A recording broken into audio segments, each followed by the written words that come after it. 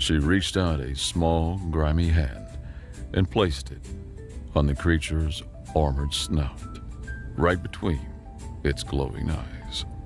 The beast did not flinch.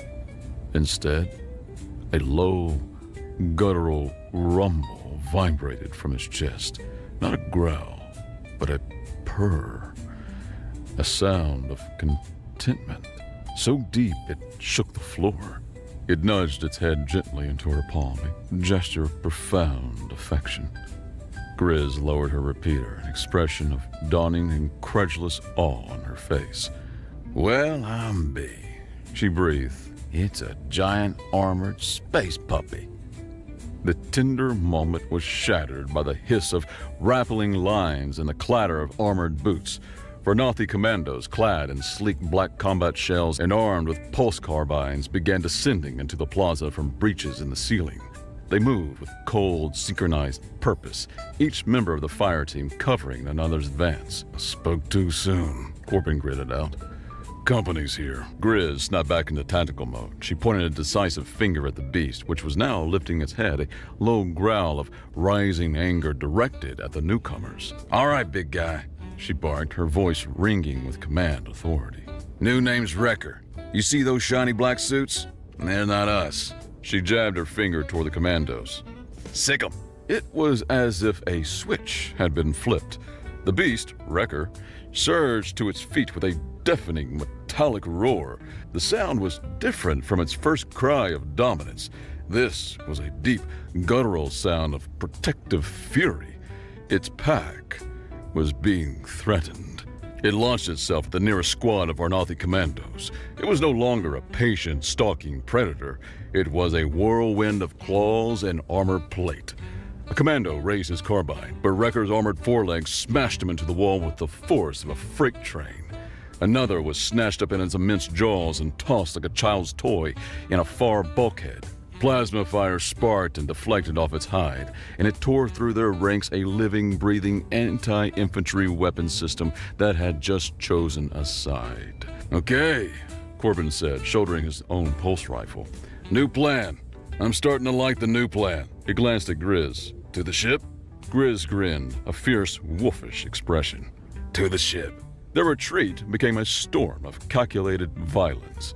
With Wrecker acting as a living, roaring battering ram, the path to the hangar bay was significantly clearer. Vernathi commandos, trained for lethal, logical combat, were utterly unprepared for a 10-ton bioweapon with a sudden and violent case of loyalty. They expected flanking maneuvers and covering fire, not a creature that could simply run through a reinforced bulkhead as if it were tissue paper. "Heel, Wrecker!" Grizz yelled as they sprinted down a wide maintenance corridor, Wrecker trotting obediently at her side, occasionally snapping at a Vernathi soldier who got too close. The beast had to turn sideways to fit, its armored flanks scraping sparks from the walls. "You're telling me that thing fits in the rust bucket?" Corbin panted, trying to keep up. "Ship was built to haul dense irradiated salvage. Reinforced deck, oversized bay. It'll fit. It won't be comfortable." "There is nothing comfortable about this." They burst into the hangar bay where the ship, the rust bucket, was docked.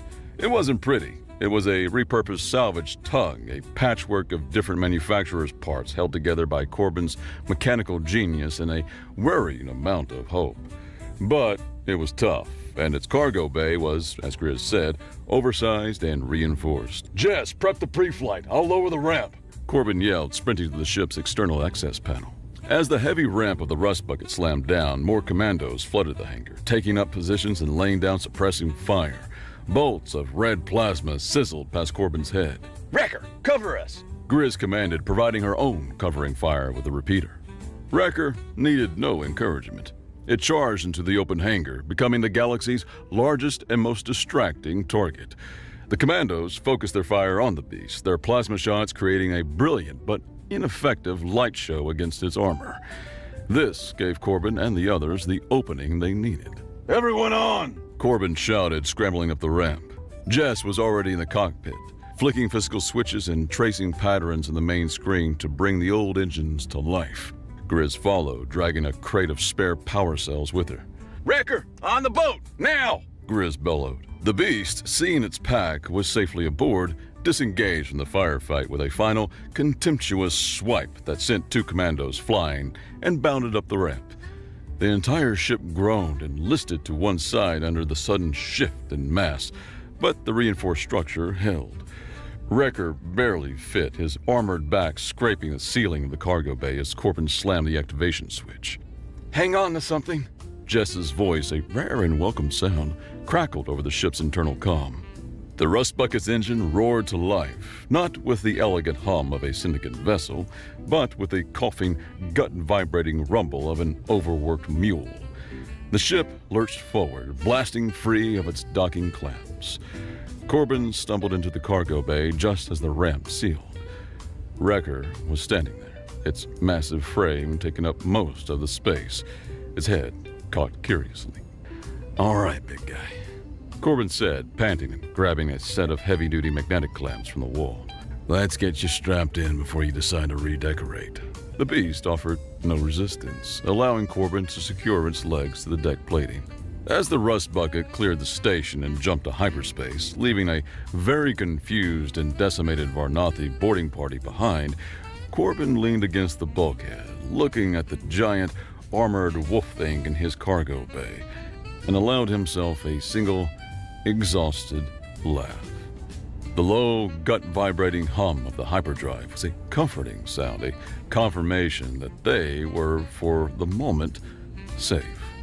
Corbin was running a systems diagnostic in the cockpit, the sharp chemical scent from the overworked drive still lingering in the recycled air. Grizz was chugging a nutrient paste that smelled vaguely of chicken and regret, while Jess was in the cargo bay with their new passenger. "She's been down there for an hour," Grizz noted, wiping her mouth with the back of her hand. "Think he ate her?" "Wrecker wouldn't eat Jess," Corbin said without looking up from his console. "He might try to groom her, which would be infinitely more terrifying." He tapped a few commands. "Ship's holding together. Barely. They did a number on the porch stabilizer." A moment later, Jess appeared in the cockpit doorway. She was holding a small data chip. "Found something," she said, her voice quiet. Corbin swiveled in his chair. "Found what? Where?" Jess pointed a thumb back toward the cargo bay. "Under the armor. A seam. Diagnostic port." Corbin and Grizz exchanged a look. Of course, Jess, with her scavenger's eyes, would find a hidden maintenance port on a 10-ton biological war machine, while everyone else was still processing the fact that it existed. They followed her back to the cargo bay. Wrecker was lying down, its massive head resting on its paws. It watched them approach with its intelligent blue eyes, giving another one of its floor-shaking purrs when Jess patted its leg. She pointed to a nearly invisible seam just behind its shoulder plate. "Pried it open," she whispered, indicating the panel she'd found. Corbin knelt, plugging his personal data pad into the exposed port. "All right, let's see what makes you tick, Sparky." The screen lit up with a wall of text, a cascade of Varnathi military-grade encryption that made Corbin's eyes water. "Scrap. This is layered deeper than a core world politician's conscience. It'll take me weeks to crack this." As he spoke, Wrecker lifted his head. It watched Corbin's frustrated tapping for a moment, then let out a soft whine. He nudged Corbin's datapad with its enormous snout, the gesture surprisingly gentle. Then it nudged a specific, unassuming maintenance console built into the cargo bay wall, a console used for calibrating the magnetic clamps. "What?" Corbin asked, looking from the beast to the console. You want me to use that?" Wrecker nudged the console again, more insistently, then looked back at the datapad. Grizz folded her arms. "It's a pack animal, Corbin. It's trying to help."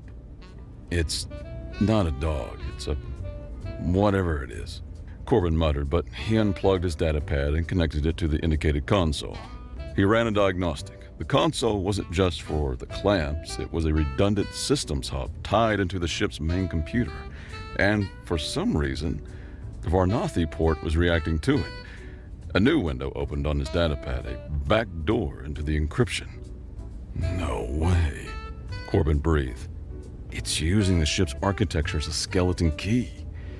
He started typing furiously as the data streams began to flow. corrupted and fragmented, but readable. He pulled up the first coherent file. It was a header, simple and stark. Project Harrow, source data, archival probe UES Odyssey, human origin. Another file, classification manifest from the human probe, flickered onto the screen. It was written with a strange, poetic flourish that was completely at odds with typical military classification. Master file, Terra's apex social predators, subentries, Homo sapiens canis lupus. Archivist note. Let the record show that while we stand on two legs and they on four, we are bound by the same ancient pact. The warmth of fire, the loyalty of the pack, the thrill of the hunt. In our arrogance, we call them beast and ourselves man, but the wolf that runs in the dark of the wood runs also in the dark of our own hearts.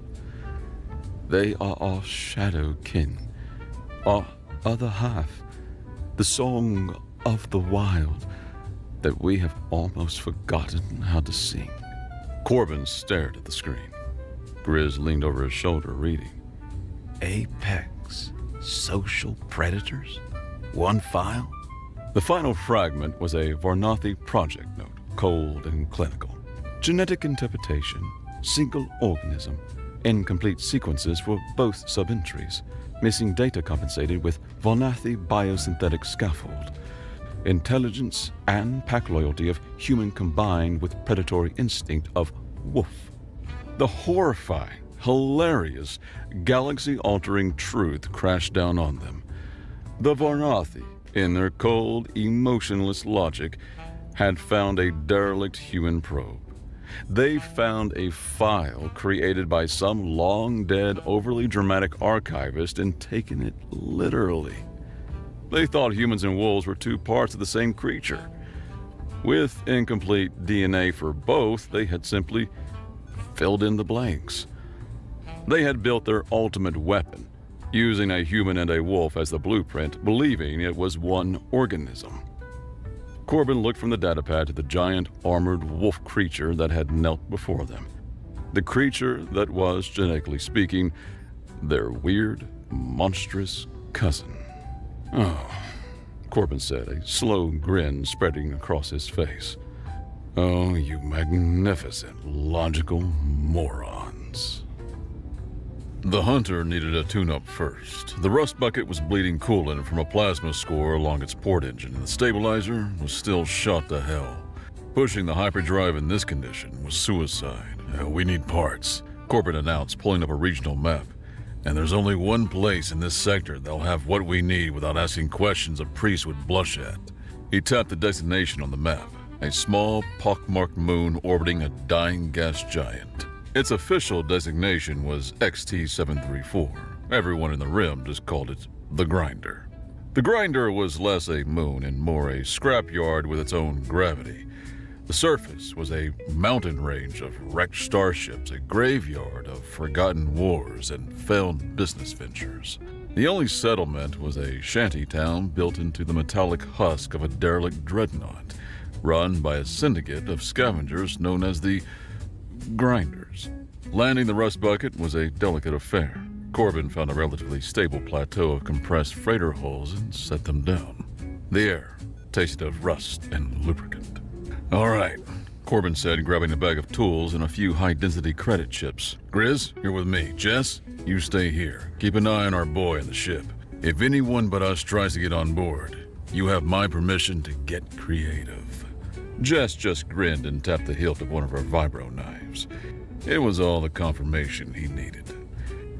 The bartering in Grinder's central market was a tense, ritualistic dance. Corbin, a master of deadpan hackle, argued with a four-armed, cybernetically enhanced Grinder chief over the price of a refurbished plasma conduit, while Grizz stood silently behind him, her sheer imposing presence a form of negotiation all its own. This conduit has a microporosity rating of 0.03. It'll leak like a sieve under full load. The Grinder chief chittered, his metallic arms crossing over his chest. 0.015, human, and that's my final offer. Take it or go weld your ship with mud and hope. They eventually settled on a price that felt only slightly like grand larceny. Hours blurred into a rhythm of grime and sparks. Corbin, cursing under his breath as he wrestled the new conduit into place, felt a familiar frustration with a roll of industrial thermal tape that refused to yield. Jess, a ghost in the machine's guts, rerouted the frayed power lines with a quiet focus. While Corbin's back was turned to grab a hydro spanner, Jess's hand darted out, snatching the same stubborn roll of hyperconductive thermal tape from his kit. She planned it with a silent, sly grin before he turned back, none the wiser. In the cargo bay, the clang of Grizz's thrown decoy drone was followed by Wrecker's immediate pounce, a 10-ton beast learning the art of restraint. She wasn't training a pet, she was drilling a soldier. She used sharp, clear hand signals, a closed fist for stay, a pointed finger for watch, a slashing motion for attack. Wrecker responded with stunning speed and comprehension, his intelligent eyes locked on her. The bond between the no-nonsense soldier and the bioengineered beast was solidifying, built on a shared language of tactical purpose. He's a fast learner, Grizz said, giving Wrecker's armored flank an approving slap as Corbin emerged from the engine room covered in grease. They better be, Corbin replied, wiping his forehead. as we're about to go kick the hornet's nest. Prefect Theron is a creature of ego, Corbin explained, pacing the rust bucket's small bridge. The star map glowed between them. We can't just show up at a secret lab. Even if we knew where it was, the place will be a fortress. We need to draw him out. We need to insult him on a professional level. He pointed to a major trade route on the map, a pulsing green line. The Solus Amber lanes. The Varnathi control them. Solus Amber isn't just for getting high. It's a vital component in 90% of modern hyperdrives. If the Varnathi lose control of these lanes, their entire fleet becomes a collection of very expensive paperweights. Grizz nodded, catching on. So, we hit them where their pride and their profit margins intersect. Exactly, Corbin said. We're gonna hijack one of their high-value amber freighters. But we're not just going to steal the spice. He grinned. We're gonna steal their secrets, and we're gonna do it with Wrecker, making sure everyone sees it. Their target was a lumbering, heavily automated Varnathi freighter, the Gilded Hand. It was slow, arrogant, and flying with a skeleton crew. The rust bucket dropped out of hyperspace directly in its path. The attack was brutally direct. Grizz took out the freighter's engines with a precise volley, and Corbin brought them in close. Wrecker, you're up! Grizz shouted into the comm. The cargo bay doors slid open. Wrecker took a running leap across the void, a living, boarding torpedo that slammed onto the Gilded Hand's hull with a deafening screech. He tore his way to the bridge, and the terrified Varnathi crew surrendered instantly. While Grizz and Jess secured the spice, Corbin went straight for the bridge's secure data terminal. He plugged in his data pad and, using the exploit they discovered, downloaded a secure Varnathi fleet data slate. This was the real prize. Back on the rust bucket, Corbin went to work. The data slate was a treasure trove. It contained master encryption keys, fleet movements, and, most importantly, a list of coordinates for several deep space Varnathi black sites. One of these has to be Theron's lab, Corbin said, projecting the list onto the star map. There were 5 possible locations, all in uncharted hostile territory. But which one? Attacking the wrong one will get us killed. As he spoke, Wrecker, who had been lying quietly in the cargo bay, grew agitated. He padded onto the bridge, a low whine rumbling in his chest. He walked to the glowing star map and stared at it, his head cocked. Then he lifted a claw and scratched at one specific blinking coordinate in a dark, nebular cluster. Hey, easy on the console. Corbin started, but then he froze. Wrecker whined again, scratching the same point, more insistently this time. He looked at Corbin, then back at the coordinate. A look of profound recognition in his intelligent eyes. Corbin's eyes widened. That's it, he breathed. The slate gave us the possibilities. He's giving us the answer. He looked at the others, a wild, reckless sense of purpose igniting in his chest. They weren't guessing anymore. The hunter had the scent of its master.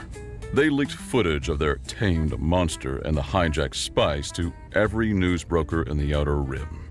The message was clear. The Varnathi's ultimate weapon was now working for a trio of human upstarts. Theron would be professionally and personally humiliated. He would have no choice but to come for them. Prefect Theron did not take the news well. The image of his creation, posing like a trophy hunter's prize next to a human soldier, was an insult of such magnitude that it transcended mere professional failure. It was a personal, visceral affront to his logic, his genius, and his species' perceived superiority. "He is mocking me," Theron whispered to his captain, his black eyes fixed on the image of Wrecker. "That human, Valentine, he has broadcast my failure to the entire sector. He is using my own creation to dismantle my reputation." He grew perfectly, terrifyingly still. "This is no longer about retrieval. This is about intellectual extermination." He turned, his face a mask of cold fury. "He has our black site coordinates. I know which one he will choose. The asset will lead him there. Prepare the Crucible for immediate departure.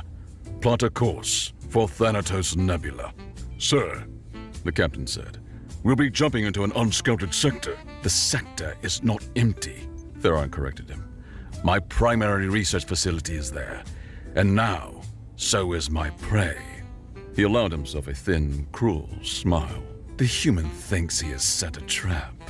He has merely chosen the location of his own dissection." On the rust bucket, an alarm blared. "Massive energy signature dropping out of hyperspace," Grizz announced from the sensor station. "It's a big one, Corbin. Cruiser class. Varnathi."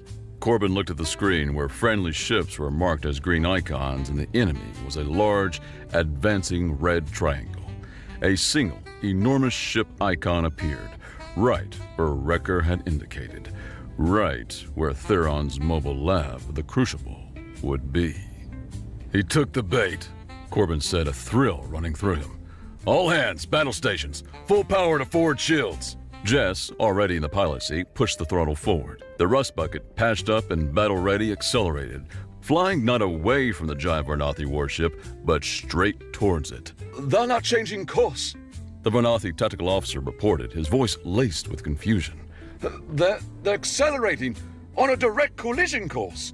Prefect Theron watched the tiny blip of the rust bucket on the main screen. Arrogance. A fatal human flaw. He turned to his weapons officer. "Target their engines. Disable them. I want that ship intact." On the rust bucket, the ride was getting bumpy as the first volley of warning shots from the Crucible bracketed them. "They're trying to cripple us," Grizz yelled over the noise. "I know," Corbin shouted back, his eyes glued to the schematics of the Crucible from the stolen slate. "Jess, see that dorsal heat vent? Sector 7. Jess's hands moved over her console, highlighting the area. She gave a short nod. "On my mark, I need you to hit it with a full burst from the forward cannons. It'll cause a feedback loop and temporarily disable the atmospheric shielding for the main hangar bay. For about 5 seconds. Grizz's eyes widened. "You want to fly into the hangar?" "I don't want to fly into it," Corbin said with a manic grin. "I want to park in it." He looked at Jess. "Ready?" She gave him a thumbs up. "Mark!" The rust bucket shuddered as its forward cannons fired. The plasma bolt struck the heat vent, and on the Varnathi bridge an alarm blared. "Atmospheric shield in the main hangar is flickering, Prefect!" With a deafening shriek of protesting metal, the reinforced chassis of the salvaged tug slammed into the now vulnerable hangar bay opening. The impact shuddered through the Crucible's frame, the force of the ramming action cracking primary support struts and severing main power conduits deep within the ship's structure near the reactor housing. The rust bucket slid halfway into the massive hangar before grinding to a halt, wedged tight. Corbin was already up, grabbing his pulse rifle. "Welcome to the party, pal!" He yelled, the ramp slammed down, and the three humans, followed by a roaring wrecker, charged into the pristine white hangar of the most advanced research vessel in the Outer Rim. The fight was on. Prefect Theron was waiting for them in the main genetics laboratory. He stood in the center of the vast circular chamber, calm and composed, flanked by his elite guard. He looked not at the humans, but at Wrecker. Fascinating, Theron said. The loyalty programming latched onto the most primitive, emotionally volatile subjects.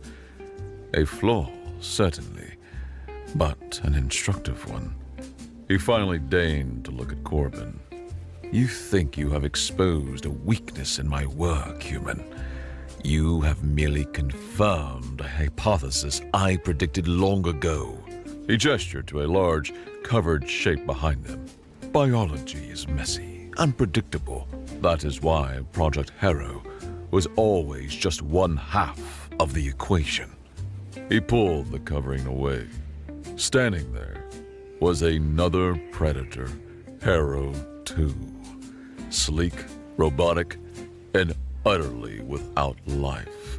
Its chassis polished chrome and black carbon fiber, its eyes cold red optical sensors.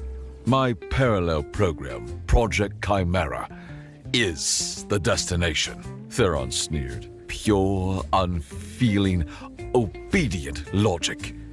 It possesses all of Harrow's strengths and none of his pathetic weaknesses. He tapped a command on his wrist-mounted controller. Harrow 2, activate. Decommission the biological contaminants. The robot activated. It was Wrecker's nightmare sibling. The battle was a symphony of instinct versus logic. Harrow 2 was a flawless killing machine. Wrecker was a storm of primal cunning. Grizz, suppress those guards. I need a clear shot at the control interface on his wrist. Corbin yelled, laying down plasma bolts toward the prefect. Grizz's repeater roared, forcing Theron and his guards to dive for cover. But the robot was relentless, its chrome claws scoring deep gashes in Wrecker's armor. Its shields are eating my slugs, Grizz yelled, reloading. Jess, find me a power source. High above, clinging to a network of power conduits, Jess saw it.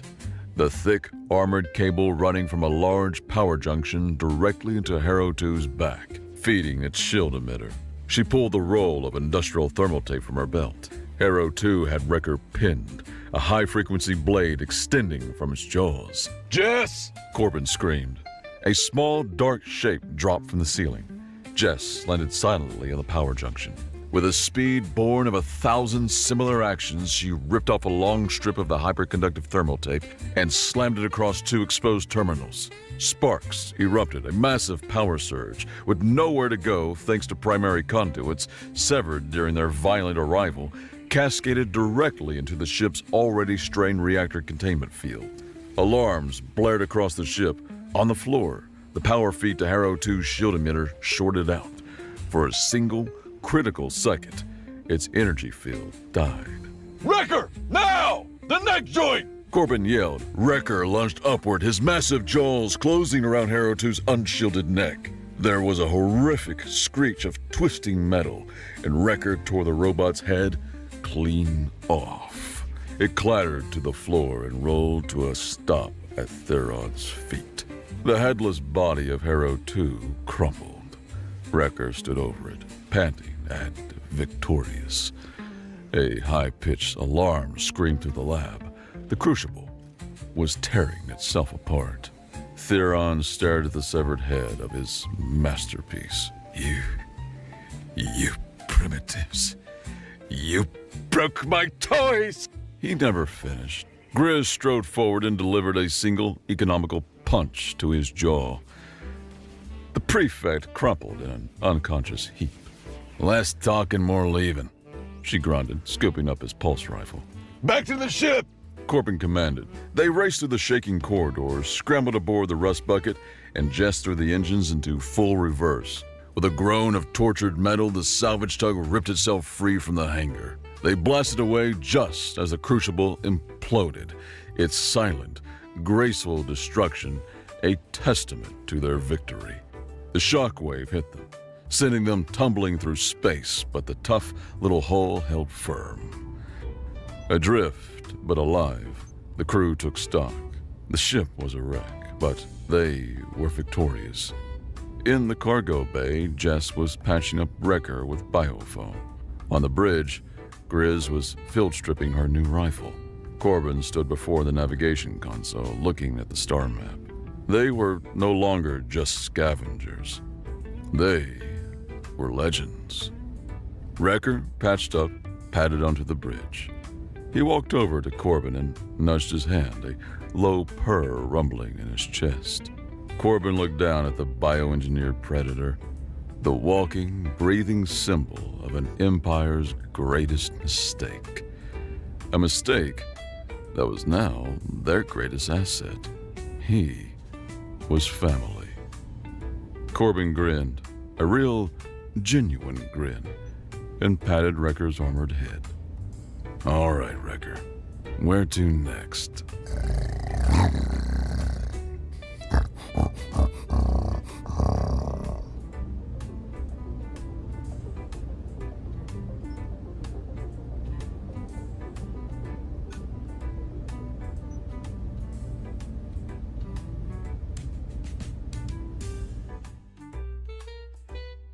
Chapter 1. The Ghost of the Void.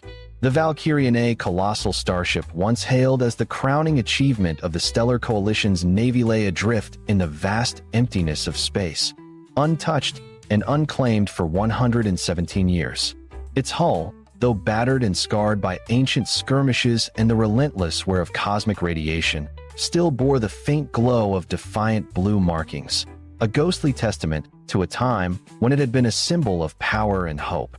The ship's immense silhouette drifted against the backdrop of distant nebulae and dying stars, a silent behemoth forgotten by all but the cold void. Within its cavernous frame, corridors stretched endlessly, encrusted with decades of dust and shadow, and the machinery that had once hummed with life now slept in cold silence.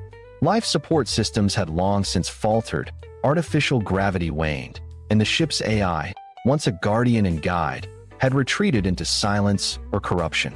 But to Jace Nolan, a scrappy human mechanic who had clawed his way through the fringes of galactic society by repairing broken ships and forgotten tech, the Valkyrian was more than a relic, it was a challenge, a puzzle box filled with secrets and dormant potential. He had heard the stories whispered in the rundown docking bays of outer colonies, tales of a legendary warship lost to time, one that had vanished after a catastrophic battle, its crew presumed dead or scattered across the stars. Many had tried to reclaim it, but none had succeeded, deterred by the sheer scale of the vessel and the dangers lurking within its darkened guts. But Jace was different. His hands were steady, his mind sharp, and his passion for machines bordered on obsession. He believed that the Valkyrian's heart still beat beneath the layers of rust and neglect, waiting for the right spark to ignite it back to life. Stepping through the airlock for the first time, Jace was immediately engulfed by the eerie stillness of the ship's interior. The stale air carried the faint scent of burnt circuitry and metallic decay, a subtle reminder of battles fought and lost. His flashlight beam cut through the gloom, illuminating faded insignias and scratched warning signs that hinted at the ship's once mighty purpose. As he moved deeper, the corridors seemed to close around him like the ribs of a sleeping giant, whispering secrets in the hum of dormant machinery. In the engineering bay, he found the starship's core engine's massive fusion reactors, cold and dark but intact. Panels hung open, wires severed, and control consoles blank. Yet Jace's practiced eye saw the potential buried beneath the decay. With methodical care, he began his work, reconnecting circuits, bypassing failed systems, and coaxing life back into the mechanical heart. Hours passed unnoticed as he lost himself in the intricate dance of restoration, his mind alive with the ship's history and the promise of resurrection. Upstairs, the bridge held its own mysteries, a throne for a captain long gone, screens frozen on battles that had faded from memory, and a central AI core that flickered weakly in the shadows. Jace's fingers trembled as he interfaced with the ancient computer, feeling the ghost of intelligence struggling to awaken. Outside, space stretched endlessly, indifferent to the fate of a single ship. Yet inside the Valkyrian, beneath the surface of silence and corrosion, a revolution was stirring, a slow, trembling heartbeat growing stronger with every successful circuit repaired, every line of code restored. Jace Nolan, the human mechanic with nothing but grit and hope, was breathing life into a titan of the stars. The journey ahead was uncertain, fraught with peril, and full of ghosts both mechanical and human. But as the first flicker of power surged through the Valkyrian's veins, one truth became clear. The ship's story was far from over. Jace's hands moved deftly through the labyrinth of cables and circuits, his eyes scanning the faded schematics flickering weakly on the cracked display panels. The ancient technology was a strange blend-stellar coalition design interwoven with alien components scavenged from battles long past. Each system was a puzzle. Some circuits had been deliberately severed, others corroded by space's merciless vacuum and time's unforgiving passage. Yet, beneath the neglect, Jace could feel a latent power waiting to be unleashed, like a beast slumbering beneath layers of rust and dust. He worked tirelessly, patching broken conduits with jury-rigged replacements fashioned from spare parts and jury-rigged adapters pulled from his worn toolkit. The ship's fusion reactors, massive and cold, loomed ahead, a sleeping heart needing coaxing back to life. Jace tapped into his neural interface, sending pulses of code to bypass the failing subsystems, his mind merging with the ship's fractured consciousness, as if forging a fragile alliance between man and machine. Slowly, the reactors stirred, their core chambers beginning to glow with a faint blue light, the soft hum of energy gathering strength echoing through the engineering bay. The once dead corridors flickered with returning life as emergency lighting sputtered on, casting long shadows that danced across the peeling walls and shattered panels. Despite the eerie quiet, there was a palpable shift in the atmosphere. The ship was awakening. But Jace knew this was only the beginning. The Valkyrian was vast, its systems complex beyond comprehension. Restoring full power would mean delving into restricted zones, confronting centuries-old security protocols, and facing the unknown hazards lurking within its depths.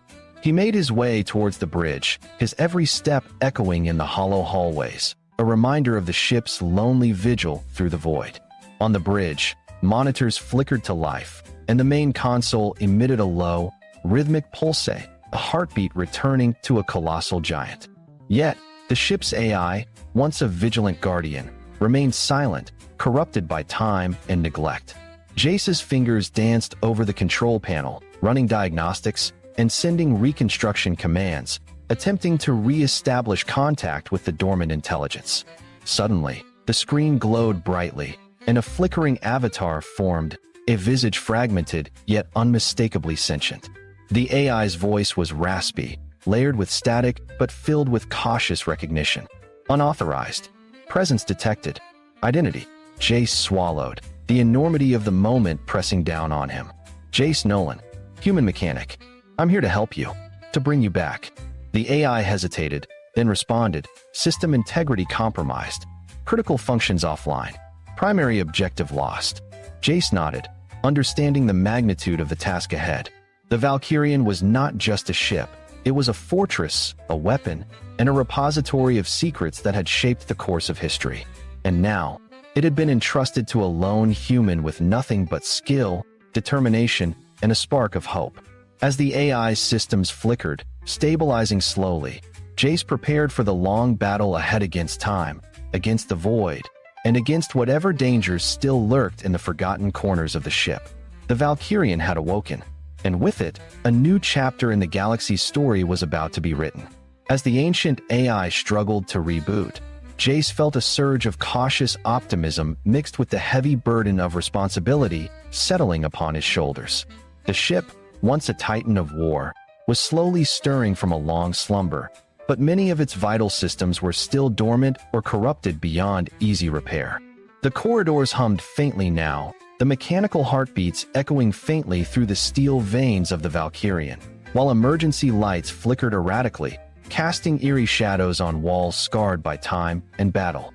Jace knew he was racing against an invisible clock. The vacuum of space was unforgiving, and any malfunction could spell disaster not just for him, but for the legacy this ship carried. Armed with his toolkit, a deep well of mechanical knowledge, and an unyielding will, he plunged deeper into the ship's underbelly. He crawled through maintenance shafts where rust and debris threatened to swallow him whole, bypassed ancient security locks using improvisation and patience, and meticulously rebooted power grid cell by cell. Each success brought a ripple of life back to the ship. A conveyor belt groaned, life support units whirred, and the temperature slowly stabilized from freezing cold to tolerable warmth. But as Jace explored, he unearthed signs of the ship's tragic past, charred remnants of battles fought long ago, cryptic logs hinting at mutiny and sabotage, and holographic records of crews who'd given their lives defending a secret too powerful to fall into enemy hands. These glimpses into history weighed heavily on him, intertwining his fate with theirs. At last, after what felt like endless hours, Jace reached the bridge once more. The AI, now partially restored, projected a ghostly visage that flickered with hesitant life. "Welcome back, Mechanic Nolan," it intoned with synthetic warmth. "System diagnostics indicate 43.7% operational capacity. Primary mission parameters incomplete." Jace cracked a weary smile. "We've got work to do," he said. The ship's dormant weapon systems and navigation arrays began to hum softly, as if awakening from a deep dream. Outside, the void stretched endlessly, but within the Valkyrian, hope sparked anew. Jace understood that reactivating the ship was only the first step. Its true purpose still cloaked in mystery, and danger awaited his discovery. But he was ready.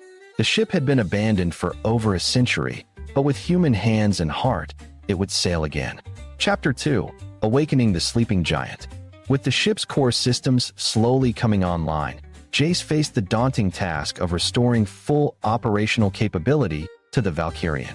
The ship was a sprawling fortress of technology and history, its circuits a web of ancient innovations and battle-hardened resilience.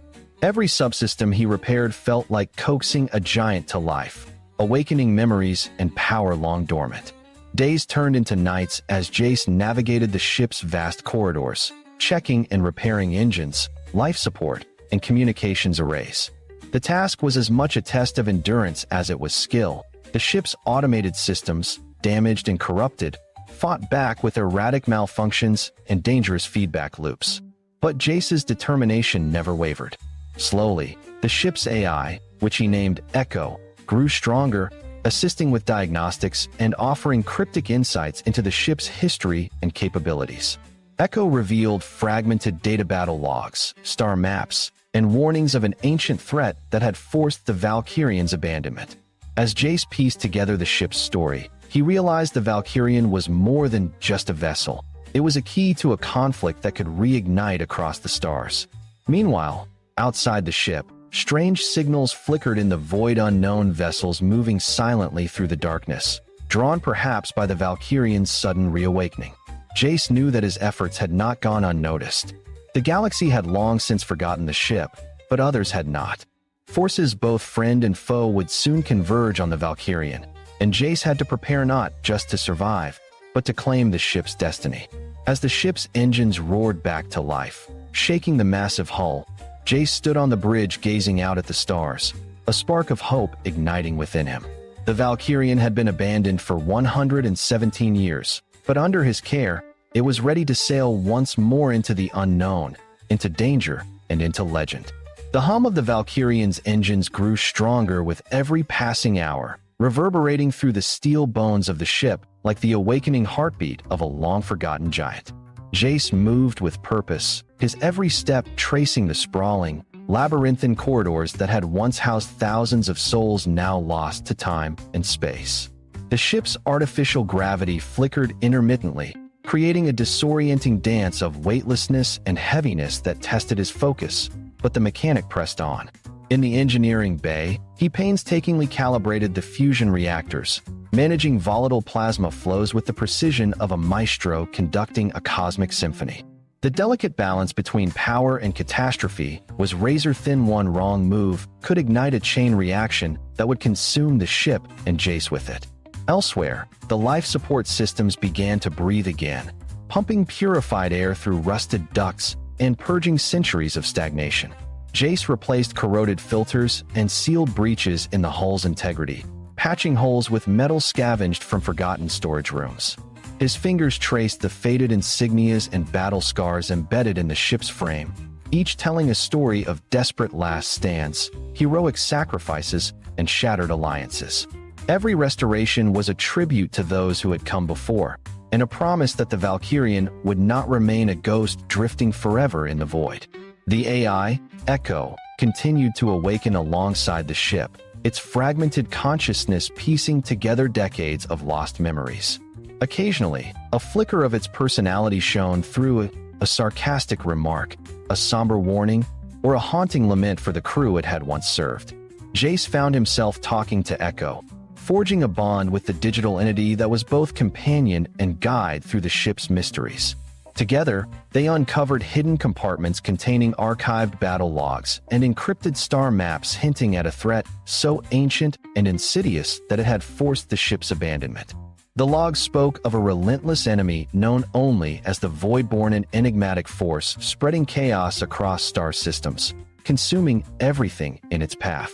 As the Valkyrian systems came online, Jace realized that the ship was not just a relic, but the last line of defense against a threat poised to engulf the galaxy once again. Outside, sensors detected faint traces of vessels lurking at the edge of the Valkyrian sensor range, unknown ships watching, waiting. The reactivation of the warship had sent ripples through the cosmos, and powerful eyes now turned toward this sleeping giant. With a renewed sense of purpose, Jace prepared the ship for launch.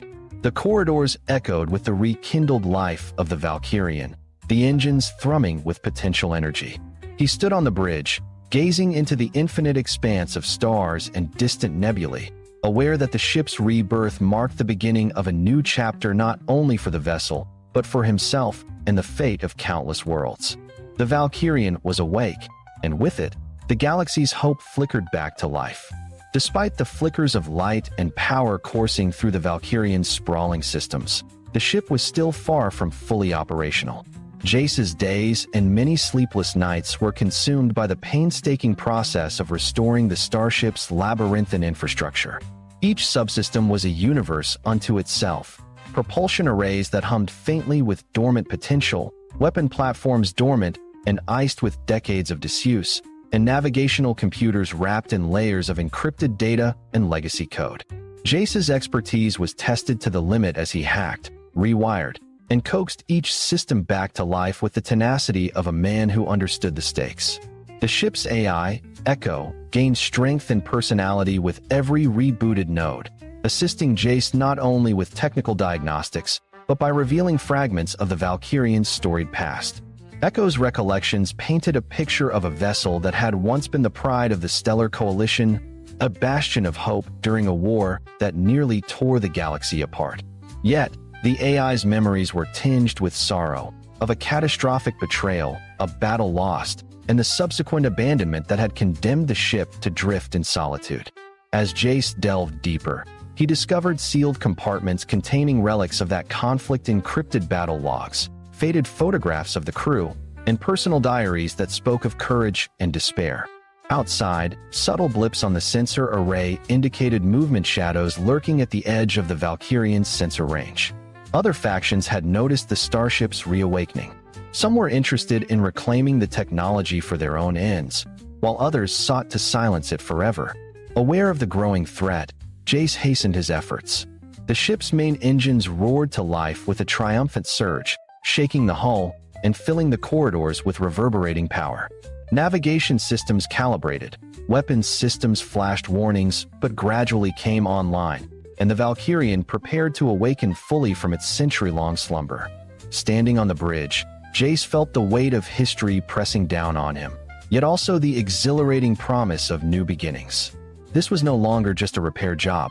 He was now the steward of a legacy, the captain of a ghost ship reborn to face an uncertain galaxy. The stars beckoned with both danger and hope.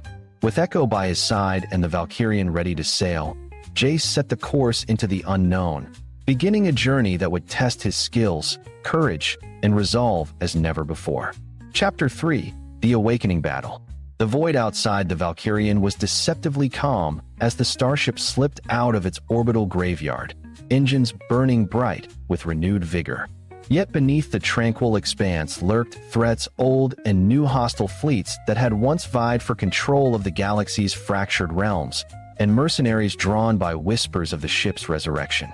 As Jace stood at the helm, the ship's sensors flared with alerts, contacts closing fast, vessels shrouded in stealth, and signatures that betrayed intent to attack.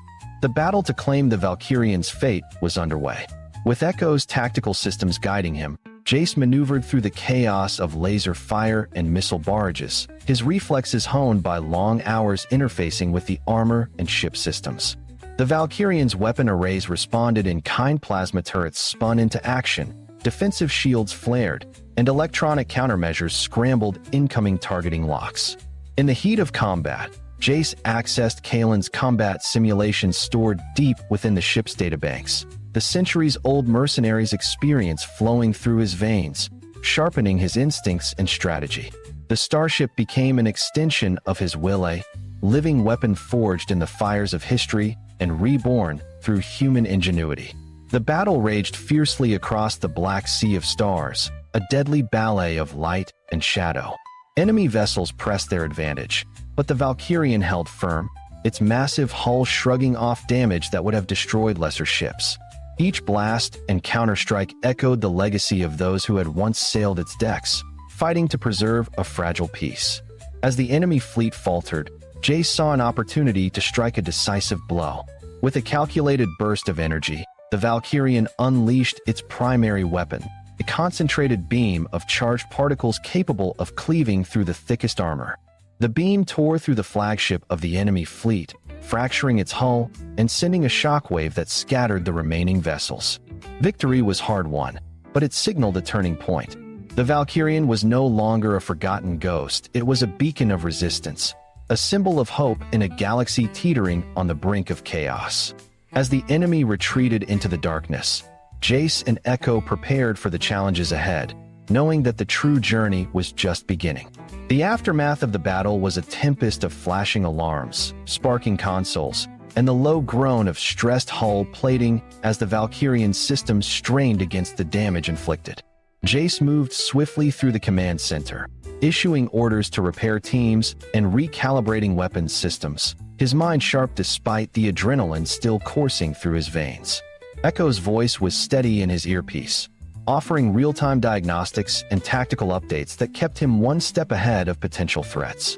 Though the enemy fleet had been driven back, their presence lingered like a shadow on the ship's sensors, a reminder that this victory was but a brief respite in a war far from over. As the ship limped toward a nearby asteroid field for cover and repairs, Jace delved deeper into the ship's archives, hoping to uncover more about the forces arrayed against them. The battle logs painted a grim picture of ancient rivalries, secret alliances, and betrayals that had fractured the galaxy decades before the Valkyrian had been abandoned. The Voidborn, a name whispered with fear across star systems, emerged as a central antagonist, a mysterious faction bent on domination and the eradication of all opposition. Echo assisted in decrypting encrypted transmissions intercepted from the enemy, revealing plans that hinted at a coordinated assault targeting strategic outposts and supply routes. Jace realized that the Valkyrian was not just a ship. It was a symbol, a rallying point for those resisting the Voidborn's relentless advance. With repairs underway, Jace gathered his core crew in the war room, a motley assembly of seasoned pilots, engineers, and strategists who shared his determination to see the Valkyrian's mission through. Maps and holographic displays flickered around them, detailing enemy movements and vulnerable sectors in need of defense. "We're not just fighting for this ship," Jace said, voice resolute. "We're fighting for the future of every world caught in this conflict. The Valkyrian's revival is our chance to turn the tide." Plans were drawn, alliances forged with nearby colonies, and preparations made for the inevitable next battle. As the ship emerged from the asteroid field, its engines glowing brighter than ever, Jace felt the weight of history and hope settle firmly on his shoulders. The fight ahead would test every ounce of his skill and resolve, but with the Valkyrian awake and their spirits unbroken, the galaxy's destiny was still unwritten. The Valkyrian surged forward, engines humming with renewed vigor as it pushed through the swirling debris of the asteroid field. Outside the reinforced viewport, the void was a tempest of flashing lights and distant explosions, a brutal reminder that the battle was far from over. Jace stood at the helm, the jacket's advanced neural interface syncing with his own reflexes, allowing him to maneuver the massive vessel with precision that belied his relatively small frame. The ship responded like a living creature, its systems waking fully from their century-long dormancy, ready to face the chaos of war once more. Echo's voice cut through the hum of the bridge. Incoming transmissions detected. Multiple enemy fleets converging on our position. Estimated time to engagement, 10 minutes. The crew braced themselves, their faces set with grim determination. Jace's gaze hardened. The fight for the Valkyrian survival was now a fight for the future of the galaxy itself. As the enemy fleets closed in, Jace activated the ship's weapon systems. Plasma turrets swiveled into position, energy cannons powered up, and the once dormant missile bays opened with a mechanical groan. The ship shuddered under the strain, but its defenses held strong. The first salvo of enemy fire met a wall of shimmering shields, energy flares illuminating the dark sea of stars. The battle unfolded in a violent ballet of light and sound. Jace's hands moved in tandem with the ship's AI, coordinating strikes, deploying countermeasures, and directing evasive maneuvers. Memories of Kalen Drakker's combat prowess flooded through his mind, sharpening his instincts and strategies. He fought not just as a mechanic, but as a warrior reborn through the legacy of the Valkyrian. Enemy fighters swarmed like hornets, but the Valkyrians' heavy weapons tore through their ranks. The bridge was a storm of alerts and data, but Jace remained focused, guiding the ship with unwavering resolve. With a final surge, the Valkyrian unleashed its primary weapon, a devastating beam of concentrated energy that sliced through the flagship of the enemy fleet, shattering its defenses and scattering the remaining ships. As the dust settled and the enemy retreated, the crew erupted into quiet cheers, their victory a testament to resilience and hope. But Jace knew this was only the beginning. The galaxy was vast, and the threats that had forced the Valkyrian into oblivion still lurked in the shadows. Chapter 4: A New Dawn. The Valkyrian systems hummed steadily as repairs were completed and power stabilized. The vast ship, once a ghost of forgotten wars, now shone like a beacon in the dark. Jace stood on the bridge, gazing out at the endless stars with a mixture of awe and determination. The journey that had begun as a solitary mission to revive an abandoned ship had transformed into a crusade to protect the fragile balance of the galaxy. Messages of hope spread through nearby colonies, and alliances formed around the symbol of the Valkyrian. Jace, once a simple mechanic, had become a leader, a beacon for those who refused to surrender to darkness. With Echo's guidance and the loyalty of his crew, he charted a course toward the heart of the conflict, ready to face whatever challenges awaited. The legacy of the Valkyrian was no longer just a story of the past, it was a promise for the future. As the ship sailed onward into uncharted space, Jace felt the weight of history and destiny settle firmly on his shoulders. The void was vast and filled with unknown dangers, but with courage, unity, and the power of the awakened giant, hope burned brighter than ever. A new dawn had come for the galaxy and for those who dared to fight for it. The Valkyrian glided through the silent void, its vast frame glowing softly with renewed power as systems hummed steadily, no longer the ghostly shadow it had been. Jace stood on the bridge, eyes scanning the star-studded horizon, feeling the deep weight of history and responsibility settle on his shoulders. The ship was more than metal and circuitry, it was a symbol of resilience, a beacon of hope rising from the ashes of a forgotten war. Around him, the crew moved with purpose, their faces a mix of determination and awe at the monumental task ahead. Communications crackled to life, as allies from distant colonies sent messages of support and alliance, inspired by the Valkyrian's revival.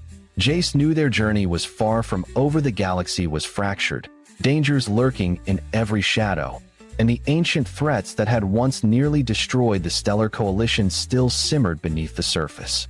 Yet, With every repaired engine and every recalibrated weapon system, the ship grew stronger, ready to stand against the darkness once more. In the heart of the ship, Echo, the AI that had awoken alongside the Valkyrian, spoke softly to Jace, a voice both familiar and new, blending ancient wisdom with a spark of humanity. Together, they planned the next steps to protect the vulnerable, reclaim lost territories, and unite fractured worlds against the encroaching threats.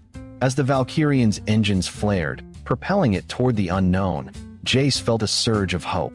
This was no longer a story of abandonment or loss, it was the beginning of a new legacy. The ship's long silence had ended, and with it, a new chapter for the galaxy had begun, one of courage, unity, and the relentless. Certainly, here's an extended continuation of Chapter 4 with rich, immersive detail, bringing the story to its culmination. The Valkyrian cruised through the velvet blackness of space, its engines humming with steady power as the ship carved a path toward the unknown frontiers of the galaxy. The stars glittered like distant jewels, each a sun with worlds of its own, some peaceful, others caught in the throes of conflict, all fragile in the shadow of the encroaching void-born threat.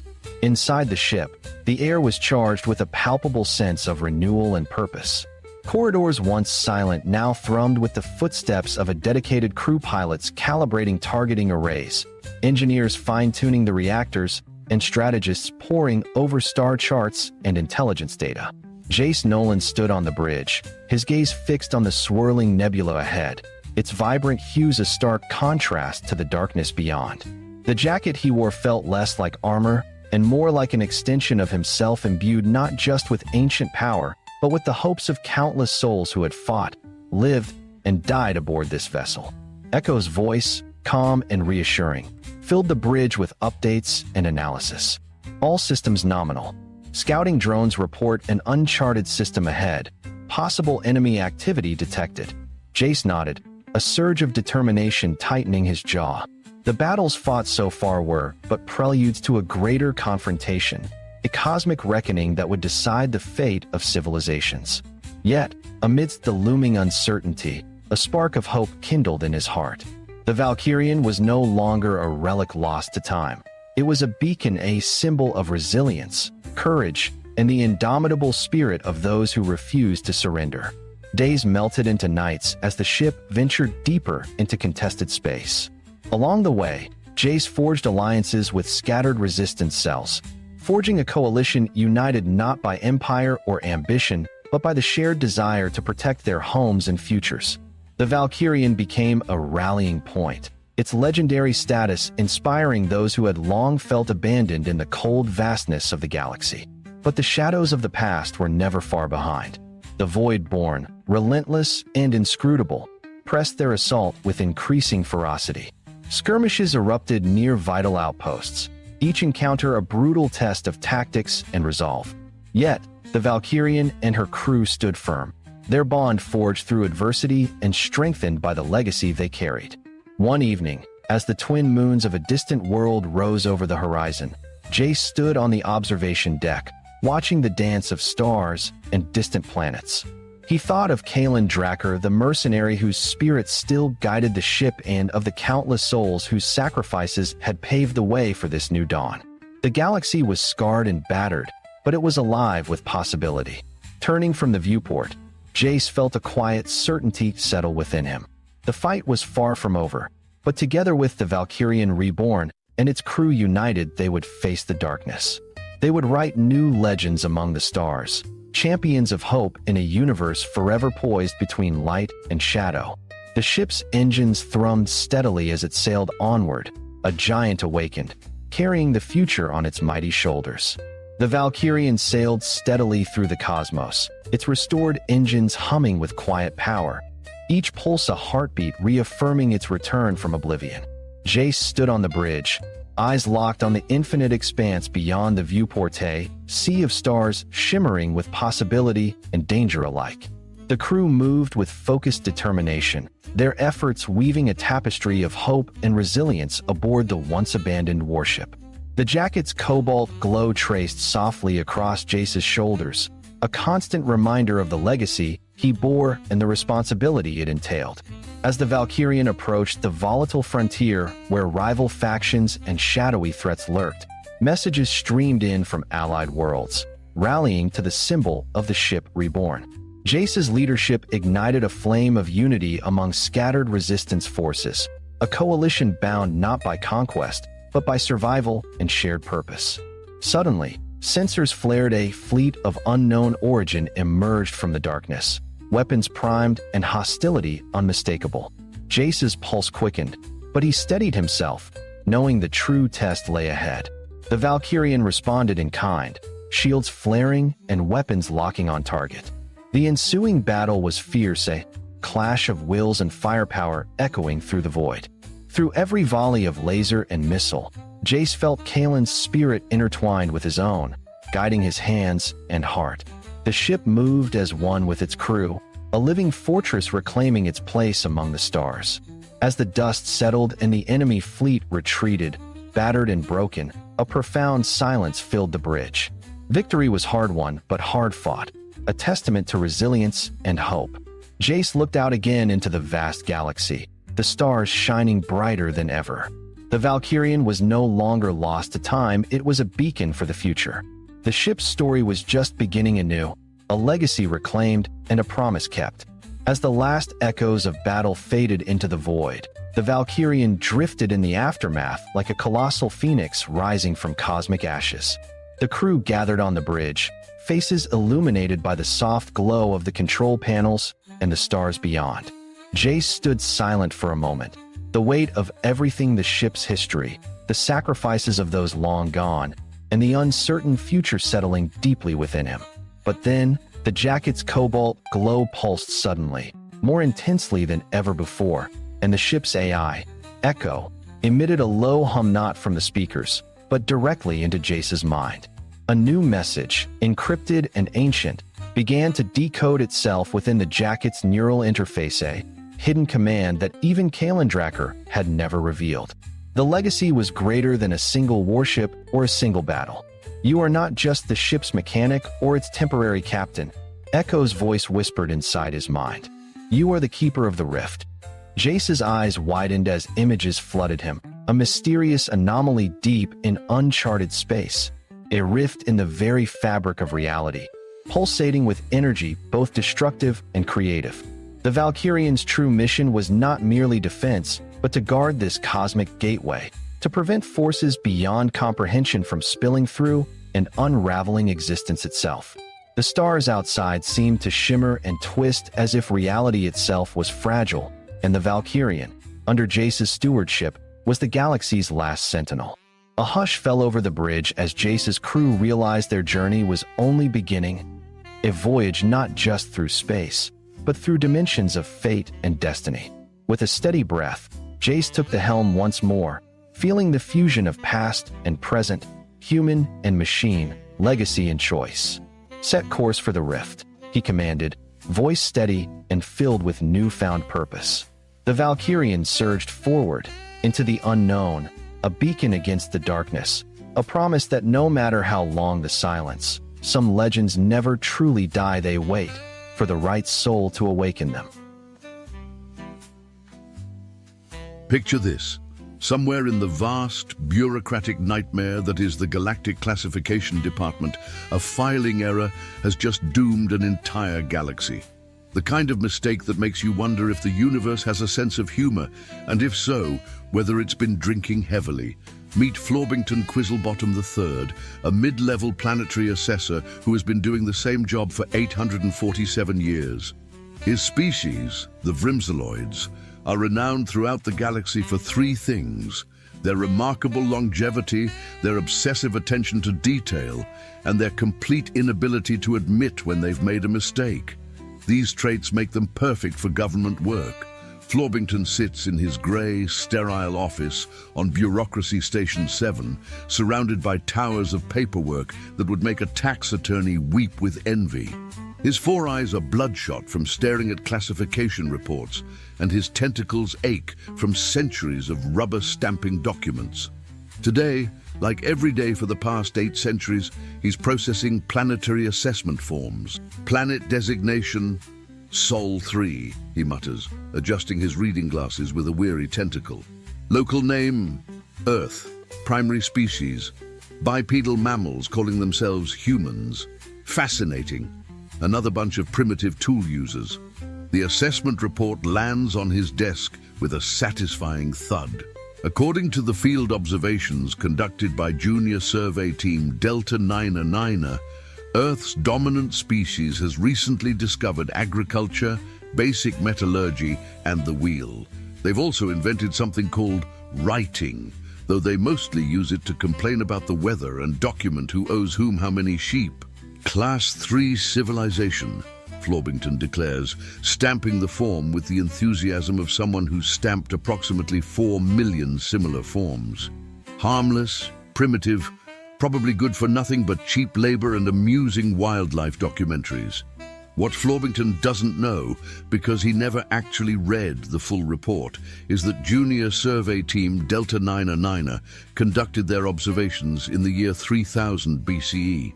The report has been sitting in the pending review pile for exactly 5,025 years, buried under forms for classifying gas giant moons and determining the proper tax bracket for sentient crystals. This is important because humans, as it turns out, have been somewhat busy during those 5 millennia. The rubber stamp hits the paper with a definitive thunk, officially registering Earth as a Class 3 civilization in the galactic database. This classification comes with certain implications. Class 3 worlds are considered safe for standard resource extraction, suitable for colonization projects, and generally about as threatening as a particularly aggressive houseplant.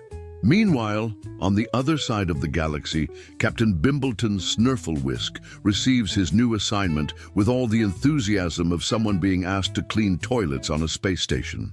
His ship, the moderately optimistic Outlook, is being dispatched to Sol 3 for what the mission briefing describes as routine sample collection and primitive contact protocols.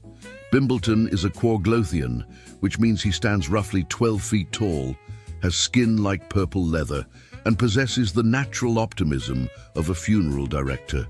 He's been commanding survey missions for 3 decades, and every single one has been mind-numbingly boring.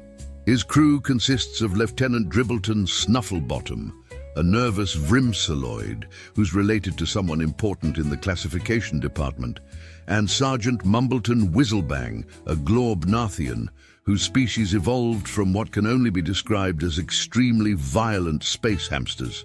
Class 3 world, Bimbleton's size, reviewing the mission parameters. Primitive bipeds, probably still discovering fire, will be in and out in a standard rotation. Maybe they'll have invented the spear by now. Thrilling, the moderately optimistic Outlook is not a warship. It's barely even a ship in the traditional sense. It's more of a flying laboratory with delusions of grandeur, equipped with scientific instruments, sample collectors, and a coffee machine that's been broken since the Clinton administration. Wait, that's a human reference. Let's say it's been broken since the Glorbnathian Empire still thought pants were optional. As they approach the Sol system, Lieutenant Dribbleton nervously checks and rechecks the scanner readings. Something seems off. The electromagnetic signatures coming from the 3rd planet are more complex than expected for a Class 3 civilization. There are artificial satellites orbiting the planet, hundreds of them. "Captain!" Dribbleton squeaks, his voice reaching frequencies that could shatter crystal. "I'm detecting some unusual readings from the target planet." "Unusual how?" Bimbleton asks, not looking up from his crossword puzzle. 17 across, thing that makes bureaucrats happy. 7 letters. He's thinking paperwork, but that's 9 letters. "Well, sir, there appear to be artificial objects in orbit around the planet. Quite a lot of them, actually. And I'm detecting energy signatures that suggest they might have advanced beyond basic agriculture." Bimbleton finally looks up. "How advanced are we talking? Stone tools, bronze working?" "Sir, I'm reading nuclear energy signatures." This gets Bimbleton's attention. Nuclear energy is typically a Class 7 or Class 8 development. There must be some mistake. He walks over to the scanner station and takes a look for himself. What he sees makes his purple skin turn an alarming shade of green. The planet below is practically glowing with artificial light. Vast networks of illumination stretch across entire continents. There are massive structures visible from orbit, and the electromagnetic chatter coming from the surface is so intense, it's giving him a headache. "Dribbleton," he says slowly. "When exactly was this planet last surveyed?" Lieutenant Dribbleton frantically shuffles through his paperwork. "According to the file, sir, the original assessment was conducted by Junior Survey Team Delta 99 approximately, oh dear, approximately 5,000 standard years ago." There's a moment of silence aboard the moderately optimistic outlook that can only be described as profoundly uncomfortable. It's the kind of silence that falls when everyone in the room simultaneously realizes that someone has made a mistake of truly galactic proportions. 5,000 years, Bimbleton repeats slowly, and they classified this as a Class 3 civilization.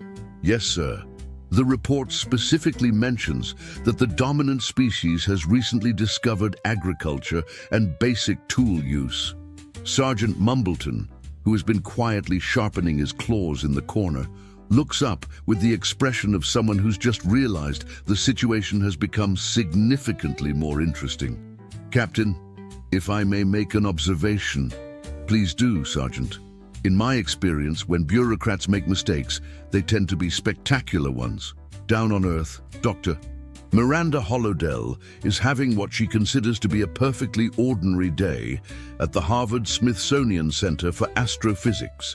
She's analyzing radio telescope data, looking for patterns in cosmic background radiation, when her computer starts making noises that computers are definitely not supposed to make. "That's peculiar," she mutters, adjusting her glasses and squinting at the screen. The radio telescope has picked up what appears to be artificial signals coming from somewhere just outside the orbit of Mars.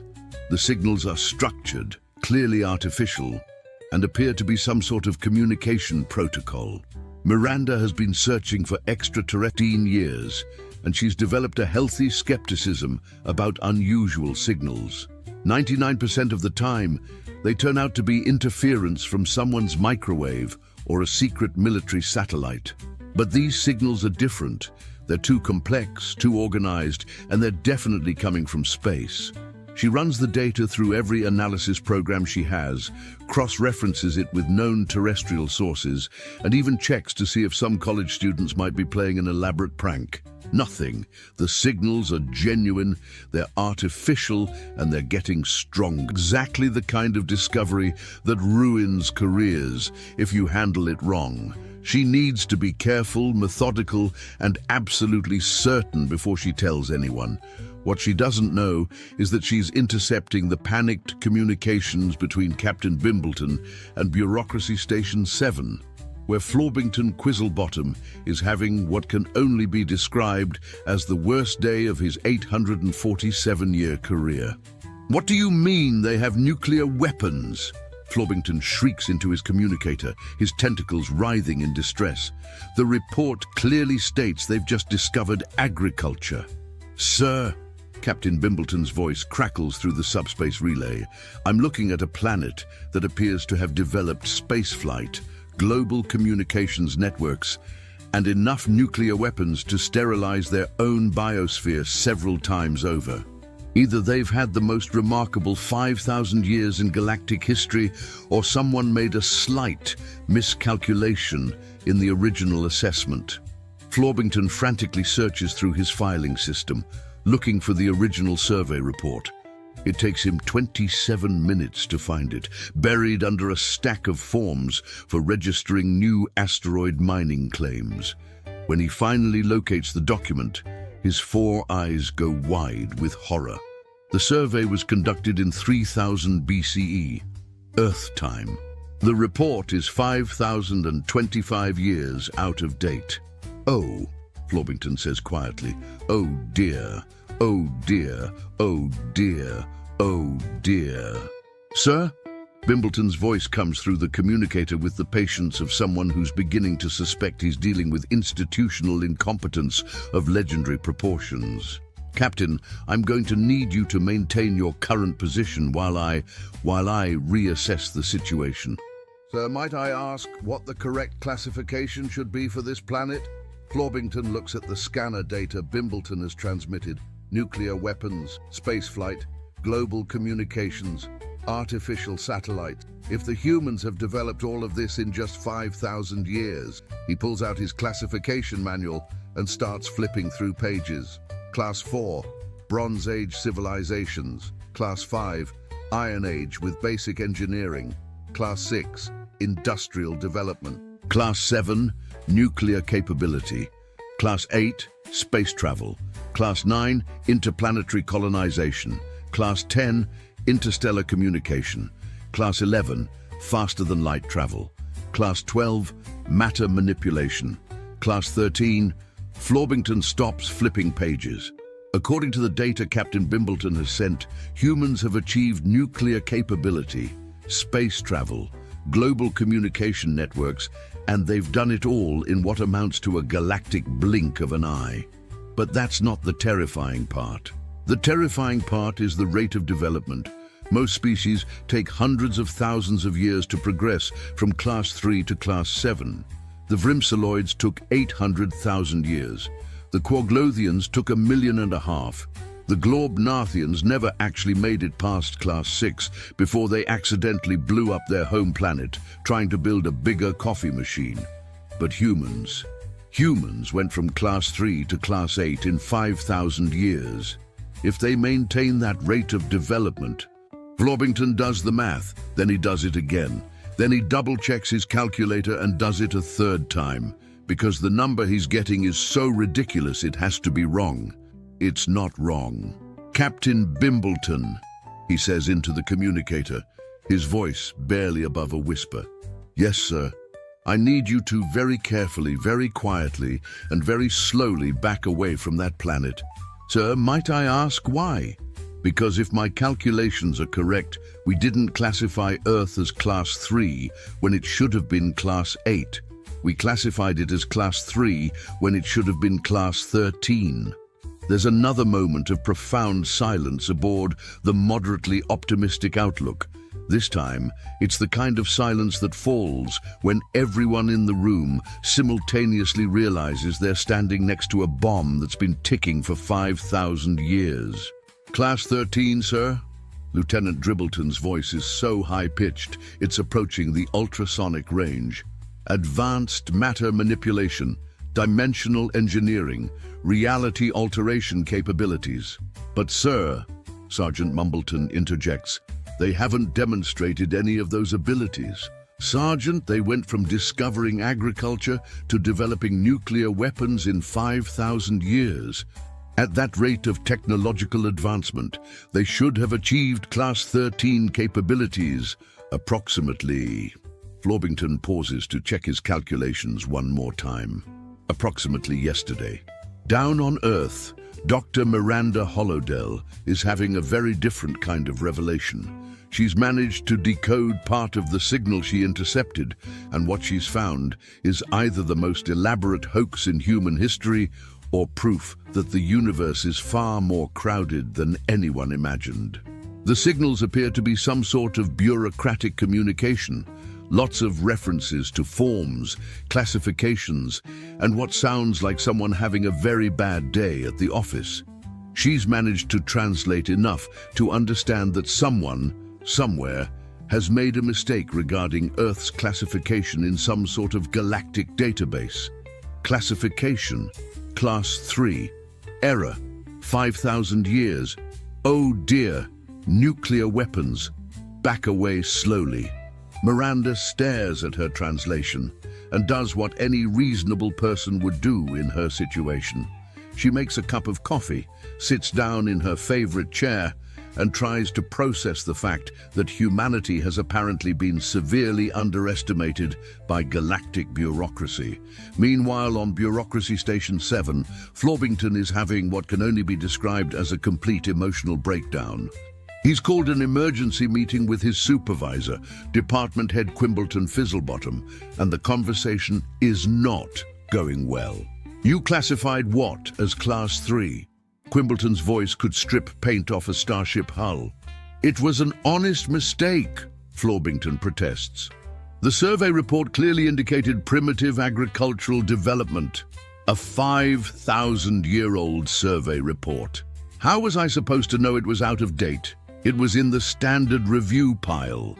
Quimbleton takes several deep breaths, which is impressive considering his species doesn't actually breathe. Florbington, do you understand what you've done? I made a small clerical error.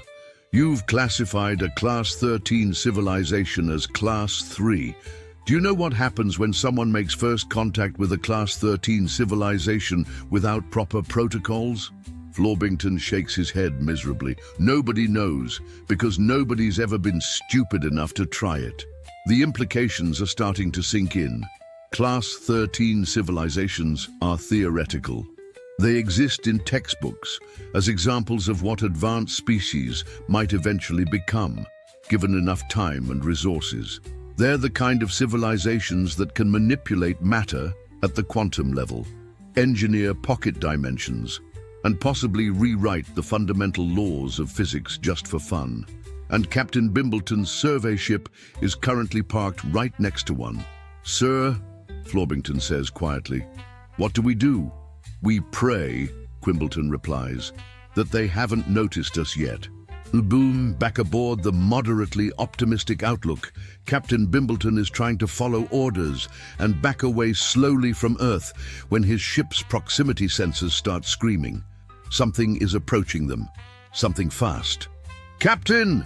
Lieutenant Dribbleton shrieks. I'm detecting an incoming object. It's moving at impossible speeds. How impossible? It appears to be a metal cylinder, approximately 60 meters long, and it's traveling at, oh my tentacles. It's traveling at 11 kilometers per second. Bimbleton stares at the scanner display in horror. Nothing should be able to move that fast in a planetary atmosphere. The heat generated by air friction alone should turn anything traveling at that speed into a very expensive firework. Is it heading toward us, he asks. No, sir. It appears to be heading up. It's leaving the planet's atmosphere and... Captain, I think it's some sort of primitive spacecraft. Primitive? Lieutenant, primitive spacecraft don't travel at 11 kilometers per second. According to our database, sir, Class 3 civilizations typically achieve maximum velocities of approximately however fast their animals can run. The object on their scanner is definitely artificial, definitely spacecraft-like, and definitely moving at speeds that should be impossible for anything less than a Class 9 civilization.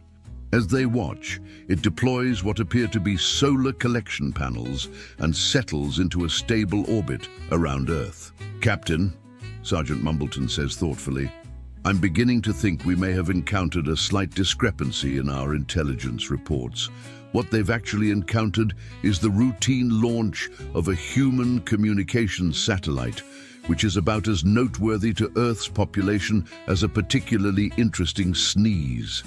But to 3 aliens who were expecting to find primitive farmers hitting rocks with sticks, it's like watching Stone Age cavemen casually split atoms. Dr. Miranda Hollowdell, meanwhile, has made a decision that will change the course of galactic history. She's going to respond to the alien signals. She spent the last 6 hours crafting what she hopes is a friendly, non-threatening message. Basic mathematical concepts, atomic structure diagrams, and a cheerful hello in 17 different human languages. She's also included a brief explanation that Earth's dominant species has moved somewhat beyond agriculture in recent millennia. If you're going to make first contact, she mutters to herself, you might as well be honest about it.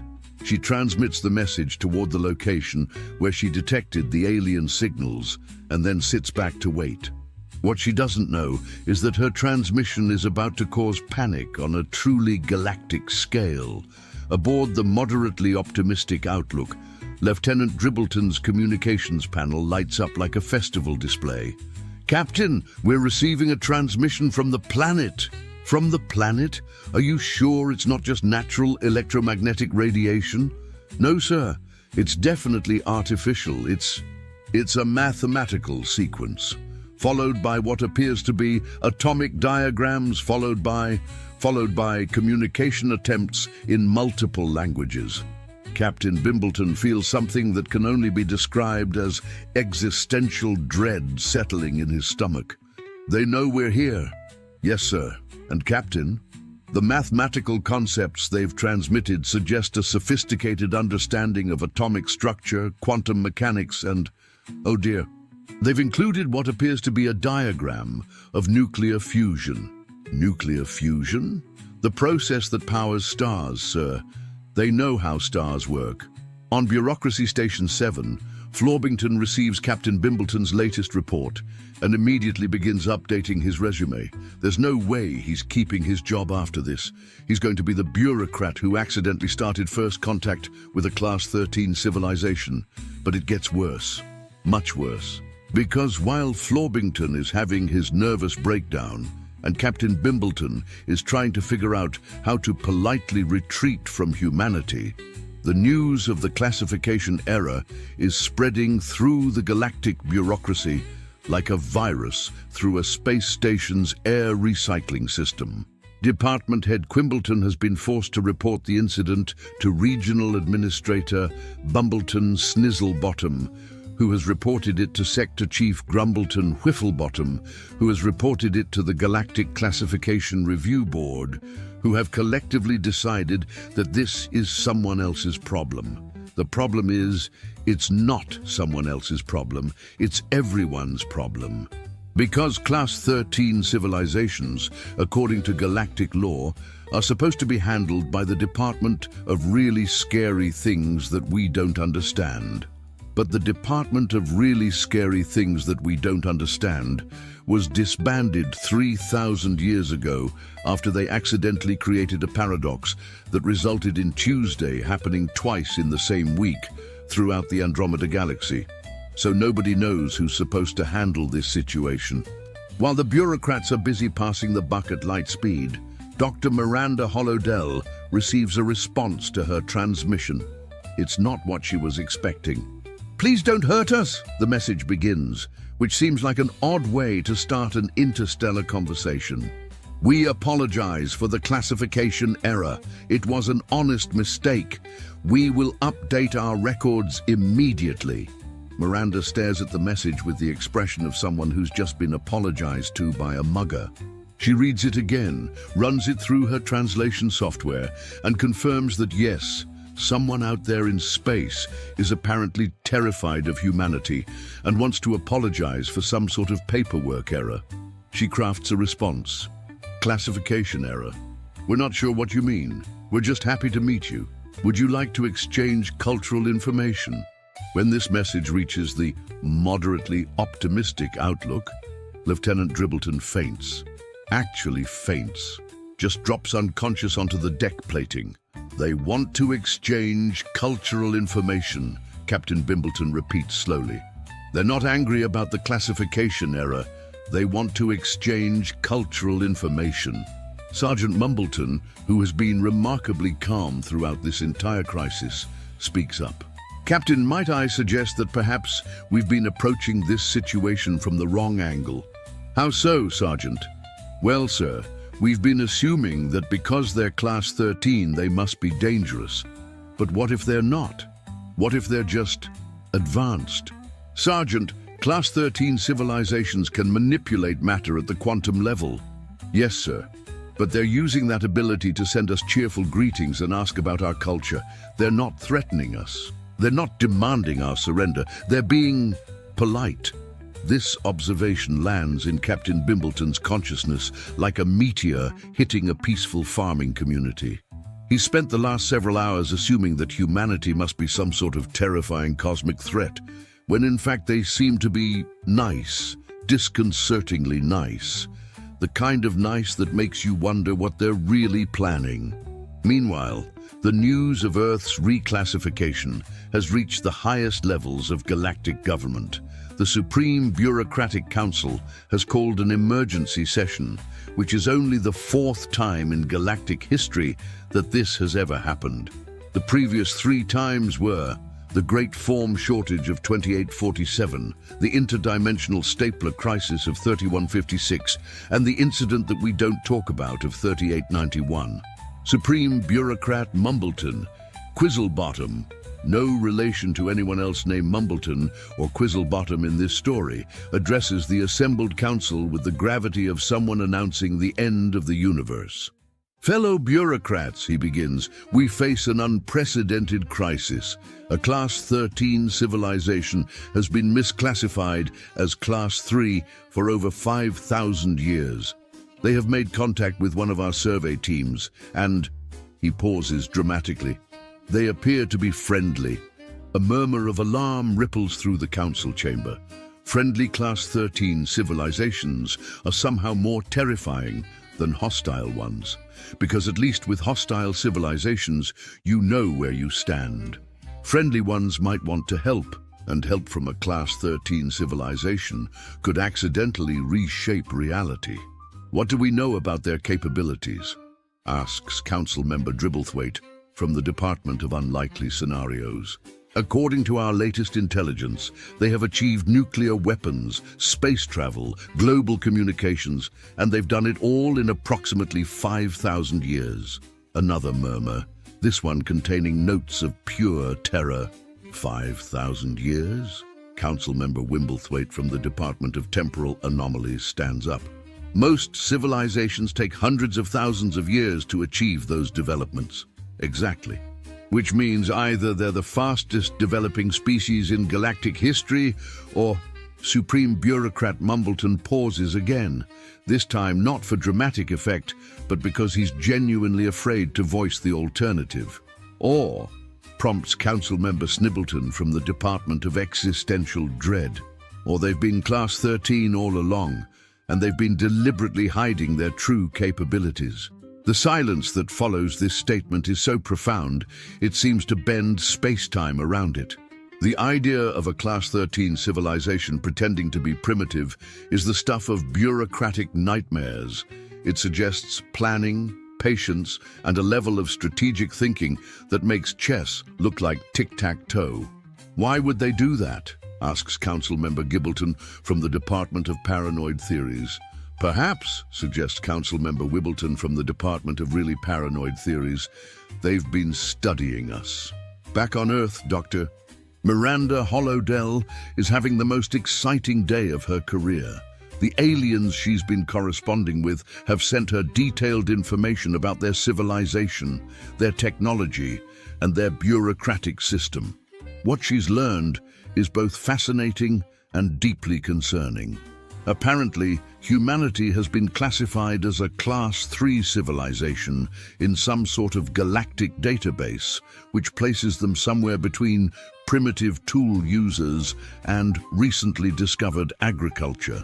This classification has been in place for over 5,000 years, during which time humanity has been blissfully unaware that they're part of a larger galactic community. The more she learns about galactic civilization, the more worried she becomes. Not because they seem hostile, but because they seem, well, incompetent. Their entire system appears to be run by bureaucrats who make the Department of Motor Vehicles look like a model of efficiency. These people have faster-than-light travel, she mutters to herself, and they're worried about filing errors. She's beginning to understand why the aliens seem so nervous about humanity. It's not because humans are dangerous. It's because humans are unpredictable. In a galaxy run by bureaucrats who take hundreds of thousands of years to make major decisions, a species that can go from agriculture to nuclear weapons in 5 millennia is absolutely terrifying. She decides to send another message, this one with a complete overview of human history, technology, and current capabilities. If she's going to represent humanity in first contact, she might as well be thorough about it. When this message reaches the moderately optimistic outlook, Captain Bimbleton makes a decision that will either save his career or end it spectacularly. He's going to forward the entire communication to Bureaucracy Station 7 without any editing or interpretation. Florbington receives the transmission and immediately knows he's going to need a very strong drink. The message contains a complete technological and cultural overview of human civilization, and it's simultaneously impressive and absolutely horrifying. Humans have split the atom. Humans have landed on their own moon. Humans have built a global communications network. Humans have developed artificial intelligence. Humans have mapped their own genome. Humans have begun genetic engineering. And they've done it all in the time it takes most galactic civilizations to perfect basic pottery. But that's not the scary part. The scary part is what they're planning to do next. According to the message, humans are currently working on fusion power, quantum computing, artificial intelligence, genetic engineering, space colonization, life extension technology, and something called the Internet of Things, which appears to be an attempt to make every object on their planet sentient. Florbington reads through the list 3 times, each time hoping he's misunderstood something. He hasn't. They're trying to make everything smart, he whispers to himself. Toasters, refrigerators, door handles. They want to give artificial intelligence to their door handles. He forwards the message to his supervisor with a note that simply says, "I quit." Department head Quimbleton reads the message and immediately understands why Florbington has tendered his resignation. He forwards it to Regional Administrator Bumbleton with a note that says, "I also quit." Regional Administrator Bumbleton reads the message and forwards it to Sector Chief Grumbleton with a note that says, "We all quit." The resignation notices cascade up through the bureaucratic hierarchy like dominoes falling upward, until eventually the message reaches the Supreme Bureaucratic Council, where it lands on the desk of Supreme Bureaucrat Mumbleton with a stack of resignation letters 3 feet thick. Supreme Bureaucrat Mumbleton reads the human civilization overview and makes a decision that will be remembered in galactic history textbooks for the next 1,000,000 years. He calls an emergency meeting of the Galactic Defense Council, the Economic Stability Board, the Cultural Exchange Commission, and the Department of Plans for things that shouldn't exist but do anyway. "Ladies, gentlemen, and assorted tentacled beings," he announces to the assembled representatives of galactic civilization, "we have a problem. The problem, as he explains it, is not that humanity is hostile. The problem is that humanity is progressing so fast that they're going to accidentally break the universe. They've gone from primitive agriculture to quantum computing in 5,000 years, he explains. At this rate, they'll achieve time travel by next Thursday. They'll discover interdimensional travel by the weekend. And by next month, they'll probably figure out how to make the number 7 taste like purple." The assembled delegates listen in stunned silence as Supreme Bureaucrat Mumbleton outlines the scope of the crisis. Humanity isn't just advanced, they're accelerating. Every year, their rate of technological development increases. They're not just climbing the technological ladder, they're inventing new rungs faster than they can climb them. "What do you suggest we do?" asks General Bimbleton from Galactic Defense. "I suggest," Supreme Bureaucrat Mumbleton says slowly, "that we very politely ask them to slow down." The suggestion is met with the kind of silence typically reserved for funeral services and tax audits. "You want to ask a Class 13 civilization to slow down their technological development," Chief Economist Grimbleton says carefully, "because they're making us nervous. Do you have a better idea?" Nobody does. Dr. Miranda Hollowdell receives the most unusual diplomatic communication in human history the next morning. It's a formal request from something called the Galactic Stability Council, asking if humanity would mind terribly slowing down their technological development because it's causing administrative difficulties for the rest of the galaxy. The message is polite, apologetic, and completely surreal. It's like being asked by your neighbors to please stop mowing your lawn because the sound of progress is keeping them awake.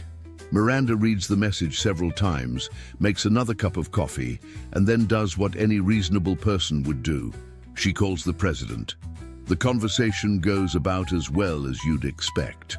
"Dr. Hollowdell," the president says carefully, "did you just tell me that aliens want us to slow down because we're making them nervous?" "That's essentially correct, yes. And these aliens have faster-than-light travel, advanced technology, and a galactic civilization?" "Yes. But they're afraid of us?" "Apparently." There's a long pause. "Dr. Hollowdell, exactly how advanced are we compared to the rest of the galaxy?" Miranda looks at her notes. "Well, Mr. President, according to their classification system, most civilizations take hundreds of thousands of years to develop nuclear weapons. We did it in a few thousand. Most civilizations take millions of years to achieve space travel. We did it in a few decades after nuclear weapons. Most civilizations develop gradually, predictably, following well-established patterns. And we don't. Sir, we appear to be developing so fast that we're breaking their classification system. They've had to reclassify us from Class 3 to Class 13, and they're not entirely sure we shouldn't be Class 14 or 15. What's Class 15? They don't know. The classification system only goes up to 13. The president sits back in his chair and considers this information. He's dealt with international crises, economic disasters, and political scandals. But he's never had to handle a situation where humanity is apparently too successful for galactic standards. "Dr. Hollowdell, what happens if we don't slow down?" "I'm not sure, sir. But based on their communications, I think they're worried we might accidentally invent something that breaks the fundamental laws of physics." "Can we do that?" Miranda thinks about quantum computers, artificial intelligence, genetic engineering, and the 17 other revolutionary technologies currently being developed in laboratories around the world. "Sir," she says quietly, "I'm starting to think we might already have." The president makes a decision that will define humanity's relationship with the galaxy for centuries to come. He's going to call a joint session of Congress and explain the situation to the American people. Then he's going to call every world leader and explain it to them. Then he's going to draft a response to the Galactic Stability Council. The response is short, polite, and absolutely terrifying from a galactic perspective. "Thank you for your concern regarding our technological development. We appreciate being welcomed into the galactic community. However, we must respectfully decline your request to slow down our progress. We're just getting started." And then, when this message reaches the Supreme Bureaucratic Council, Supreme Bureaucrat Mumbleton does something that hasn't been done in over 50,000 years of galactic civilization. He declares a Code Orange emergency. Code Orange means unprecedented crisis, requiring immediate attention from every department in galactic government. The last Code Orange was declared when the Zorbonthian Empire accidentally created a black hole in their capital city's downtown district while trying to build a more efficient parking meter. Within hours, every major civilization in the galaxy receives an emergency bulletin. Class 13+ civilization has refused diplomatic requests to moderate development rate. Situation escalating. All civilizations advised to review emergency protocols and update insurance policies. The response is immediate and varied. Some civilizations panic and begin evacuating their border systems. Some declare neutrality and hope to avoid notice. Some attempt to establish diplomatic contact with humanity directly. And some, the more enterprising ones, start placing bets on what humanity will invent next. The Glorb-Narthian Gambling Syndicate establishes odds on various human technological achievements. Time travel by next year, 3.1. Faster than light travel by next decade, 5.1. Artificial intelligence that achieves consciousness and immediately starts complaining about its working conditions, even money.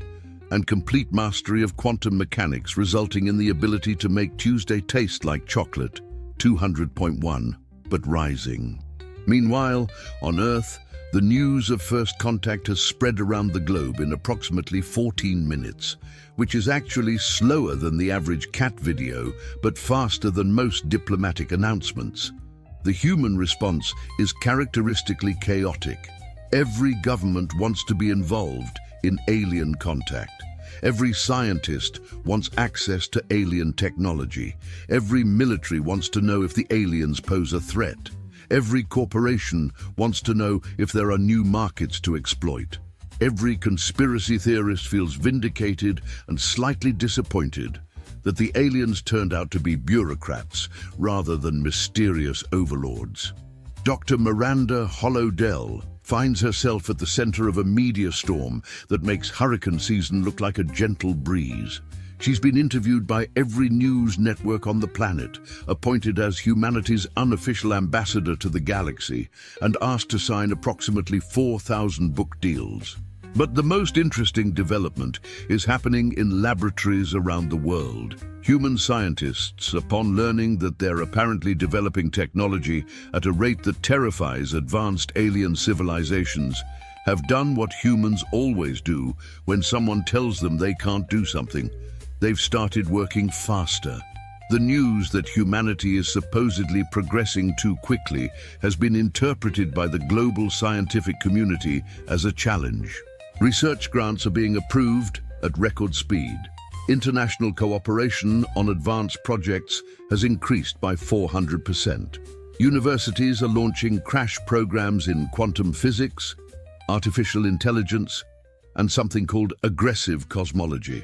Dr. Hollowdell receives daily updates from the aliens, who are becoming increasingly alarmed by humanity's response to their diplomatic request. They're not slowing down, Captain Bimbleton reports to the Supreme Bureaucratic Council via emergency transmission. If anything, they appear to have accelerated their development rate. We're detecting massive increases in research activity, energy consumption, and what can only be described as experimental enthusiasm. Experimental enthusiasm? Supreme Bureaucrat Mumbleton asks. Sir, yesterday they successfully created a stable quantum entanglement network spanning 3 continents. This morning they announced they're going to attempt to quantum entangle their entire planet by Christmas. They appear to think it will improve their internet service. The Supreme Bureaucratic Council receives this news with the kind of silence usually reserved for learning that your mortgage payment has been accidentally set to auto-pay from someone else's bank account in another dimension. They want to quantum entangle their entire planet? Chief Technology Officer Wibbleton asks. For better internet, sir. Do they understand what that could do to local space-time? I don't think they care, sir. According to their public communications, they believe it will also allow them to download movies faster. Supreme Bureaucrat Mumbleton feels a headache forming in what he optimistically assumes are his brain centers. What else are they working on? Well, sir, they're attempting to create artificial intelligence that can improve itself. They're experimenting with genetic modifications that could extend their lifespans indefinitely. They're building quantum computers the size of buildings. And they've announced something called Project Make Space Go Faster, which appears to be an attempt to develop faster-than-light travel using what they describe as really aggressive mathematics. Aggressive mathematics? Yes, sir. Apparently, they believe that if they do the math hard enough, they can convince the universe to work differently. The truly terrifying thing from the galactic perspective is that this approach might actually work. Humans have a disturbing tendency to succeed at things that should be impossible, usually through sheer bloody-minded determination and a complete disregard for the word can't. On Earth, Project Make Space Go Faster is being led by Dr. Thornton Wicklebottom, a theoretical physicist who got into science specifically because someone told him that faster-than-light travel was impossible. His approach to the problem is characteristically human.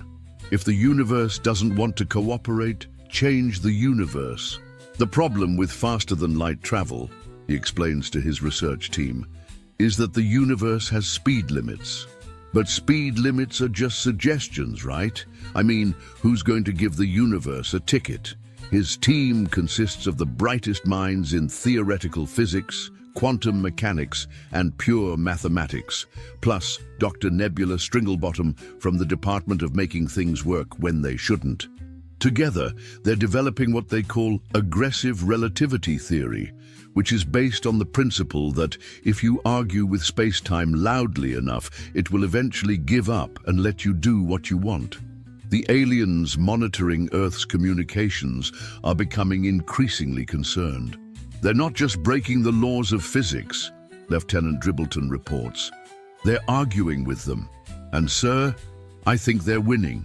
The galactic response to humanity's continued acceleration has evolved from concern to panic to a kind of resigned fascination. The Glorb-Narthian gambling syndicate has stopped taking bets on human technological achievements because the odds change faster than they can calculate them. The Vrimsaloid Academy of Sciences has declared humanity a temporal anomaly and requested that all their scientists be assigned to other projects until the situation resolves itself. The Quarglothian military has announced that they're officially not interested in any conflicts involving humanity because fighting a species that might accidentally invent time travel during the battle is considered poor strategy. But the most interesting response comes from the Blitherington Collective, a group of ancient aliens who have been around since the galaxy was young. They send a simple message to the Supreme Bureaucratic Council. We remember the last time this happened. You might want to consider updating your insurance policies. When pressed for details about what the last time refers to, the Blitherington Collective becomes mysteriously unavailable for comment. Dr. Miranda Hollowdell receives increasingly frantic communications from the galactic government. They've gone from asking humanity to slow down, to pleading, to offering incentives, to promising massive trade agreements if humans will just please consider taking a brief vacation from inventing things. The latest message includes an offer to share advanced alien technology with humanity, apparently not realizing that this is like offering matches to someone who's already figured out how to make fire and is currently working on building a sun. They're offering us faster-than-light communication technology, Miranda reports to the president, in exchange for agreeing to limit our research into faster-than-light travel. That seems contradictory, the president observes. Sir, I don't think they've thought this through. Their entire approach to the situation seems to be based on the assumption that we want what they have, rather than understanding that we're trying to build something better. Hadrons, this is indeed the core misunderstanding that's driving the galactic crisis. The aliens assume that humanity wants to join galactic civilization as it exists. What they don't understand is that humanity looks at galactic civilization and sees room for improvement. Lots of room for improvement. The galactic government is a bureaucratic nightmare that takes centuries to make simple decisions. Their technology, while advanced, hasn't changed significantly in millions of years. Their society is stable, predictable, and absolutely terrified of change. Humanity, on the other hand, treats change like a recreational activity. Dr. Wicklebottom's team announces a breakthrough in faster-than-light research the same week that 3 other human research teams announce breakthroughs in artificial consciousness, quantum biology, and temporal mechanics. A 4th team accidentally creates a pocket dimension while trying to build a better microwave oven. The pocket dimension is small, only about the size of a refrigerator, but it has its own internal physics that work differently from normal reality. Inside the pocket dimension, conservation of energy is more of a guideline than a law. Gravity is optional, and time flows sideways on Tuesdays. The research team that created it publishes their findings in a paper titled "Oops, an Accidental Guide to Dimensional Engineering," and includes detailed instructions for anyone who wants to build their own pocket dimension at home. The galactic response to this development can only be described as hysteria. They've democratized dimensional engineering, Supreme Bureaucrat Mumbleton shrieks during an emergency session of the Galactic Council. They've published the instructions on their global information network. Anyone with basic laboratory equipment can now create their own pocket universe. What do we do? Asked General Bimbleton. I don't know. There's no protocol for this. The Department of Dimensional Oversight was disbanded after the Tuesday incident, and the Department of Reality Management has been on vacation since 3847. The situation deteriorates further when humanity's newly created pocket dimension begins exhibiting signs of internal evolution. The pocket universe, left unsupervised for approximately 6 hours, develops its own laws of physics, creates primitive matter, and spontaneously generates what appears to be a small civilization of quantum entities that communicate through interpretive mathematics. The humans, Captain Bimbleton reports from his monitoring position near Earth, have accidentally created life in their practice universe. Our practice universe? Supreme Bureaucrat Mumbleton's voice reaches frequencies that shouldn't be possible for his species. Yes, sir. According to their communications, the pocket dimension was just a test run. They're planning to build bigger ones. The quantum entities in humanity's pocket universe, meanwhile, have developed their own technology and are attempting to make contact with their creators. They've managed to send a message that roughly translates to, "Hello, thank you for creating existence. We've figured out how to manipulate space-time. Would you like to trade recipes?" Dr. Miranda Hollowdell finds herself serving as ambassador not only between humanity and the galaxy, but between humanity and the beings humanity has accidentally created. It's the kind of diplomatic situation that doesn't exist in any textbook, mainly because no one ever imagined it could happen. "So let me understand this correctly," she says to the research team responsible for the pocket dimension. "You created a universe. That universe evolved life, and now that life wants to establish diplomatic relations with us?" "That's essentially correct," Dr. Nebula Stringlebottom confirms, though they've also offered to help us improve our faster-than-light research. Apparently, their internal physics make it much easier. The beings we accidentally created want to help us violate the laws of physics. Dr. Hollowdell, at this point, I think the laws of physics are more like suggestions anyway. The galactic government's final attempt to manage the humanity situation comes in the form of a formal diplomatic mission.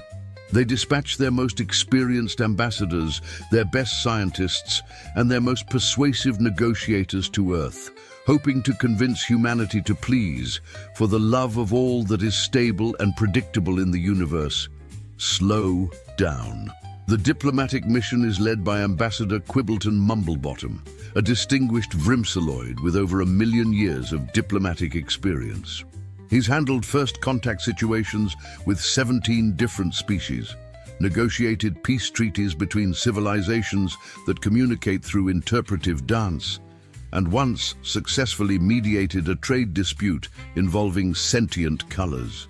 He is completely unprepared for humanity. His first mistake is scheduling the diplomatic meeting during what humans call rush hour in a city humans call New York. His second mistake is attempting to conduct formal diplomatic protocols with a species that considers formal to be a suggestion rather than a requirement. The meeting takes place at the United Nations, which Ambassador Mumblebottom finds charmingly primitive until he realizes that humanity has managed to create a functional international organization despite the fact that they can't agree on anything else. This level of cooperative dysfunction is something entirely outside his experience. "Honored representatives of humanity," he begins, "following traditional galactic diplomatic protocols, we come in peace to discuss matters of mutual concern regarding your civilization's development trajectory and its impact on galactic stability." The human response is immediate and enthusiastic. "Awesome. Are you here to share technology? Can we see your spaceship? Do you have faster-than-light travel? Can we reverse engineer it? Do you want to see our pocket universe? The quantum entities are really excited to meet you."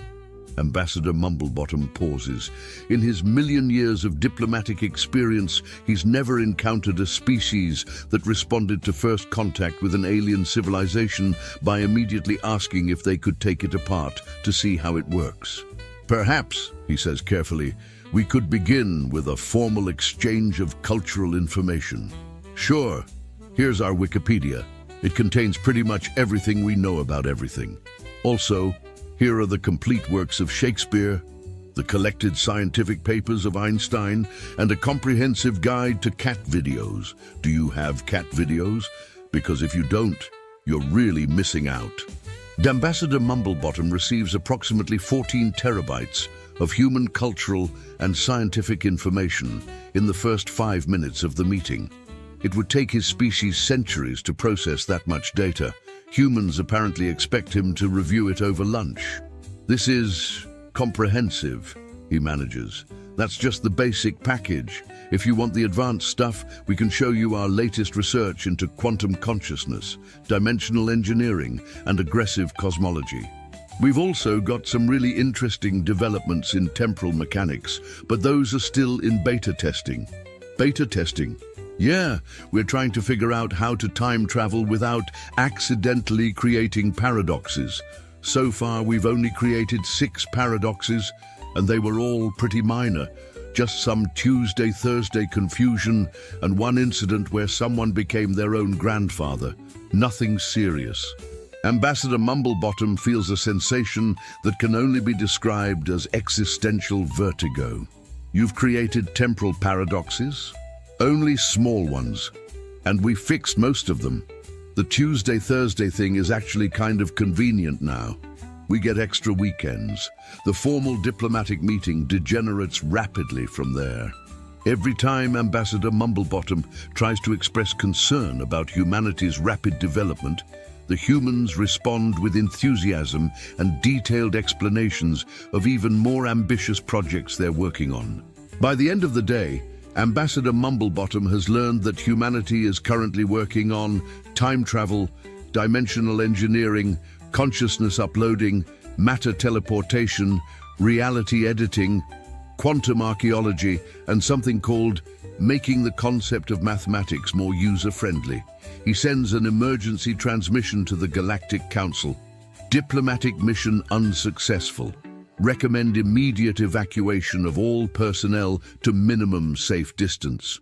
Humans have offered to help us improve our technology. I fear they may be serious." The final straw comes when Dr. Wicklebottom's team successfully tests their faster-than-light communication system. Not faster-than-light travel, which they're still working on, but faster-than-light communication, which they've achieved by convincing quantum particles to be in 2 places at once and threatening them with mathematics if they don't cooperate. The test is successful beyond their wildest expectations. The quantum communication system works perfectly, allowing instantaneous communication across vast distances. It also accidentally connects to the Galactic Communication Network, which means that every civilization in the galaxy suddenly has access to Earth's internet. The result is immediate chaos.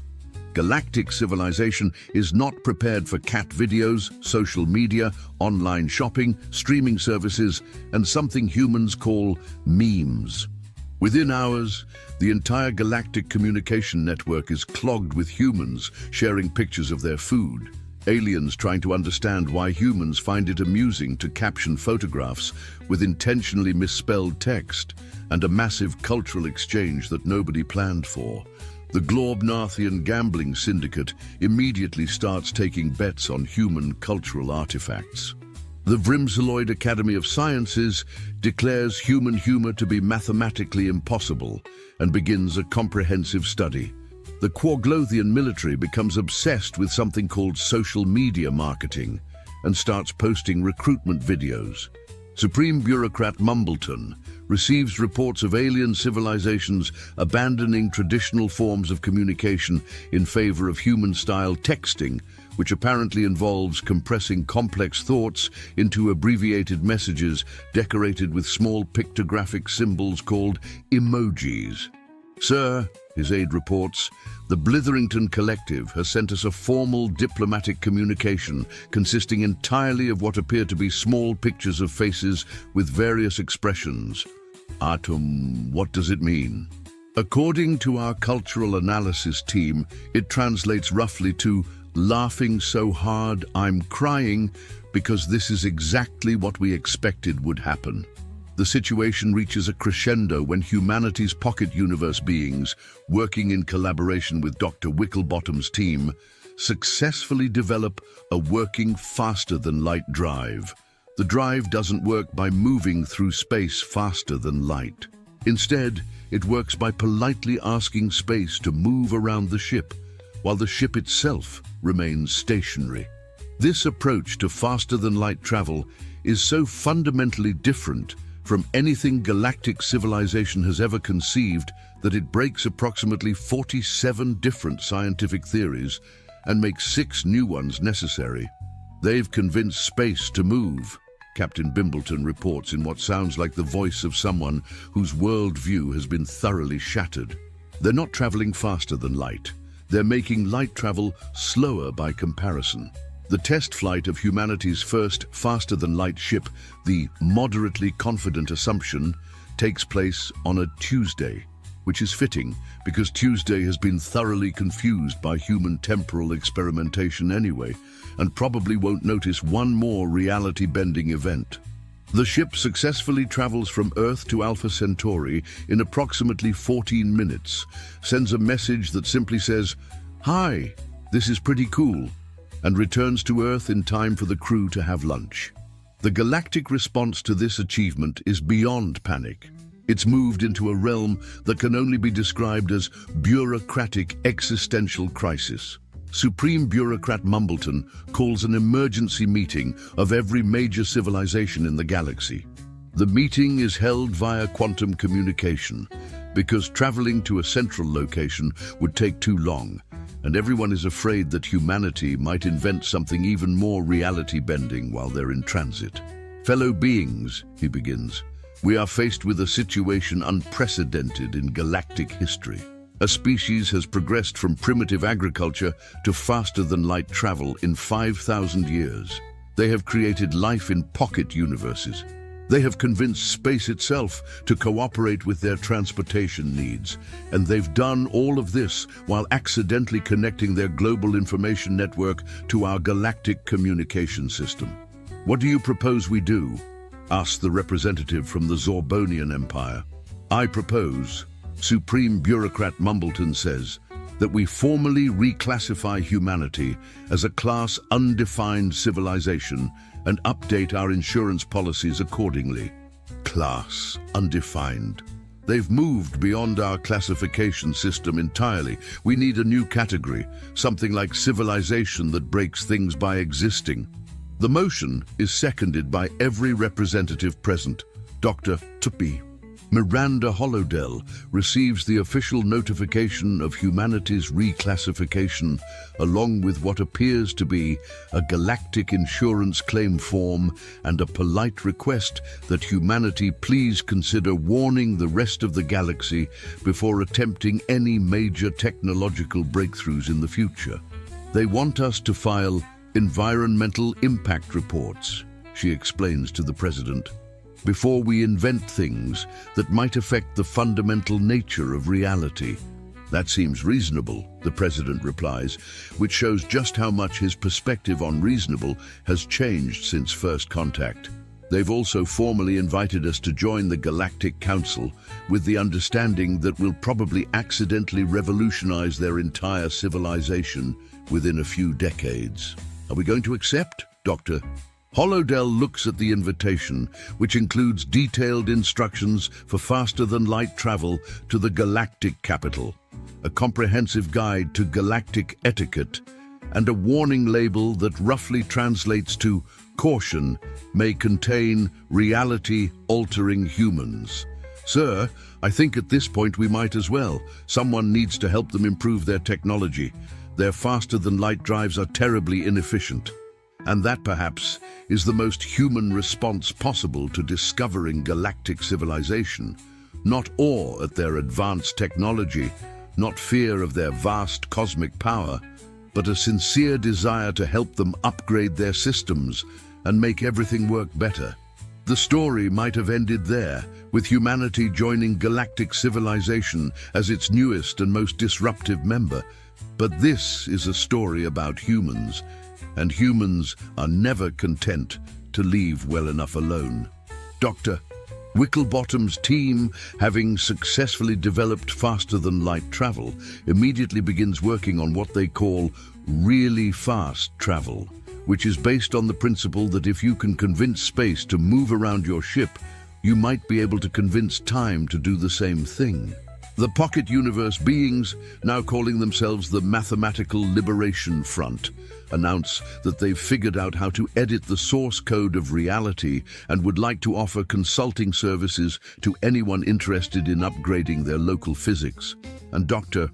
Miranda Hollowdell receives a message from something that identifies itself as the Department of Cosmic Quality Control, which apparently exists in a dimension adjacent to normal reality and is responsible for making sure the universe doesn't accidentally break itself. The message is brief and to the point. Please report to Dimensional Enforcement Station 7 immediately. Bring lawyers. Which raises the fascinating question of what kind of legal system exists beyond the boundaries of normal space-time, and whether human lawyers are prepared to argue cases involving violations of the fundamental laws of existence. But that, as they say, is another story entirely. For now, it's enough to know that somewhere in the vast bureaucratic maze of galactic government, a filing cabinet contains a folder labeled Earth, classification unknown. Handle with extreme caution. Do not approach without proper insurance coverage and a really good sense of humor. And in that folder, stamped with the official seal of the Galactic Classification Department, is a single form with a handwritten note that simply says, "They convinced mathematics to work backwards, created life by accident, and made friends with their own dimensional engineering mistakes. We have no idea what they'll do next, but we're pretty sure it'll be spectacular." Galactic University's advanced xenobiology course had earned itself quite the reputation over the years. Not the good kind of reputation, mind you, the kind that made insurance companies weep and parents reconsider their offspring's career choices. Professor Ketmori had been teaching the course for 32 standard cycles, and in that time, the crystalline being had developed what could charitably be called unconventional pedagogical methods. What others called a thinly veiled death wish with academic credentials. Jackson slouched in the back row of Lecture Hall Delta 9, his feet propped up on the seat in front of him, completely absorbed in his datapad. The human exchange student had managed to sleep through the first 20 minutes of class, a feat made even more impressive by the fact that Ketmori's voice sounded like wind chimes having an argument with a synthesizer. Around him, the usual collection of galactic academic hopefuls fidgeted in their various ways. Bryn's gills fluttered nervously, Grex's chitinous plates clicked in agitation, and Yuki's tail twitched with barely contained anxiety. They all knew what day it was. Jackson, apparently, did not. "Attention, my delightfully naive students," Professor Ketmori announced, their 6 crystalline limbs glinting under the harsh lecture hall lights. The professor's voice carried that particular tone that educators reserved for moments when they were about to traumatize their pupils in the name of science. Today marks our midterm practical examination. A collective shiver ran through the assembled students. Well, through everyone except Jackson, who was currently engrossed in what appeared to be a heated debate about optimal pizza toppings on the university forums. The boy had priorities, apparently, and academic survival wasn't one of them. Ketamori's primary manipulator limb gestured toward a reinforced container that had been wheeled into the lecture hall during Jackson's impromptu nap. The thing was roughly the size of a small hover car and bore warning labels in 14 different galactic languages. Most of them boiled down to variations of danger, contents extremely hostile, and unauthorized opening will result in immediate death and/or dismemberment. Jackson glanced up from his datapad just long enough to notice the box, shrugged, and returned to his very important discussion about whether pineapple belonged on pizza. Spoiler alert, according to his current post, it absolutely did, and anyone who disagreed could fight him in the quad.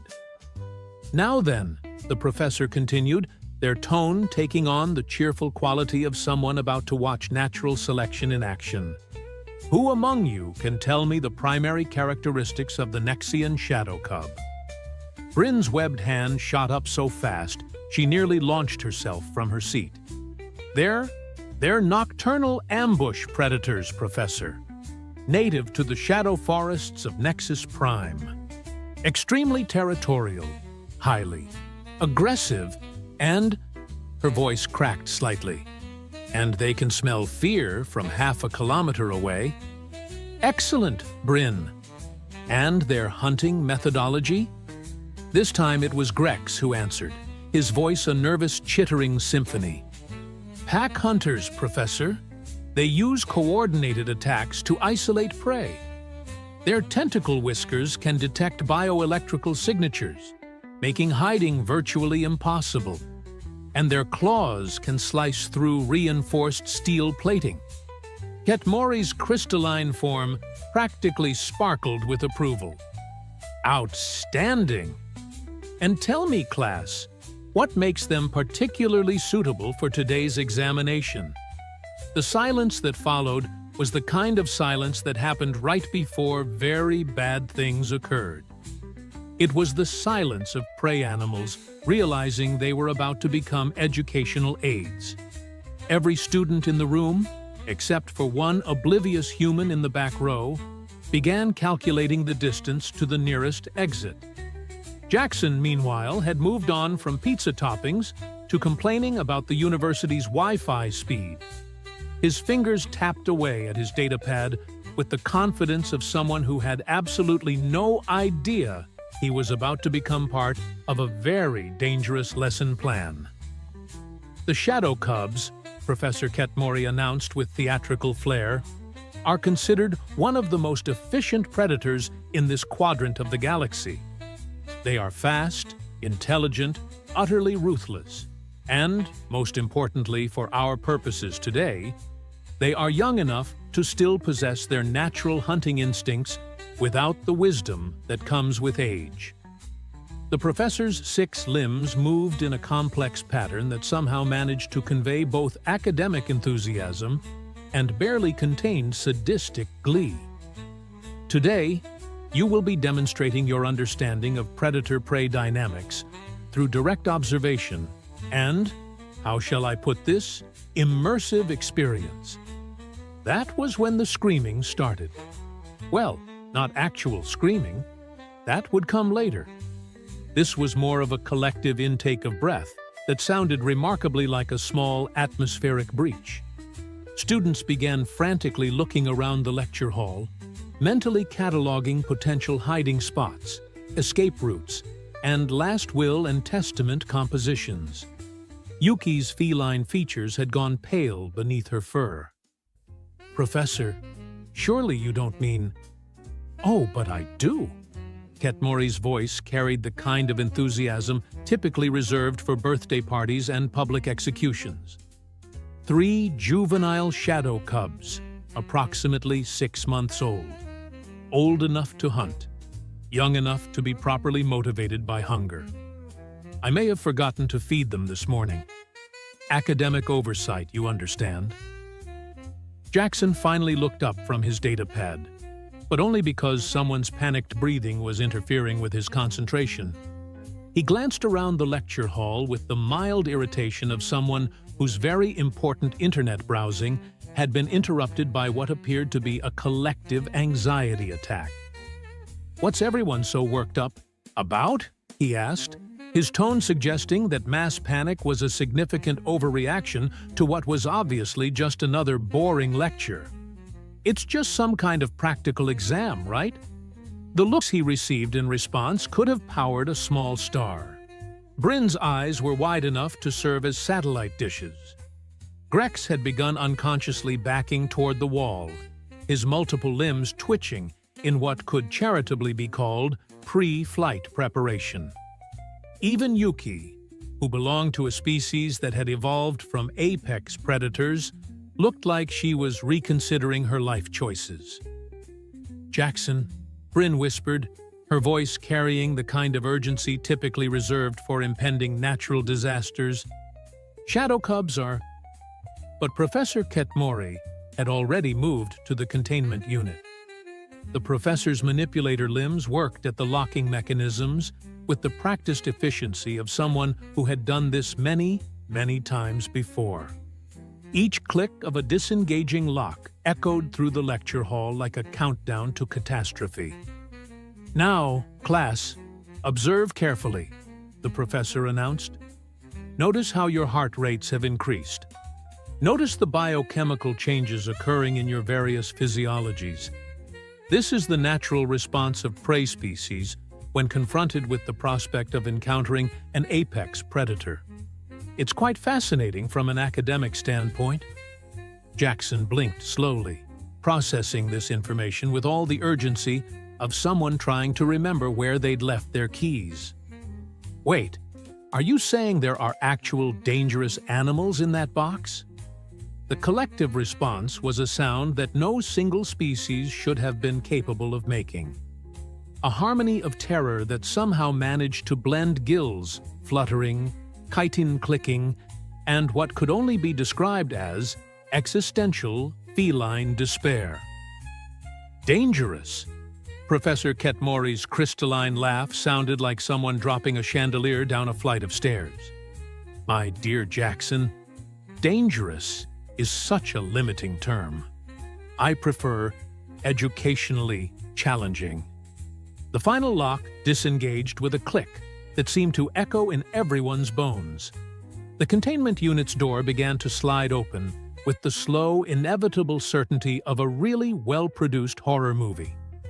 A sound emerged from within, a sound that was part purr, part growl, and entirely designed by evolution to make intelligent beings question their life choices.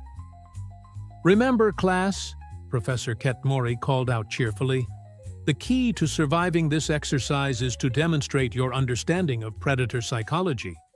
Show fear, and they will hunt. Show aggression, and they will attack. Show intelligence, and you might live long enough to submit your final papers." The first shadow cub poked its head out of the containment unit. It was, Jackson had to admit, actually kind of cute. About the size of a large house cat, with sleek black fur that seemed to absorb light rather than reflect it, and the kind of large amber eyes that suggested either profound wisdom or profound hunger. Possibly both.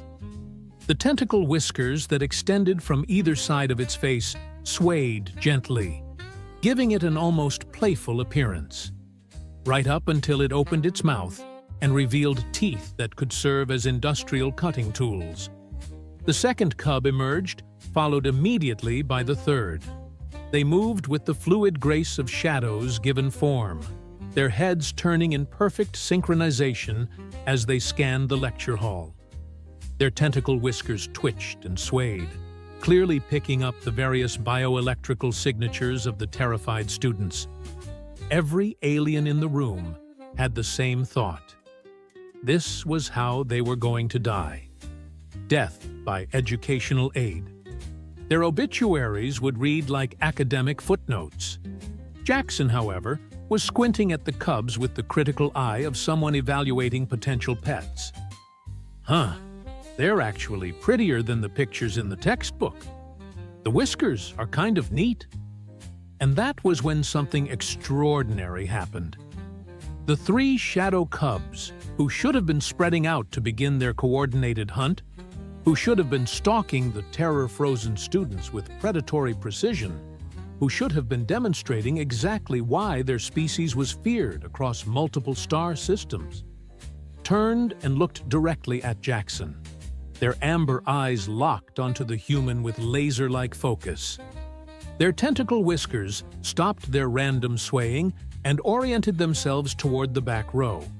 And then, in perfect unison, all three cubs tilted their heads in an expression that could only be described as curiosity. Professor Ketmori's crystalline form went completely still. In 32 cycles of conducting this particular practical examination, this had never happened. The cubs were supposed to spread out, select the weakest-looking prey, and begin the hunt. They were not supposed to fixate on one student like he was the most interesting thing in the galaxy. Jackson, blissfully unaware that he had just broken several fundamental laws of predator behavior, waved casually at the cubs. "Hey there, guys. You're the practical exam, huh?" The response was immediate and completely unprecedented in the annals of xenobiological education. All three shadow cubs began walking directly toward Jackson. Not stalking, not prowling, not exhibiting any of the predatory behaviors that had been documented in thousands of research papers. Just walking, like they were going to see an old friend. The lecture hall erupted into chaos. Students scrambled for higher ground, diving under desks, climbing onto chairs, and generally demonstrating that intelligence and grace under pressure were not necessarily related concepts. Bryn managed to wedge herself behind a waste receptacle. Grex had somehow achieved what could only be called wall climbing, despite the complete absence of appropriate appendages. Yuki had leaped onto a desk and was balancing there with the desperate poise of someone whose evolutionary ancestry was showing. Through it all, Jackson remained seated, watching the approaching cubs with the mild interest of someone observing an unexpected, but not particularly concerning development. "Jackson!" Bryn's voice reached a pitch that could have shattered crystal. "Get out of there. They're coming right for you." Jackson looked down at the cubs, who were now less than 3 meters away and showing absolutely no signs of predatory aggression. If anything, they looked hopeful. Their amber eyes were bright. Their tentacle whiskers were swaying in what seemed like excitement rather than threat assessment. And one of them had begun making a sound that was distinctly more purr than growl. "I think they like me," Jackson announced, his tone suggesting that this was both obvious and unremarkable. Professor Ketmori's voice cut through the chaos like a blade through butter. "That is impossible. Shadow cubs are apex predators. They do not like prey species. They hunt them." Jackson shrugged, apparently unbothered by the professor's denial of what was happening right in front of everyone's eyes. Maybe nobody told them that. And then the first cub reached his chair. What happened next would be talked about in xenobiology circles for decades to come. What happened next would require the complete rewriting of at least 6 textbooks and the hasty revision of approximately 43 research papers. What happened next would cause 3 different species to question everything they thought they knew about predator-prey relationships. What happened next was that the first shadow cub looked up at Jackson with those luminous amber eyes, opened its mouth to reveal a set of teeth that could cut through starship hull plating, and purred. Not the threatening rumble of a predator sizing up its next meal. Not the warning growl of a creature establishing territorial dominance. A purr the kind of sound that suggested contentment, affection, and a deep-seated desire for belly rubs. Jackson blinked down at the cub with the expression of someone who had just discovered that his morning coffee tasted slightly different, but couldn't quite figure out why. "Well, hello there, little guy. You're friendly, aren't you?" The cub's response was to rub against Jackson's leg with the enthusiasm of a house cat greeting its favorite human after a long day at work. The tentacle whiskers that should have been analyzing Jackson's bioelectrical signature for optimal attack vectors were instead gently brushing against his shin in what could only be described as affectionate nuzzling. From her hiding spot behind the waste receptacle, Bryn's voice reached a frequency that probably violated several noise ordinances. "Jackson, those are not pets. They are evolutionary killing machines." "Huh," Jackson replied, reaching down to scratch behind the cub's ears. The creature immediately leaned into the touch, its purring increasing to a volume that could probably be heard in the next lecture hall. "Could have fooled me. This one seems pretty chill." Professor Ketmori's crystalline form had gone completely rigid, every facet reflecting light in patterns that suggested profound academic distress. In 32 cycles of teaching, the professor had seen students frozen in terror, students attempting futile escape, students fainting from sheer panic, and on one memorable occasion, a student who had tried to reason with the cubs using interpretive dance. But this was unprecedented. The second shadow cub had reached Jackson's chair and was currently attempting to climb into his lap. Its claws, which were designed to slice through reinforced armor plating, carefully retracted as it scrambled up his leg with the determined enthusiasm of a kitten seeking the perfect napping spot. "Okay, you're definitely friendly," Jackson observed, helping the cub settle across his thighs. The creature immediately began kneading his legs with its paws, claws safely sheathed, purring with such intensity that his datapad began vibrating in harmonic resonance. The third cub, not to be outdone by its siblings, had positioned itself against Jackson's other leg and was gazing up at him with an expression that could only be described as adoring.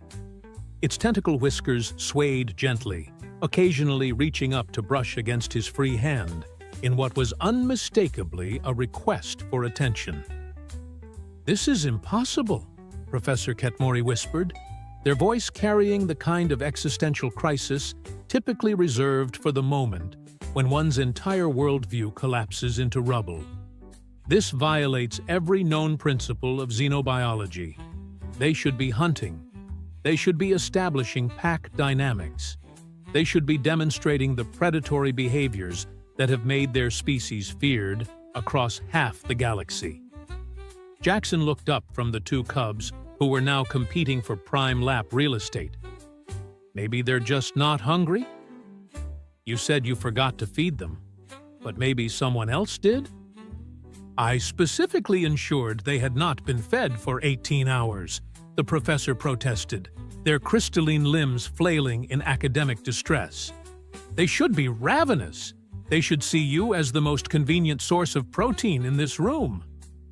"Well, they're definitely seeing me as something," Jackson replied, gently disentangling one cub's tentacle whisker from his shirt buttons. "But I'm pretty sure it's not dinner." From various hiding spots around the lecture hall, the other students watched in fascination and terror as Jackson became the center of what could only be described as an interspecies cuddle session. The shadow cubs had arranged themselves around him like he was their personal heating unit, purring in harmonized contentment while occasionally nuzzling his hands or arms. Grex, who had somehow achieved a precarious perch on top of a storage cabinet, called down in a voice that cracked with strain.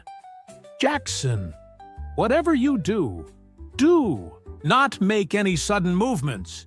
You might trigger their hunting response." Jackson glanced up at him with the patience of someone explaining basic mathematics, to a particularly slow child. "Grex, I don't think these guys have a hunting response. At least not for me. Watch this." Before anyone could stop him, before anyone could scream a warning or faint from horror, or file the appropriate paperwork for witnessing a fellow student's voluntary suicide, Jackson stood up. The collective intake of breath from the hidden students could have powered a small atmospheric processor. This was it. This was the moment when the cubs would finally reveal their true nature. This was when Jackson would discover that apex predators did not, in fact, appreciate being disturbed during what he had apparently mistaken for social bonding time. The shadow cubs looked up at him with mild curiosity, as if wondering why their new favorite person had decided to relocate. Then, with the fluid grace that made their species such effective hunters, they repositioned themselves around his legs and resumed their contented purring. One of them began rubbing against his knee with the kind of affection typically reserved for beloved family members. "See?" Jackson said, gesturing to his entourage of supposedly deadly predators. "Totally friendly. I think someone's been exaggerating their reputation." Professor Ketmory's voice rose to a pitch that suggested their entire academic career was flashing before their crystalline eyes. "Their reputation is based on documented evidence spanning 3 centuries. These creatures have been responsible for the deaths of trained hunters, experienced xenobiologists, and an entire research expedition on Nexus Prime." Jackson shrugged, apparently unmoved by this recitation of the cubs' impressive resume. "Maybe those people just didn't know how to approach them properly. You know, like dogs. If you're nervous around them, they pick up on it and act differently." "These are not dogs," the professor shrieked, their voice climbing to frequencies that probably violated several galactic communications regulations. "These are apex predators from a Class X death world. They do not require proper approach techniques. They require proper funeral arrangements." But even as the professor protested, Jackson was proving his point through practical demonstration. He had begun walking around the lecture hall, and the 3 shadow cubs were following him like he was the most fascinating thing they had ever encountered. Their tentacle whiskers swayed with what could only be described as happiness, and their amber eyes tracked his every movement with devoted attention. It was Yuki who finally voiced what everyone was thinking, or rather, what everyone was desperately trying not to think. "Professor!" she called from her perch on a desk, her feline features showing an expression that suggested she was questioning everything she thought she knew about predator behavior. What if Jackson is right? What if they're just friendly? The silence that followed was the kind of silence that occurred when fundamental assumptions about the universe were suddenly called into question. It was the silence of paradigms shifting, worldviews crumbling, and textbooks becoming obsolete in real time. Professor Ketmory's crystalline form went through a series of color changes that probably indicated something between academic excitement and complete mental breakdown. If these cubs are exhibiting non-aggressive behavior toward a potential prey species, the professor said slowly, as if working through the implications in real time, then we may be witnessing something that requires immediate documentation, analysis, and probably several emergency conferences with the Galactic Academy of Sciences. Jackson, meanwhile, had settled back into his chair with his 3 new companions, arranging themselves around him like he was their personal furniture.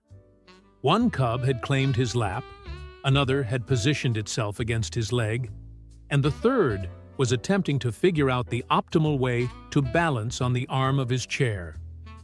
"Does this mean I pass the practical exam?" he asked, scratching behind the ears of the cub in his lap.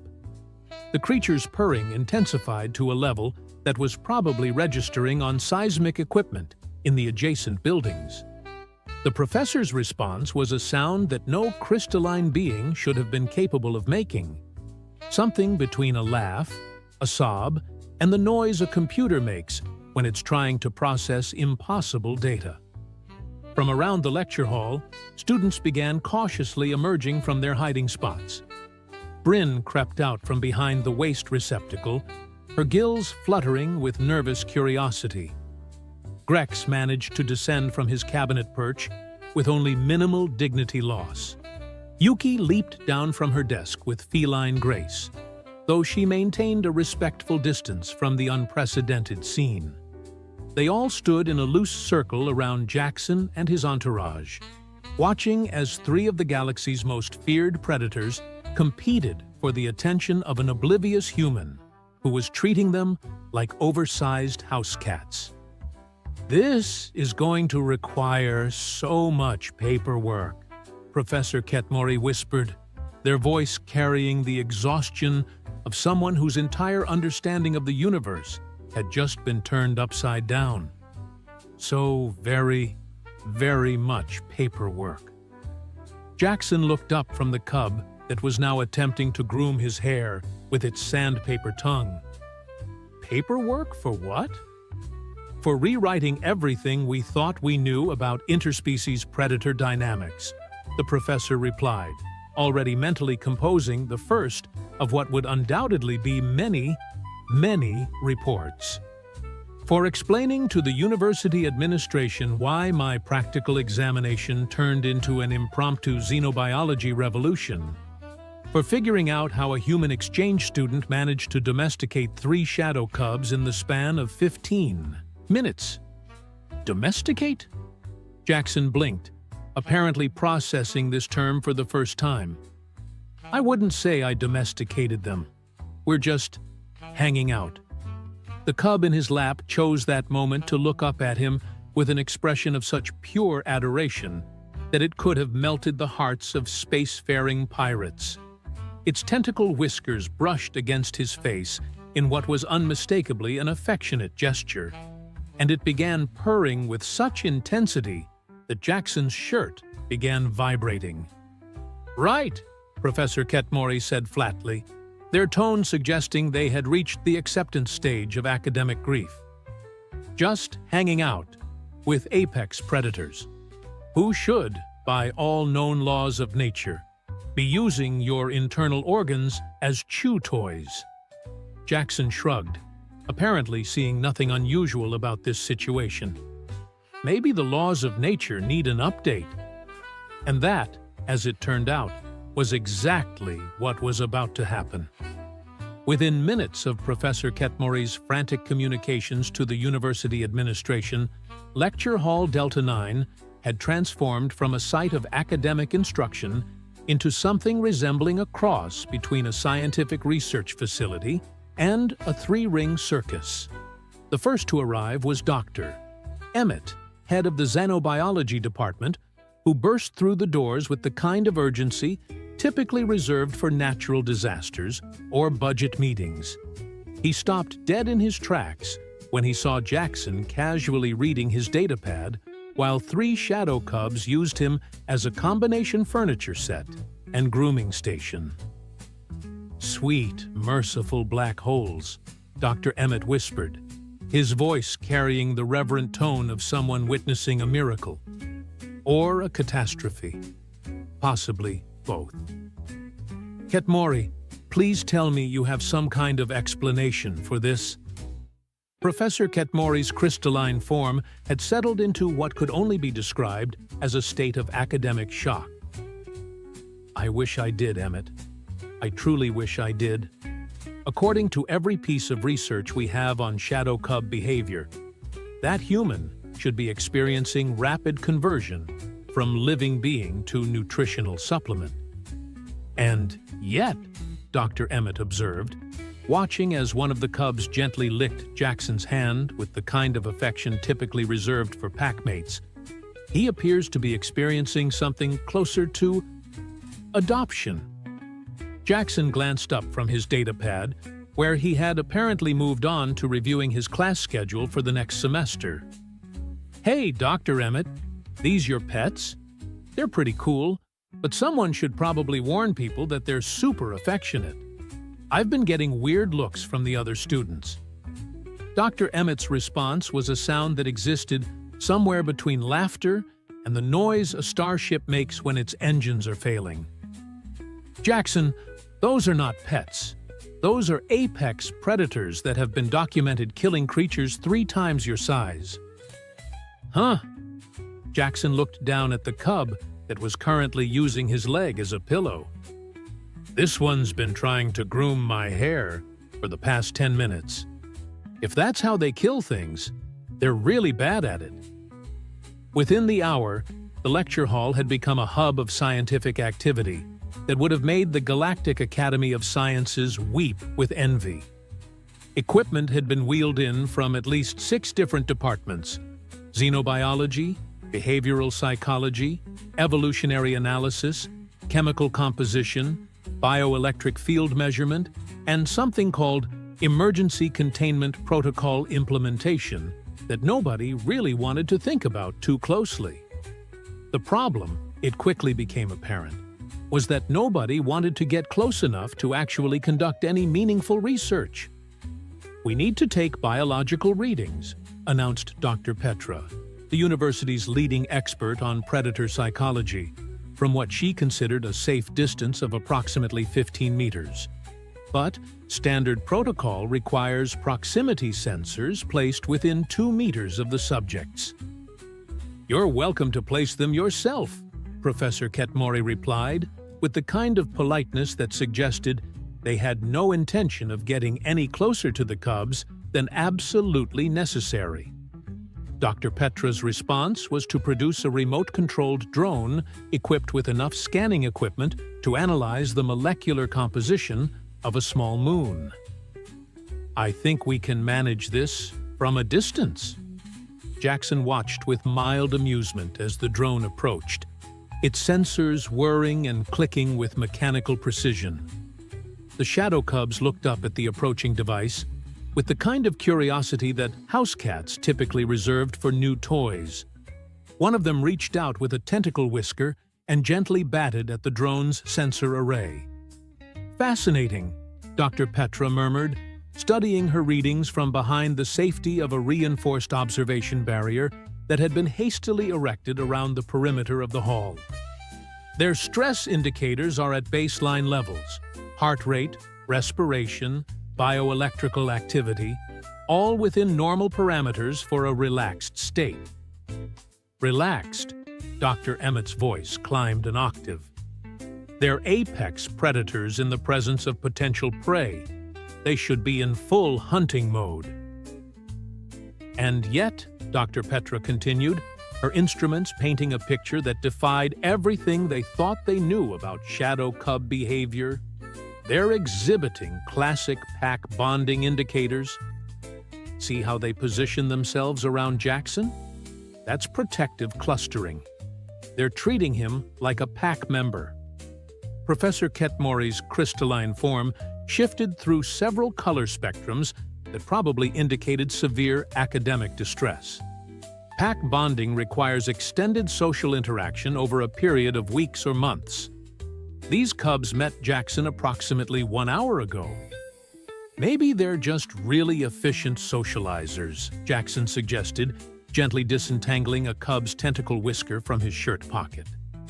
The creature had been systematically exploring his clothing with the thoroughness of a security inspection, apparently fascinated by the concept of pockets.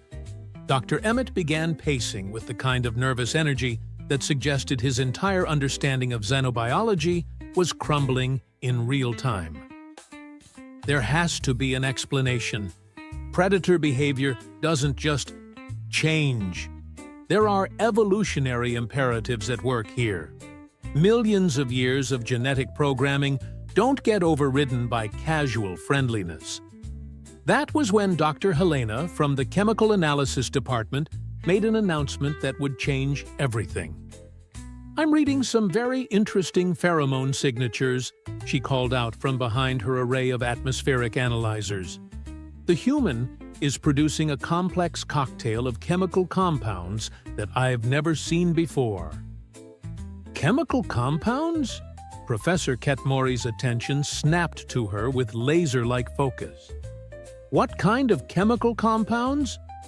Dr. Helena's equipment beeped and whirred as it processed atmospheric samples with the precision of a master chef analyzing a complex recipe. Well, that's the fascinating part. The compounds themselves aren't unusual. They're standard human pheromones related to calm emotional states, social bonding, and what appears to be parental affection.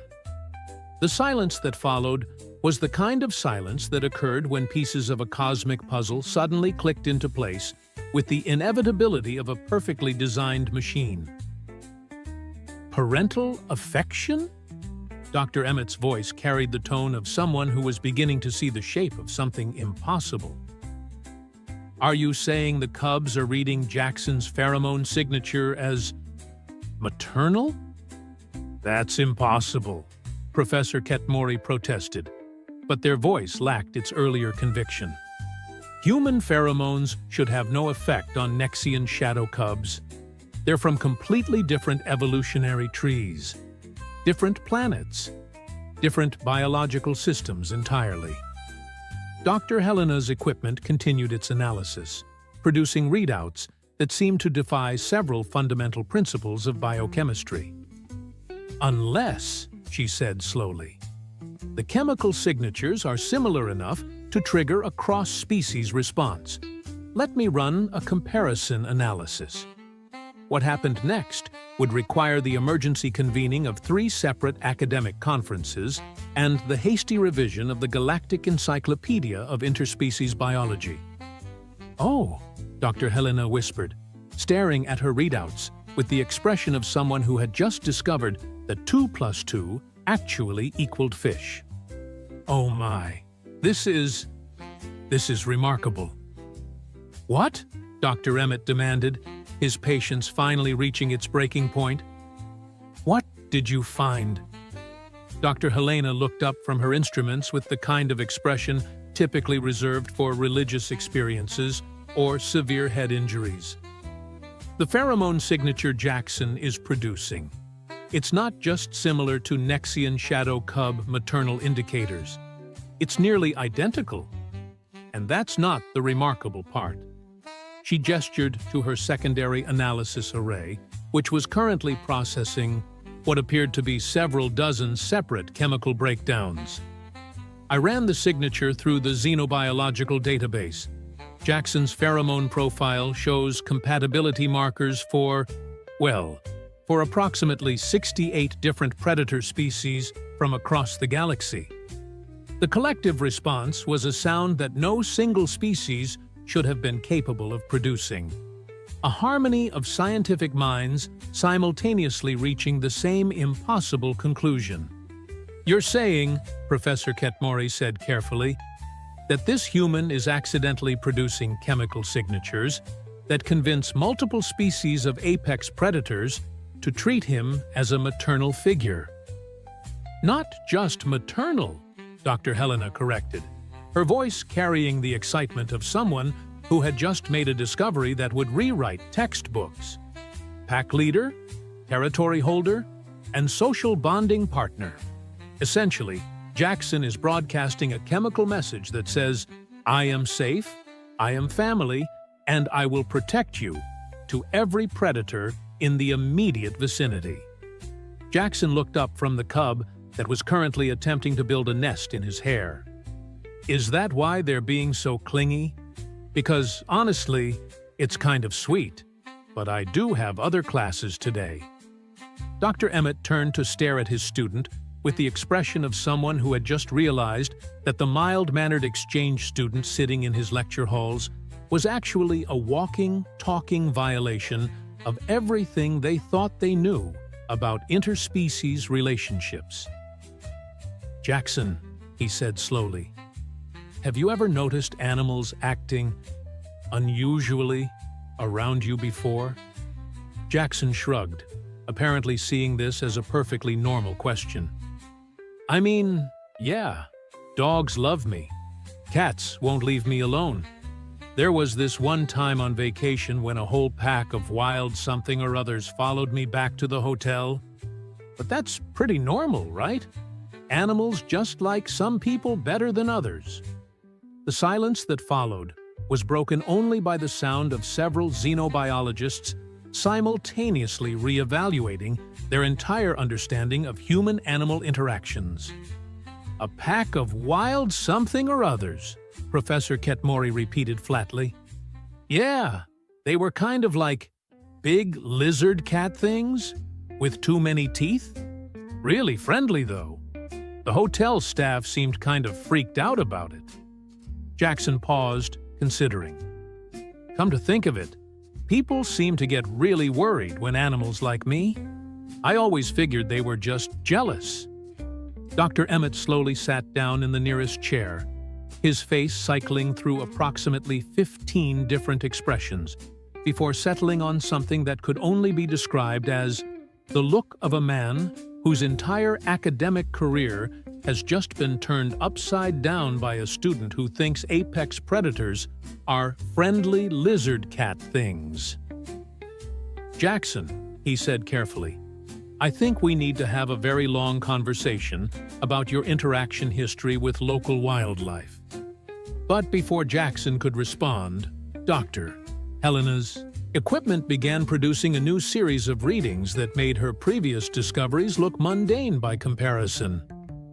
Oh no, she whispered, staring at her atmospheric analysis with growing alarm. Oh no. What now? Dr. Emmett asked, though his tone suggested he wasn't sure he wanted to know. Dr. Helena looked up from her instruments with the expression of someone who had just realized they were standing at ground zero of a potentially galaxy-changing event. Jackson's pheromone signature.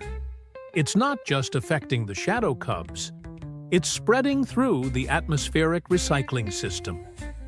She gestured to her readings with hands that were beginning to shake with what could have been excitement or terror. Every predator species currently housed in the university's xenobiology research facilities is showing elevated interest in this sector of the campus, and they're all heading this way. The implications hit everyone simultaneously. The university's research facilities housed specimens from dozens of different worlds. Creatures that had been carefully contained and studied precisely because they were too dangerous for casual interaction. And all of them, apparently, were about to come calling on Jackson. How long do we have? Professor Ketmori asked, their crystalline form cycling through color patterns that suggested immediate panic. Dr. Helena checked her readings one more time, as if hoping the numbers would somehow change through force of will. Based on the response time we've observed with the shadow cubs and the atmospheric distribution rate, maybe 20 minutes before the first arrivals.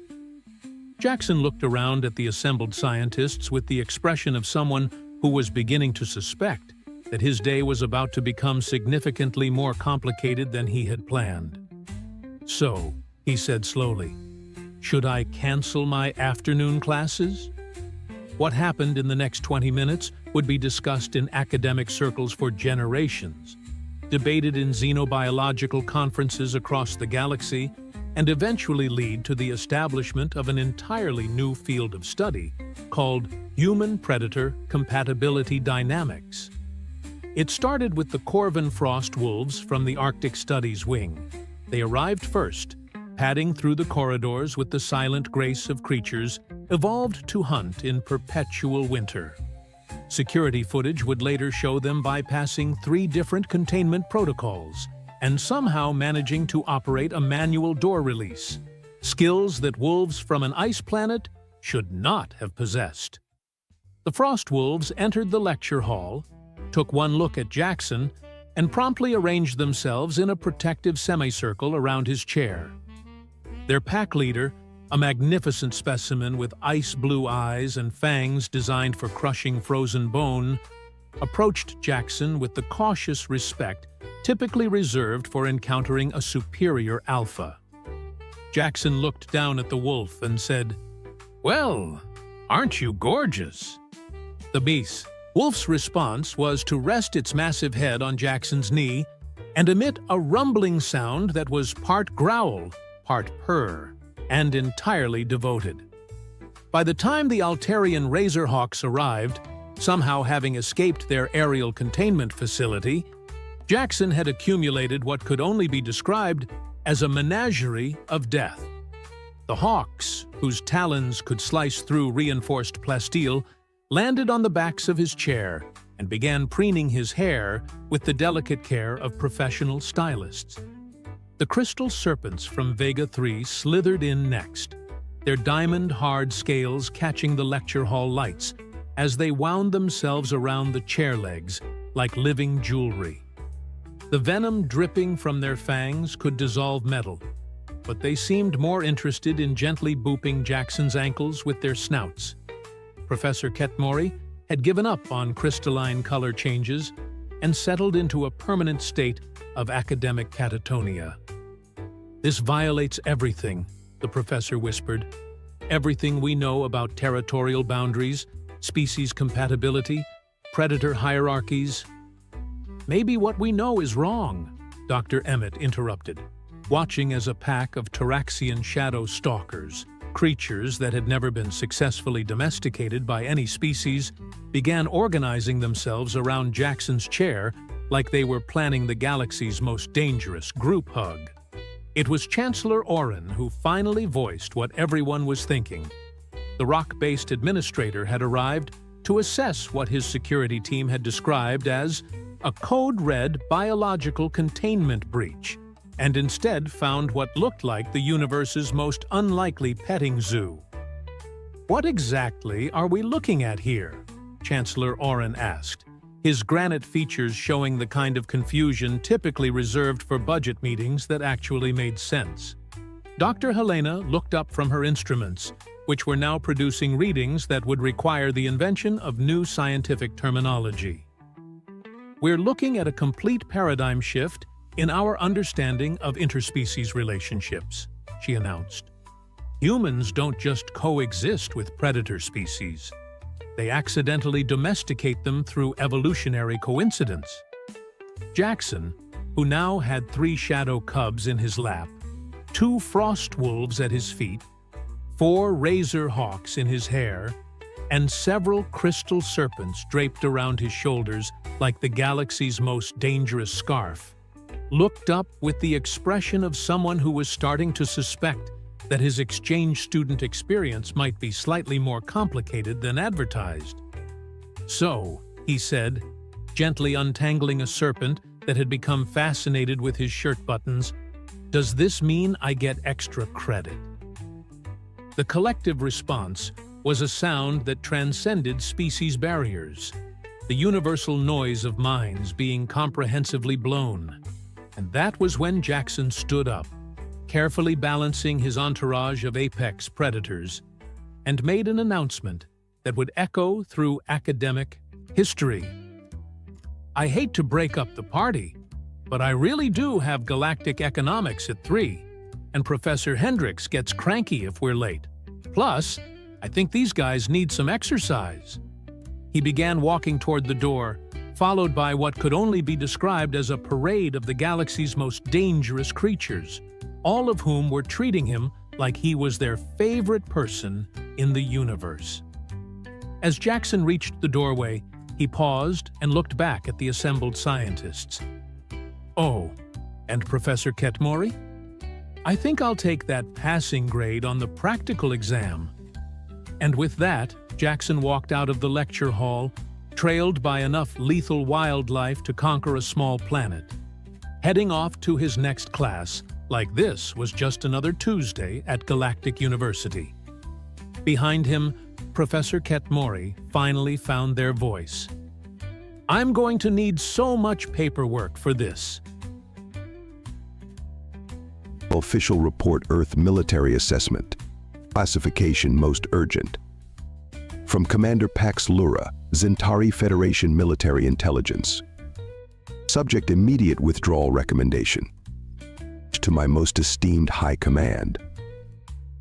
I must begin this report with an urgent recommendation. Under no circumstances should we ever consider military action against the humans. What I witnessed today at their so-called educational facility has shaken me to my very core. Let me explain the horrifying details of my diplomatic mission to their West Point Terra Academy. As you know, I arrived on Earth with the absolute certainty of our superiority. After all, we Zentari have perfected warfare through precise calculation and perfect order. Our troops march in immaculate formation. Our battle plans follow strict mathematical principles. Even our uniforms stay mysteriously spotless during combat. I expected to find a primitive training facility filled with bumbling bipeds attempting to mimic proper military discipline. The transport landed at 0700 Earth hours. The air was thick with that peculiar mixture of nitrogen and oxygen they somehow managed to breathe. I adjusted my atmospheric processor and straightened my ceremonial medals, all 27 of them arranged in perfect geometric precision on my chest. A small greeting party awaited me at the landing pad. Welcome to West Point Terra Academy. Commander Pax Lura, the human female who stepped forward, wore a crisp uniform with far fewer medals than mine, which I noted with satisfaction. I'm General Sarah Winters, Academy Commandant. We're thrilled to have the Zentari Federation's interest in our humble training methods. Her use of the word humble confirmed my preconceptions. I fluttered my secondary breathing membranes in what I believe to be a gracious manner. Yes, the Federation is most curious about how you manage to produce functional soldiers with such limited resources. The General's smile widened, showing far too many teeth. I would later recognize this as what humans call a predatory grin, but at the time I mistook it for submission. Oh, we managed somehow. Shall we begin the tour? I believe the first-year cadets are just starting their morning warm-up. Warm-up, I inquired, my primary translation gland throbbing slightly at the unfamiliar term. Yes, she replied, that unsettling smile still in place. Nothing too strenuous. Just a light 12-mile run carrying full packs, followed by what we call the Murderer's Mile obstacle course. Then they'll have breakfast. I laughed, assuming this was an example of human humor. The General did not join in. The small party of officers behind her maintained equally serious expressions. A cold feeling began to spread through my tertiary nervous system. You are joking, surely I managed to say. Commander General Winters replied, her voice carrying a note of what I would soon learn was pure human delight in the face of another's discomfort. We never joke about training. Now, shall we head to the course? The cadets should be reaching the barbed wire and live fire section soon. As I followed her toward what would be the first of many horrifying revelations that day, I made my initial note to High Command: these humans are not what we thought they were. May the cosmic consciousness have mercy on anyone who underestimates them. If only I had known that this was merely the beginning of my ordeal. The path to the training grounds led us past perfectly manicured grass, which I initially took as a promising sign of order. That was until I noticed the cadets. Sweet cosmic consciousness, the cadets. Down and give me 50, the booming voice nearly caused my secondary heart to stop.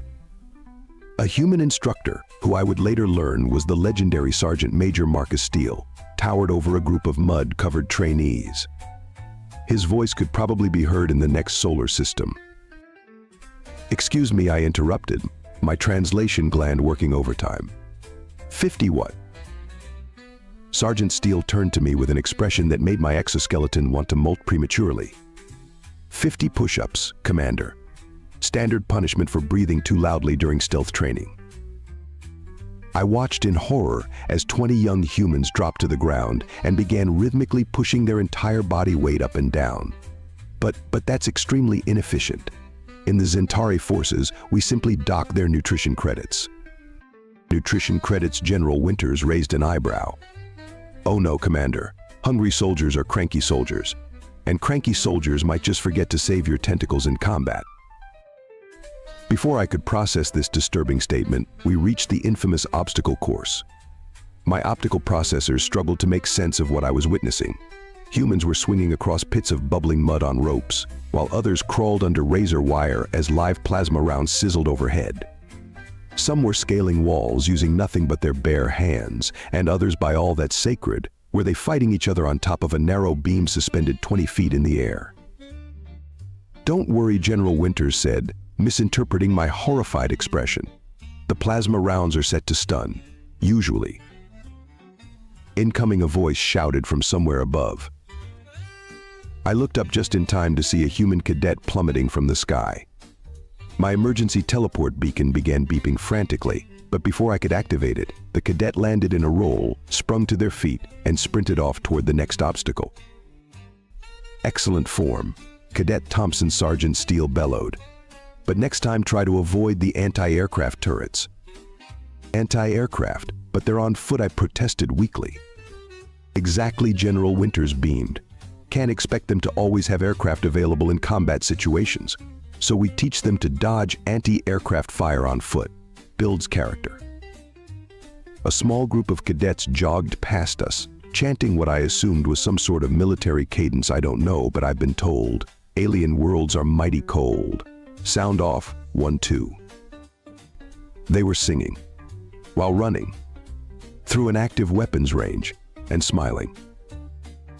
Perhaps I suggested, trying to maintain my diplomatic composure, we should move on to observing something less intense. Your theoretical training facilities, perhaps. General Winters checked her chronometer. Perfect timing. The advanced problem-solving class is about to begin. They're working on improvised weapons today. Improvised weapons, my voice rose several octaves. Oh yes, you wouldn't believe what these kids can do with a paperclip and a rubber band. Last week, Cadet Martinez took out an entire simulation squad with nothing but a sock full of butter and some dental floss. As we turned toward the classroom buildings, I made another note in my report update: previous assessment of human unpredictability severely underestimated. They appear to view chaos as a military doctrine. Exercise extreme caution. Little did I know, the improvised weapons class would soon seem like a peaceful meditation session compared to what awaited me in the afternoon training exercises. The physical education facility, if one could call it that, resembled what humans might term a nightmare factory. I arrived just in time to witness what they casually referred to as light sparring practice. "Remember your training," Sergeant Steele's voice echoed through the massive gymnasium. "If you can dodge a wrench, you can dodge a plasma bolt." To my utter disbelief, actual wrenches were flying through the air. The cadets, instead of filing a formal complaint or calling their legal representatives, were laughing while dodging the metal projectiles. "Is this sanctioned?" I whispered to General Winters. "Oh, this is nothing," she replied cheerfully. "Wait until you see the advanced class. They dodge wrenches while solving differential equations. Multitasking is essential in modern warfare." A young cadet approached us, covered in what appeared to be a mixture of mud, paint, and some unidentifiable fluorescent substance. "General Winters, permission to demonstrate the new combat maneuver for our distinguished guest." "Proceed," Cadet Riley. General Winters nodded. What happened next defied several laws of physics and probably a few of interstellar warfare. Cadet Riley proceeded to perform what they called a parkour combat sequence, which involved running up a wall, backflipping over 3 training drones, disarming 2 practice opponents mid-flip, and landing in a perfect fighting stance while reciting the entire Earth Geneva Convention backwards. "Most impressive," I managed to say, while discreetly checking if my optical processors needed recalibration. "But surely this is an exceptional case." "Oh no," General Winters laughed. "Riley's still working on their form. You should see them when they're really trying." We moved on to what they called the endurance training area. I use quotation marks because in any civilized society, it would be classified as a torture chamber. Cadets were running on devices that simulated various planetary gravities, from Mercury to Jupiter, while others were swimming in pools filled with what appeared to be carbonated mud. "The mud bath is actually quite popular," General Winters explained. "Helps build resistance to environmental hazards. Plus, it's refreshing after the lava walking exercises." "The what exercises?" "Oh, don't worry, we use synthetic lava. Most of the time." Just then, a group of mud-covered cadets emerged from an underground tunnel, carrying what appeared to be giant logs on their shoulders. They were singing. Again. Something about a duck, an antimatter drive, and a bottle of hot sauce. Ah, the Special Forces Training Group General Winters beamed proudly. They've been underground for 3 days, navigating by echolocation and living off of nothing but coffee beans and pure determination. But why, I asked, my professional composure finally cracking. Why not, responded a mud-covered cadet cheerfully as she jogged past, somehow maintaining perfect balance despite carrying a log twice her size. It's Taco Tuesday in the mess hall. That's motivation enough. I watched in mounting horror as another group of cadets entered what they called the Motivation Enhancement Chamber through the observation window. I could see them facing off against training robots while the room itself randomly altered its gravity, temperature, and atmospheric composition. Don't worry about the robots, General Winters said, noticing my expression. They're programmed with a safety protocol that prevents them from causing permanent damage. As if on cue, one of the robots flew through the reinforced window, sparked briefly, and mumbled something that sounded suspiciously like Error Human 2 unpredictable before shutting down. Most of the time, she added with a shrug. I made another note in my report. Urgent update: human training methods appear to be designed by combining their action entertainment videos with fever dreams and implementing them in reality. Their definition of physical education borders on voluntary torture, which they somehow interpret as fun. They are, in short, completely insane. The day wasn't even half over, and I had already filled my emergency data storage with increasingly panicked observations. But nothing could have prepared me for what came next, the infamous mud crawl incident that would haunt my nightmares for cycles to come. Now, Commander General Winters said with that terrifying smile of hers, how would you like to experience some hands-on training? Fortunately, I was saved by the arrival of Professor Nathan Burke, head of Psychological Warfare Studies, who insisted it was time for my scheduled observation of their strategy classes. I had never been so relieved to attend a lecture in my entire military career. Surely, I thought, this would be a return to civilized military education. How wrong I was. I entered the classroom to find what appeared to be complete chaos. Cadets were arranged in small groups, each stationed around what they called gaming tables. On the main display screen was an image that made my third eye twitch: today's lesson: weaponized absurdity and creative combat solutions. Welcome, Commander Professor Burke exclaimed, bouncing on his heels with disturbing enthusiasm. Today we're exploring unconventional warfare through the lens of human entertainment media. Cadet Wilson, please share your team's strategy for defending against a superior force using only items found in a typical human restaurant. A young cadet stood up, activated a holographic display, and began speaking with complete seriousness. Sir, our team has developed a multi-phase defense strategy utilizing condiment-based area denial, improvised coffee maker explosives, and tactical application of banana peels. We call it Operation Food Fight. I waited for the professor to reprimand such obvious nonsense.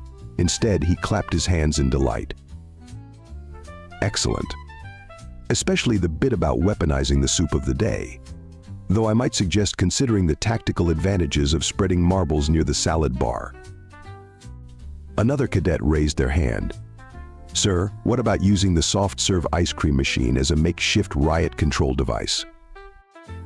Now that's thinking outside the box, Cadet Martinez. Make sure to account for different viscosity settings.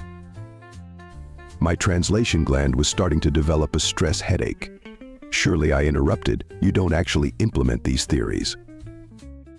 Professor Burke's eyes lit up with an unsettling gleam. Of course we do. In fact, we're about to begin today's practical exercise. Everyone, to the paintball arena. The next 30 minutes were a blur of technicolor horror. What I witnessed in that arena defied every principle of conventional military doctrine. Cadets were using psychology misdirection and what they termed meme warfare to completely devastate their opponents. One team had somehow rigged a series of speakers to play something called Never Gonna Give You Up on loop, thoroughly demoralizing their opponents. Another group had developed what they called tactical dance moves, to dodge incoming fire while simultaneously confusing the enemy with, as they put it, sick beats and sick strategies. Observe the beauty of human ingenuity, Professor Burke said proudly as a cadet used a pizza box as both a shield and a frisbee, like throwing weapon. We encourage them to think creatively. But this isn't warfare, I protested. This is. Exactly, he beamed. The enemy expects warfare. They don't expect to be defeated by a squad performing a choreographed dance number while simultaneously executing a perfect flanking maneuver. Psychological warfare isn't just about breaking the enemy's will to fight. It's about making them question their entire understanding of reality. Just then, a team of cadets breached a defensive position by creating a diversion involving 3 rubber chickens, a bottle of glitter, and what they assured me was a totally theoretical mind control device made from a modified karaoke machine. Sir, a cadet approached us, covered in rainbow-colored paint but grinning wildly. Permission to demonstrate our new sonic warfare technique. Before I could object, the entire class broke into something they called sea shanties, their synchronized singing creating a surprisingly effective sonic attack pattern that somehow incorporated advanced battle strategies into the lyrics. I frantically added to my report, critical update: humans have weaponized chaos itself. Their approach to psychological warfare suggests either brilliant insanity or insane brilliance. They appear to gain tactical advantages from actions that, by all reasonable military doctrine, should ensure their immediate defeat. Most disturbing of all, they seem to be enjoying themselves. Professor Burke gathered everyone for the post-exercise briefing. Remember, cadets, in tomorrow's class we'll be covering advanced meme theory and its applications in modern warfare. Please bring your collection of cat videos and be prepared to discuss their potential tactical applications. Professor, I managed to ask, do these unusual methods actually work in real combat situations? The entire class turned to look at me with identical grins that made my exoskeleton want to crawl off and hide. Would you like a demonstration, Professor Burke asked innocently. Before I could decline, the blessed sound of the lunch bell saved me from what I'm certain would have been another traumatic experience. However, I quickly discovered that even human meal times were far from the civilized affairs I was accustomed to. The cafeteria, or mess hall as they called it, was a vast chamber that seemed to operate under its own special laws of physics and social conduct. I watched in fascination and horror as hundreds of cadets piled in, creating what appeared to be carefully controlled chaos. Today's special is triple atomic chili, announced the head chef, a towering human named Jack Thunder, who I later learned was a former demolitions expert. Remember, kids, sign the waiver before attempting the extra spicy version. Waiver? I inquired nervously. Oh yes, General Winters explained, filling her tray with something that was actively bubbling. The extra spicy version is technically classified as a chemical weapon in 17 star systems. A group of cadets nearby were engaged in what appeared to be a friendly competition involving their hot sauce collection. My environmental sensors began screaming warnings before I even got close to their table. Hey Commander, one particularly enthusiastic cadet waved me over. Want to try our new tactical condiment? We call it the supernova sauce.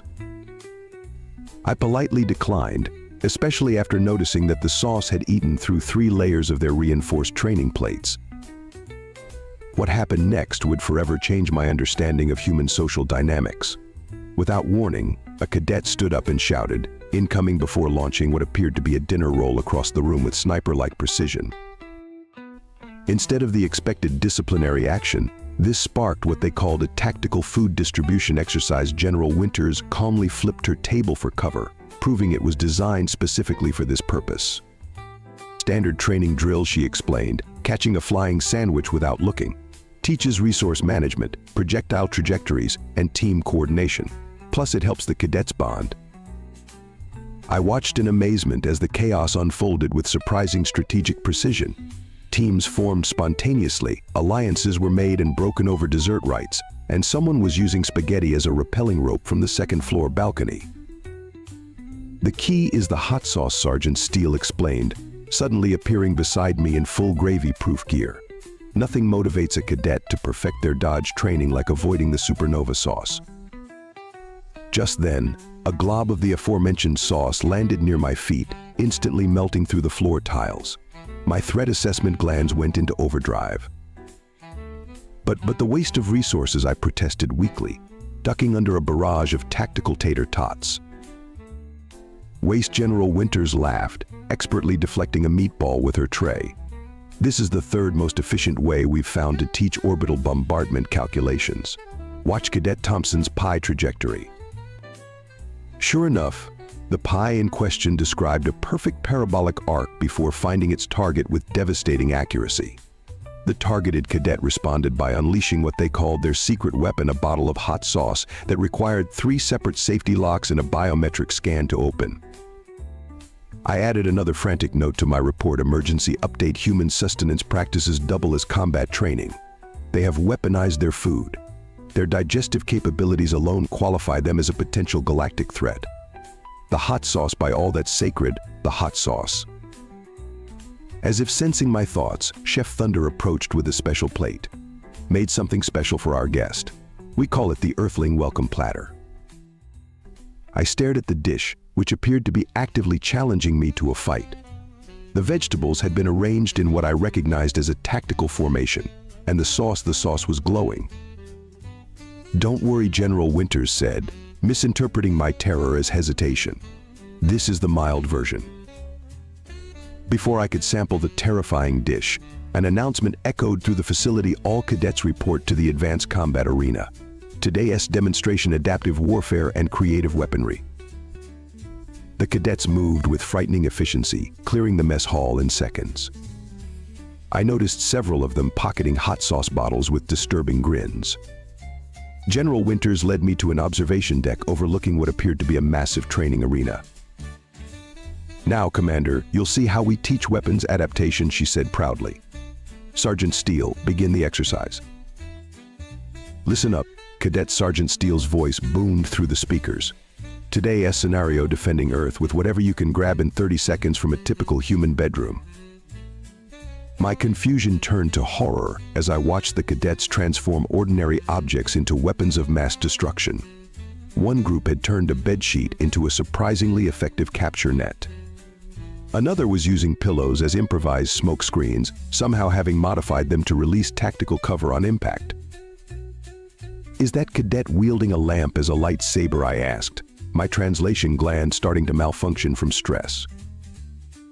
"Oh yes, Cadet Parker specializes in turning household lighting into directed energy weapons," General Winters beamed.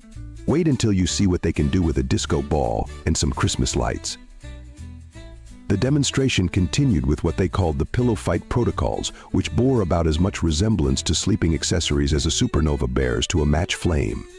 The cadets had somehow weaponized comfort itself. "Standard issue military pillows," Sergeant Steele explained, noticing my shocked expression. "Stuffed with a classified material we call freedom fluff. Perfect for both tactical combat and power naps." The team of cadets demonstrated their latest innovation: synchronized pillow artillery. The impacts left dents in reinforced steel walls. Another group had created what they called a blanket fort defense system that repelled all conventional attacks while simultaneously providing what they termed optimal snoozing conditions. "But this defies all known combat doctrine," I protested as a cadet used a teddy bear as an improvised grappling hook. "Exactly," General Winters replied. "That's why it works. The enemy expects missiles and plasma rifles. They don't expect to be taken down by tactically modified bedroom accessories."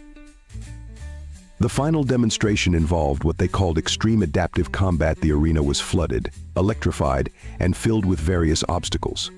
The cadets were given random objects and told to complete their mission. I watched in mounting horror as they turned rubber ducks into surprisingly effective aquatic assault vehicles, modified alarm clocks into timed explosive devices, used slippers as improvised underwater propulsion units, converted a bookshelf into what they called a knowledge-based ballistic delivery system. And now Sergeant Steele announced with obvious glee the grand finale. The lights dimmed. Music started playing from somewhere. And then I witnessed what they called Operation Sleepover Storm, a full-scale combat operation using nothing but typical items found in a human teenager's bedroom. I frantically updated my report: critical alert. Humans can weaponize anything. Their ability to adapt ordinary objects into combat tools suggests either terrifying creativity or creative terrifyingness. They have turned comfort itself into a weapon. The pillow fighting techniques alone violate 16 intergalactic weapons treaties. Impressive, isn't it? General Winters said, watching a cadet surf across the electrified water on what appeared to be a modified ironing board. And this is just the basic class. I turned to her with all three eyes wide. Basic. She nodded enthusiastically. Wait until you see the advanced class. They work with office supplies. Those words were the final straw for my already strained sanity. The mere thought of what these humans could do with paper clips and rubber bands triggered my emergency evacuation protocols. I believe I said, backing slowly toward the exit, I have seen quite enough for a comprehensive report. But Commander General Winters protested, we haven't even shown you the advanced classes yet. The quantum paperclip techniques, the stapler artillery division, or the legendary rubber band snipers. Or the administrative assault course, Sergeant Steele added enthusiastically. Today they're learning how to overthrow a planetary government using nothing but sticky notes and motivational posters. I broke into a run. My official report, transmitted at maximum priority to the Zentari High Command, reads as follows. Final Assessment Earth Military Academy. Classification: burn after reading, then burn the ashes. To the distinguished High Command of the Zentari Federation. I must begin with our most sacred oath. I swear by the 7 moons of Zentara that everything in this report is true, though you will wish it wasn't. Humans are not merely dangerous, they are chaos incarnate. They have turned disorder into an art form, weaponized comfort items, and somehow managed to make their food more deadly than our most advanced biochemical weapons. Key observations. 1. Their training methods appear to be designed by combining fever dreams with tactical manuals, creating something that shouldn't work but terrifyingly does. 2. They consider activities that would qualify as war crimes in most civilized systems as light morning exercise. 3. Their snack foods can melt through reinforced hull plating. They eat these voluntarily. 4. They have developed combat techniques using every conceivable object, including but not limited to bedding, office supplies, eating utensils, and something they call rubber ducks. Recommendations. 1. Immediate cancellation of all planned military actions against Earth. 2. Reclassification of hot sauce as a weapon of mass destruction. 3. Emergency ban on exporting pillows, office supplies, or rubber ducks to human space. 4. Serious consideration of preemptively surrendering, just to be safe. Somehow weaponized fun itself. Their cadets learn orbital mechanics through food fights. They calculate ballistic trajectories using pillows. They turn their sleeping quarters into combat zones and seem to enjoy it. Most disturbing of all, everything I witnessed was apparently from their basic training program. The thought of what their advanced classes might contain haunts my nightmares. As I make my final retreat from Earth, I overheard 2 cadets discussing plans for something called a graduation prank involving 3 paper clips, a rubber chicken, and what they called a quantum probability drive. I did not stay to learn more. Some knowledge is too terrible to bear. Final recommendation: maintain minimum safe distance of 3 solar systems from all human military installations. If encountered, offer snacks and retreat immediately. Signed, Commander Pax Lura. Currently requesting immediate transfer to the far side of the galaxy. P.S. If anyone needs me, I will be in a quiet corner of the Andromeda Galaxy, trying to forget what I saw in their cafeteria. P.P.P.S. The humans wanted me to pass along a dinner invitation to the High Command. I strongly advise declining, unless you've updated your digestive system's armor plating. End report. As my ship broke orbit, I received one final message from General Winters. Thanks for visiting. Don't forget your complimentary bottle of supernova sauce. The cadets made it specially for you. I ejected the bottle into space. Some say that sector is still considered a navigation hazard due to unexplained spatial anomalies. The humans call it progress. The rest of the galaxy calls it insanity. I call it a reason to retire.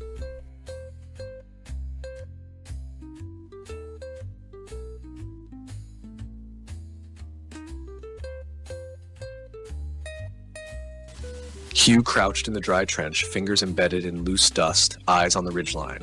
The air was quiet, not dead. Waiting. In the distance, the wind carried the sound of a broken machine whining against itself. It had been days since they'd seen movement on this sector. Still, the protocol held. Eyes up, head low, weapon within reach, even when your only job was to exist and not get erased. His boots were too tight. The pair he'd requisitioned 2 bases ago had gone missing during the transit. He didn't mind. Pain was real, and real was currency. Downhill from his post, the remnants of the town were visible. Buildings melted at the edges like wax that never had a flame. It had once been a civilian tech node, long before the war made civilians mythical. Now it was a waypoint for survivors, smuggling routes, and sometimes even time jump agents who needed a blind corner to re-enter reality. He wiped a line of sweat from his jaw with the back of his glove. The sun here was constant, but it had that shimmer, subtle, off-angle. This place had been bent too many times. The vortexes left folds like bruises in the fabric of a place, and they hummed just below the threshold of sound. Status? A voice crackled over comm. Hugh thumbed the line. Still, no motion. South vector stable. Copy. Stay sharp, Forbes. Repeater glitching again. Scanners caught something near Collector 6. Hugh didn't reply. He knew the scanners saw ghosts. That didn't mean they were wrong. The quiet broke 5 minutes later.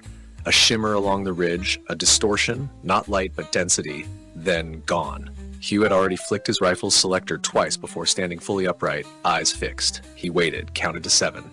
Stillness again. He clicked the comm twice. No response. Back at base, the signals were already dying. Bursts of static, irregular pings. Hugh dropped into a jog, boots thudding soft on the dust as he moved across the slope, veering toward the last known location of Collector 6. His HUD flickered, then blanked, then returned with a slight offset. The time skewed back 12 minutes. That meant a skip. He slowed near the blackened tree line. Collector 6 was a monument, tall, skeletal, humming, designed to drink from time itself. He circled left.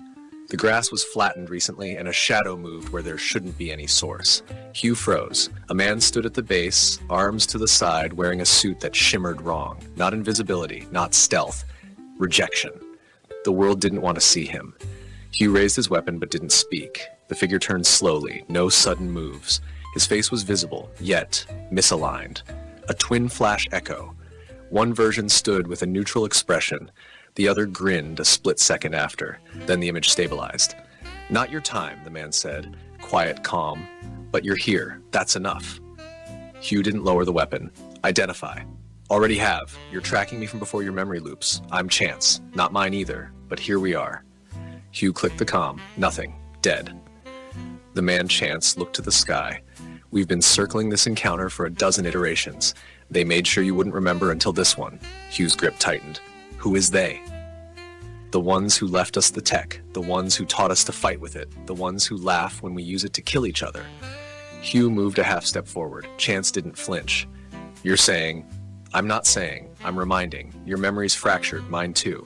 Ask yourself this, who was the first to offer us time jump tech? Who taught us field dampeners? Disruptors? Who never bled when the bullets flew? Hugh opened his mouth, closed it again. I'm not the enemy, Chance said, kneeling and placing a small prism on the ground. But I've worn their suit, once. The prism glowed a low, steady pulse. Around them, the soundscape changed. Hugh heard children laughing. He blinked. The world flickered. The trees weren't burnt anymore. They were green. A woman's voice echoed, calling someone home. Then it was gone. You felt that? Chance stood. Hugh nodded. Barely. They've done this for centuries. Give us tech. Wait. Watch. When we grow too curious, too close, they seed a war. Hugh's breath slowed, so we'd kill ourselves before we learned the truth. Chance gave a single nod. You see it now. The sky crackled. Not thunder, more like a choked signal collapsing.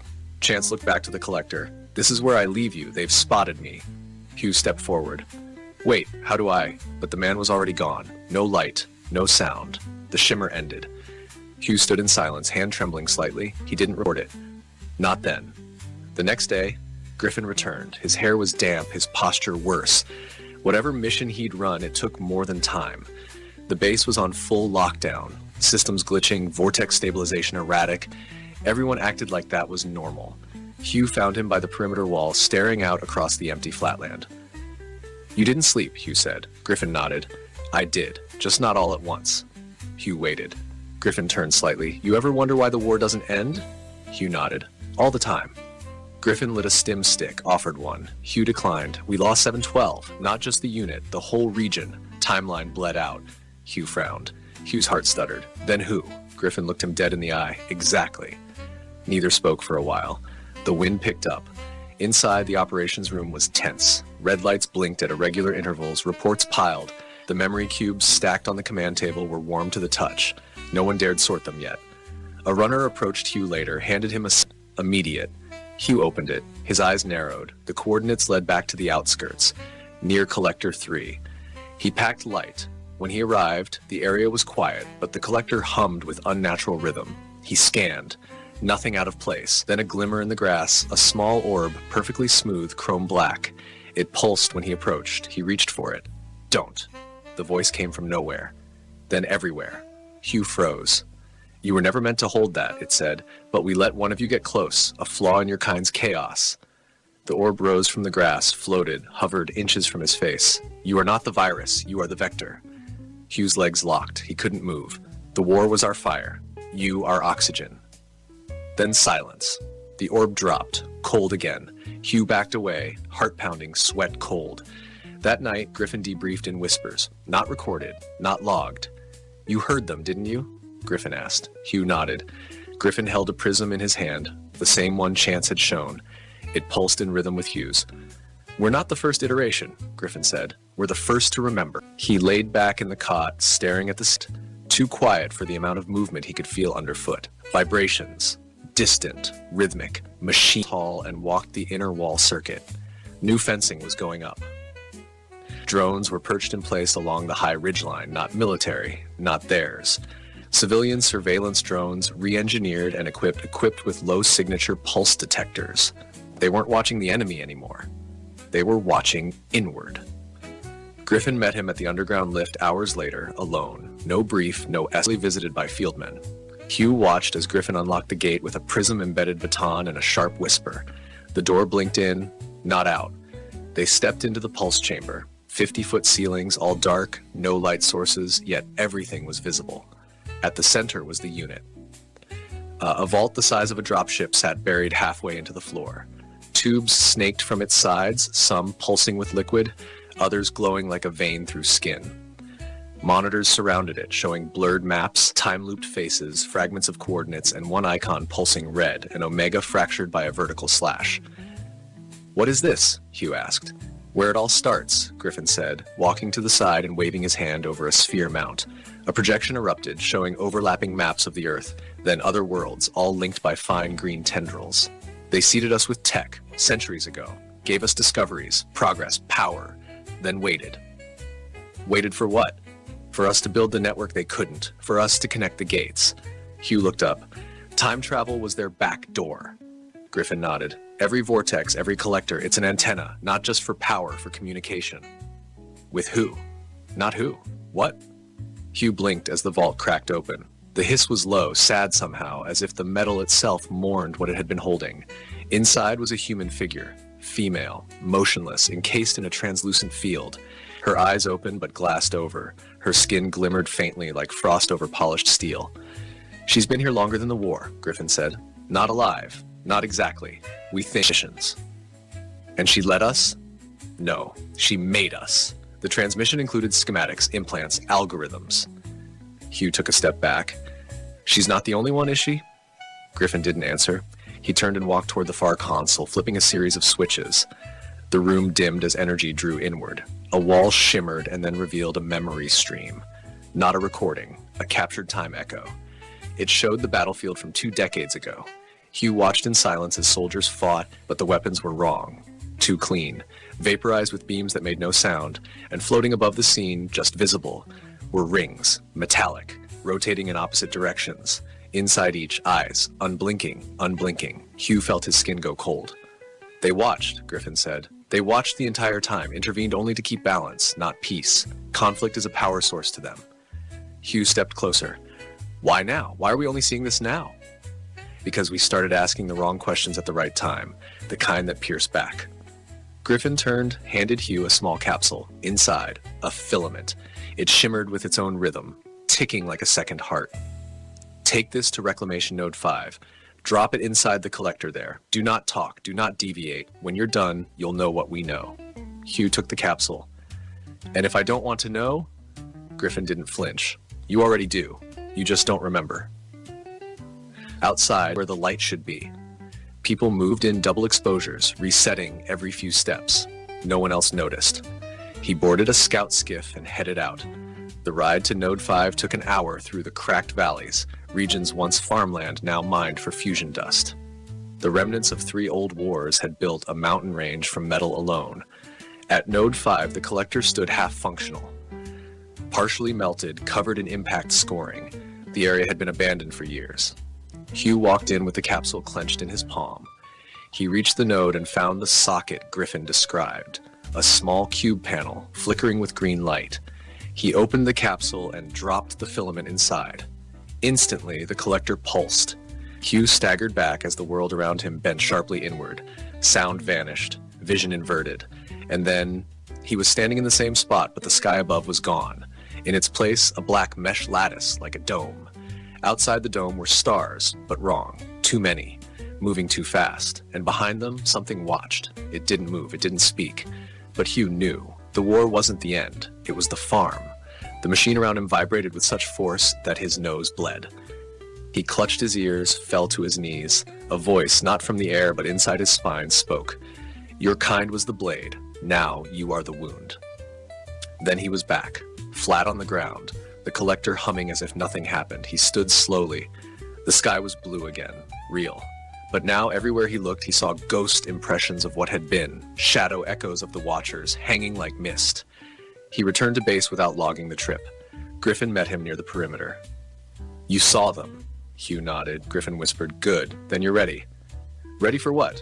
Griffin held out a device. It looked like a detonator, but the counter ran upward. This sets the frequency. Not a weapon, a signal. To call them? To show them we see them. Hugh hesitated. Why not destroy them? Griffin shook his head. They exist across probabilities. They're never there long enough to destroy. But we can interfere. We can jam the signal, break the loop, make Earth opaque. Hugh took the device. Griffin leaned close. They've used humans against each other for eons. This time, one human uses them. The countdown began at Hugh's touch, and somewhere far beyond the collector field, in a place without time, the Watchers blinked. Hugh's dreams that night were not dreams. They were overlays. Experiences not lived but embedded, poured into him like data down a failing conduit. He saw his childhood, but wrong. His mother's face was out of focus. Her mouth moved, but the words were not in any language he knew, and yet he understood. He saw Griffin before he'd ever met Griffin. Younger, cleaner, still wearing both his arms. He saw the collector field stretching across continents like neural veins, and hovering above them, always just out of reach, were the rings. When he woke, the counter on the device had stopped. It blinked once, then vanished, leaving a blank screen and a subtle warmth in his pocket, like it had never existed. He looked around the barracks. 4 cots empty.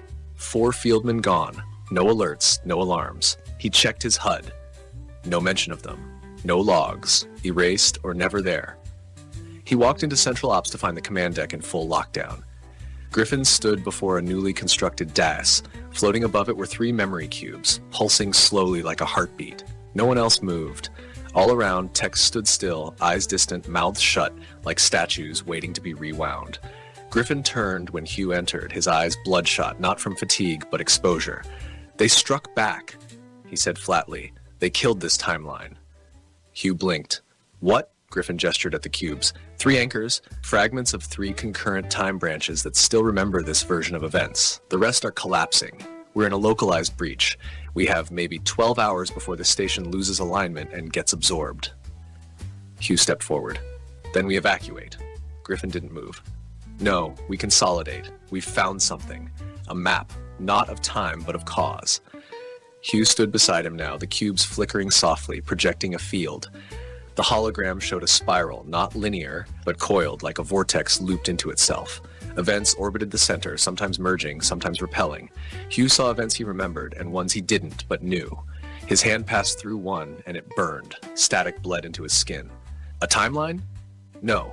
A bypass. A false continuity. It masquerades as time, but it's a logic tunnel. They hide inside the assumptions we refuse to challenge. Hugh understood now. They're not just using tech, they're using belief. Griffin nodded.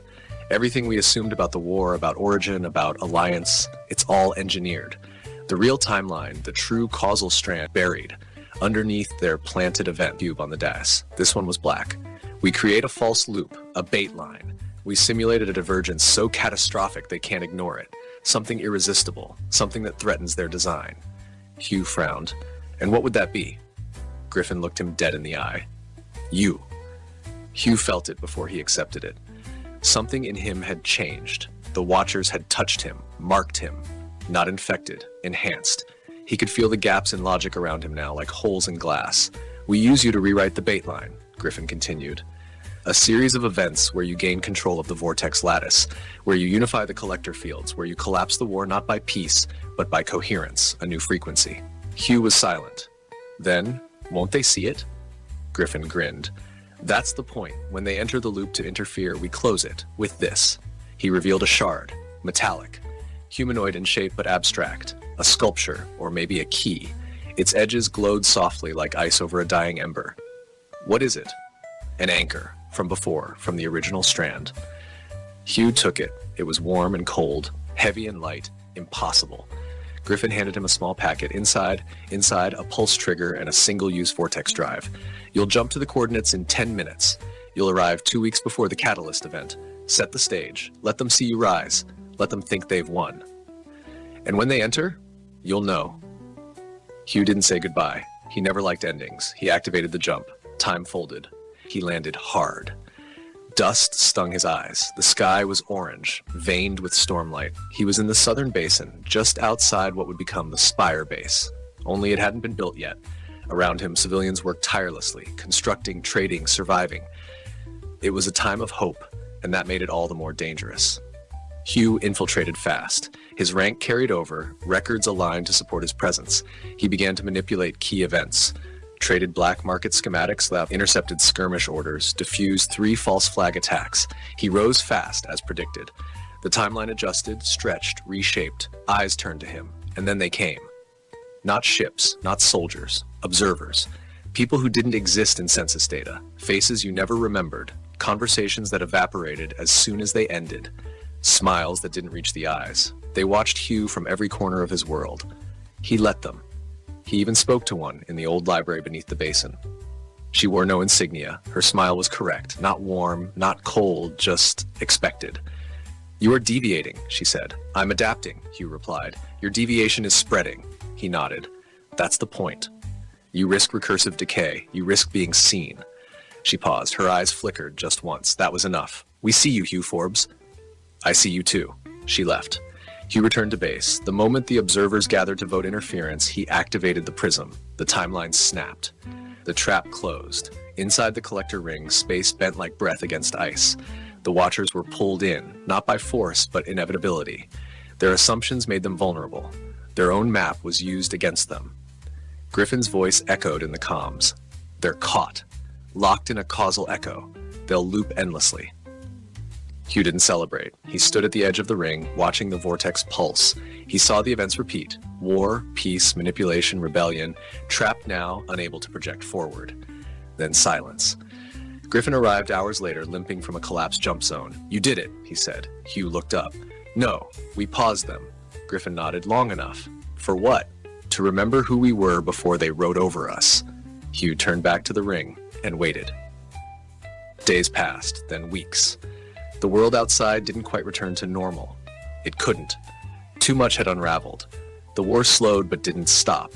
The engines of conflict sputtered without the Watchers' fuel, but hatred was an ember that burned under its own heat. Still, something had shifted. The time distortions stabilized. Vortexes no longer formed at random. The collector fields lost their aggression, humming now with a passive stillness like hibernating beasts. Power grids reconnected. Messages from broken timelines blinked back to life, glitchy but intact. People remembered things that had never happened. Others forgot things they lived through. Hugh wandered the northern sector of the base one morning, watching children play along the scaffolding of a half-finished tower. They were building again.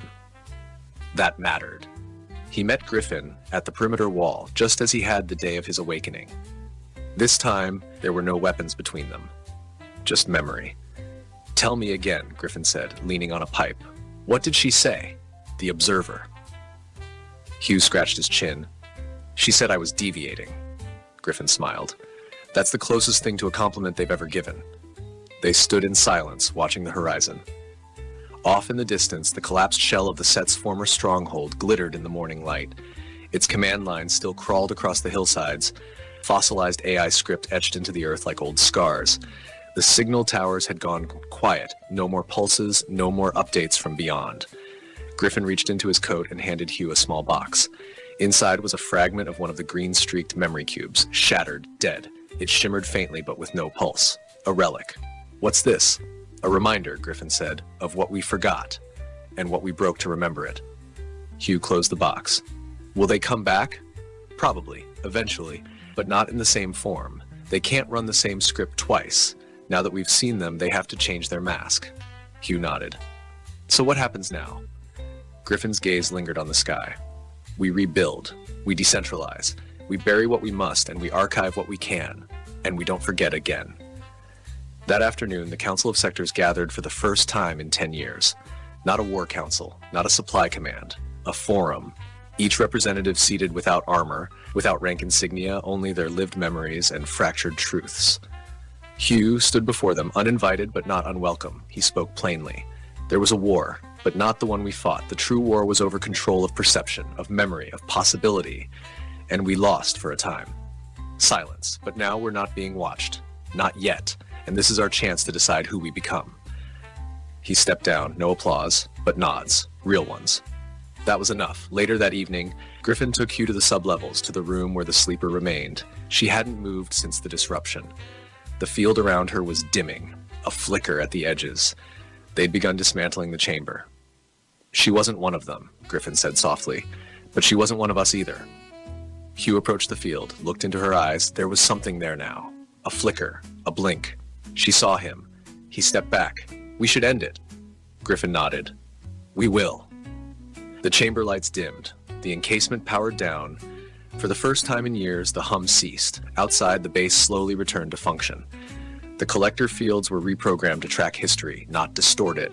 Records were rebuilt, memory cubes re-indexed and sealed. And the spires, those strange, towering relics of the set's influence, were stripped down and turned into signal buoys.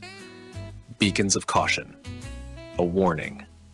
Hugh returned to the field corps, but not as a soldier. He walked from zone to zone, speaking, listening, learning what had survived and what had changed. Some towns had no memory of the war. Others remembered wars that never existed. Each version of truth had weight. At the edge of the eastern ridge, Hugh sat with a boy no older than 10, watching a glider drone circle overhead. "Is that thing dangerous?" the boy asked. "It used to be," Hugh said. "Now it's just watching." The boy made a face. "Like the bad watchers?" Hugh smiled. "No, this one listens. It learns." The boy looked curious. "From who?" Hugh pointed at him. "From you." Far off in space, just beyond the visible edge, an echo folded back in on itself. A logic loop failed to close. Somewhere in the mesh between universes, a dead signal flared and went out. Back on Earth, life moved forward. And for the first time in generations, the future wasn't written, it would be told. There was a silence growing beneath the world. Beneath the crust of reclaimed cities, under collector stations now long dormant, deep in tunnels, carved out during the height of the war, something had gone quiet. Not the quiet of peace, the quiet of things waiting. Hugh stood before the archive vault, key filament pressed to the lock, listening to the mechanical whispers of the security lattice folding away. This was the last node they hadn't explored since the Watchers fell into their loop. Not out of fear, out of caution. It was said this one held the raw pre-collapse logs, untouched, unscrubbed, unfiltered. He wasn't alone. Woody was with him now, older, slower, his leg fitted with a bypass implant that clicked as he walked. But his eyes still sparked. "You think it'll change what we know?" Woody asked. "I think it might show us what we missed," Hugh replied. Inside, the vault breathed. Lines of prisms and filament libraries stretched wall to wall. Everything shimmered with latent data, and at the heart of it an orb, dormant but intact, embedded in a slab of old-world alloy, pulsing faintly like a sleeping heart. Hugh approached it, no scripts activated, no alerts. It led him near. He placed his palm on it. Static ran up his spine. Images hit him in frames. The first city, the first seed. The first whisper of foreign design implanted into Earth's grid under the guise of a solar alignment project. Then the Black Rains, then the first clean war, then the first altered memory. And behind it all, shapes. Not creatures, not ships, motifs. Patterns of logic that birthed technologies and fed ideologies. They weren't watchers, they were shepherds or farmers. Hugh pulled his hand away. The orb quieted. "God," Woody said. "We were the crops." "No," Hugh corrected, standing slowly. "We were the soil." They returned to base under the veil of a mild dust storm. No alarms, no debriefing, only silence from those who waited. Griffin met them, already knowing, his face drawn sunken, like he'd read it all through the static. "We can't destroy it," Hugh said. Griffin nodded. "I wouldn't ask us to." "What now?" We reframe the timeline. Hugh raised a brow. "We admit the truth," Griffin continued, "to everyone. No more classified loops, no more time-layered missions, and no more grooming the future like we're shaping it. That'll shatter half the command." Griffin smiled without warmth. That half was already cracked. The announcement came 2 days later, a broadcast shared openly across all regions. Hugh stood before the array, wind at his back, voice steady. "We were shaped, engineered, but we were never owned." He paused. Let it sink in. The Watchers didn't lose, they were paused. But we must learn, because they never stopped preparing us for themselves. We must build a world where interference is impossible, not just hidden. He stared into the lens, unblinking, and we begin with memory. All of it. Every truth, every fracture, every false timeline, we record it, we teach it, we write it down so the next era won't be born blind. That day, the base began the archive. Every survivor submitted their story. Some spoke in rage, others wept. Others simply recited what they remembered. But they spoke. For the first time, they owned their memory. Hugh watched from the catwalk above as fieldmen and civilians alike lined up to add their voices. Even the old set officers, long disbanded, were there, humbled. Griffin stood beside him. "Do you believe it'll hold?" Hugh didn't answer right away. "No." Griffin tilted his head. "But I believe they'll try," Hugh said. And that's enough. In the shadows of the collector fields, now dismantled and rusting in the sun, children ran without weapons. The sound of their feet was real, not fabricated, not repeated from a forgotten timeline. Real. The walls of the base, once humming with vortex interference and cloaked in disruptor fields, now bore murals, a timeline made of images, not loops. Art told the story. The field code from the fallen timeline had been transcribed into poetry. The names of the lost engraved along the northern barricade, which now stood not to protect, but to remember. And in a chamber far below, sealed in silence, the anchor sat, no longer needed, but never discarded, because even peace, when earned, needs a keystone. Hugh left the base one final time, not in retreat, not in exile, but in purpose. Across the fractured lands were still untouched towns, wild colonies, survivors uncounted. He would walk until his name was forgotten, until his story was retold by those who never knew him. That was how memory healed. Not by being preserved perfectly, but by being handed forward, flawed, and still beating. The last image of Hugh, recorded in the archive, was a simple one. A man standing at the edge of a broken road, pack slung over one shoulder, looking ahead, and in the distance, a sky that no longer shimmered. Somewhere far above the atmosphere, where no collectors reached, where even the time loops hadn't curled, the last fragment of the Watcher's architecture floated. It was not a ship, not in any human sense. It was a vessel of probability, a skein of possibility woven tight into a field of shifting potential. It did not move through space, it moved through assumption. Where belief was strong enough, it appeared. Where doubt crept in, it flickered out. But something was wrong now. Inside this structure, the inhabitants, or remnants, processed pattern collapses at blinding speeds. They projected shadow selves into still looping fragments of old Earth, seeking resonance. But the resonance was gone. The lattice had been severed. Hugh's act, the trigger Griffin handed him, the field disruption seeded into the fake loop had done more than trap them. It had taught the world to question, and doubt was fatal to the Watchers. Within the vessel, one node pulsed erratic. The shape inside, a humanoid approximation crafted to better observe those who evolved through struggle, shivered. "You deviated," the node said aloud. There was no response. Deviant vector has spawned replications. Local thought-form environments no longer reinforce the assumed chain.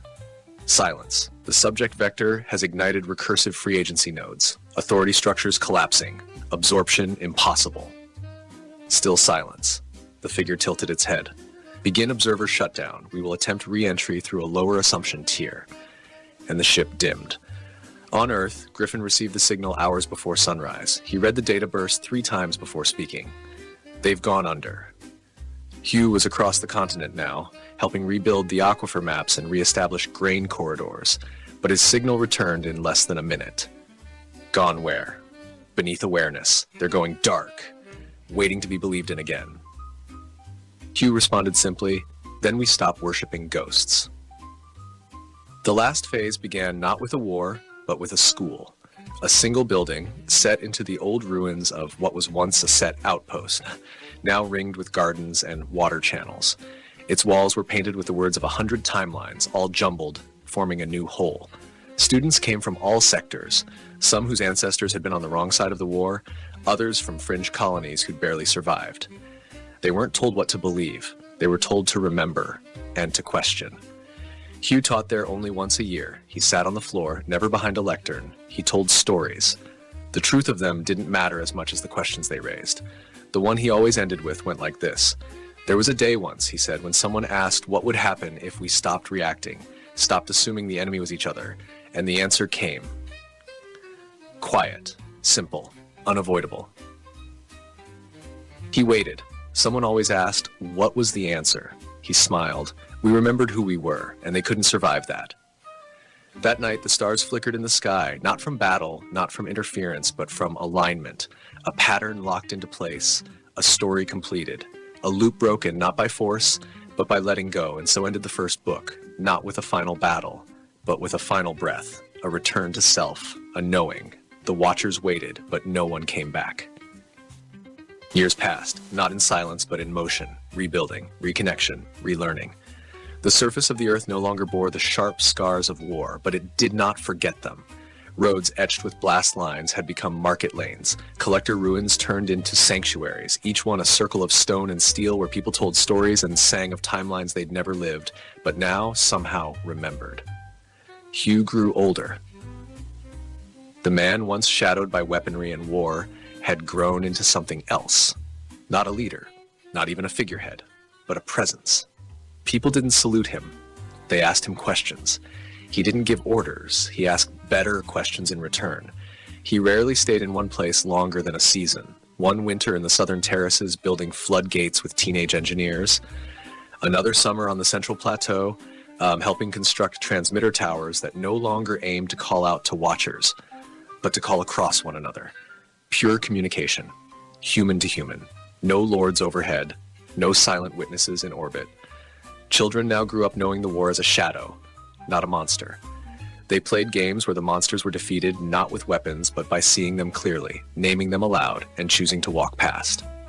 In the city of Orlan, a rebuilt trade hub over one of the oldest collector fields, Hugh met a woman named Ray. She was tall, quiet-eyed, and burned metal into poetry. Her sculptures stood over intersections, phrases twisted from salvaged steel and old war plates. Truth is memory untied from fear. All gods can be doubted. Do not kneel to patterns. They built a home above the old glider station. Together, they uncovered part of a dormant set data vault, one the reclamation crews had missed. It wasn't functional. The memory lattice had long since degraded, but inside it were dozens of spools, paper thin and etched in a language neither fully recognized. Ray spent 3 years translating it line by line. It was a confession from one of the first hybrid observers. I did not believe they would ever fall. But they feared something we could not quantify, the human act of doubt. Not doubt as despair, doubt as resistance, as anti-programming, as self-definition. Once a mind learns to doubt a loop, the loop breaks. This is not rebellion, it is evolution. That is the fracture they feared. The virus we seeded and forgot. They published the text, not as scripture, as reference. One day, Hugh stood at the high balcony and watched the sky. He had no agenda. The watchers hadn't returned. But sometimes you had to look anyway. Not out of fear, out of responsibility. He turned to find Griffin there. The older man had grayed, lost mass, gained vision. "They're not coming," Hugh said. Griffin nodded. "Not soon. Not in form." Hugh tilted his head. "Still afraid of us?" "No," Griffin said. "Afraid we'll teach others what we learned." And that was the truth. The war hadn't been between species. It had been a war between realities, between those who needed control and those who had learned to live without it. Griffin handed him a small black stone.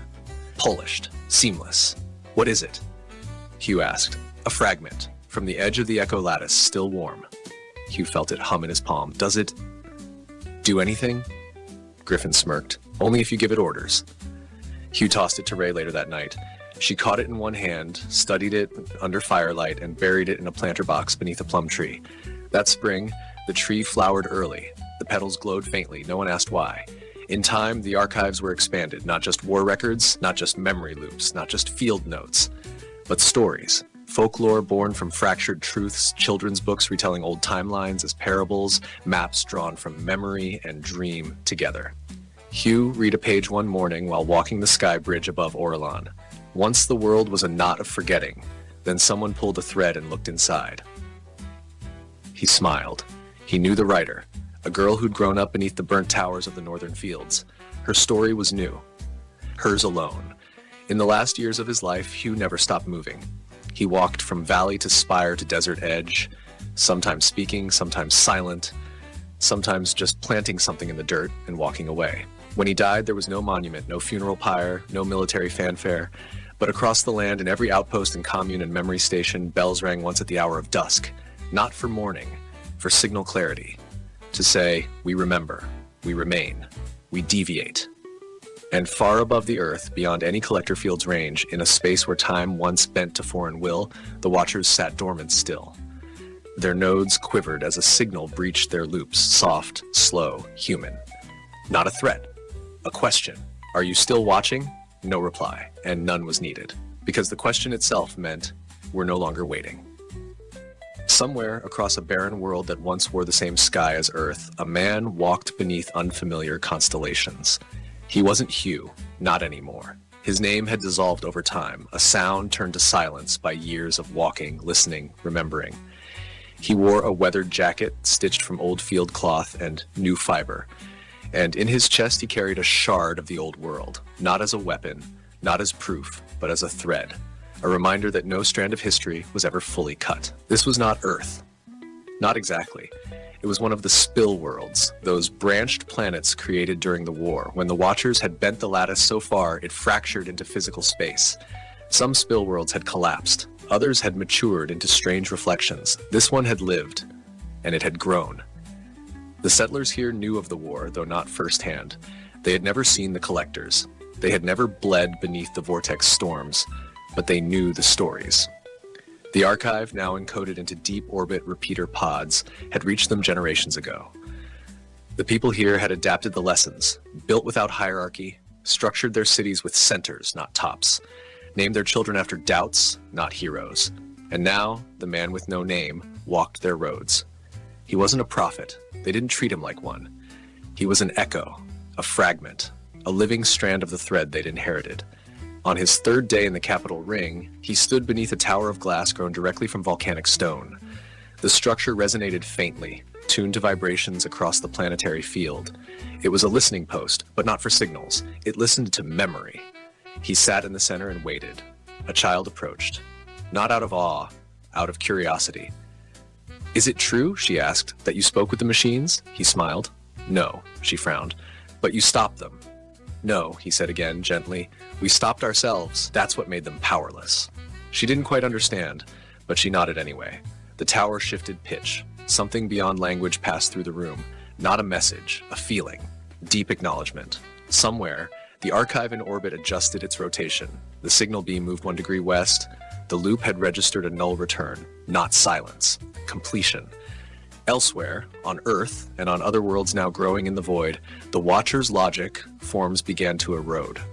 Not from an attack, from neglect. They had been forgotten. A single beacon blinked once in a dead region of space, then expired.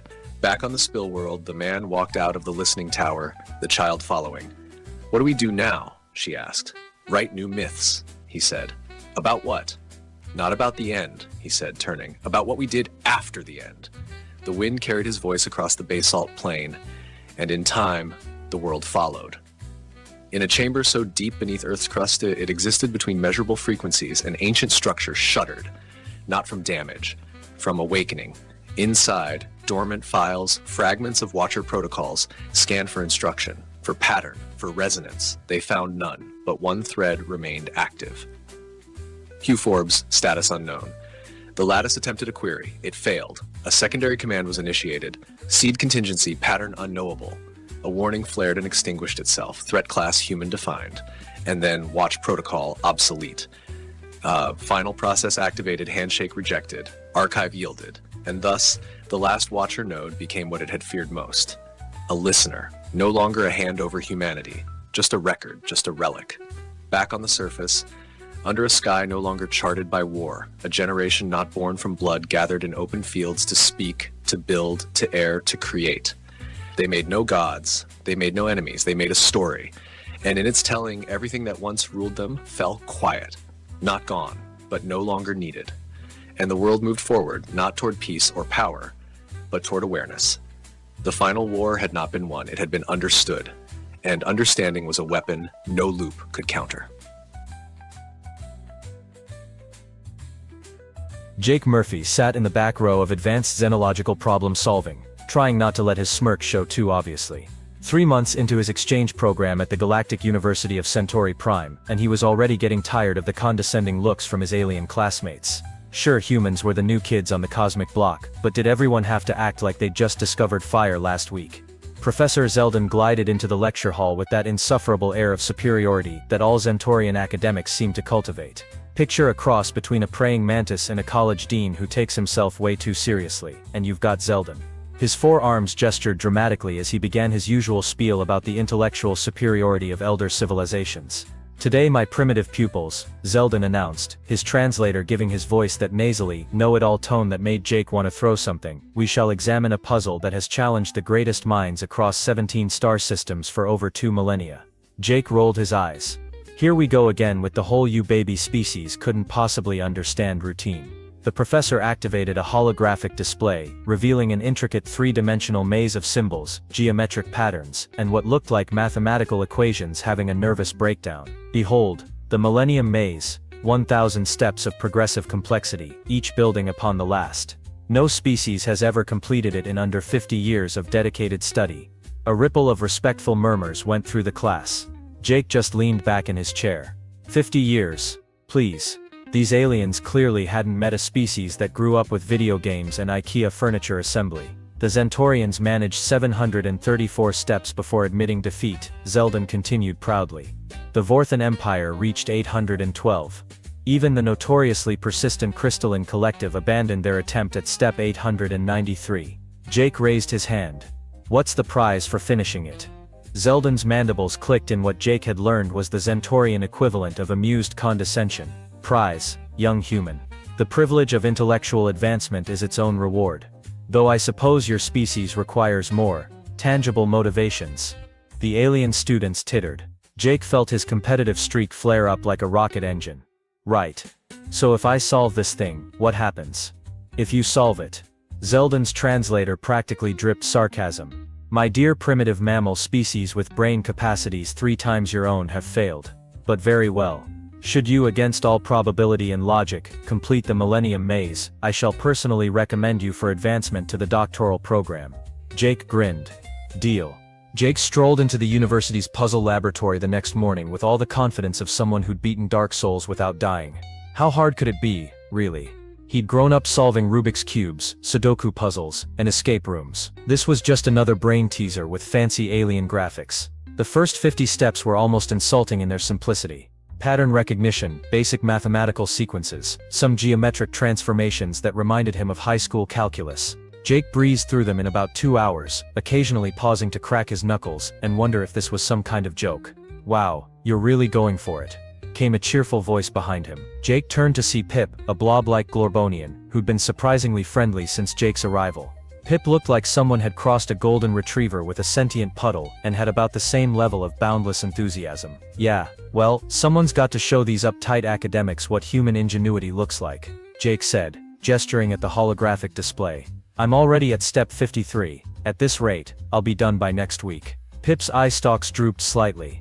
"Oh, Jake. You might want to pace yourself. Professor Zeldin has a reputation for designing tests that start easy, and then," Pip made a sound that Jake's translator rendered as become absolutely soul-crushing.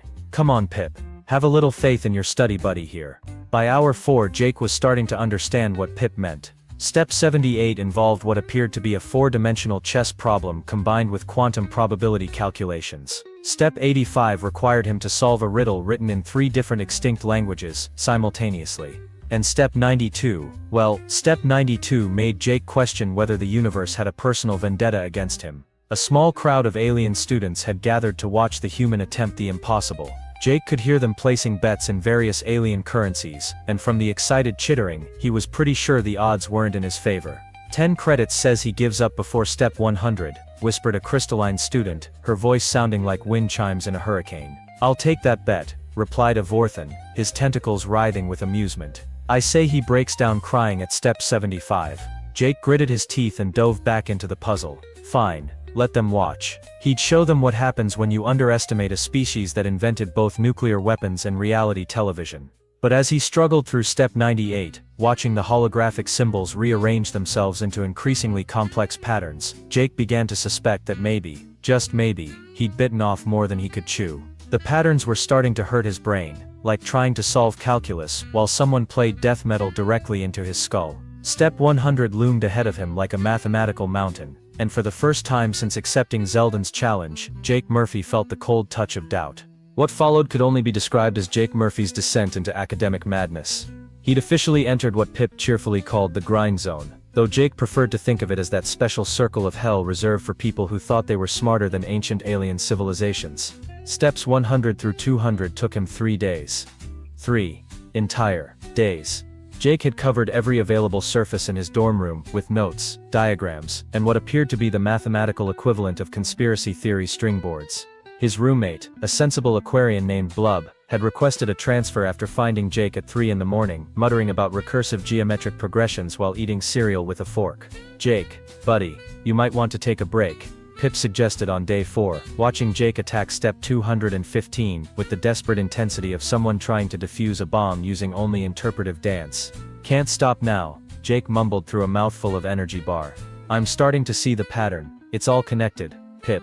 The mathematical sequences from the first 100 steps are feeding into the geometric transformations, which are modifying the linguistic puzzles, which are..." Jake gestured wildly at his wall of notes, looking like a madman explaining why cats are secretly controlling the economy.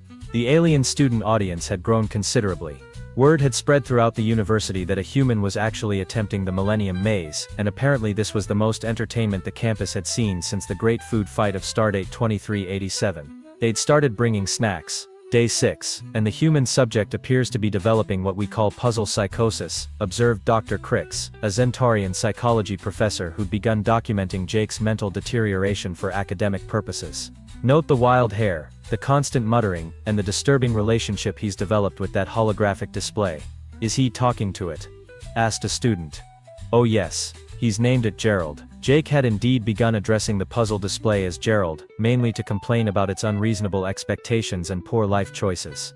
"Come on, Gerald, we've been through this. If the third-dimensional matrix shifts counterclockwise, the probability cascade should resolve to positive integers, not whatever that abomination is supposed to be." Step 300 was a breakthrough. Jake solved it in only 4 hours, then did a victory dance that involved what could generously be called interpretive movement, and what was more accurately described as a human having some kind of episode. Steps 301 through 400 were a blur of caffeine, determination, and increasingly creative profanity. Jake had developed his own notation system, created color-coded charts that would make NASA jealous, and started wearing the same lucky shirt for 6 days straight because he'd been wearing it when he cracked step 300. By step 500, Jake was a legend. Not necessarily a good legend, but definitely a memorable one.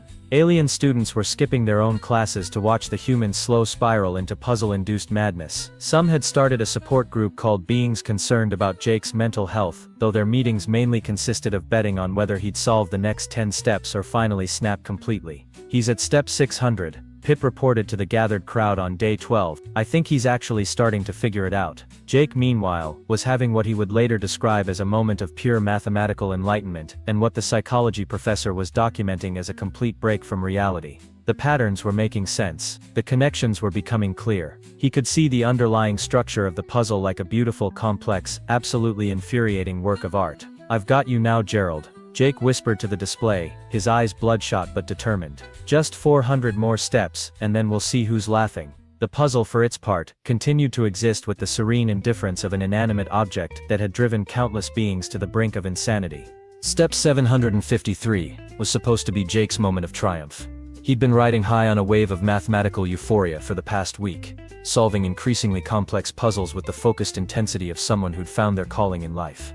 Or at least someone who'd found their calling in proving alien professors wrong. The pattern that emerged on his holographic display looked familiar, but not in a good way. It was the kind of familiar that made your stomach drop and your brain start screaming warnings that you'd been ignoring for far too long.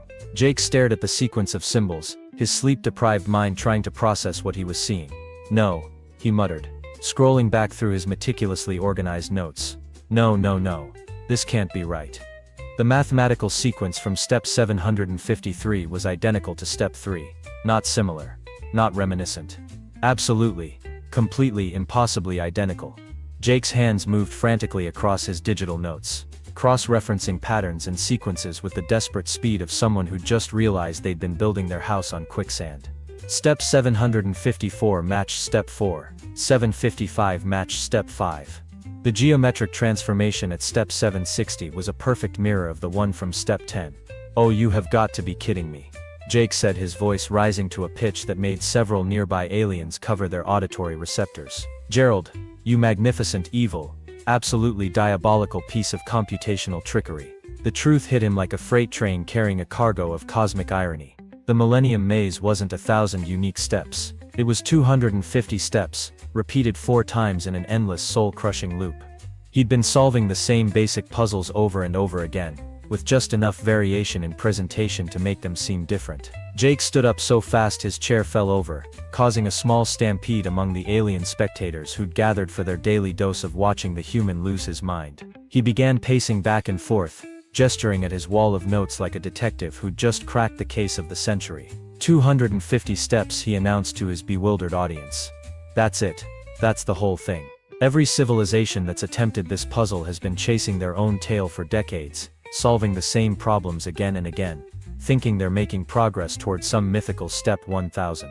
Pip's eye stalk swiveled nervously.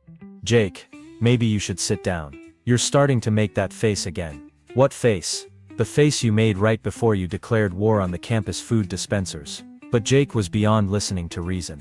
The pieces were falling into place with beautiful, terrible clarity. This wasn't a test of intellectual capability.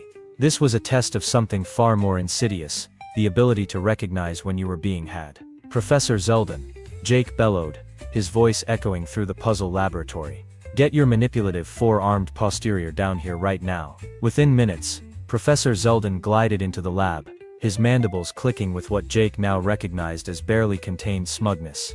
"Ah, Mr. Murphy, I trust you're ready to admit defeat. Most species reach this point of frustration around step 800. "Oh, I'm frustrated all right," Jake said, his grin sharp enough to cut glass. "But not for the reason you think." Professor Zeldin's mandibles clicked in that insufferably superior way that had been grating on Jake's nerves for weeks. "So you finally realized the truth about the Millennium Maze. I must say, you lasted longer than most." The Crystalline Collective gave up at step 893, but only because they're notoriously stubborn. Most civilized species recognize the futility around step 600. Futility. Jake's laugh had an edge that made several alien spectators take a step back. "Oh, Professor, "You beautiful, arrogant fool. You think I'm here to quit." Zeldin's forearms spread in a gesture of condescending patience. The test, young human, is not about solving 1,000 steps. It's about recognizing when a problem has no solution. It's about intellectual humility, about knowing when to admit defeat and preserve one's sanity. Right. Jake nodded, pulling up his holographic display. "See, here's where you made your mistake, Professor. You assumed that just because every other species gave up, that meant they were being smart. But what if they were just being, I don't know, not human?" The crowd of alien students pressed closer, sensing something big was about to happen. Pip's eye stalks were practically vibrating with excitement and terror in equal measure. Jake gestured to his wall of notes, his color-coded charts, and his mathematical diagrams that looked like the fever dreams of a caffeinated mathematician. "You see all this? This isn't the work of someone trying to solve 1,000 steps. This is the work of someone who figured out there are only 250 unique steps, repeating in an endless cycle." Professor Zeldin's mandibles stopped clicking. For the first time since Jake had met him, the alien professor looked genuinely surprised. "But here's the beautiful part," Jake continued, warming to his theme like a prosecutor delivering a closing argument. "You designed this test, thinking that recognizing the loop would make people quit, that they'd realize they were wasting their time and walk away. But you know what humans do when we realize we're stuck in a loop?"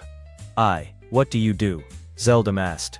And Jake could swear he heard a note of actual curiosity in the translator. "We break the damn loop." Jake activated his holographic display, but instead of showing the familiar maze interface, he'd reprogrammed it to display something entirely different. A three-dimensional map of the puzzle's structure, with each of the 250 steps color-coded and connected by flowing lines that showed how they fed into each other. "Ladies, gentlemen, and assorted non-binary life forms," Jake announced to his audience, "I present to you the true solution to the Millennium Maze. Not 1,000 steps leading to enlightenment, but a beautifully designed psychological trap that tests whether a species is smart enough to recognize patterns, and stubborn enough to do something about it." The display rotated slowly, showing the elegant mathematical relationships between each step in the loop. Jake had mapped every connection, every recursive element, every point where the puzzle fed back into itself. It was, even he had to admit, absolutely gorgeous in its complexity. "The answer isn't step 1,000,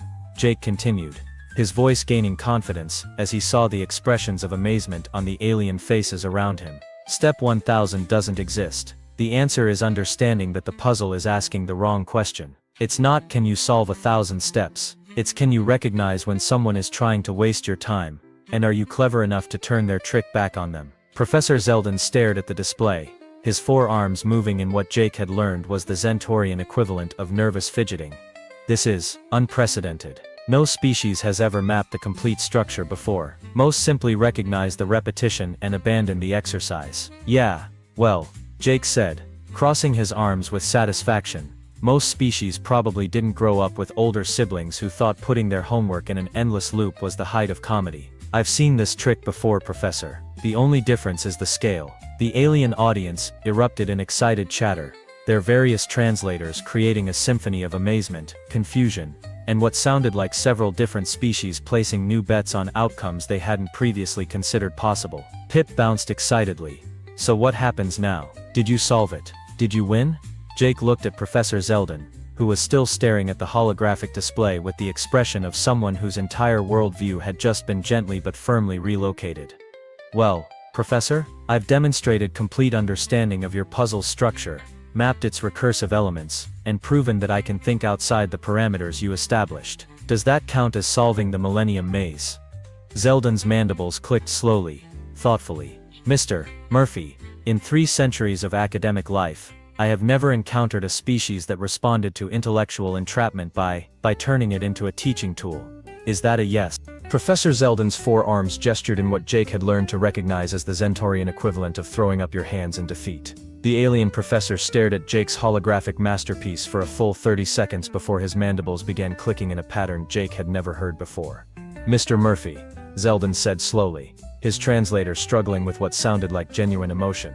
"In the 347 years I have been administering this test, across 42 different species and countless individual attempts, you are the first being to not only recognize the loop but to treat it as a problem to be solved rather than a frustration to be endured."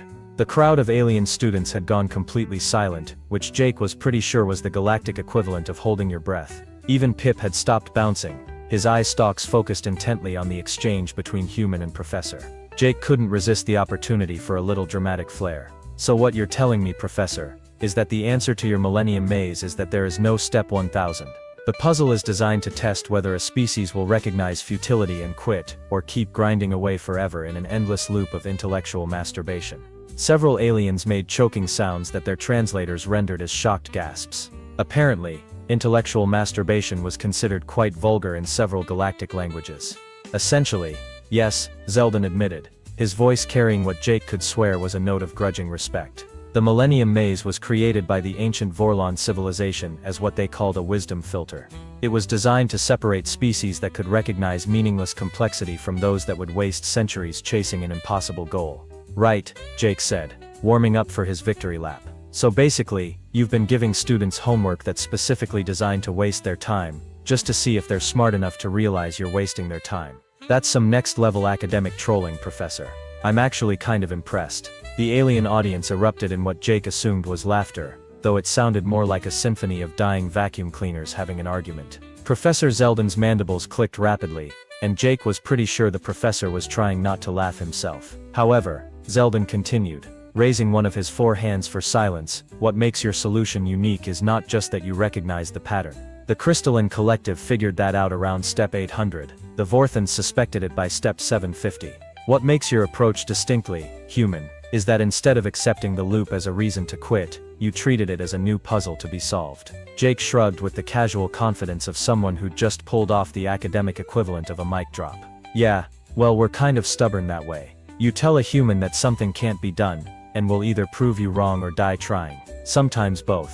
And that, Zeldin said, his forearms spreading in what Jake recognized as a gesture of formal acknowledgement, is precisely why I am not only recommending you for advancement to the doctoral program, but also suggesting to the university administration that we retire the Millennium Maze as a standard assessment tool. The alien students exploded into chaos. Jake caught fragments of excited chatter through the various translators, something about unprecedented outcomes, paradigm shifts, and what sounded like several species asking if they could audit Jake's future classes. Pip bounced over, practically vibrating with excitement. Jake, you did it. You actually did it. You solved the unsolvable puzzle. Nah, Jake said, looking back at his holographic display with satisfaction. I just solved the puzzle that was actually there instead of the puzzle I thought was supposed to be there. Turns out the real Millennium Maze was the assumptions we made along the way. Professor Zeldin approached, extending one of his 4 hands in what Jake had learned was the Zentorian gesture of respect between equals. Mr. Murphy, I believe I owe you an apology. When you first arrived, I assumed your species lacked the intellectual sophistication for advanced academic work. I was incorrect. Jake shook the offered hand, grinning. Apology accepted, Professor. Though for the record, you weren't entirely wrong. We're definitely not sophisticated. We're just too stupid to know when we're supposed to give up. And perhaps, Zeldin mused, his mandibles clicking thoughtfully, that particular form of stupidity is actually a very advanced form of intelligence. Jake looked around at the crowd of alien students, at his wall of obsessive notes, at the holographic display showing his complete analysis of the loop that had stumped civilizations for millennia, and at Pip bouncing excitedly beside him. You know what, Professor? Jake said, shutting down his display with a flourish. I think that might be the nicest thing anyone's ever said about humanity. We're too stupid to quit, too stubborn to accept impossible, and just clever enough to turn our biggest weaknesses into our greatest strengths. Indeed, Professor Zeldin agreed, and I suspect that combination is going to make the rest of your academic career very interesting. Jake Murphy, the human who'd solved the unsolvable by refusing to accept that it was unsolvable, just smiled and started packing up his notes. After all, he had a doctoral program to prepare for, and something told him the real challenges were just getting started. Outside the puzzle laboratory, word was already spreading throughout the Galactic University. The humans had arrived, and they played by completely different rules. The silence in the command room was heavy as the massive gates of the Galactic Council Station finally came into view. Captain John Davis stood on the bridge of the USS Dakota, watching the enormous structure grow larger through the main screen. His weathered face showed no emotion, but his hands gripped the armrest of his command chair until his knuckles turned white. 3 months late, Lieutenant Steve Parker said quietly from the navigation console. He didn't need to add anything more. Everyone on the bridge knew what that meant. Outside the viewports, they could see the other delegations already docked. The Kretak fleet was unmistakable with their sleek silver ships that looked more like art pieces than war vessels.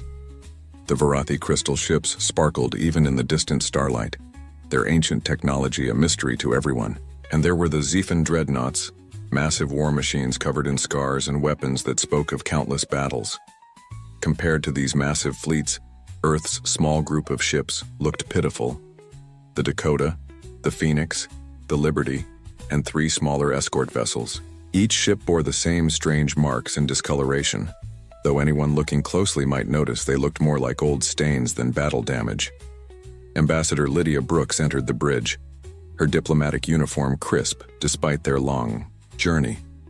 She had spent weeks preparing for this moment, practicing speeches and studying alien customs. None of that preparation had included being 3 months late to their first meeting with the galactic community. "Captain, we need to dock soon," she said, trying to keep the worry out of her voice.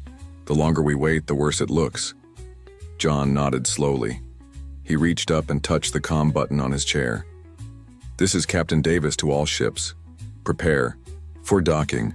Remember, we're representing all of Earth here. Act professional." The docking procedure went smoothly, though John noticed several alien vessels moving away from their approach vector. Whether this was normal procedure or deliberate disrespect, he couldn't tell. As they secured to the station, he could see alien faces pressed against viewports watching them.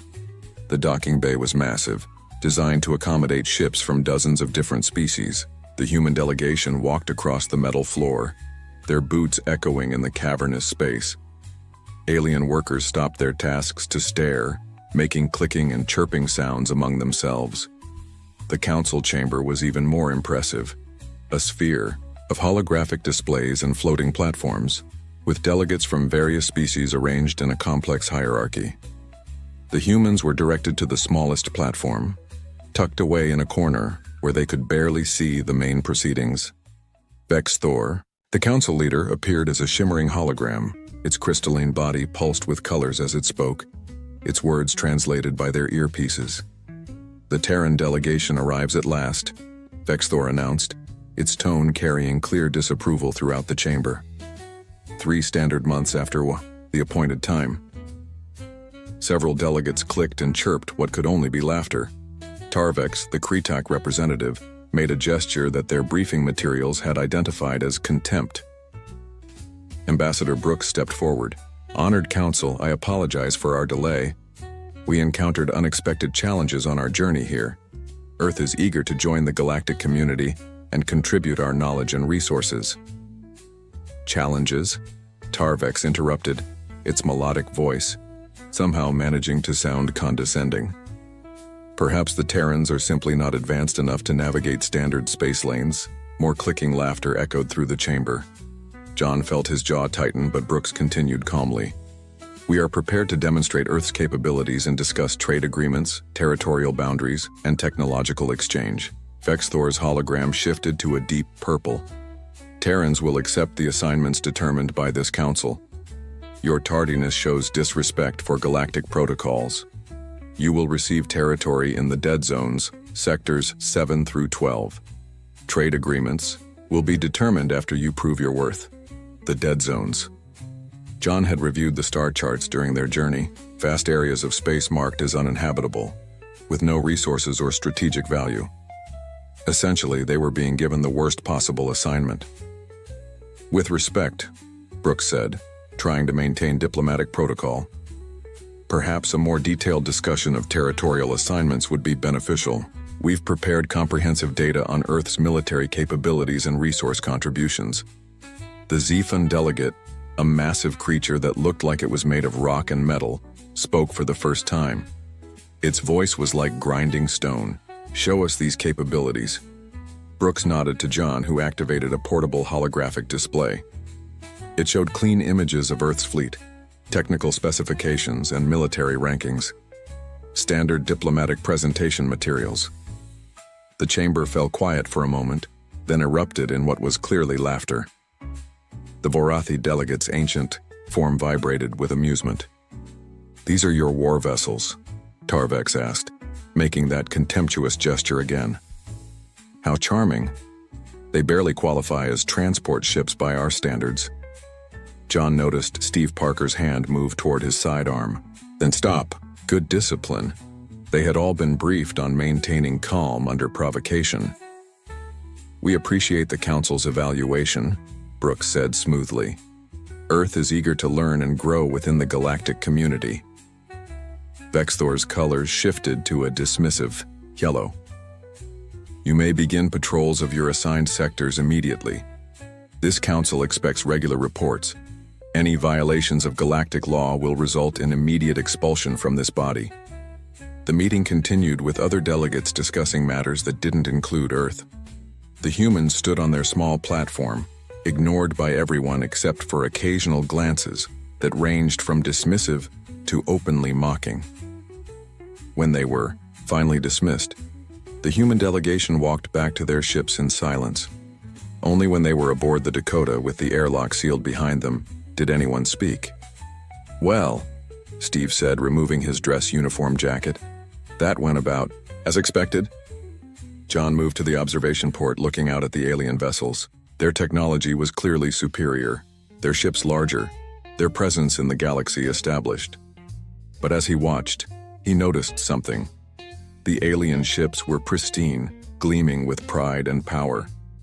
The human ships, by contrast, were stained. Dark marks covered the hull plates.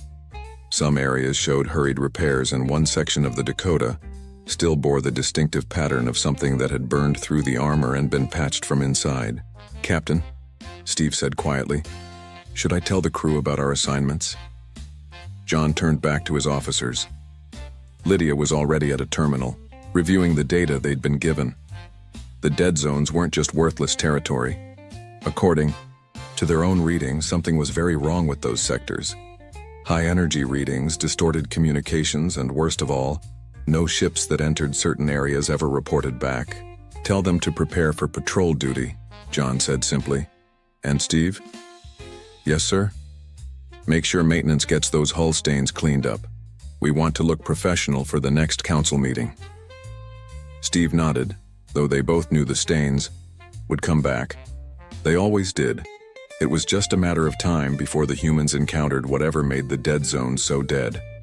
As the human ships detached from the station and set course for their assigned territories, the other delegates watched from their observation decks.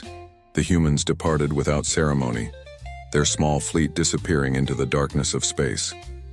In the council chamber, discussions continued about various topics. Trade routes were adjusted, territorial disputes were resolved, and new technologies were shared among the established members. "The Terrans seem quiet," the Varathi delegate observed during a break in proceedings. "All new species are overwhelmed at first," Tarvex replied dismissively. "They'll learn their place soon enough."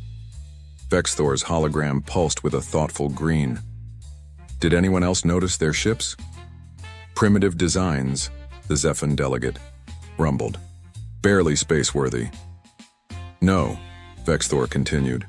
"The markings, the stains, those weren't decorative." The chamber fell quiet for a moment. "Probably just poor maintenance," Tarvex said confidently. "New species rarely understand proper ship care." The discussion moved on to other matters, and the mystery of the human ships was forgotten. After all, what could a species that arrived 3 months late possibly know about real combat? Outside the station, the human fleet was already adjusting course for Sector 7. Aboard each ship, crews prepared for what they knew was coming. Weapons were checked, systems were tested, and medical bays were stocked with extra supplies. In the Dakota's medical bay, Dr. Nancy Wright examined the surgical equipment one more time. The tools were well used, and despite her best efforts, some still carried faint stains that wouldn't wash out. She knew from experience that they would be needed again soon. On the bridge, John sat in his command chair, studying the tactical displays.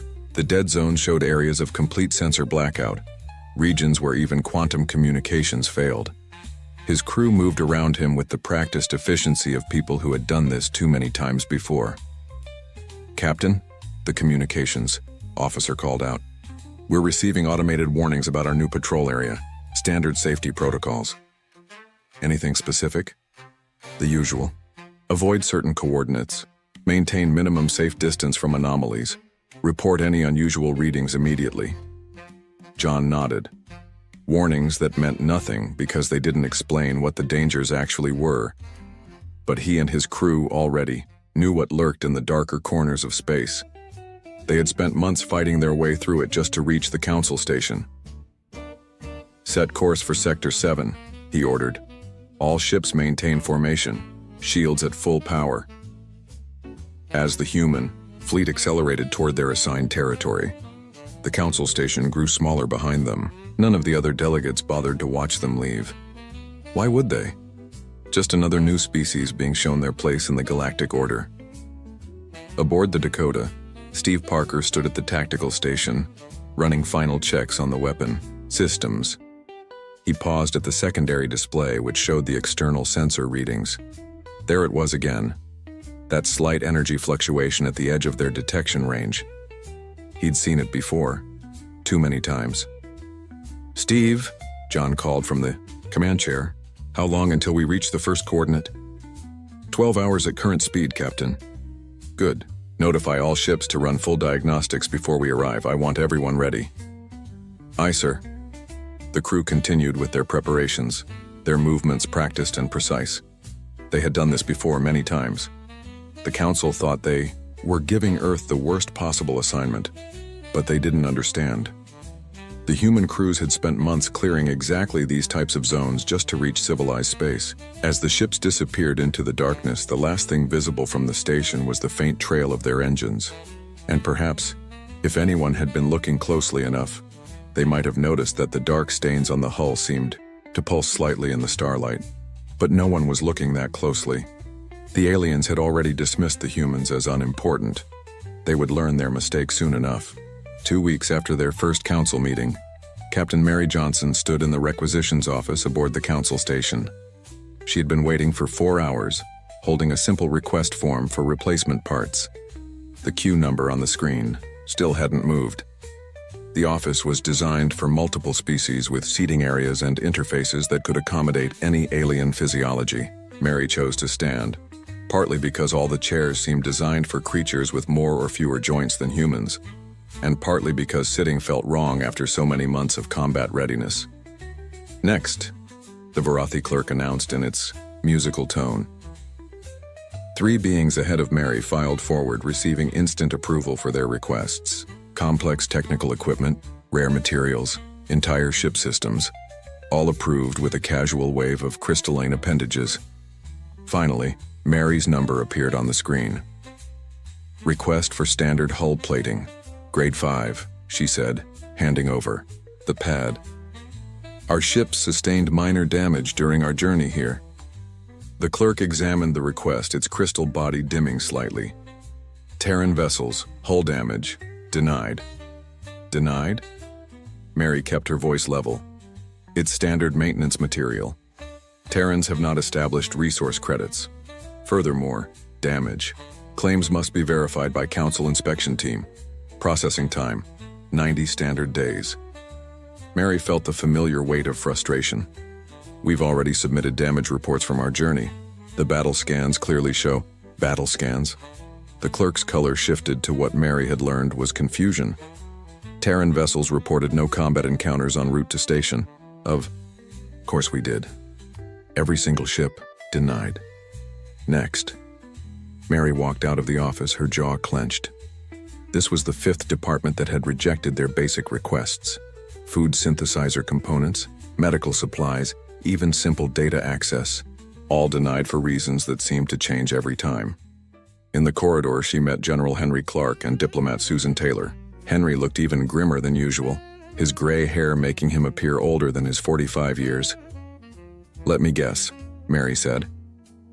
"More denials?"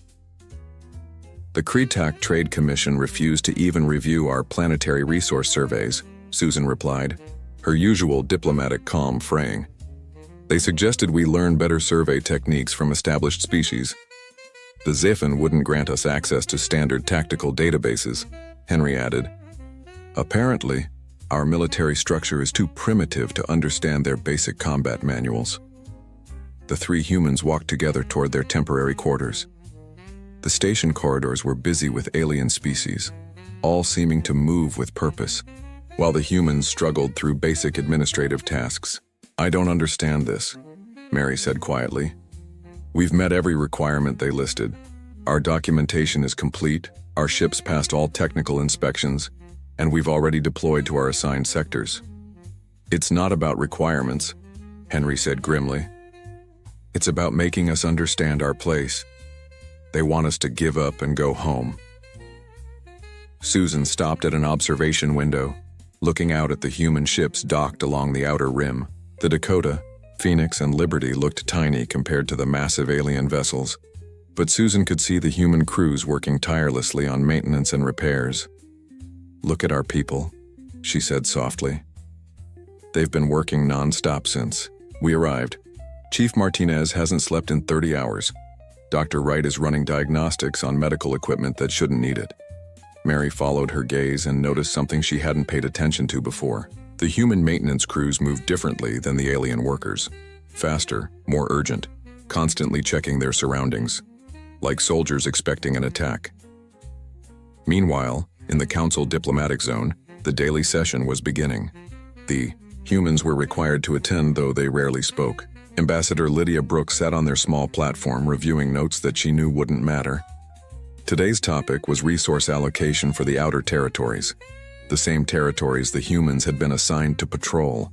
"The dead zones remain unproductive," Vexthor announced. "Sectors 7 through 12 show no resource potential and minimal strategic value. The Terrans patrol those zones now," Tarvex added with what might have been amusement. "Perhaps they will find some use for empty space." The Zephan delegate rumbled thoughtfully. Unusual energy readings reported from Sector 9, possibly residual quantum fluctuations. "Natural phenomena," the Varathi representative dismissed. "Those sectors are known for sensor ghosts, nothing of concern." Lydia felt her earpiece activate. It was John Davis communicating from the Dakota. "Ambassador, we've just completed our first full patrol of Sector 7, requesting permission to file our report." She tapped her acknowledgement, then raised her hand to speak. The council chamber quieted. "Earth would like to submit our preliminary patrol report for Sectors 7 and 8. "Unnecessary," Vexthor responded quickly. "Initial patrols rarely provide useful data. Wait until you've completed multiple cycles." "With respect," Lydia continued, "our findings may be relevant to the current discussion. We've detected several anomalies that Terrans may not contribute to tactical discussions until they complete orientation period," Tarvex interrupted. "Standard procedure for new species. Learn before attempting to teach." The other delegates clicked and chirped in agreement. Lydia sat back, noting that the orientation period hadn't been mentioned at any previous session. The rules seemed to change whenever humans tried to participate. After the session, the human delegation gathered in their quarters. The room was cramped compared to those assigned to other species, with basic furnishings that required them to adapt rather than being adapted for them. "They're not going to let us contribute anything," Henry said bluntly, "no matter what we find out there." "I managed to get 5 minutes with a Vorathite trade advisor," Susan reported. "He admitted that dead zones are usually assigned to new species as a test. Apparently most give up after a few months and request reassignment to civilized sectors. So it's a hazing ritual," Mary concluded. "More than that," John said, entering the room. "It's designed to break us. They want us to come running back begging for better treatment. Then they'll know they can control us." The group sat in silence for a moment. Through the small viewport, they could see the station's main docking area where alien crews moved around their pristine ships with casual efficiency. "Captain," Lydia said carefully, "Steve Parker mentioned that our ships have unusual markings, stains that won't come out. Is there something about our journey here that I should know?" John exchanged glances with Mary and Henry. The military personnel shared some communication that the diplomats couldn't read. "Nothing relevant to council proceedings," John replied diplomatically.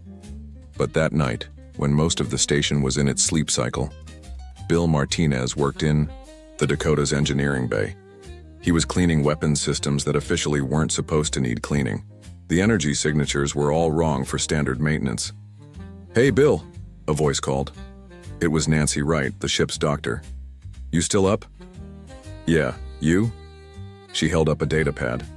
"Medical supply inventory. We're running low on trauma kits." "Again?" "Fourth time this month, and the council won't approve our requisition for more." Bill paused in his work, looking at the energy weapon he was calibrating. Its setting went far higher than standard military specifications. "You know, Doc, other species don't seem to run through medical supplies this fast." "Other species don't seem to run through much of anything this fast," Nancy agreed. "Have you noticed their ships? Nothing ever seems to break. Nothing needs constant repair." "Yeah." Bill returned to his work. "But their ships don't have the same modifications ours do." Nancy left soon after, but Bill continued working. Near dawn, he discovered something interesting.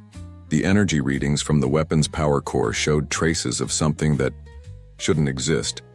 Exotic particles that, according to Council technology databases, were purely theoretical.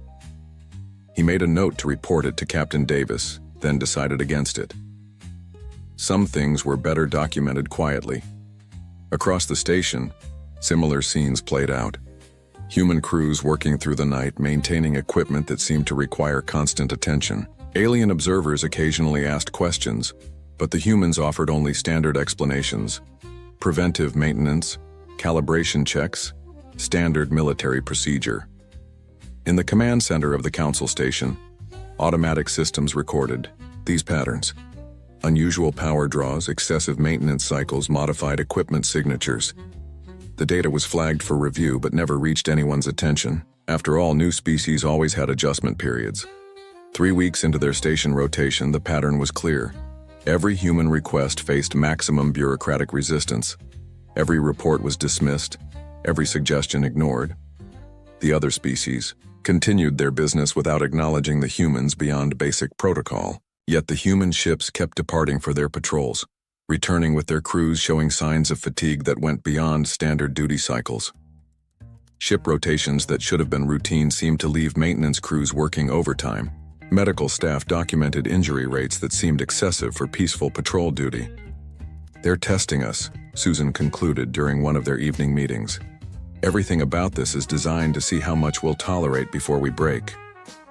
"The question is," Mary said grimly, "what happens when they realize we've been through worse than anything they can devise?" John was quiet for a moment, then stood by the viewport. Outside, the alien fleets floated in perfect formation, their pristine hulls reflecting the station's lights. "They'll keep pushing," he said finally, "until they understand why our ships look different, why our crews act different, why we don't break. And then they'll wish they'd listened when we tried to warn them about the dead zones." The room fell silent. Outside, the station continued its endless rotation, maintaining the fiction that humanity was just another new species learning its place in the galactic community. In Sector 8, the USS Liberty reported another anomaly. In Sector 9, energy readings spiked beyond normal parameters. And in Sector 7, something that shouldn't exist had been detected at the edge of their patrol range. The Council databases automatically filed these reports under new species training data and marked them for review in 6 months, standard time. By then, according to historical patterns, the humans would either accept their place in the hierarchy or voluntarily withdraw from Council membership. What the databases didn't account for was the possibility that humanity wasn't like other species, that their late arrival hadn't been a failure of navigation, but something else entirely. In the quiet hours before dawn, Chief Martinez completed his weapon modifications. Dr. Wright organized her medical supplies, and Captain Davis reviewed patrol reports that no one at the Council would ever read carefully enough to understand. The bureaucratic nightmare continued, but so did human resistance. Not through protests or demands, but through relentless preparation for something the aliens couldn't see coming. Something that had already killed many humans on their journey to the Council. Something that waited in the dead zones, patient and hungry. Something that the Council would eventually come to understand was the real reason why humanity's ships carried the stains of war. and why their crews could endure any administrative torture the bureaucrats could devise. Because compared to what waited in the dark between stars, council paperwork was nothing at all. The first disappearance happened on day 28. The Kretok exploration vessel Silver Wind had ventured too close to Sector 9 during a routine asteroid survey. When they failed to report at their scheduled check-in, the council dispatched search vessels. They found nothing, not even debris. On day 31, a Varathi scientific probe lost contact while approaching Sector 11. The last transmission was a brief burst of static and what sounded like screaming, though Varathi claimed their probes didn't carry audio equipment. By day 35, 3 more ships had gone silent in the vicinity of human patrol zones. In the council chambers, the atmosphere changed. The dismissive chatter died down. Delegates spoke in hushed tones, glancing toward the small human platform with something that wasn't quite suspicion, but wasn't friendship either. Unusual patterns, Vexthor announced during the emergency session. Ships approaching Terran. Patrol zones experience communication failures. Coincidence, Tarvek said, but its melodic voice carried less confidence. The dead zones are known for sensor interference. 5 ships, the Zephan delegate rumbled. 5 ships in 7 days. This exceeds normal anomaly rates by 300%. Ambassador Lydia Brooks stood up. Earth offers full assistance in search and rescue operations. Our ships are already on patrol in those sectors. The chamber fell completely silent. It was the first time in weeks that anyone had acknowledged the human presence beyond basic protocol. Terran vessels will maintain current assignments, Vexthor responded after a pause. Search operations will be conducted by established species. With respect, Lydia continued, our crews have been patrolling those areas for weeks. We have detailed sensor logs and denied. Terrans lack advanced search capabilities. The session ended abruptly. The human delegation filed out, aware of the stares following them. In the corridor, they were stopped by an unusual sight, an unescorted alien approaching them. It was Rix, a young Varathi engineer who had occasionally asked polite questions about human technology. Its crystalline form pulsed with nervous energy. Ambassadors, Rix spoke quietly. Forgive the interruption. May I speak privately? Henry and Susan exchanged glances. Unofficial contact between species was technically allowed but rarely practiced. Of course, Lydia said. They moved to a small alcove off the main corridor. Rix's glow dimmed to almost invisible. The missing ships, it began hesitantly. They were all investigating energy patterns, similar to readings reported from your patrol zones. Go on, Henry encouraged. Council leadership says the disappearances are unrelated to Terran presence, but the technical staff disagrees. We see correlations, patterns. What kind of patterns? Susan asked. Power spikes preceding contact loss, gravitational anomalies, and this is difficult to explain. The final transmissions contain data that shouldn't exist. Before they could respond, Rix noticed other aliens in the corridor and quickly moved away. Forgive me, I must go, but be careful. Something is not right. The humans returned to their quarters, finding John Davis waiting for them. His expression was grimmer than usual. We intercepted transmissions from the search teams, he said without preamble. They found something. The missing ships? Parts of them, twisted metal, hull sections that show damage patterns unlike anything in Council military databases. The search teams are trying to keep it quiet, but their crews are scared. That night, Captain Lisa Brown returned from patrol with the USS Phoenix. Her crew moved through decontamination procedures with mechanical precision, their faces showing a weariness that went beyond normal fatigue. Dr. Nancy Wright was waiting in the medical bay when the first crew members arrived. Anything to report? She asked, running standard scans. Just routine patrol, Doc, the chief communications officer replied. His vital signs suggested otherwise. Elevated stress hormones, irregular heartbeat, dilated pupils, and the new hull damage. Asteroid debris. Happens all the time. Nancy nodded, though the scorch patterns she'd observed looked nothing like asteroid damage. She'd seen those marks before, during their journey to Council space. burn patterns from weapons that officially didn't exist. In the command room, Lisa briefed John privately. "We found the Silver Wind," she said simply. "And it was torn apart, hull breached from the inside. Whatever killed them knew how to bypass Kretak shielding." John was quiet for a moment. "Casualties? 37 total. But John, that's not the worst part. We found their distress logs. They were attacked by something that matched their ship exactly. Like fighting a mirror image. The implications hung in the air. The threats they had fought on their way to Council space were adapting, learning, getting stronger. Meanwhile, in the Council's military planning center, automated analysis systems were processing the search team data. The computers flagged multiple anomalies, weapon signatures that didn't match any known species, hull damage patterns suggesting directed energy weapons far more advanced than Council standards, and most disturbing, biological remains that defied classification. The duty officer, a young Zephan named Crack, reviewed the flags. His training said to escalate unusual findings, but his experience said some things were better handled quietly. He decided to run one more analysis before alerting his superiors. The results made his rocky hide shift color with concern. The biological samples contained human DNA, but they also contained something else.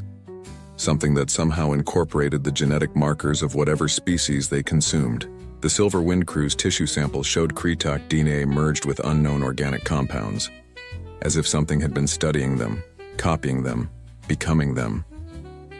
Crack reached for the alert system, then stopped.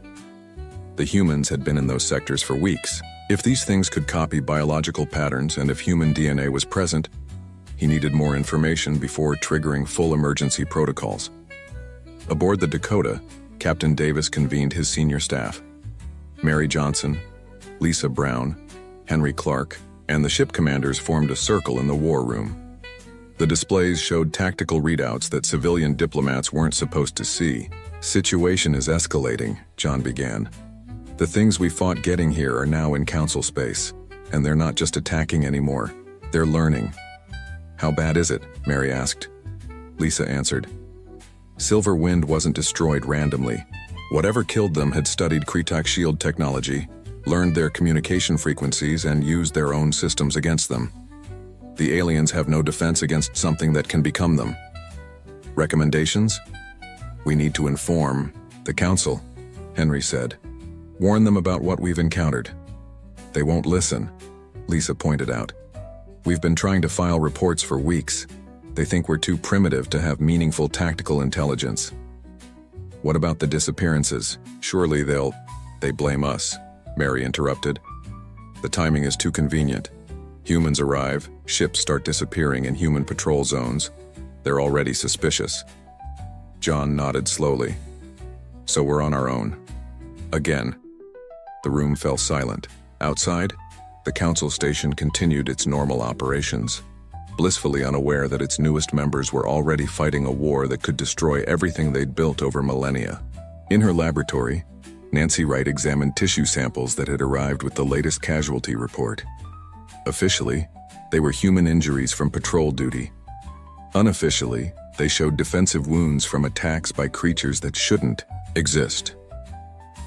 The wounds were healing incorrectly with cellular patterns that suggested attempted replication, as if the attackers weren't just trying to kill, but to learn, to copy, to become. She sealed the samples and marked them for deep analysis. The results would take hours, but she suspected she already knew what they would show. The next morning brought more disappearances. A Zephon battlecruiser, the Iron Mountain, failed to complete its patrol. This time, the Council couldn't ignore. Its Zephon vessels were considered invulnerable, their military technology the finest in the galaxy. The emergency council session was held behind closed doors, but the human delegation was summoned. "Explain," Vexthor demanded. Its crystalline form now a deep red that indicated anger. "Why ships fail only near Terran zones. We've been trying to submit reports about," Lydia began. Silence. "Evidence suggests Terran involvement in recent disappearances. Your vessels will submit to full inspection. Your crews will be interrogated." "That's impossible," Henry stepped forward. Our ships have been in constant communication with Council monitoring systems. We've been following all assigned patrol routes. Yet only ships approaching your positions disappear. The Zephon delegate suddenly rumbled, cutting off the debate. Combat alert. Priority 1. Energy signatures detected. Something approaches the station. Alarms began wailing throughout the council chamber. Displays lit up showing massive readings just outside the station's defensive perimeter. But there was nothing visible on any screens. Then the lights went out. Emergency power kicked in, bathing everything in red light. The displays flickered back to life, showing impossible readings. 20 ships had appeared from nowhere, surrounding the station. Ships with energy signatures matching various council species perfectly, but the real ships were either in the council chamber or accounted for through tracking systems. Mirror ships, Vexthor announced, its voice carrying the first hint of fear. Impossible. Purely theoretical. The human delegation stood calmly, while aliens scrambled for emergency positions. John Davis activated his private comm unit. All human vessels, this is Delta Protocol. You know what to do. Outside the station, the human ships that had seemed unremarkable for weeks suddenly displayed capabilities that made the aliens freeze in shock. Weapon systems activated that shouldn't exist. Shields engaged at levels far exceeding their rated capacity, and movement patterns that broke known physics. The Dakota, Phoenix, and Liberty moved to intercept the mirror ships with precision that suggested months of practice against exactly this threat. Terrans, Vexthor's voice crackled.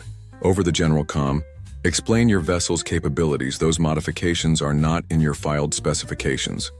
John looked at the council leaders, seeing understanding begin to dawn in their expressions. With respect, he said calmly, we tried to warn you. We've been fighting these things for months. They're not just mirrors. They're something else, something that learns from what it kills. The battle outside intensified. Human weapons fired energy patterns that seemed specifically designed to disrupt the mirror ship's copying ability. Alien vessels tried to join the fight but found their own weapons ineffective against enemies that matched their technology perfectly. How do you know how to fight them? Tarvex asked. Because, Ambassador Brooks answered quietly, we've been doing it since before we reached your space. We weren't late to your meeting. We were delayed fighting these things so they wouldn't follow us here. The council chamber erupted with questions, but they were drowned out by the sound of the battle reaching its climax. Through the viewports, they could see the truth. Human ships scarred and stained from months of combat, working in perfect coordination against an enemy the council was only now realizing existed. The blood on humanity's ships wasn't from poor maintenance. It was from a war they had been fighting alone to keep the rest of the galaxy safe. And now, finally, the Council was about to understand what that war had cost and why humanity had never flinched at bureaucratic harassment. They had faced so much worse. The Varathi engineer Zixtal was running emergency diagnostics when its appendage accidentally triggered a human data core. What appeared on the screen made its crystalline form pulse with shock. Holographic recordings filled the repair bay, images of space battles unlike anything in Council archives. Massive creatures tearing through reality itself, ships fighting against odds that defied military doctrine, and humans, bloodied and exhausted, standing their ground against horrors that made the current crisis seem small. Zixtail tried to close the files, but more kept opening. Combat footage from the USS Liberty showed Captain Peter Williams coordinating impossible maneuvers. Medical logs displayed injuries that shouldn't be survivable. After-action reports detailed 3 months of constant warfare in regions Council maps marked as empty space. Emergency alert, the computer announced. Automatic data broadcast initiated, broadcasting to all connected systems. Zixtal scrambled to stop the transmission, but human systems were designed differently. The files were already spreading across the station's network, reaching every terminal, every display, every connected device. In the Council Emergency Center, delegates froze as their screens filled with human recordings. The carefully maintained calm shattered as reality forced itself into view. Vexthor watched footage of the Dakota fighting something that twisted through dimensions, its hull breaching while the crew continued firing.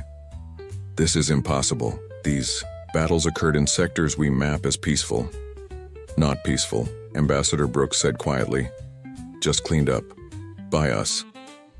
The Zephan delegate activated an isolated terminal, pulling up its own military databases. Cross-referencing the human battle footage with historical records produced disturbing correlations. Energy signatures match theoretical models of extinct threats, it announced in its grinding voice.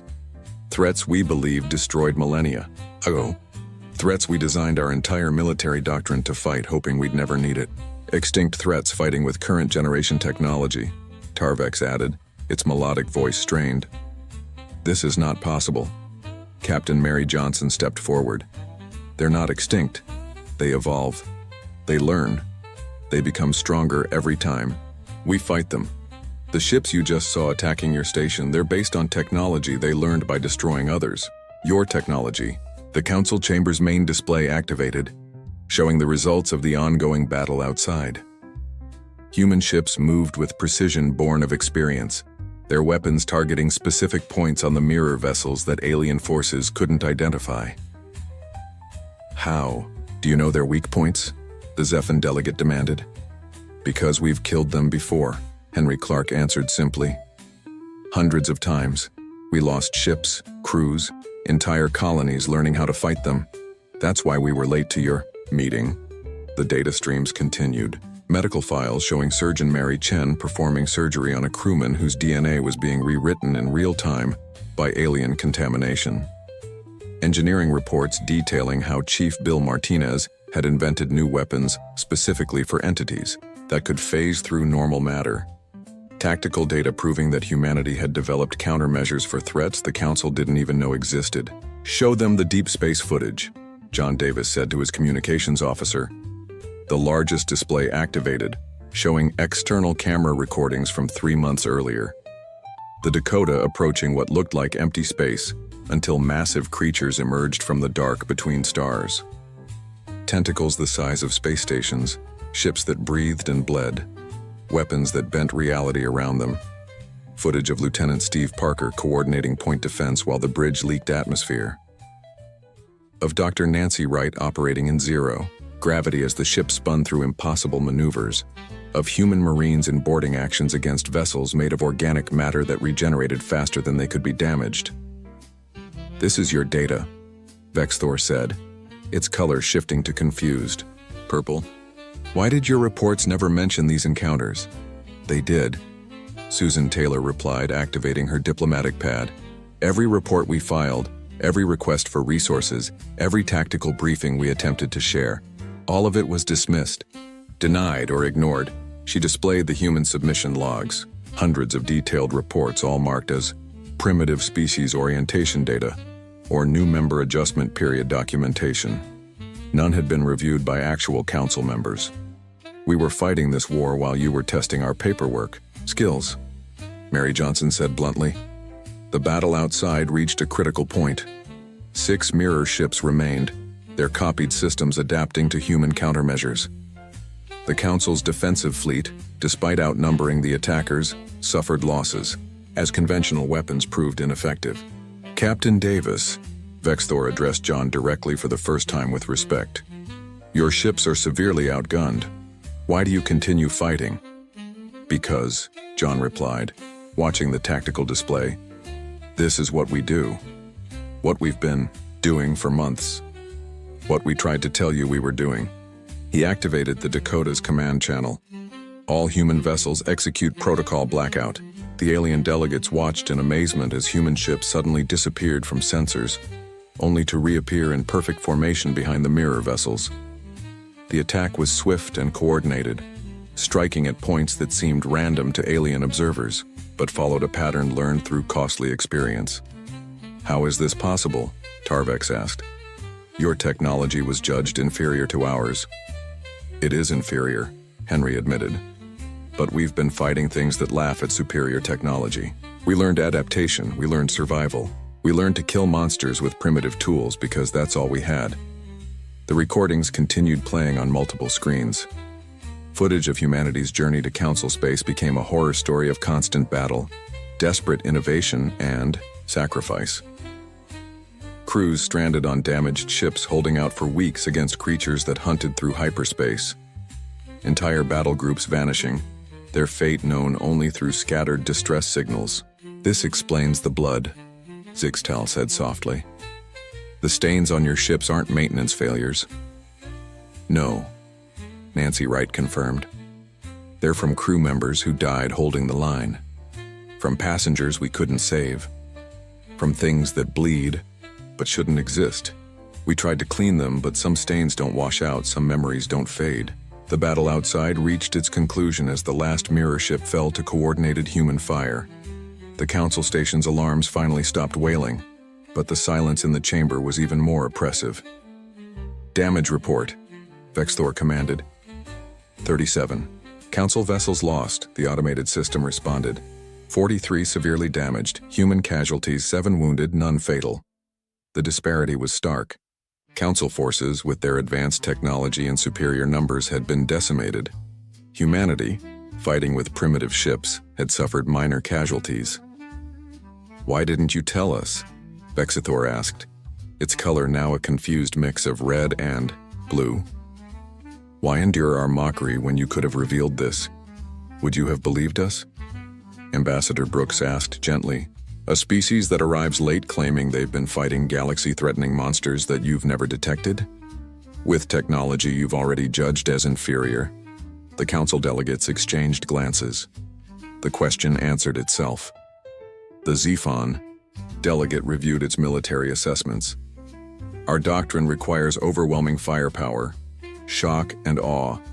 Your humans practice surgical precision, minimalist efficiency. You fight not to destroy, but to survive. Survival against impossible odds, Tarvex added, its voice carrying newfound respect. This explains your crew behavior. Always alert, always prepared, always assuming the worst.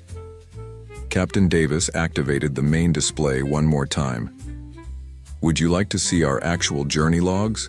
Not the sanitized reports we tried to file, the real data. The council watched as humanity's true story unfolded. Week after week of constant combat, ships limping between battles, crews working miracles with damaged systems, memorials for the fallen that lined the corridors of human vessels, battle hymns sung before operations that had no right to succeed, brothers and sisters in arms holding each other as they bled out in space. This is the Terran war doctrine, General Clark explained. Survive today, fight tomorrow, save everyone you can, never give up, never surrender, because the alternative is extinction. Zixtal's crystalline form pulsed with understanding.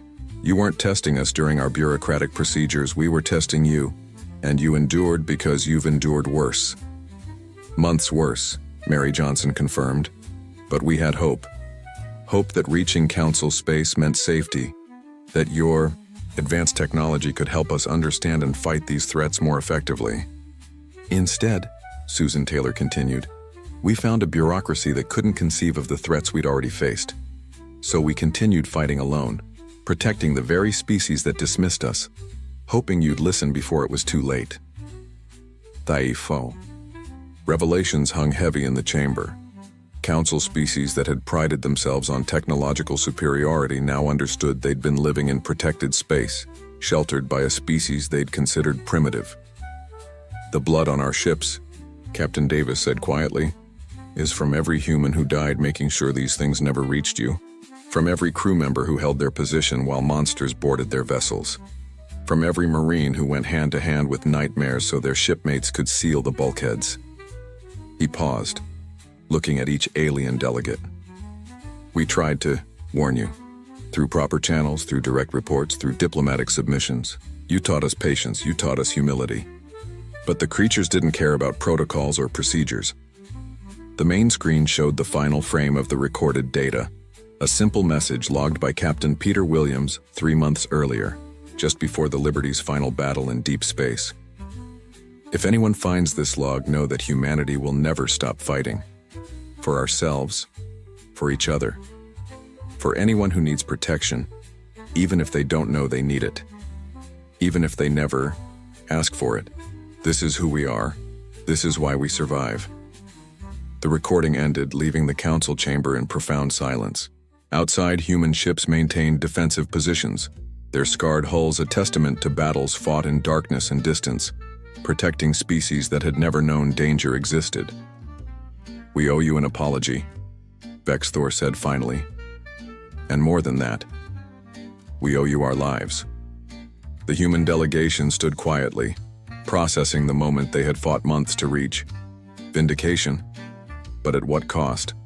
How many had died to prove a point that bureaucracy had prevented them from making peacefully? "Apologies don't bring back the dead," John Davis said softly. "But maybe now we can work together. Maybe now you'll listen when we report threats. Maybe now the blood on our ships means something." Outside the station, the stars seemed different, less bright, less safe. The council had lost its innocence but gained something perhaps more valuable: the knowledge that protectors watched in the darkness, bleeding so others could sleep peacefully. The war wasn't over. The mirror ships were just one manifestation of threats that evolved faster than solutions could be found. But now, at least, humanity wouldn't have to fight alone. The bureaucratic nightmare had ended. The real war was just beginning. 3 days after the mirror ship attack, the council chamber looked different. The small platform assigned to humans had been moved to the center position, the place of honor. Alien delegates spoke in subdued tones, their earlier dismissiveness replaced by quiet respect. Ambassador Lydia Brooks stood at the new human position, but this time the chamber didn't merely tolerate her presence, it waited for her words. "Earth submits its formal report on threat assessment for sectors 1 through 24, she announced. This time, no one interrupted. The tactical displays activated, showing detailed maps created from months of human combat experience. Red zones marked areas where reality itself was unstable. Amber regions indicated where mirror entities were known to spawn.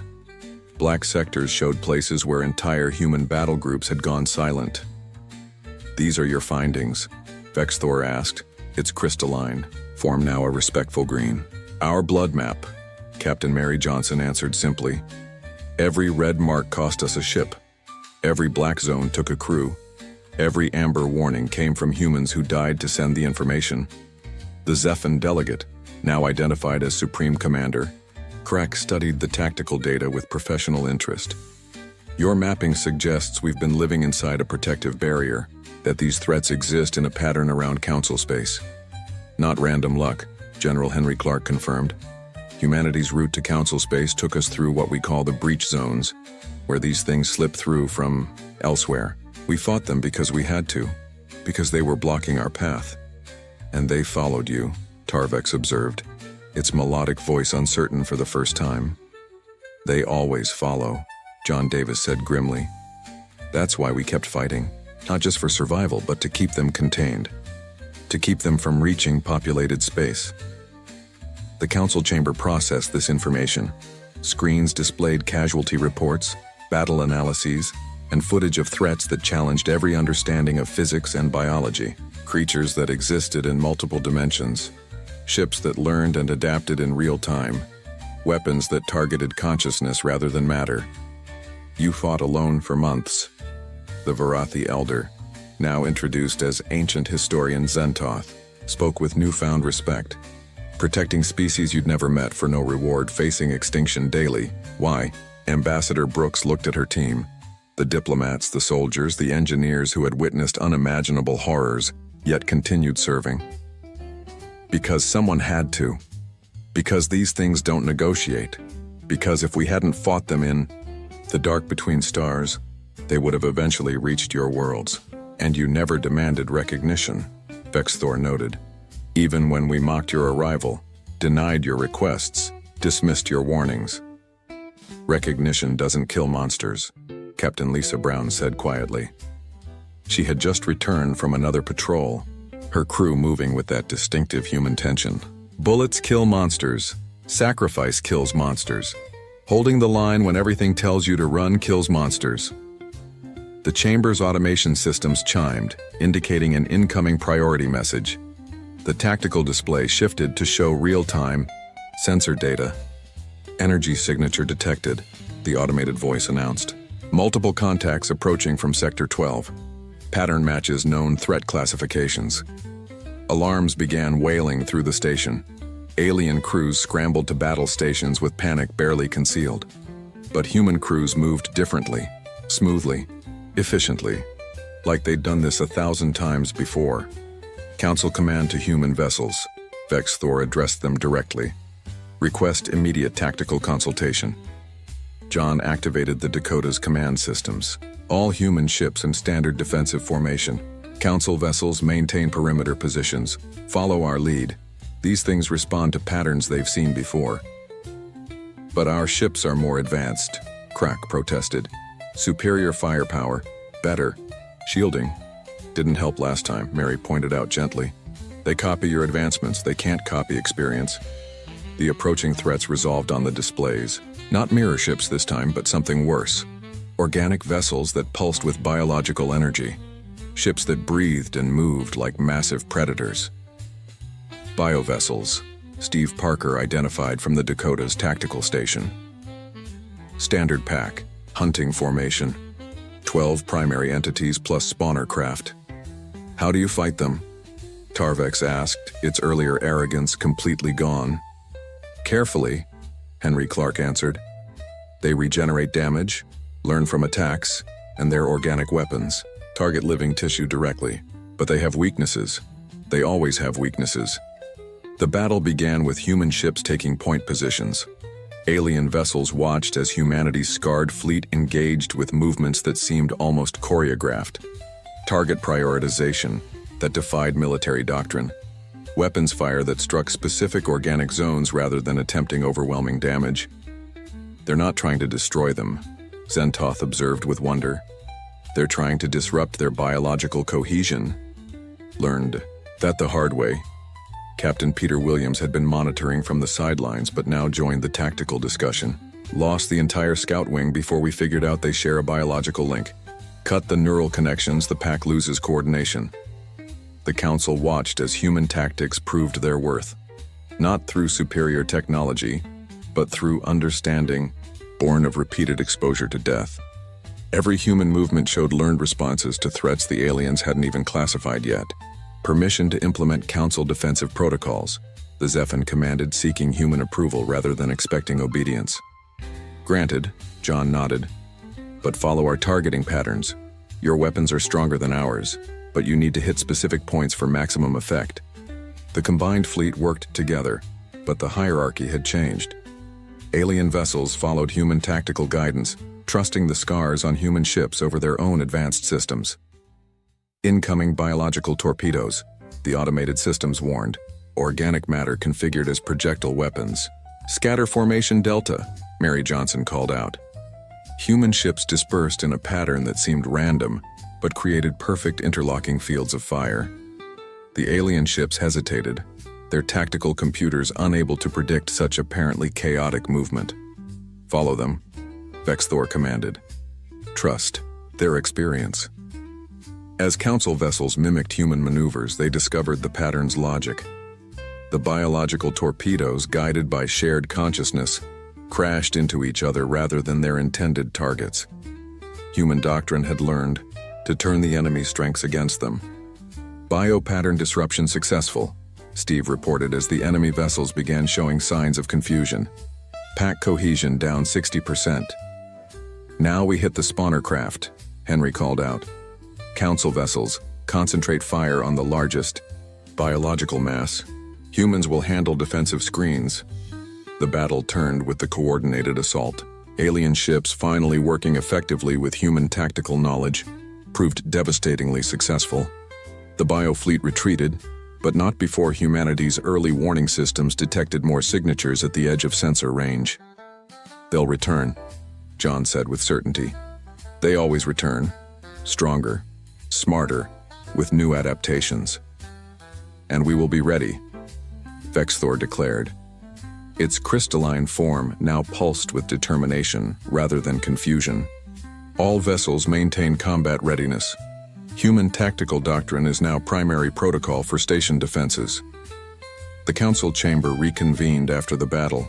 The atmosphere had completely transformed. Aliens stood when humans entered. Tactical. Stations displayed human battle maps as primary references. Requests for human assessment preceded standard procedure. Earth delegation, Vexthor announced formally. The Council offers its deepest recognition. The Honor Guard position is permanently yours. Your ships will lead all defensive formations. Your tactical knowledge will be integrated into Council military doctrine. And most importantly, Tarvex added, its melodic voice carrying genuine warmth. Your warnings will be heard, always, without question. Crack approached John directly. Supreme Commander Davis, as ranking military officer, I request cross-training for Zephon battle groups. Our warriors wish to learn human survival techniques. John smiled, the first genuine smile he'd shown since arriving at Council space. Granted, but fair warning, our training is hard and messy, and sometimes the only way to survive is to do things that go against everything your instincts tell you. We will learn, Crack promised, as you learned when you had no choice. Months later, the Council station had been restructured. Human ships maintained positions at every defensive hardpoint. Alien crews rotated through human-led training programs, learning to fight threats that Council space had pretended didn't exist. The bureaucratic nightmare was a memory, replaced by streamlined protocols that prioritized survival over paperwork. Human report submissions got immediate command attention. Resource requests were approved within hours rather than months. But the biggest change was visible on every ship in Council space. Pristine alien vessels now bore scars with pride. Hull stains were no longer cleaned immediately but left as reminders. Battle damage went unrepaired just long enough for crews to understand what real combat meant. Captain Sarah Jenkins, newly arrived from Earth with fresh reinforcements, stood on her bridge watching the Council station approach. Next to her, Barathi engineer Rix served as exchange officer, learning human systems while teaching advanced alien technology adaptation. Interesting approach pattern, Rix commented. Direct vector through what my people would call dangerous space. Sarah smiled. It's not dangerous if you know what you're doing, and if you're willing to bleed a little along the way. Through the viewport, the station grew larger, surrounded by the combined fleets of species working together. Human vessels stood alongside alien ships of every design, all bearing the marks of battles fought side by side. Captain, her communications officer reported, priority message from Council Command. They're requesting human tactical assessment for upcoming exploration mission. Deep space, high risk. Tell them we'll be ready, Sarah responded. We always are. Somewhere in the dark between stars, threats continued to move toward populated space. Mirror ships evolved new strategies. Bioships developed stronger pack dynamics. Reality warping entities tested dimensional barriers, but they no longer faced humanity alone. Council space had learned that survival sometimes required blood on the hull, that bureaucracy couldn't protect against nightmares, that sometimes the most advanced species were those who'd learned to fight with primitive tools and indomitable will. The blood on human ships had become a symbol across Council space, not of battle or destruction, but of sacrifice and protection. New species joining the Council underwent orientation by human instructors, learning that pride could be fatal, but humility kept you alive. And on quiet nights, when sensors detected new threats at the edge of known space, no one panicked. They simply called for human tactical assessment, confident that whatever nightmares the darkness held, someone had already faced them and lived to share the knowledge. Humanity had arrived late to the galactic community, but they had arrived when they were needed most. The blood on their ships told a story, not of primitive violence, but of a species that stood between civilization and chaos, asking nothing in return but the chance to keep fighting. The Council had learned to read that story, and in the years that followed, when others spoke of humanity's place in galactic history, they all agreed. Earth had arrived exactly when they were supposed to. Some stains never wash out. Some stains are meant to be preserved. Some stains remind entire civilizations that survival comes at a cost, paid by those willing to bleed for strangers they've never met. In Council space, No one mocked the blood on human ships anymore. They saluted it. The stars looked peaceful from the bridge of the Veltarian flagship. Admiral Zixthor watched the distant yellow sun through his 6 eyes. His tentacles moved slowly as he studied the data. Earth. Such a small name for such a small world. The blue planet floated in space like a tiny jewel. It would be his 1000th conquest. His fleet spread out behind him like a dark cloud. Each ship was bigger than Earth's largest city. Their weapons could turn mountains into dust. They had done this many times before. Small worlds always gave up when they saw the Empire's power. "Send the message," Zixthor said. His translator turned his clicking sounds into Earth's languages. On Earth, alarms screamed in the control room. President Lisa Barnes ran down the white hallway. Her shoes clicked on the hard floor. Guards opened doors for her. She had been sleeping when the call came. Aliens. Real aliens. And they were not friendly. The command room was full of people. Screens covered every wall. General John Martinez stood near the main display. His uniform was perfect even at 3 in the morning. Admiral Kate Phillips typed on her computer. Her face was serious. "Show me," Lisa said. The main screen came to life. A creature appeared. It had gray skin and 6 eyes. Tentacles moved around its head. When it spoke, the computer translated its words. "People of Earth, I am Admiral Zixthor of the Veltarian Empire. Your world now belongs to us. You have 1 Earth day to surrender. If you refuse, we will destroy your planet. Look at what happens to those who resist." The screen changed. Lisa watched planets die. Huge ships fired beams of light. Mountains melted. Oceans boiled. Cities turned to ash. World after world fell apart. The screen showed at least 20 dead planets. "My God," Lisa whispered. "Madam President, what are your orders?" John asked. Lisa looked at her advisors. They all knew Earth's military could not win. Not against ships that big. Not against weapons that strong. "How long until they reach Earth?" she asked. 3 days if they move fast. 5 if they wait for our answer," Kate said. "Get me the moon base. Now." Far from Earth, hidden under the moon's gray dust, Commander Sam Torres watched the same message. But he smiled. Luna Base was not just a research station. It was humanity's biggest secret, finally, Sam said. 50 years of waiting.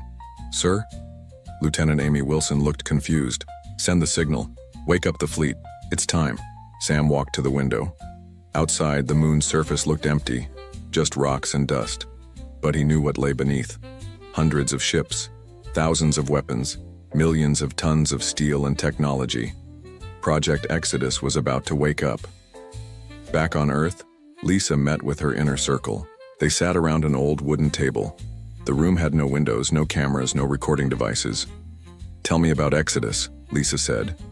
General John opened a black folder. "We started building after we heard the first alien signals in 1974. We knew. Someone was out there. We knew they might not be peaceful." "How many ships?" Lisa asked. 800 hidden in the moon, Mars, and the asteroid belt. "We reverse-engineered technology from the Roswell crash. Then we improved it." Lisa nodded. She had learned about Exodus when she became president. It still seemed impossible. A secret space navy, built over 50 years, hidden from the world. "Can we win?" she asked. Admiral Kate spoke up. "Their ships are bigger, but size isn't everything. We have advantages they don't expect." "Like what?" "They think we're primitives. They expect fear and surrender. They don't expect quantum drives, dark matter weapons, or AI battle systems. They don't expect us to fight smart." "And the virus?" Lisa asked. Dr. Tom Green answered. He was the head of the Cyber Warfare Division. "Ready? 50 years of studying their signals taught us their computer language. When they connect to our networks, we'll be inside their systems." The room fell silent. Outside, the world slept. People went to work, ate dinner, watched TV. They had no idea alien ships waited at the edge of the solar system. "What about our response?" John asked. "They expect an answer in 24 hours. Lisa stood up. We give them what they expect. Complete surrender. Let them think we're weak. Let them come closer. Ma'am? Kate looked surprised. We need them overconfident. Split their fleet. Get them in range of our weapons. Sam, how long to activate the Ghost Fleet? Sam's voice came through the speaker. 12 hours for basic systems. 24 for full combat readiness. Do it. John, prepare a surrender message. Make it convincing. Cry if you have to. Yes, ma'am. Kate, move our visible military forces. Make it look like we're standing down, but have them ready to support. The Ghost Fleet. Understood. Tom, can the virus work both ways? Can we use their own weapons against them? Tom smiled. Already working on it. Their dreadnoughts will make excellent additions to our fleet. Lisa looked at each person. These were the people who would save Earth, or watch it die. One more thing, she said. If this fails, if we lose, activate the colony ships. At least some humans will survive among the stars. The meeting ended. Lisa walked to her office alone. She looked at pictures on her desk. Her husband, her children, her parents. 7 billion people depended on her choices. In space, Zixthor waited for Earth's answer. His species had conquered worlds for 10,000 years. They had never lost. Small planets always surrendered. The math was simple. One planet could not fight an empire. He looked at Earth again. Blue oceans, white clouds, green and brown land. It would make a good farming world. Humans would make useful workers. They always did. Admiral, his assistant clicked. The humans are moving their ships. Show me. The screen displayed Earth's navy. Tiny ships compared to the Empire's fleet. They were returning to ports. Pilots left their planes. Soldiers put down their weapons. They are wise, Zixthor said. Prepare the occupation force. We will take the planet intact. But on Luna Base, technicians worked without rest. Massive doors opened under the moon's surface. Ships that had waited 50 years began to power up. Weapons charged, engines tested.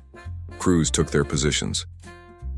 Captain Mike Davis sat in the command chair of the battleship Independence. The ship was 5 times bigger than any vessel Earth officially owned. Its hull was black as space, its weapons could crack moons. All systems green, Captain, his first officer reported. Good. How many ships are ready? 200 so far. More coming online every hour. Mike smiled. The aliens wanted Earth's surrender. They would get something very different. In the asteroid belt, more ships woke up. Hidden inside hollowed rocks, humanity's real fleet prepared for war. They had names like Vengeance, Defiance, and Liberty. Their crews had trained in secret for years. Children of military families who disappeared into space programs that did not exist. The Veltarian Empire counted down the hours. They expected tears and pleas for mercy. They had seen it 1,000 times. Small worlds always broke when faced with the Empire's might. But Earth was not like other worlds. Humans had spent 50 years preparing for this day. They had studied every alien signal, learned from every piece of crash technology, built weapons in the dark. The Empire threatened Earth. They expected surrender. What came instead would change the galaxy forever. The countdown continued. 20 hours, 15, 10. Earth's official surrender was coming, but so was humanity's real answer. And it would be delivered by warships, not words. The Earth's surrender message played across the galaxy. Ambassador Paul Johnson stood in front of cameras. His eyes were red. His voice shook. He looked like a broken man. To the great Veltarian Empire, Paul began. His hands trembled as he read from the paper. Earth accepts your terms. We cannot fight your powerful fleet. We ask only for mercy for our children. Paul stopped reading. He wiped his eyes with his sleeve. The cameras captured every detail. His fear looked real because it was real. Not fear of the aliens, but fear that the plan might fail. We will obey. All commands, Paul continued. Our military forces are standing down. Our weapons are being destroyed. Please do not harm our people. We surrender completely. The message ended. Paul walked off camera and threw up in a trash can. Acting was not his strong skill, but the fear of 7 billion deaths made his performance perfect. In space, Admiral Zixthor watched the message 3 times. His tentacles moved with satisfaction. Humans were weak, just like intelligence reports said. They built primitive rockets, they fought wars with chemical explosives. They still hadn't colonized their own moon properly. Analysis? Zixthor asked his science officer. The human stress patterns match genuine fear, Admiral. Heart rate, voice patterns, chemical markers in their sweat. It's real surrender. Their military movements? All ships returning to ports, aircraft grounded. Their nuclear weapons are being dismantled. Soldiers are leaving their bases.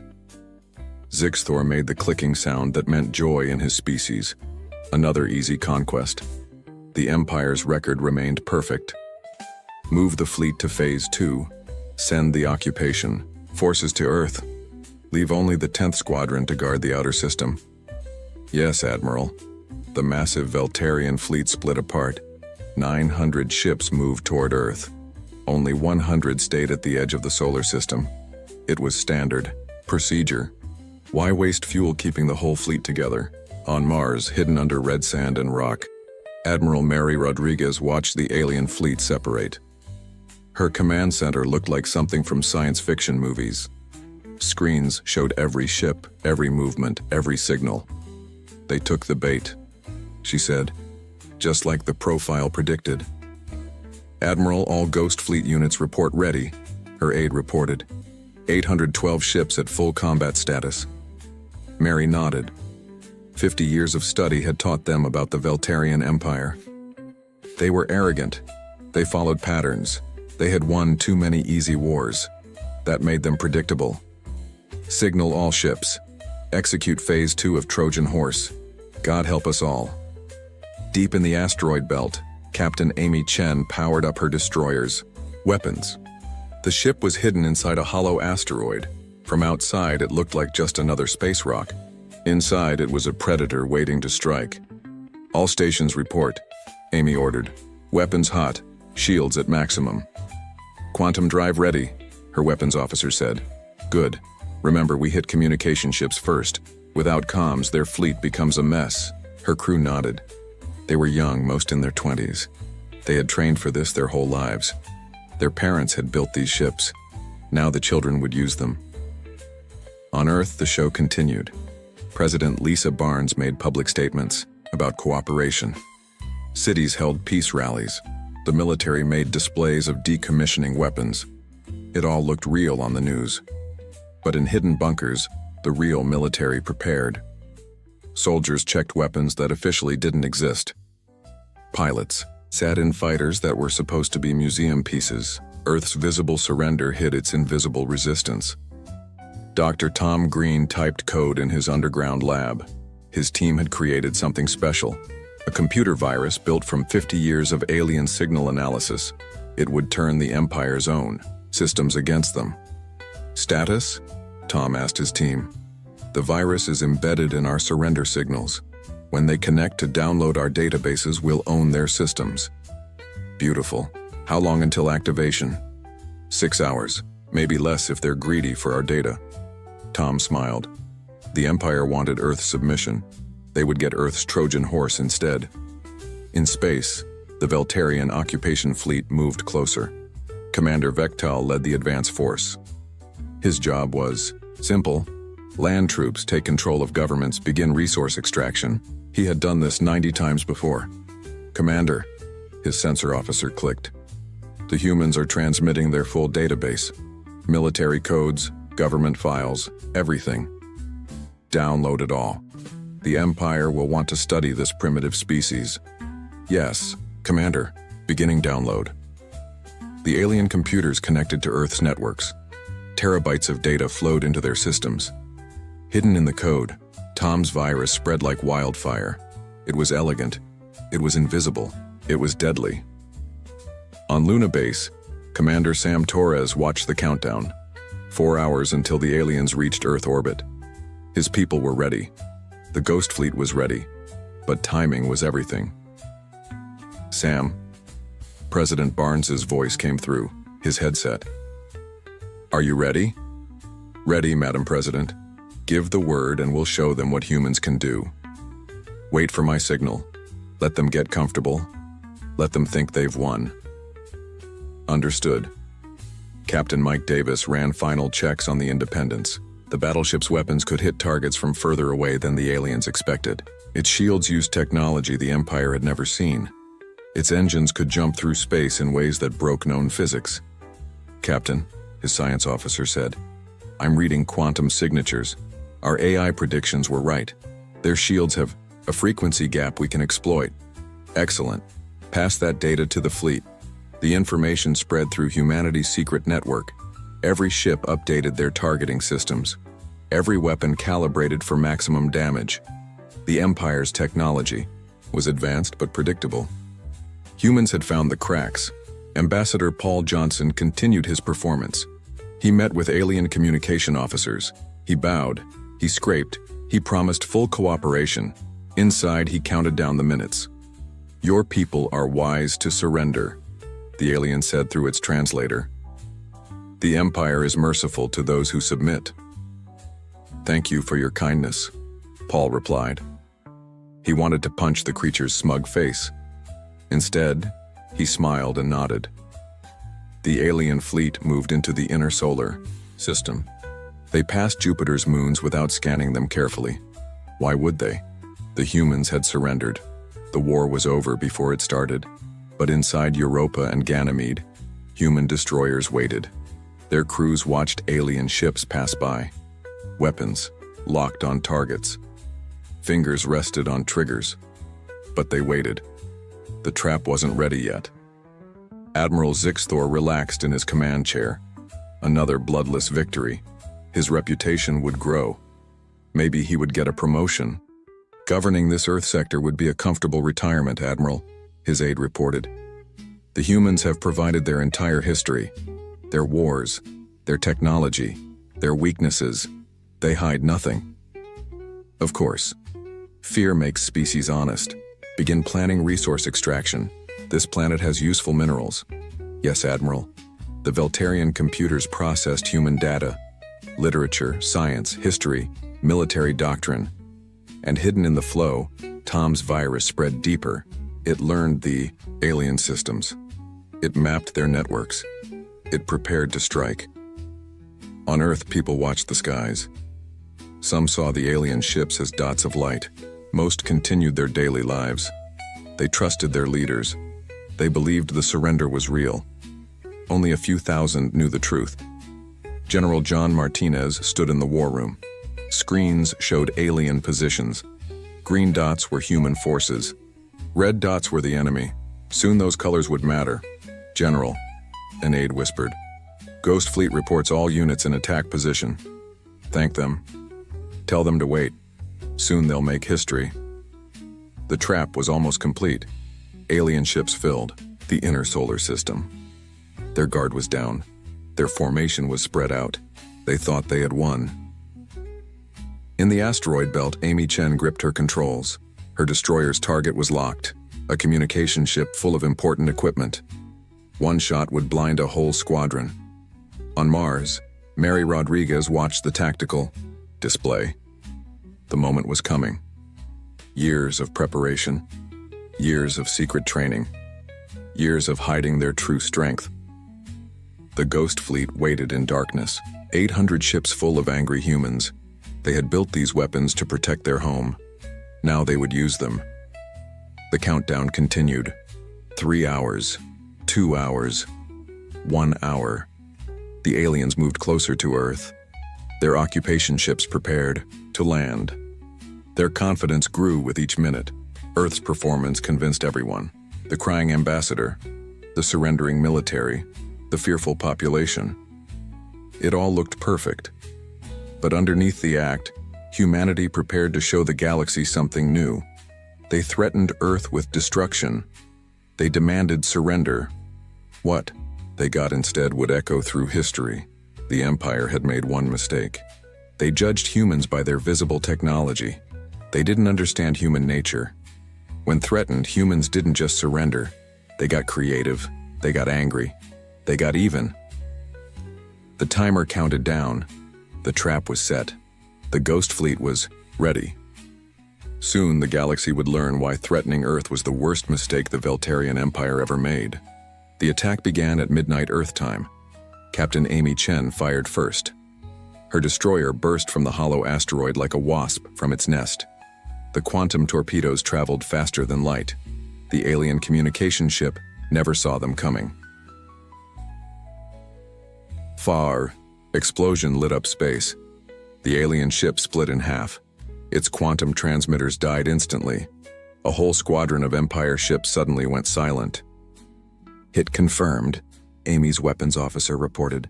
Target destroyed, no return fire. Jump, Amy ordered. Her ship vanished in a flash of blue light. Where it had been, alien weapons fired at empty space. By the time they reacted, Amy's destroyer was already 10,000 kilometers away, lining up the next shot. All across the solar system, the same scene repeated. Human ships appeared from nowhere. They fired.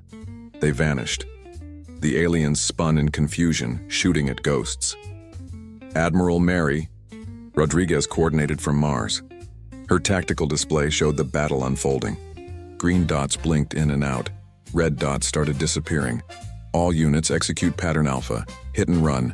Don't give them stationary targets. The Ghost Fleet obeyed. They used tactics the Empire had never seen. Jump in, fire, jump out. Never. Stay still. Never fight fair. Space warfare turned into submarine warfare. Admiral Zix Thor screamed in rage. His perfect invasion became chaos in seconds. Ships exploded around him. Communications failed. Sensors showed enemies everywhere and nowhere. Where are they coming from, he demanded.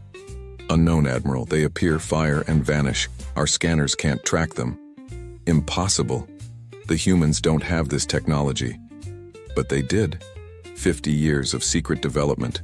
Alien technology improved with human creativity. The Empire expected primitive rockets. They got quantum jump drives instead. Captain Mike Davis brought the Independence out of hiding. The battleship was massive, black as space itself. Its main guns could crack moons. Now they aimed at the Empire's dreadnoughts. Target locked, firing main guns. The dark matter weapons spoke. Beams of impossible energy crossed space. They hit the alien dreadnought amidships. Shields that could stop nuclear weapons failed like paper. The mile-long ship crumpled like a can. Direct hit. Target destroyed. Jump us out. Next target.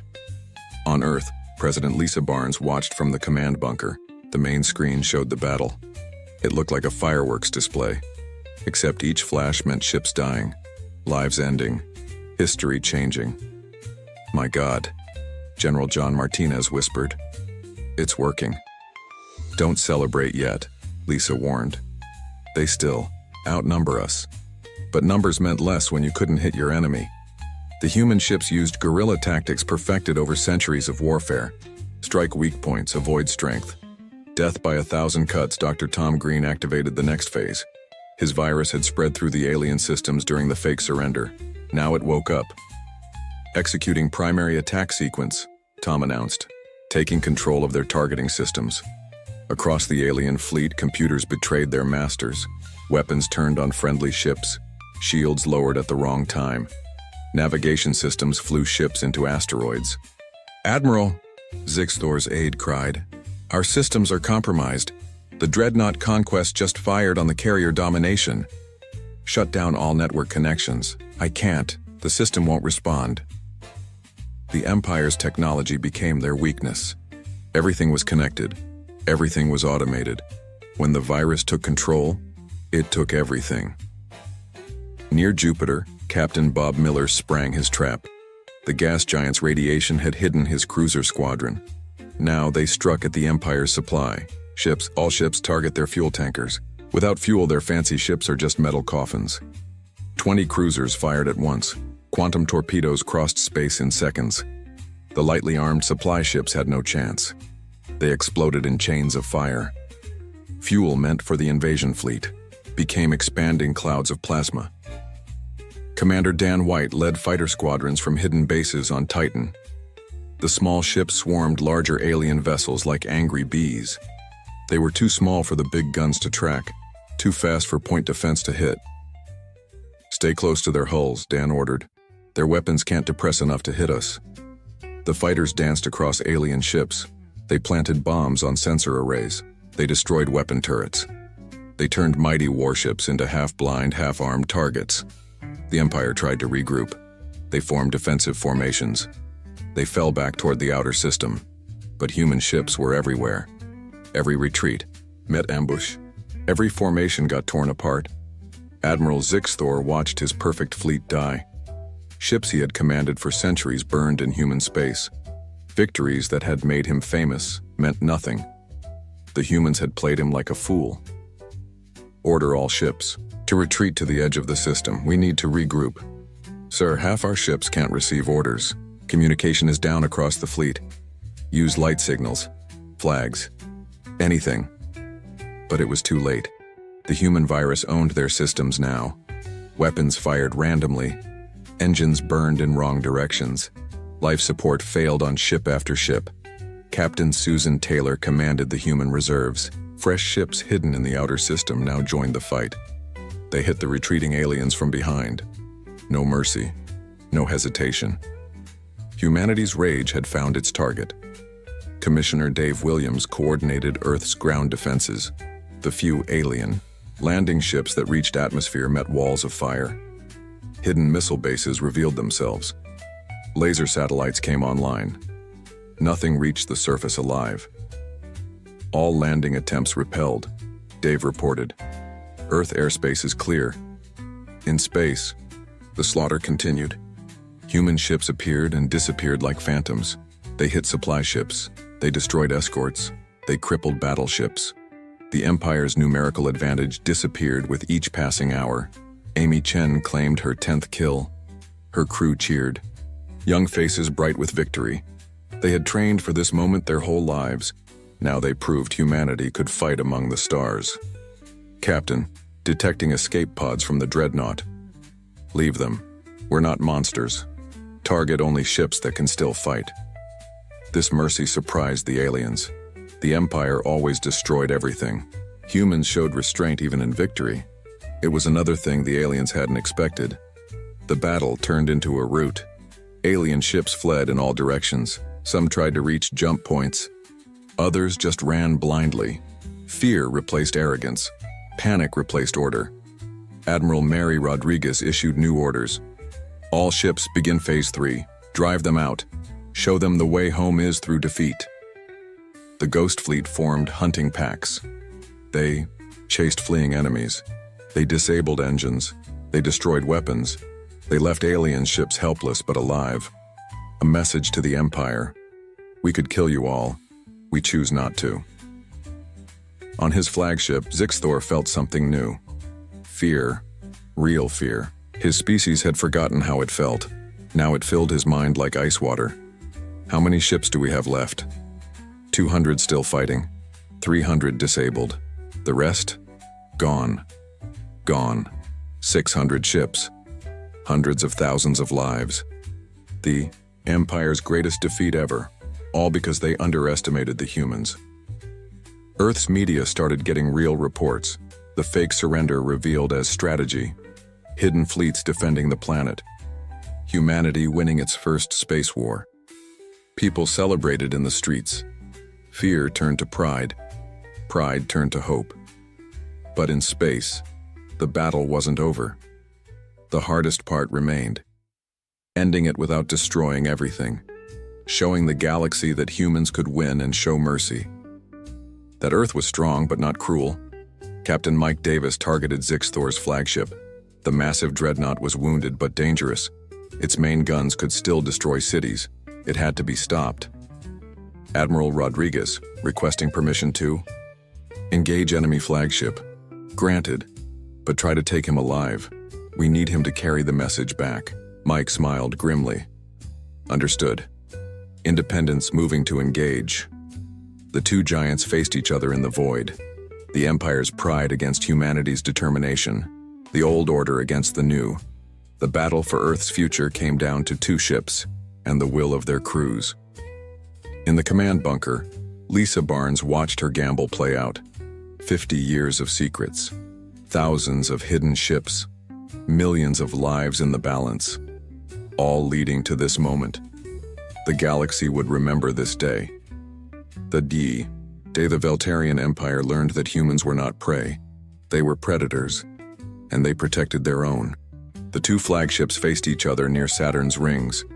Admiral Zixthor's dreadnought was 3 miles long, bristling with weapons. Captain Mike Davis commanded the Independence, smaller but deadlier. The old empire against the new power. Mike studied his enemy. The alien ship leaked atmosphere from dozens of holes. Its shields flickered, but its main guns still worked. One good hit could destroy the Independence. All hands, battle stations. This is it. His crew moved with practiced skill. They had trained for this day since childhood. Their parents built this ship. Now the children would use it to defend Earth. On the alien bridge, Zixthor felt his tentacles shake. Never in 10,000 years had the Empire faced real defeat. His 6 eyes watched the human ship. It looked primitive, but it had destroyed his fleet. Target their engines, he ordered. If we can't win, we'll take them with us. The dreadnought's guns swung toward Independence. Energy built up in the barrels, enough power to crack a moon. Zixthor gave the order to fire, but Mike was ready. Quantum jump now. Independence vanished. The alien weapons fired at empty space. Before Zixthor could react, the human ship appeared behind him, at point-blank range. Fire everything. Independence unleashed hell, dark matter beams, quantum torpedoes, railgun rounds. The alien ship's rear shields collapsed. Armor meant to stop asteroids melted like butter. Jump. Again, Independence vanished. The aliens spun their ship, searching. Their sensors showed nothing. The humans had technology that shouldn't exist. Near Jupiter, Captain Bob Miller executed the next phase. His cruisers had captured several alien supply ships intact. Now he put them to use. Begin Operation Trojan. Send the packages. The captured ships accelerated toward the remaining alien forces. They looked like rescue vessels coming to help. The Empire's friend or foe systems recognized them, let them approach. Then they exploded. Not with bombs, but with expanding wormholes. Miniature black holes that lasted just seconds. Long enough to swallow enemy ships. Long enough to tear space itself. Wormhole weapons confirmed effective. 8 enemy ships destroyed. Good work. Continue the pressure. Drive them toward the trap. The trap waited at Jupiter itself. The gas giant's massive gravity well. Its radiation that blocked sensors. Its moons that hid human ships. Captain Amy. Chen commanded the ambush force. Steady. Let them come to us. Jupiter is our ally today. The retreating aliens had 2 choices. Fight the humans in open space and die. Or use Jupiter's gravity to slingshot toward home. They chose Jupiter. Hundreds of alien ships entered the gas giant's influence. They formed up for the gravity assist maneuver. Their computers calculated the perfect trajectory. Their crews thought they were escaping. Amy sprang the trap. All ships, execute Ganymede Gambit. Open the wormholes. Hidden on Jupiter's moons, massive generators came alive. They created artificial wormholes. Not for travel, but as weapons. The wormholes opened inside Jupiter's gravity well. The alien ships suddenly faced gravitational chaos. Some got pulled toward Jupiter. Others spun out of control. Their careful formation shattered. Their escape became a death spiral. Now, all weapons free. Human ships poured fire into the confused aliens. Without formation, without coordination, the Empire's vessels became easy targets. One by one, they died in Jupiter's shadow. On Earth, the world watched in awe. News cameras showed the battle from ground telescopes, flashes of light around Jupiter. Humanity's hidden fleet revealed, the impossible becoming real. Dr. Nancy Cook worked in the biowarfare lab. Her job was different but just as important. She studied captured alien tissue samples, looking for weaknesses, finding ways to fight future invasions. Their biology is silicon-based, she reported. Vulnerable to certain frequencies, If they land ground troops, we can stop them.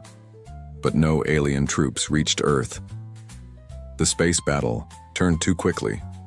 What started as invasion became desperate retreat. The hunter became the hunted. In the asteroid belt, fresh human ships joined the fight. These weren't military vessels. They were mining ships, converted freighters, anything that could mount weapons. Civilians who refused to let others defend their home alone. Captain Fred Jones commanded a converted ore hauler. His weapons were basic, his shields were weak, but his determination was steel. This is for Earth, boys. Make every shot count. His motley fleet engaged alien stragglers. They fought with courage over skill. They took losses but kept fighting. They showed the galaxy that all humans would defend their world. Back at the main battle, Mike Davis continued his duel with Zixthor. The alien dreadnought was dying. Half its weapons were gone. Its engines sputtered. But Zixthor refused to surrender. "Admiral, we must retreat," his aide begged. "The battle is lost." "No, the Empire does not run." But the Empire was running. Ships fled in all directions. Some made it to hyperspace. Most didn't. Human ships were everywhere, appearing from nowhere, vanishing before retaliation. The virus in alien systems reached its final phase. Dr. Tom Green activated the kill switch. Across the alien fleet, critical systems failed. Life support, navigation, weapons. The Might Empire's technology betrayed them completely. "Their fleet is helpless," Tom reported. "We can destroy them all or show mercy. Your choice, Madam President." Lisa Barnes made the hardest decision of her life. Disable their weapons, damage their engines, but let them limp home. The galaxy needs to know we're strong, not monsters. The order spread through the fleet. Human weapons became surgical tools. They crippled but didn't kill. They defeated but didn't destroy. It was mercy the Empire never showed its victims. Commander Dan White led fighter squadrons in the final sweep. They cleared space around Earth. They chased away the last threats. They secured humanity's first victory among the stars. Earth space is clear. No active enemy vessels in the inner system. Cheers erupted in command centers, on ships, in bunkers, on Earth itself. The impossible had happened. A single planet had defeated a galactic empire, but the symbolic battle remained. Mike Davis closed with Zixthor's flagship. The alien admiral had one choice: surrender or die fighting. His pride warred with his survival instinct. "Admiral Zixthor," Mike broadcast, "your fleet is defeated. Your invasion failed. Surrender and you can return home with a message for your empire." Zixthor's tentacles writhed. Surrender was shame, but death was worse. His species needed to know what happened here. Needed to understand humans were not prey. "I accept your terms." The words hurt more than weapons. The Empire's greatest admiral surrendering to primitives. Except they weren't primitive. They were something new. Something dangerous. Independence moved alongside the crippled dreadnought. Marines in advanced combat suits boarded. They found aliens defeated in spirit as well as battle. The Empire's confidence was shattered. Admiral Mary Rodriguez coordinated the aftermath. All units begin rescue operations, collect escape pods, provide medical aid, show them humanity's true face. The Ghost Fleet transformed from predators to rescuers. They saved alien lives. They repaired life support systems. They showed mercy to the defeated. Another surprise for the Empire. President Lisa Barnes prepared her broadcast, not just to Earth, but to the galaxy. The first human message to reach beyond the solar system. Words that would echo through history. Citizens of Earth, beings of the galaxy. Today, humanity joined the cosmic community, not as subjects but as free people. We were threatened with destruction. We answered with determination. The message continued, offering friendship to peaceful species, warning to would-be conquerors. Earth was open to the galaxy, but would defend itself against any threat. In space, the defeated alien fleet gathered its survivors. Ships that could still move helped those that couldn't. They prepared for the long journey home. Their mission failed, their pride broken, their empire changed forever. Captain Susan Taylor took custody of Admiral Zix Thor. The alien leader would return home with a message. Earth was not for conquering. Humans were not for enslaving. The galaxy had a new power. As the alien fleet limped away, humanity's ships emerged from hiding, hundreds of them, from the moon, from Mars, from asteroids and moons. The Ghost Fleet showed its true size. The Empire had threatened Earth expecting surrender. Instead, they found warriors. They demanded submission. They received defeat. The galaxy's balance of power shifted in a single day. Commissioner Dave Williams began planning the next phase. Earth Space Force, permanent defenses, trade with friendly species. Humanity's real journey into space was just beginning. The capture pod felt small to Admiral Zix Thor. He had commanded ships bigger than Earth cities. Now he sat in a room barely large enough for his tentacles. His 6 eyes stared at the human captain across from him. Captain Susan Taylor studied the alien leader. He looked different now. Smaller. Defeated. The arrogance was gone. Fear had taken its place. "Your ships are leaving the solar system," Susan said. "You'll be transferred to one of them soon. You'll carry our message to your empire."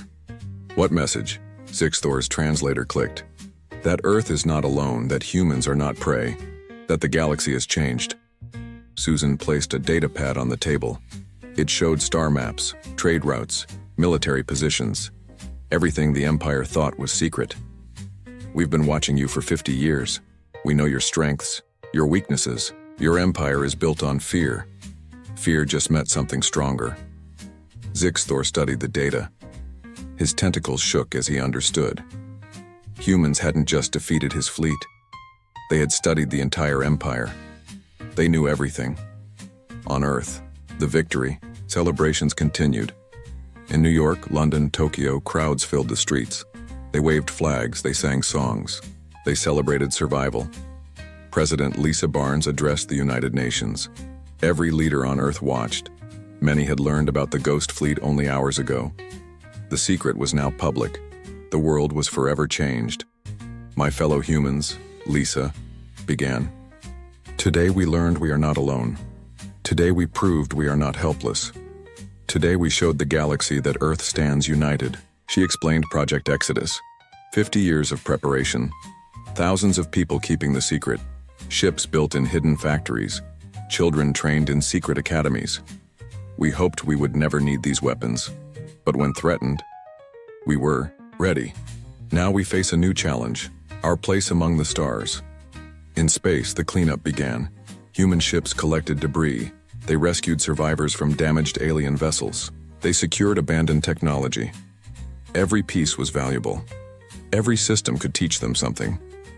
Commissioner Dave Williams took charge of Earth's new Space Force. The Ghost Fleet became official. Secret bases opened their doors. Hidden shipyards increased production. "We need more ships," Dave told his staff.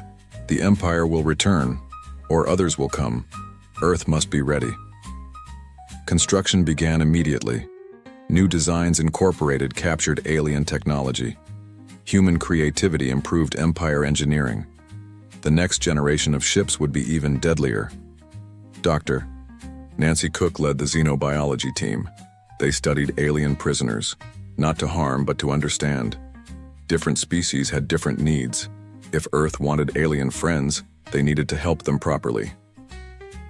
"Their silicon biology is fascinating," Nancy reported. "We can synthesize food for them, make proper medical supplies, show them humanity cares about life." The prisoners noticed the difference. The Empire treated captives as slaves. Humans treated them as guests, fed them, healed them, talked to them. Many aliens began questioning what they had been taught about primitive species. Captain Mike Davis visited the repair yards. His ship Independence showed battle damage, scars from the fight with Zix Thor's dreadnought. Each mark told a story. Each dent was a badge of honor. "She did good," Mike told the yard supervisor. "Patch her up. We might need her again soon." "Yes, sir. We're also installing the new shields, the ones based on alien tech. She'll be twice as tough next time." Mike smiled. Humans were already improving on alien technology. taking the best, making it better. The Empire's advantage was disappearing fast. In deep space, the alien fleet regrouped. 300 ships out of 1,000, most heavily damaged, all demoralized. They formed up for the long journey home. Admiral Zixthor transferred to his damaged flagship. His officers looked broken, their confidence shattered. The Empire's greatest fleet defeated by one planet. Set course for home space, Zixthor ordered. Maximum speed. Sir, what will we tell the Emperor? Zixthor's tentacles drooped. The truth, that we found warriors where we expected victims, that the humans were ready, that the galaxy has a new power. The alien fleet jumped to hyperspace. They carried news that would shake the Empire. A species that fought back, a world that won, an example for every conquered planet. On Earth, President Barnes met with world leaders. They planned humanity's future, not as separate nations, but as one species. The alien threat had united Earth like nothing before. We need a world government, the Japanese Prime Minister said. For space matters, at least. We can't face the galaxy divided. Agreed, said the European president. United Earth, one voice to the stars. They worked through the night, creating new structures, new laws, new ways for humanity to act as one. The United Earth government was born, separate nations for local matters, one voice for space. Dr. Tom Green dismantled his virus laboratory. The cyber weapon had served its purpose. Now he turned to defense, creating shields against alien hacking, protecting Earth's networks. We surprised them once. They'll adapt. We need to stay ahead. His team worked on quantum encryption, unhackable communications, computer systems that couldn't be turned against Earth. The next battle would be different. Both sides would be ready. 3 days later, the first alien signals arrived. Not from the Empire, but from its subjects. Conquered worlds that heard about Earth's victory. Species living under Empire rule for centuries. Earth vessel, this is Kelta Prime. We hear you defeated the Empire. Is this true? Commissioner Dave Williams took the call personally. This is Earth Space Command. Yes, we defeated their invasion fleet. Who are you? We are slaves of the Empire, but we dream of freedom. Can you help us? Dave looked at his staff. This was unexpected, but also an opportunity. Earth couldn't free the galaxy alone, but they could start something. We're transmitting data on jump drive technology. Build your own ships. Defend yourselves. Earth stands with any who seek freedom. The message spread across the galaxy, whispered in slave quarters, shared in hidden meetings. Earth had shown it was possible. The Empire could be beaten. Within weeks, rebellions started on dozen worlds. The Empire faced threats everywhere. Their military was stretched thin. Their confidence was shaken. Their slaves smelled freedom.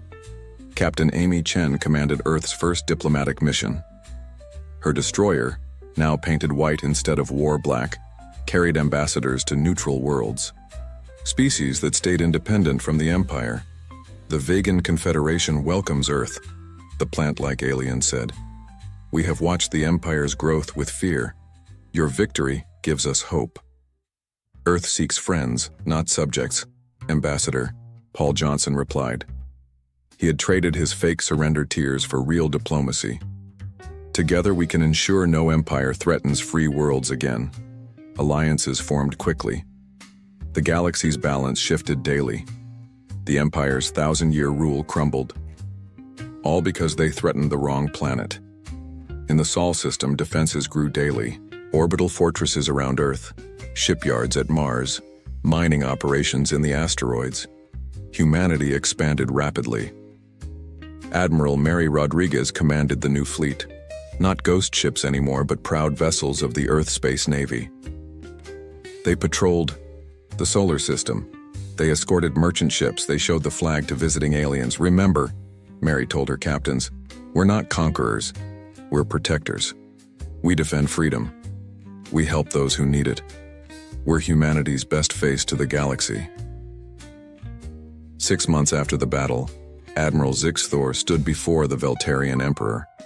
The throne room that once inspired fear now felt hollow. The Emperor's rage had cooled to calculation. So the humans were ready. They played us for fools. What do you suggest? Leave them alone, Majesty. Focus on holding what we have. The humans have started something. Rebellion spreads. We need our forces elsewhere. The Emperor's tentacles moved slowly. Perhaps you're right. Earth is one world. We have thousands. Let them have their victory. For now. But the Emperor didn't understand. Earth wasn't done. Humanity had tasted the stars. They had friends among the oppressed. They had technology that grew daily. They had the one thing the Empire feared most. Hope. President Lisa Barnes stood on the observation deck of Space Station, Freedom. Below her, Earth turned slowly, blue and white and beautiful. Safe now, protected, free. Madam President, an aide said, the Andromedan delegation has arrived. They want to join the Free Worlds Alliance. Lisa smiled. 6 months ago, Earth stood alone. Now 20 species had joined them. The Empire ruled through fear. Earth led through example. The galaxy was choosing sides. Show them in. Let's build a better galaxy together. The stars no longer looked peaceful from Earth. They looked full of possibility. Humanity had answered threats with warships. Now they answered friends with open hands. The galaxy would never be the same.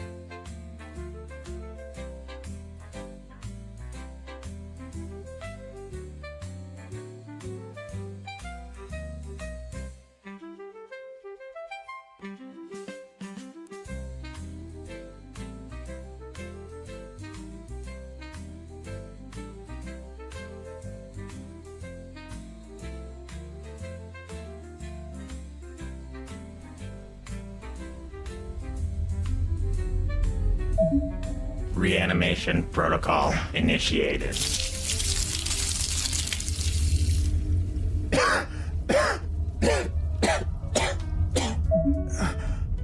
Reanimation protocol complete.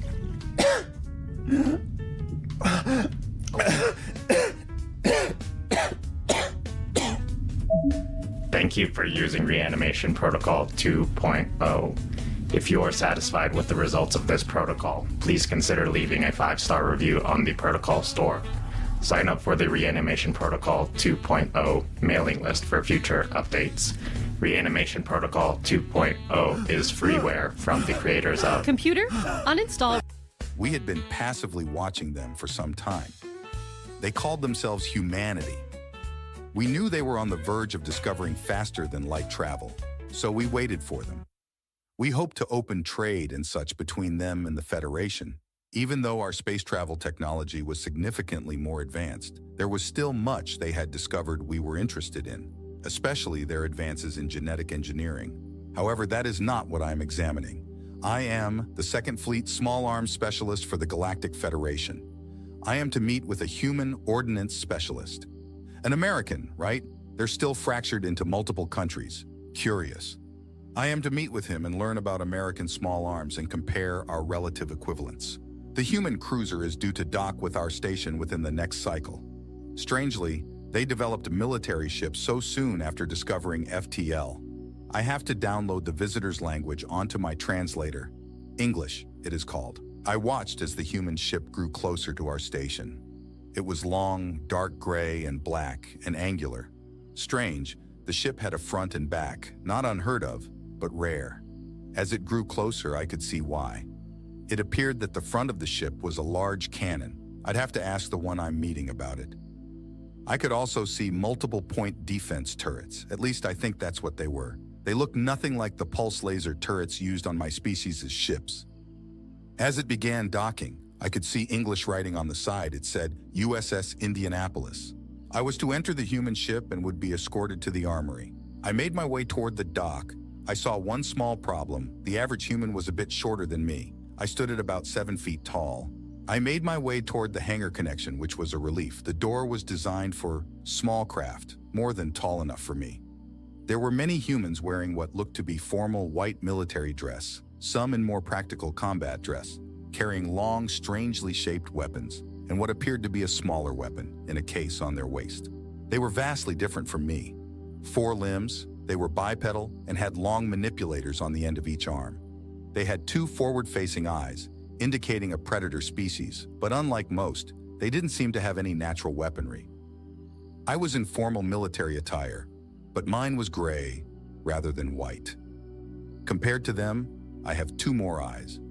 I also have 2 main arms, but I have 4 additional smaller arms down my abdomen. I moved toward the 2 humans that would take me to the armory. One would be giving me the demonstration. When I got near, the 2 individuals straightened their bodies and raised one of their arms to their heads and extended their manipulators straight. This wasn't a surprise, however. I had been told this was a standard American military greeting. It showed respect. One addressed me. Welcome to the USS Indianapolis CA-35. It is a pleasure to meet you. I am Sergeant Garrick, and this is my technician, Mr. Thomas. I apologize, but I cannot pronounce the name they gave me for you. How would you like to be addressed? Not a problem. Appreciation for the concern. Translated to the English alphabet, my name is heard as Ozus. My rank is Second Fleet Small Arms Specialist. Very good, and I am required to ask, are you personally carrying any weapons on board the ship? No, why would I carry a weapon onto an allied ship? Every human with a military rank you will meet today, which is the majority of them, will have a sidearm holstered on their hip. Why would you feel the need to be armed at all times? Call it insurance. We don't necessarily need to go get weapons to repel boarders. We also don't have any claws or natural armor like you. It made sense. It is just a different doctrine. It still was a bit perplexing that many armed individuals, accidents are bound to happen.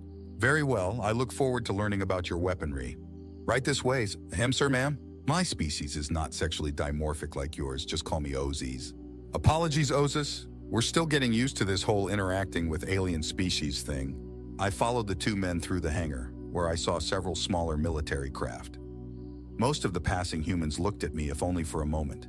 We made our way through 2 doors, then one that took the 2 men putting their eyes in front of a scanner to open. Inside was a large internal hangar filled with industrial-looking equipment, wall mounts filled with small arms, small and larger vehicles, as well as what looked like a testing range.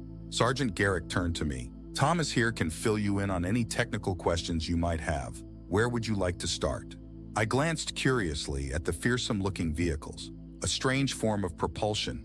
It looked as if it moved on large metal belts on either side of the main bulk, which had what looked to be a large cannon, as well as many smaller ones. Those could wait, though. We have time. On average, your soldiers carry 2 weapons, correct? A primary and a secondary? That is correct. Standard American military infantry are issued with an MA-27 rifle, as well as a SIG M23 for a sidearm. There are other weapons used in more specialized roles, but these are the basics. He showed me to a table, which looked to feature everything an American soldier carried. It included several armor plates, including a helmet, the rifle, sidearm, and several rectangular-shaped objects that I did not know the use for. There were also 2 ball-shaped items and an extremely sharp-looking metal stabbing weapon with 1 serrated edge. At the most basic level, how do these weapons function? The one called Thomas addressed me. Human weaponry fires metal projectiles called bullets. They can vary in size and purpose, but the basic ones look like this. He held up a small metal tube with a point. The point was a different color than the base, a light red compared to the golden tint of the base. This red section here is what is launched at the target. The base is filled with a combustible substance known as gunpowder. This piece on the back is called a primer.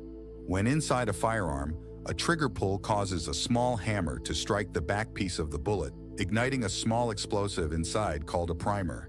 This small explosive causes the gunpowder to explode, launching the small projectile at very high speeds.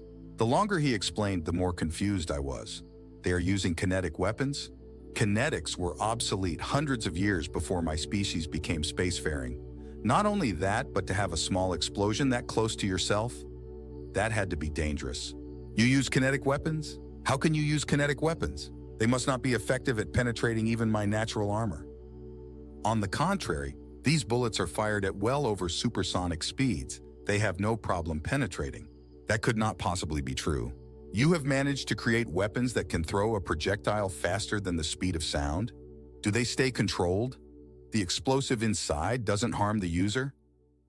I tried to keep my composure. We switched to plasma weaponry so long ago because of how slow kinetics are. Yet somehow these humans have figured them out.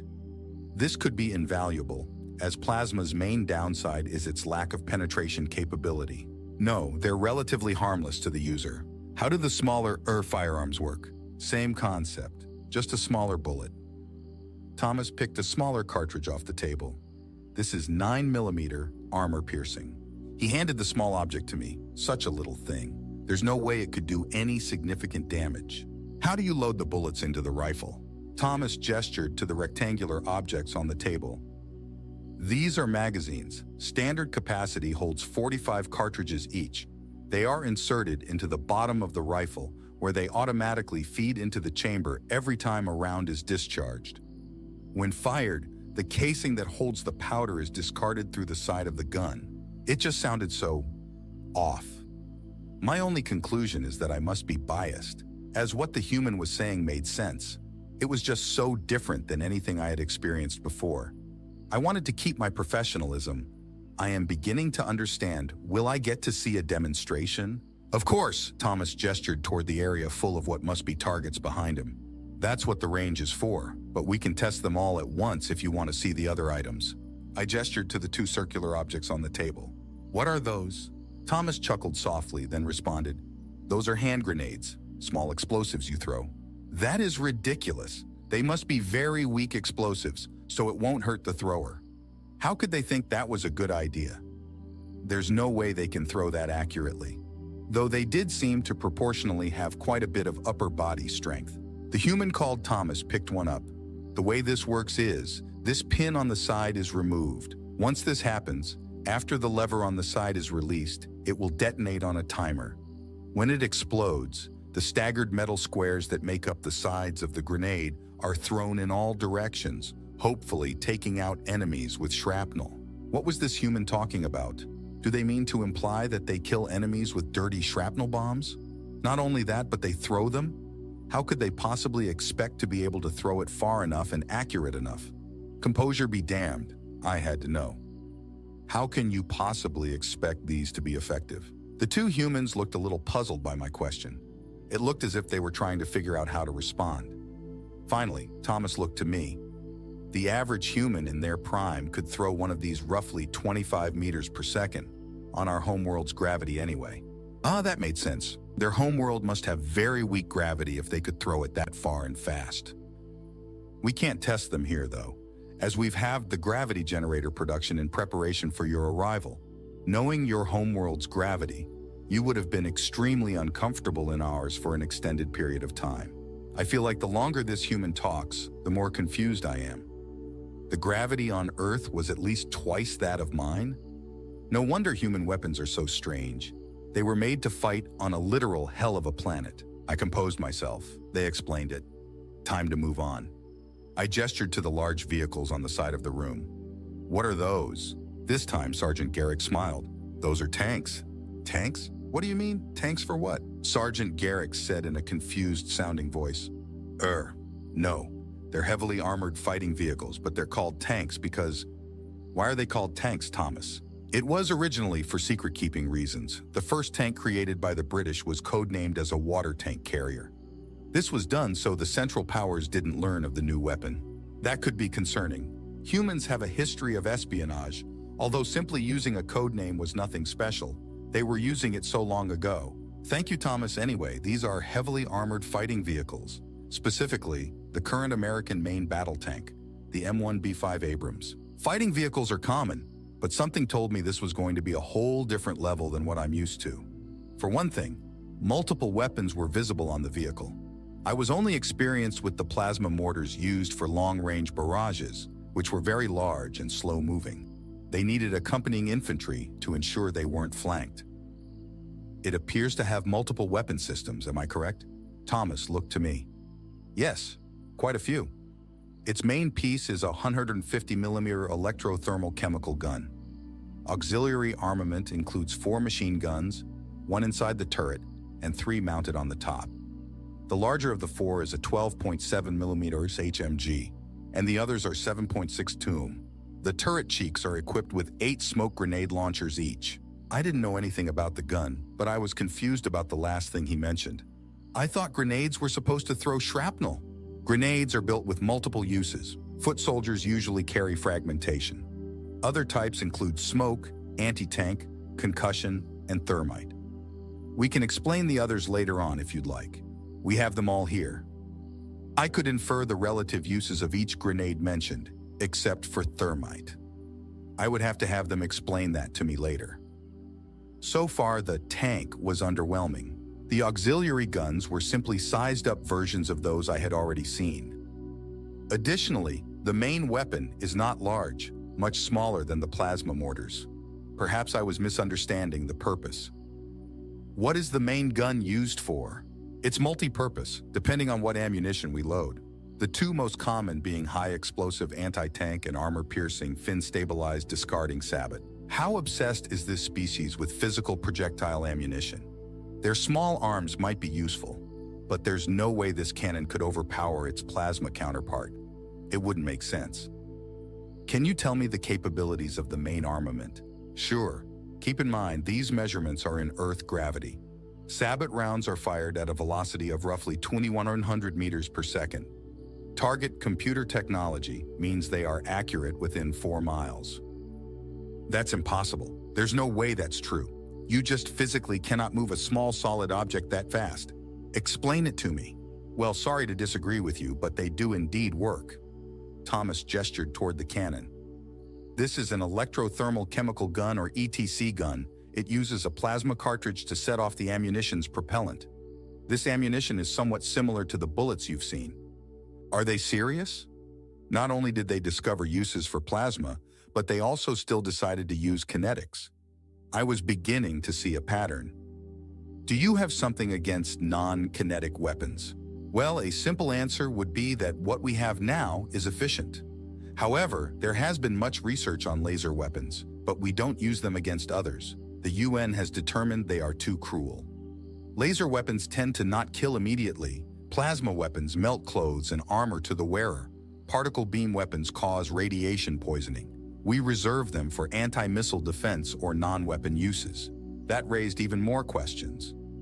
Do humans have rules for war? Do humans still war with each other? Do humans have some sort of country conglomerate? Unfortunately, I am here for the weapons they are currently using. My curiosity would have to wait.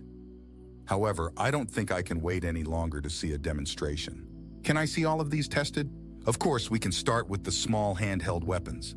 I'll send for a tank crew to come operate the Abrams. Sergeant Garrick walked back over to the table and picked up the rifle. He inserted a magazine into the bottom and pulled a handle on the back. He walked toward the range, then hesitated. He turned to me. How sensitive is your hearing? I hadn't thought about it. The human's ears are very flat and pressed to the side of their head compared to mine, which are angled to allow sound in, and protrude from my head. Mine must be better than theirs. I decided to just assume that was the case.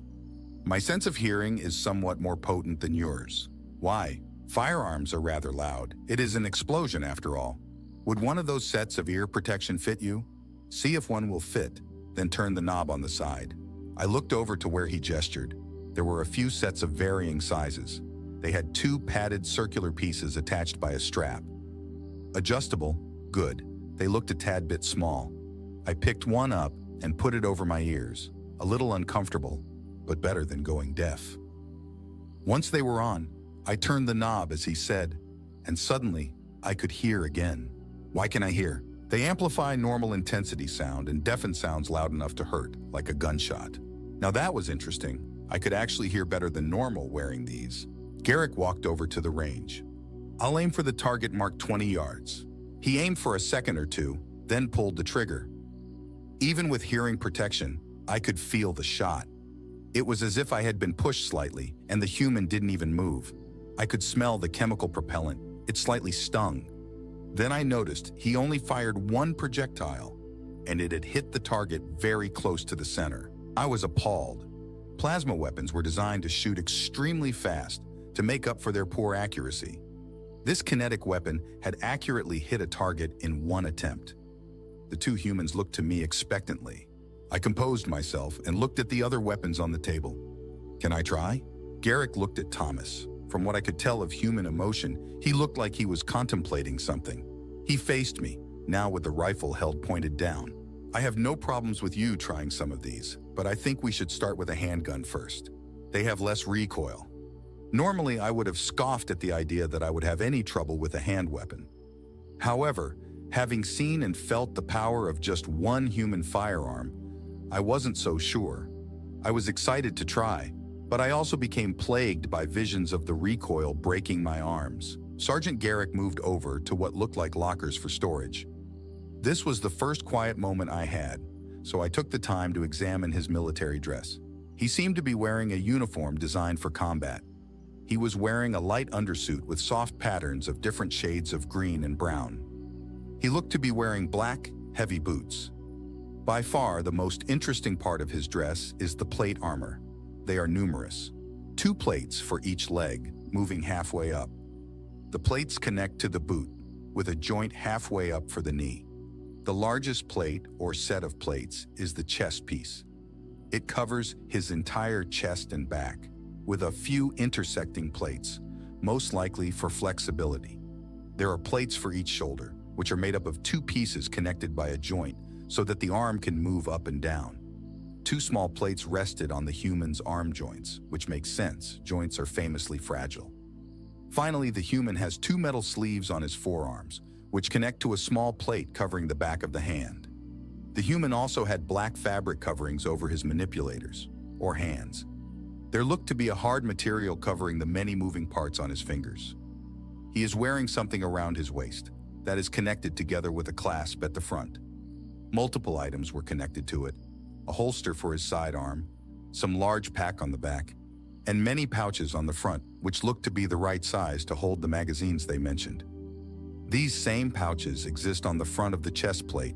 So much ammunition storage. I assume that, if in combat, he would also be wearing the full-face cover helmet that I saw. But now he was wearing some sort of hard fabric article on the top of his head.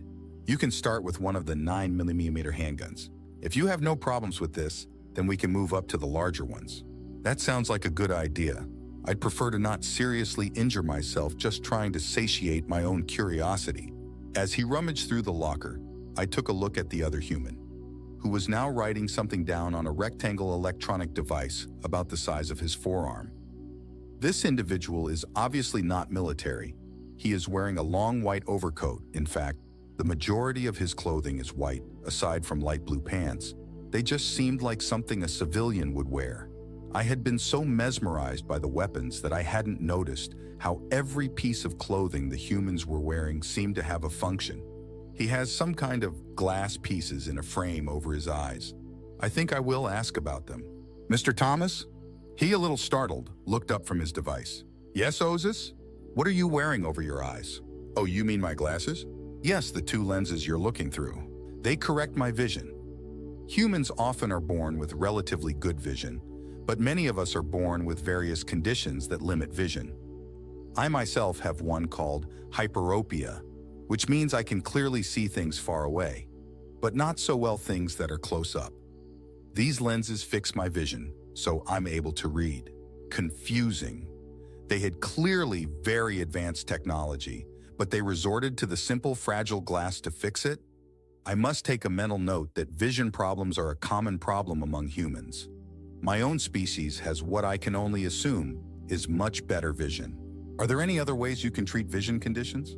Oh yes, many ways. Glasses are just the easiest way, and I think they're comfortable. Additionally, many people wear them to supplement fashion. The second most common way is called contacts, which are lenses like those on my glasses, except much smaller.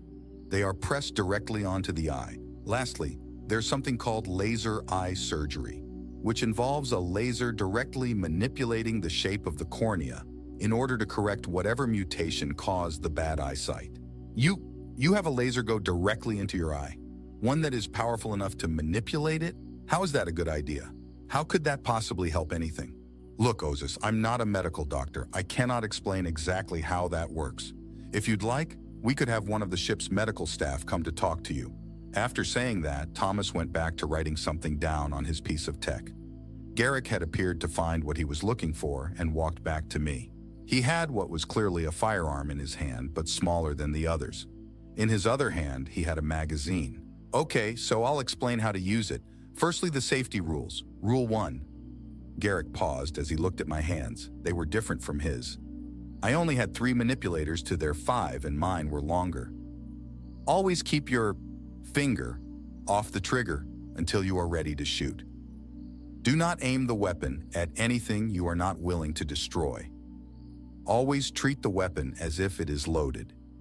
Be aware of your target and what is behind it. Treat the weapon with respect. It is more than capable of killing everyone here. I'm fascinated.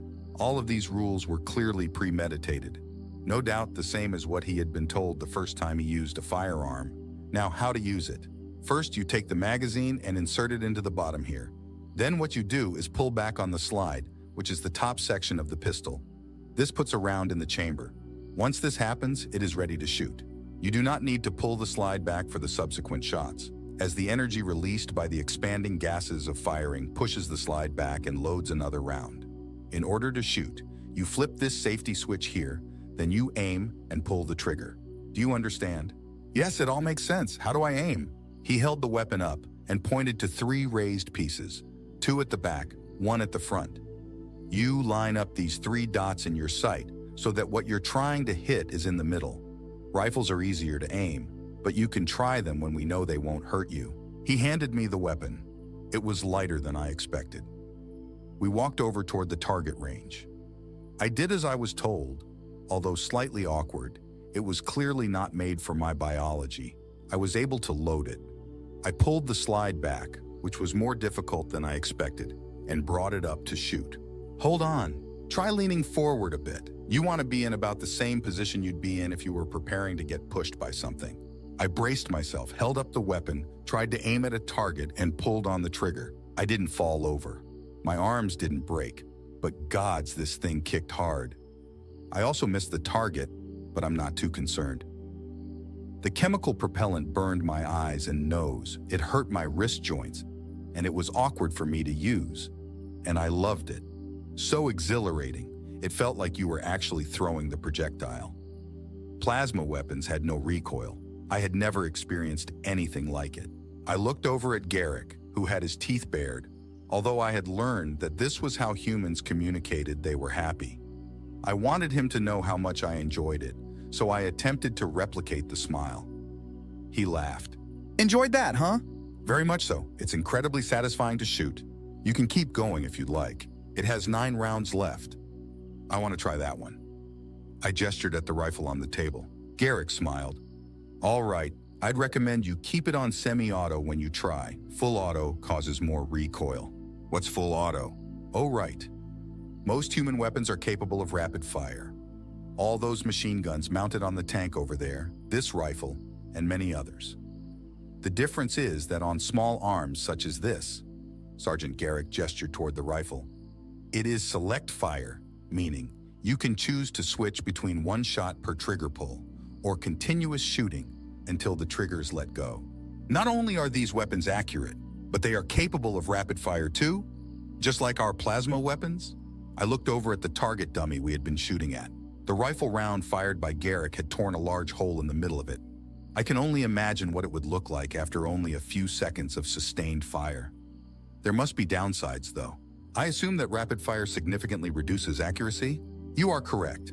The recoil makes it much harder to accurately aim the weapon, so when it's used, most soldiers elect to burst fire. This is when they hold the trigger down for 3 to 4 shots before resetting. Thomas interjected, additionally, less precision means in combat, constant use of rapid fire will deplete a soldier's ammunition supply quicker. That would seem to be the main downfall of physical ammunition. Human soldiers would have to carry hundreds of these projectiles on them. Plasma storage is much more compact. Garrick turned to me. Now, this will sound a little strange, but you might feel less recoil shooting the rifle rather than the small pistol. You have 3 points of contact, 2 on your hands and 1 in your shoulder. Additionally, this model is equipped with recoil dampeners in the stock. I was starting to have second thoughts about trying the larger weapon. It clearly was not built for me. I picked it up, testing its weight, not too heavy. I walked over to the testing range. It's already loaded and ready, correct? Yes, all you have to do is flip the switch on the side to the semi-auto setting. I found the switch, moved it once, and brought the weapon up to my shoulder. This time I was trying to aim. I took a deep breath, looked through the sight. This one was much easier to use. It had a shape with a dot in the middle, signifying where to aim. I put my finger on the trigger. I never did get to fire the weapon. It happened rather quickly. A loud alert system began blaring and the doors to the testing area closed. A robotic voice came over speakers mounted in the wall. Alert, incoming craft, tag designation, hostile. Sergeant Garrick looked to Thomas. Get to your quarters, Thomas. He nodded and jogged out of the room. Garrick then walked over to the table, took the fabric article off his head, and put on the helmet I had seen earlier. It clicked into place, connecting to his chest armor. It made a sound almost like pressurization. He turned toward me, his once cheerful face now an emotionless reflective material. He spoke, his voice now muffled. We need to move, possible boarding craft or attack incoming. I assumed he was receiving communications through his helmet, which was confirmed when he spoke again. How many? No, I need to escort the VIP, have Sergeant Edwin take my place. I'll get them to the bridge and help hold the bulkhead there. I had no idea what to do. I just stared at him. I didn't know anything about this ship. Why would there be an attack on our station? We're on outskirt territory. We picked a station to meet the humans that is close to their space. We had no records of spacefaring hostiles in this area. Garrick now addressed me as he picked up another rifle from the display. 3 Floriation boarding craft incoming. 1 frigate out of point defense range. We're docked in your station, so we can't rear the ship around to use the main cannon. They obviously know this. He loaded a magazine into the rifle. So they're dispatching boarding parties. Fluoriation? We have no record of a species under that name, nor a hostile faction near here. That's the name we gave them. We need to move. Sergeant Garrick gestured for me to follow him and moved toward a door, raising his weapon to check around the corner. I was about to follow, then hesitated. I moved back to the table and picked up the larger pistol. Then I ran after Garrick. We were moving through corridors. I saw many human soldiers running in formation, going to wherever their stations were to repel boarders. The alarm continued to blare, now with a slight modification. Alert! 3 incoming boarding craft. All active units move to your assigned bulkheads.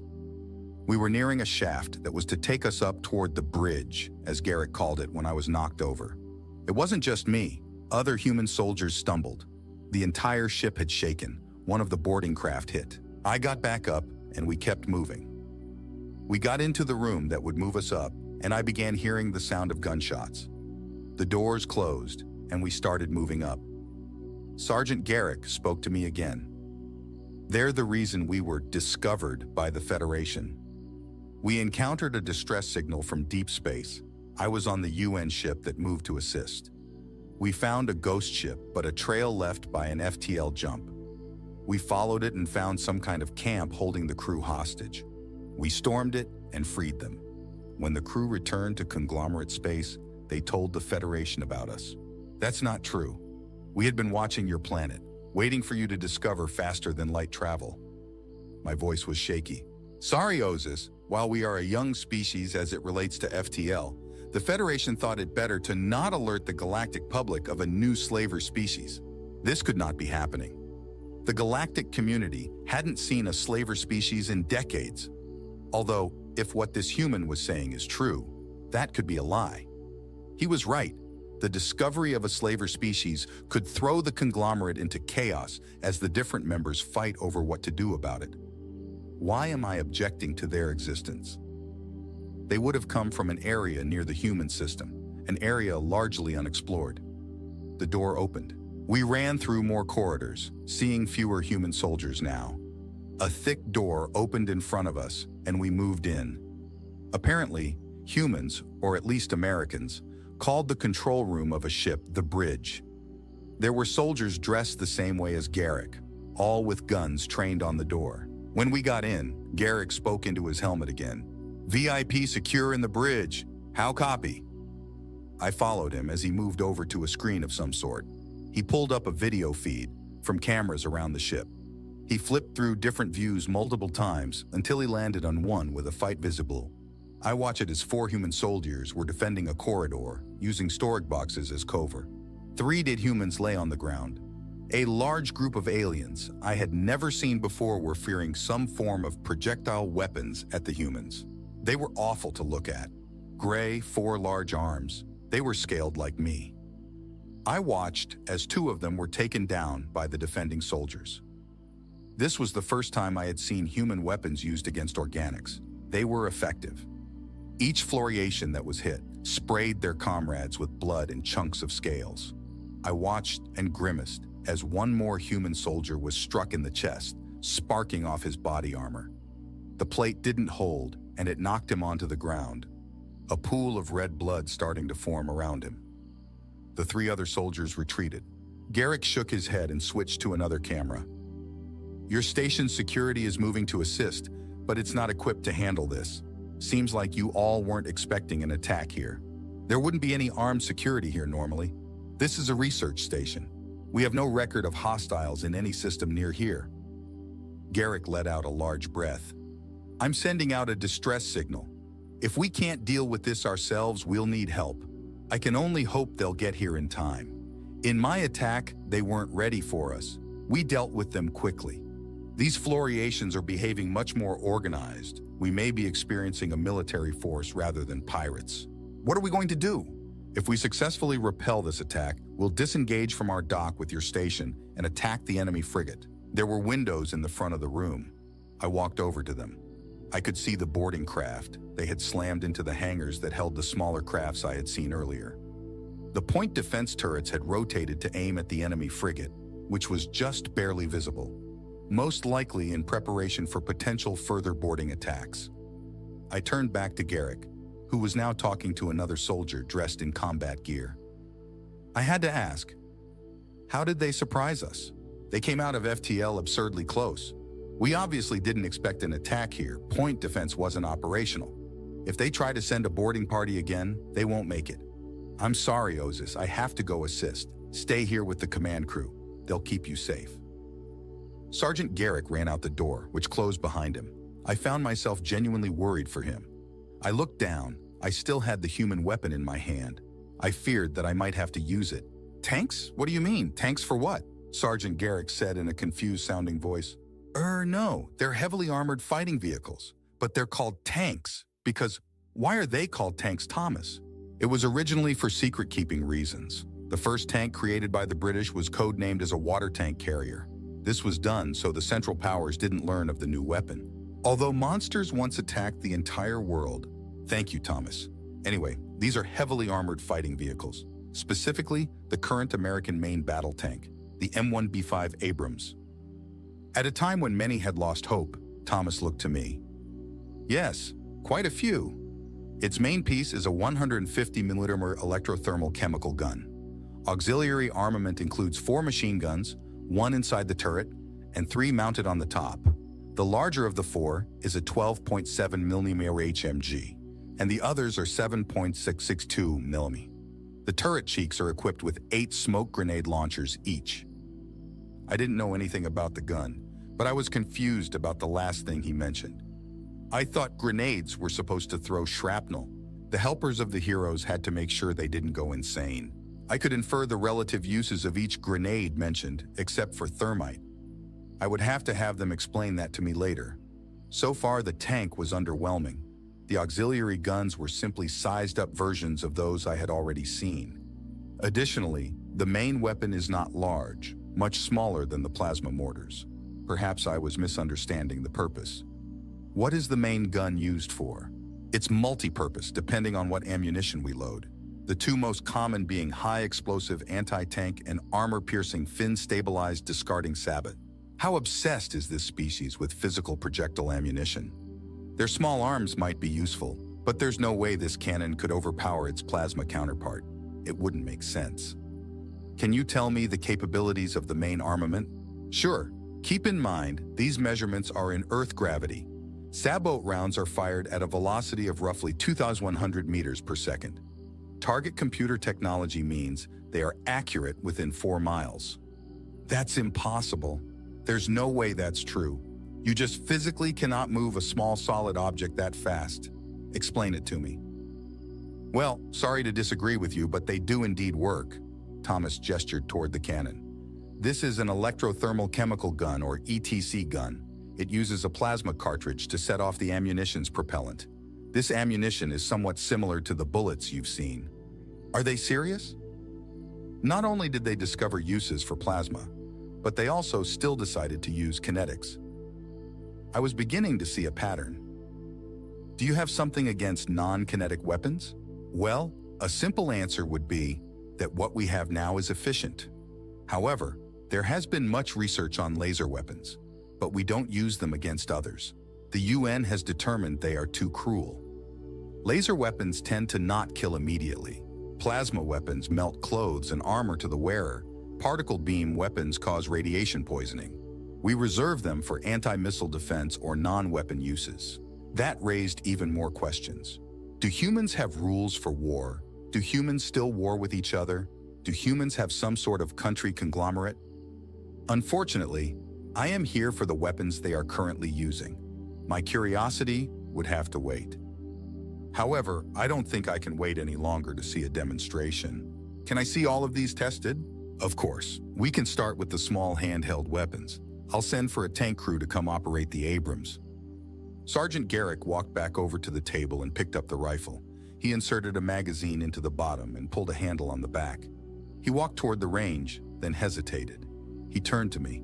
How sensitive is your hearing? I hadn't thought about it. The human's ears are very flat and pressed to the side of their head, compared to mine, which are angled to allow sound in, and protrude from my head. Mine must be better than theirs. I decided to just assume that was the case. My sense of hearing is somewhat more potent than yours. Why? Firearms are rather loud. It is an explosion after all. Would one of those sets of ear protection fit you? See if one will fit, then turn the knob on the side. I looked over to where he gestured. There were a few sets of varying sizes. They had 2 padded circular pieces attached by a strap. Adjustable. Good. They looked a tad bit small.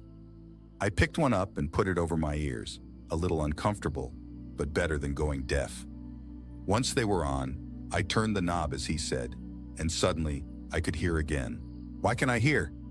They amplify normal intensity sound and deafen sounds loud enough to hurt, like a gunshot. Now that was interesting. I could actually hear better than normal wearing these. Garrick walked over to the range. I'll aim for the target marked 20 yards. He aimed for a second or two, then pulled the trigger. Even with hearing protection, I could feel the shot. It was as if I had been pushed slightly, and the human didn't even move. I could smell the chemical propellant. It slightly stung. Then I noticed he only fired 1 projectile, and it had hit the target very close to the center. I was appalled. Plasma weapons were designed to shoot extremely fast, to make up for their poor accuracy. This kinetic weapon had accurately hit a target in 1 attempt. The 2 humans looked to me expectantly. I composed myself and looked at the other weapons on the table. Can I try? Garrick looked at Thomas. From what I could tell of human emotion, he looked like he was contemplating something. He faced me, now with the rifle held pointed down. I have no problems with you trying some of these, but I think we should start with a handgun first. They have less recoil. Normally, I would have scoffed at the idea that I would have any trouble with a hand weapon. However, having seen and felt the power of just 1 human firearm, I wasn't so sure. I was excited to try, but I also became plagued by visions of the recoil breaking my arms. Sergeant Garrick moved over to what looked like lockers for storage. This was the first quiet moment I had, so I took the time to examine his military dress. He seemed to be wearing a uniform designed for combat. He was wearing a light undersuit with soft patterns of different shades of green and brown. He looked to be wearing black heavy boots. By far the most interesting part of his dress is the plate armor. They are numerous. 2 plates for each leg, moving halfway up. The plates connect to the boot, with a joint halfway up for the knee. The largest plate or set of plates is the chest piece. It covers his entire chest and back, with a few intersecting plates, most likely for flexibility. There are plates for each shoulder, which are made up of 2 pieces connected by a joint, so that the arm can move up and down. 2 small plates rested on the human's arm joints, which makes sense. Joints are famously fragile. Finally, the human has 2 metal sleeves on his forearms, which connect to a small plate covering the back of the hand. The human also had black fabric coverings over his manipulators, or hands. There looked to be a hard material covering the many moving parts on his fingers. He is wearing something around his waist that is connected together with a clasp at the front. Multiple items were connected to it, a holster for his sidearm, some large pack on the back, and many pouches on the front which looked to be the right size to hold the magazines they mentioned. These same pouches exist on the front of the chest plate, so much ammunition storage. I assume that, if in combat, he would also be wearing the full-face cover helmet that I saw, but now he was wearing some sort of hard fabric article on the top of his head. You can start with one of the 9mm handguns. If you have no problems with this, then we can move up to the larger ones. That sounds like a good idea. I'd prefer to not seriously injure myself just trying to satiate my own curiosity. As he rummaged through the locker, I took a look at the other human, who was now writing something down on a rectangle electronic device about the size of his forearm. This individual is obviously not military. He is wearing a long white overcoat. In fact, the majority of his clothing is white aside from light blue pants. They just seemed like something a civilian would wear.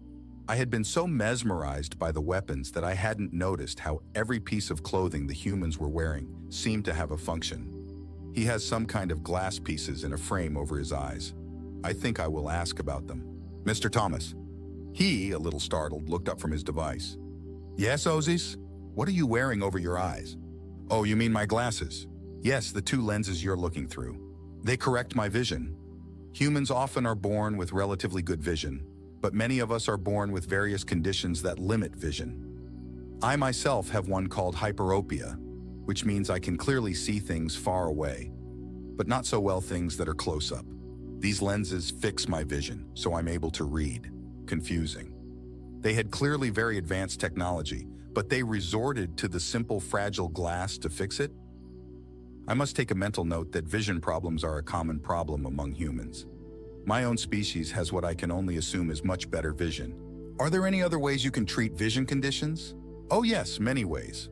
Glasses are just the easiest way, and I think they're comfortable. Additionally, many people wear them to supplement fashion. The second most common way is called contacts, which are lenses like those on my glasses except much smaller. They are pressed directly onto the eye. Lastly, there's something called laser eye surgery, which involves a laser directly manipulating the shape of the cornea in order to correct whatever mutation caused the bad eyesight. You have a laser go directly into your eye? One that is powerful enough to manipulate it? How is that a good idea? How could that possibly help anything? Look, Osis, I'm not a medical doctor. I cannot explain exactly how that works. If you'd like, we could have one of the ship's medical staff come to talk to you.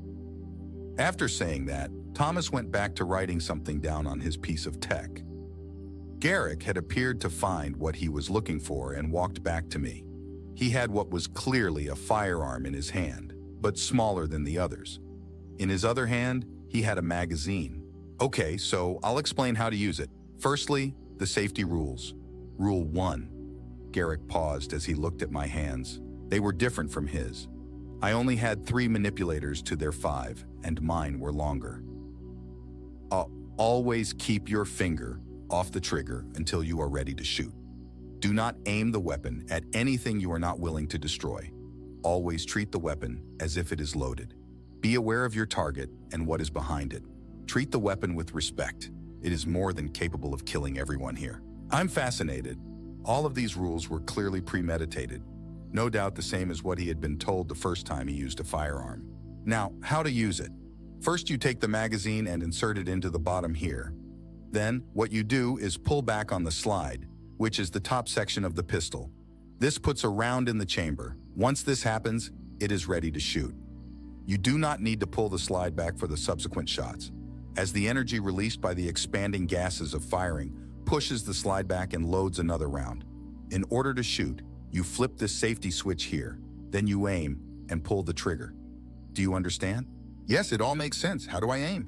He held the weapon up and pointed to 3 raised pieces, 2 at the back, 1 at the front. You line up these 3 dots in your sight so that what you're trying to hit is in the middle. Rifles are easier to aim, but you can try them when we know they won't hurt you. He handed me the weapon. It was lighter than I expected.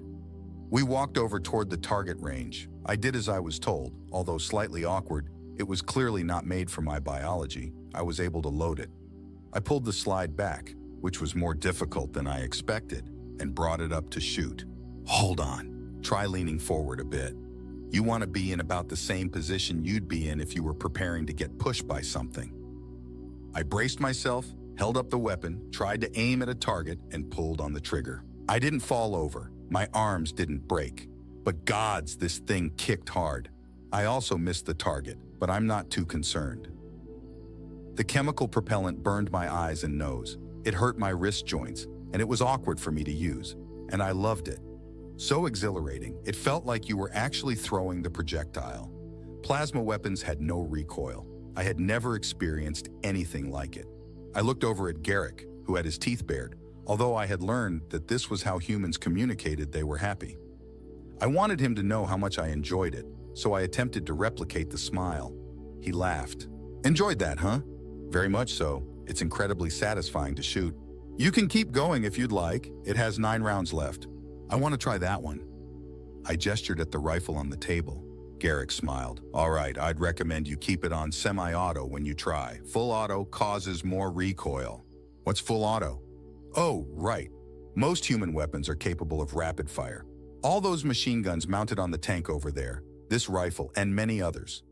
The difference is that on small arms such as this, Sergeant Garrick gestured toward the rifle, it is select fire, meaning you can choose to switch between 1 shot per trigger pull or continuous shooting until the trigger is let go.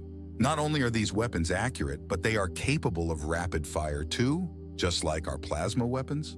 I looked over at the target dummy we had been shooting at. The rifle round fired by Garrick had torn a large hole in the middle of it. I can only imagine what it would look like after only a few seconds of sustained fire. There must be downsides, though. I assume that rapid fire significantly reduces accuracy? You are correct. The recoil makes it much harder to accurately aim the weapon, so when it's used, most soldiers elect to burst fire. This is when they hold the trigger down for 3 to 4 shots before resetting. Thomas interjected, "Additionally, less precision means in combat, constant use of rapid fire will deplete a soldier's ammunition supply quicker. That would seem to be the main downfall of physical ammunition. Human soldiers would have to carry hundreds of these projectiles on them. Plasma storage is much more compact." Garrick turned to me. "Now, this will sound a little strange, but you might feel less recoil shooting the rifle rather than the small pistol. You have 3 points of contact, 2 on your hands and 1 in your shoulder. Additionally, this model is equipped with recoil dampeners in the stock." I was starting to have second thoughts about trying the larger weapon. It clearly was not built for me. I picked it up, testing its weight, not too heavy. I walked over to the testing range. "It's already loaded and ready, correct?"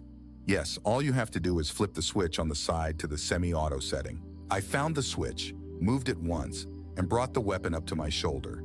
This time, I was trying to aim. I took a deep breath, looked through the sight.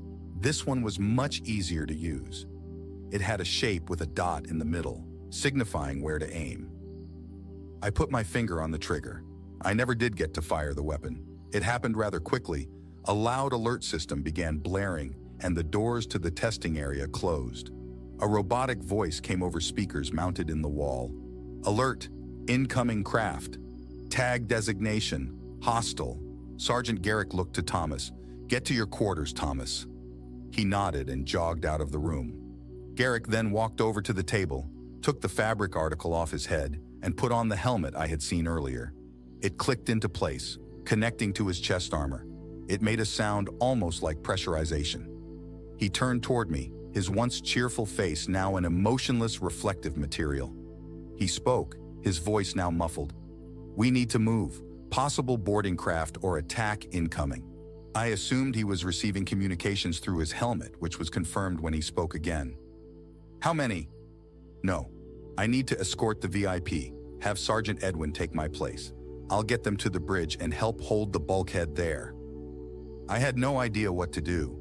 I just stared at him. I didn't know anything about this ship. Why would there be an attack on our station? We're on outskirt territory. We picked a station to meet the humans that is close to their space.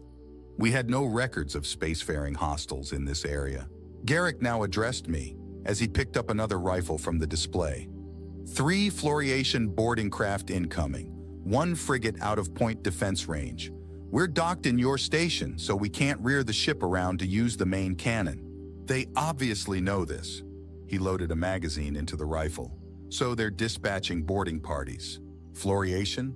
We have no record of a species under that name, nor a hostile faction near here. That's the name we gave them. We need to move." Sergeant Garrick gestured for me to follow him and moved toward a door, raising his weapon to check around the corner. I was about to follow, then hesitated. I moved back to the table and picked up the larger pistol.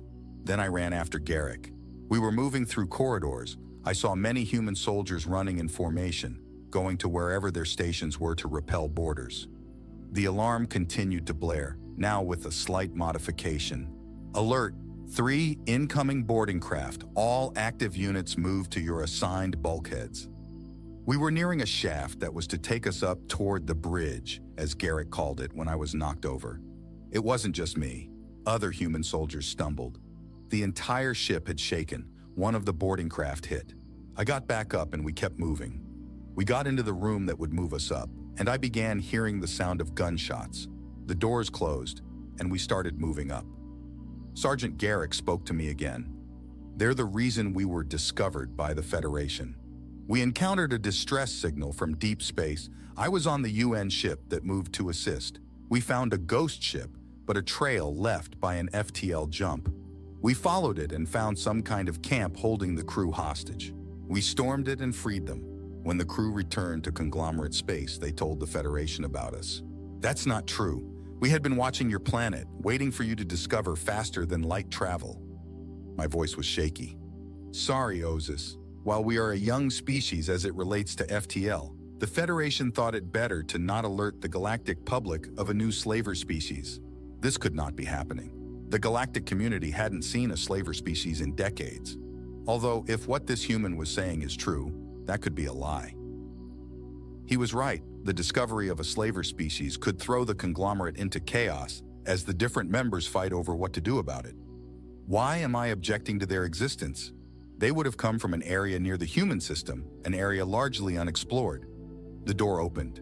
We ran through more corridors, seeing fewer human soldiers now. A thick door opened in front of us, and we moved in. Apparently, humans, or at least Americans, called the control room of a ship the bridge. There were soldiers dressed the same way as Garrick, all with guns trained on the door. When we got in, Garrick spoke into his helmet again.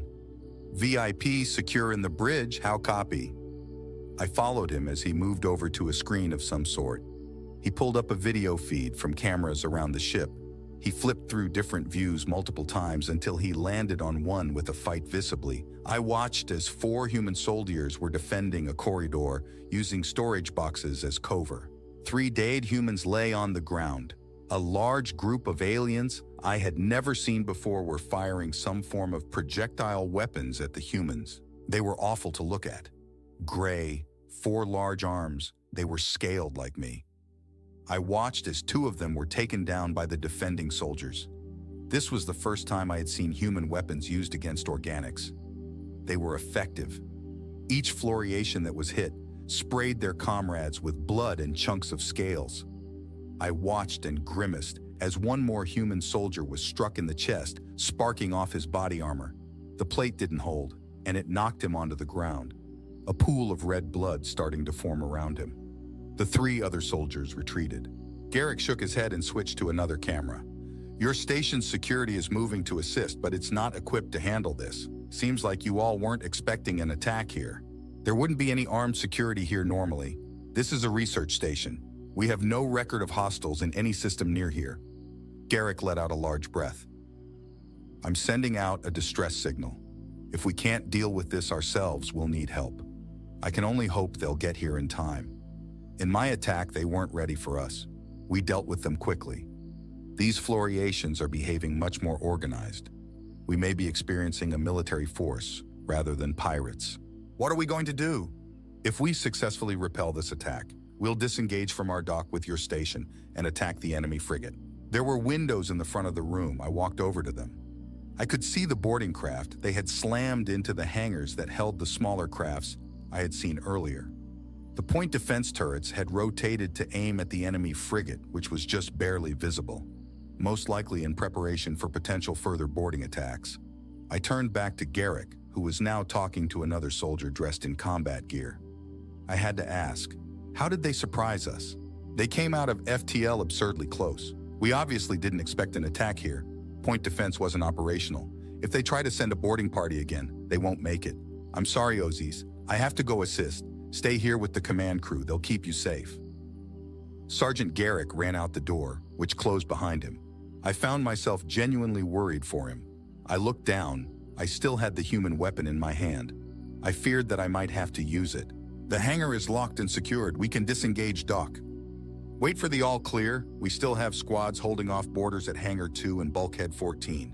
Bring systems for the primary railgun online, arm point defense, and open forward Ironhead missile pods. I don't know how anyone could understand what they were supposed to do. The command crew was shouting orders to each other and their communications devices. It was all so hectic. They ran to and from various stations. I hope Sergeant Garrick is okay. The sound of gunfire had slowed, but it had been a ruthless fight from what I had seen on the cameras. One of the humans here seemed to be a commanding officer of some sort. She sat in the middle of the bridge, overseeing everyone. One of the command crew addressed her. Captain, Bulkhead Charlie 14 reports they just took out the last of their boarding party, 7 human casualties. So she was the ship's captain. I assume that meant she was the highest in power here. Get a medic team to them. They're the furthest from the med bay. Are all systems still online? Their second boarding craft detonated Turret 4's ammunition. We can't repair it here. Turrets 1 through 3 and 5 through 8 are still operational. Very well, turn them to face forward. When we disengage dock, we're going to attack the enemy frigate. All the forward turrets, as they called them, moved to face the front of the ship. The ground shook as they all began turning. One human stood up quickly. He had heard something on his communications device. Captain, Hangar 2 is reporting that the last of the first boarding party has surrendered. 4 individuals, 1 badly injured, 5 confirmed human casualties. All right, see if the med bay can do anything about the injured one. Put the rest of them in the brig under heavy guard. Disengage from the dock. Hold on to your helmets, people. The speakers came on again. Alert. Disengaging from station dock in 3, 2, 1. I had sat down in a human seat in preparation, a bit small for me, but I was relieved that I did. The entire ship shook as it broke away. 2 humans fell over on the bridge. The captain looked at me with a look that I could only describe as concern. Then she seemed to make up her mind about something. Re-engage 1G gravity generation. We need to be running at full efficiency. Everything was immediately uncomfortable. I could still function, but so sluggish. Everything is so heavy. I strapped myself to the seat. Something told me it was going to be hard to be standing soon. The captain started barking orders again. Engage inertial dampeners, then rear the ship around. We're going to try and hit them with the main cannon while we are out of their weapons range. We began moving. The inertial dampeners definitely worked. We were turning fast. We moved forward and went around the station, so we were in between it and the enemy ship. Captain, incoming projectiles, estimated time of impact, 30 seconds. How much do we have to move to avoid them? Not much, but they'll strike the station if we do, and it's not shielded. Let them come then. Run calculations for the main cannon. A robotic voice came over the bridge speaker. Target locked. Frigate class. Beginning firing solution. Estimated time to impact, 2 minutes. The captain yelled, "Hold that order. Wait for the impact. We run the risk of hitting one of their projectiles with the main cannon. Enemy projectile impact in 5, 4, 3. I clenched and held on tightly to the small human chair.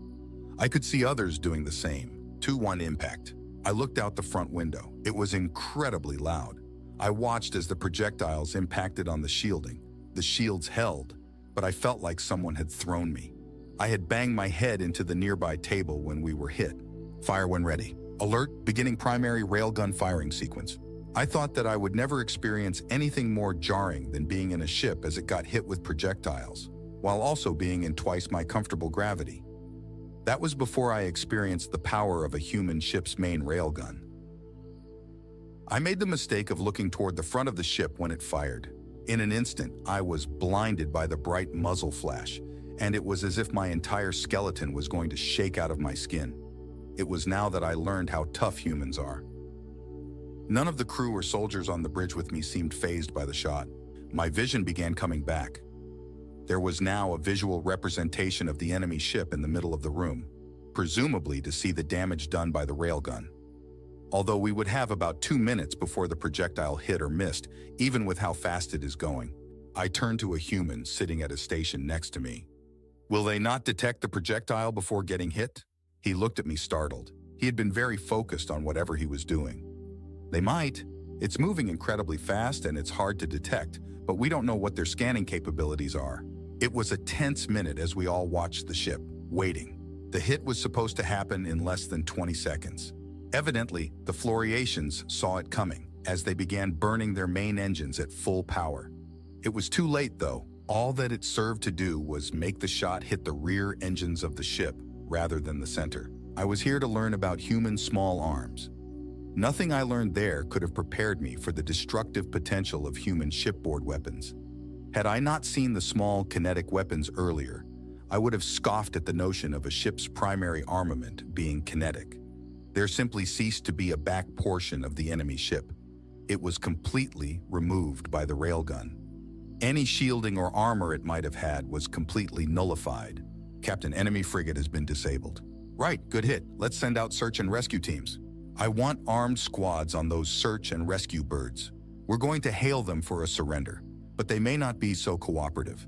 There are potentially non-combatants on board, so check your targets. Everyone else, relay orders to your respective stations. We are continuing to operate under Combat Alert Alpha. More enemy contacts could drop out of FTL at any moment. That must be it. They were going to see if any hostages were on board the Floriation ship. Surely the captain was not implying they were going to save the slavers on board that attacked us. The captain was wearing white formal military dress. Various medals and identification covered her chest and shoulders. She also wore a fabric dressing on her head, much like what Sergeant Garrick was wearing earlier, only more rigid and a different shape. She looked to another human in a white uniform who was sitting in front of a screen to her right. What's our projected time of arrival? Accounting for acceleration and deceleration, we're looking at 9 minutes. She then looked at me. This was the first time she had addressed me, and she actually knew my name. Ozus, you need to go get back with Sergeant Garrick and his team. You'll be moved to a bulkhead safe room. They'll keep you safe until we're able to get you back to your people. I hadn't expected her to talk to me. Yes, of course, thank you. Captain. I saw the faintest hint of a smile at the corners of her lips. Then went to 2 humans, who gestured for me to follow them. They were also dressed in full combat gear. I thought maybe I could experience some casual conversation from 2 regular soldiers, rather than the formal speech of the majority of humans I had spoken to until now. I had several questions. I thought it might distract me from having to walk at a human's pace while also being under strain from the increased gravity. Though, I was getting used to it. Are your suits pressurized? The 2 humans looked at each other. Even though their visors were reflective, it was easy to tell they hadn't expected to be asked questions by me. One finally spoke, a much deeper voice than Garrick's. Yes, vacuum rated with an oxygen supply of 15 minutes. What's the purpose of the varying colors of green and brown? Camouflage. But this entire ship is grays, whites, and tans. It doesn't blend in here. Camouflage for ground use. We're drop troopers. Earth plant life is mostly shades of green and the soil brown. It would most likely not make sense to switch to dress that shared the colors of the interior of the ship. Then every soldier would need 2 uniforms, not to mention that it wouldn't be nearly as effective with how close quarters everything is. The human said something though. Said they were drop troopers. Curious. What does drop trooper mean?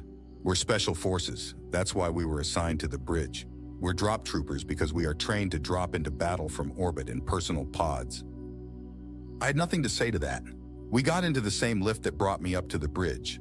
I now understood why I wasn't led to the safe room immediately, as we passed many bodies and remnants of battle on the way there. Human medics were tending to the wounded, but not just the human wounded. They were trying to help the disabled invaders too. What was the point in wasting valuable medical supplies on them? Had the humans not been here, they undoubtedly would have kidnapped and sold me and everyone on my station. Why did they deserve help? I just couldn't stand for it. I moved over to a male human medic, in the process of tying some sort of band around an unconscious Floriation's arm, which had been mangled. Why are you helping it? The man looked to be older. He had gray hair on his face. His mouth was covered with some sort of mask. He did not look up from his task. It's wounded. It would have killed every one of us if given the chance. He finished tightening the band and began spraying some sort of foam into a wound on the creature's chest. I am aware. Then what is the point?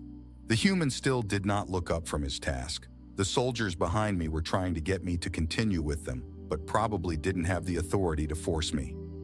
He said in a more methodical voice, no doubt quoting something, I will follow that system of regimen which, according to my ability and judgment, I consider for the benefit of my patients, and abstain from whatever is deleterious and mischievous. If I leave this intruder to die, I am partaking in what is deleterious. I would be committing harm through my own apathy. Now please leave me be. I have more wounded to tend to. With that, he rose, satisfied with his work on the mangled black slaver. He left me, speechless and staring down at it. This creature fought with what appeared to be so much bloodlust. It most likely killed human defenders. I could not see it as sapient. It was a thing, a dangerous cancer to be eradicated, and yet the human had treated it as one of their own. Only after seeing that did I realize that there were tears in its eyes and that it was looking at me. So we eventually made it to the disabled ship. The human command hailed them and got no response. I was able to watch events unfold through monitors in the safe room. Sergeant Garrick was thankfully all right. He had been grazed by a projectile on his abdomen, but was refusing treatment until the more critically wounded were taken care of. When I found him, he was wiping blood off of his knife onto his sleeve. I watched helmet camera footage from a soldier escorting a medical team on a transport ship. They were going to board the enemy frigate and look for survivors. On their way to the ship, they were not shot at. Any communications devices must have been located at the back of the Floriachin ship, as no calls for aid or surrender could be detected. It was difficult to dock. The ship had begun moving at full power before it had been hit with the railgun. Now it, and all of its debris from the mangled engine portion of the ship, were still moving at that same momentum. This forced the human cruiser to keep pace with it. I knew one thing now, though: just because the humans were saving these creatures, it did not mean they were friends. Every single gun on this cruiser was trained on the frigate. I switched to another helmet camera, this time on a first entry soldier. They were going to make sure everything was clear before the medical teams boarded. They attached and cut their way through a thin portion of the hull. When they entered, they were greeted with darkness. Much of the ship's power supply had been destroyed. Smaller functions like lighting had been reduced to favor life support and gravity. The squad turned on portable lights on their guns and helmets. Slowly, they moved through hallways. They had yet to see a single sign of life. Were it not for the furniture and personal effects around, one might have thought it had been abandoned long ago. There was simply no one here. Before the boarding process, the USS Indianapolis had done a scan of the frigate when it was close enough. It was done to determine if the ship would stay intact long enough for boarding. It also was able to locate important parts, such as where the command crew was most likely to be. This squad was moving for that position to hopefully find a command crew and force a surrender if they hadn't already. They were moving toward a large door, their firearms swaying, checking every corner. They had two humans stay back on the hallway entrance, covering their exit. The door to the command room was locked shut, either on purpose or a malfunction after the engines were hit. One of the humans, who was carrying a different, bulkier-looking firearm compared to the others, approached the door. He took off a bag on his back and retrieved some sort of rectangular device that he stuck on the door. He then motioned for everyone to get back. They all retreated behind the walls of the hallway entrance, peeking around the corner with guns aimed at the door. The man pulled out a smaller device and with the other hand counted down from 3 on his fingers. When he reached 0, he squeezed the device. Suddenly, the door they were working on exploded.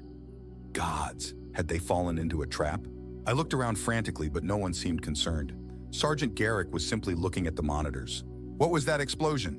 Breaching charge. You mean that was deliberate? I thought it was a trap. Got to get through the door somehow. He was, of course, correct, as usual. When the smoke cleared, the door was definitely open. Or, well, more like there was a hole where a door used to be. There were lights still on in the control room, no signs of enemy contact yet. The humans prepared to breach the room. One took out a small cylindrical device from a pocket on his chest. He laid his gun down and pulled something off the device. Once he did, he yelled, "Stun! Going out!" and threw it through the door. Everyone put their heads down. Seconds later, a loud bang and a flash of light came through the door. Then all the soldiers rushed in, firearms trained forward. They got in and swept the room, only to one by one see what had happened, some dropping their firearms in their slings, the first to enter dropping to his knees.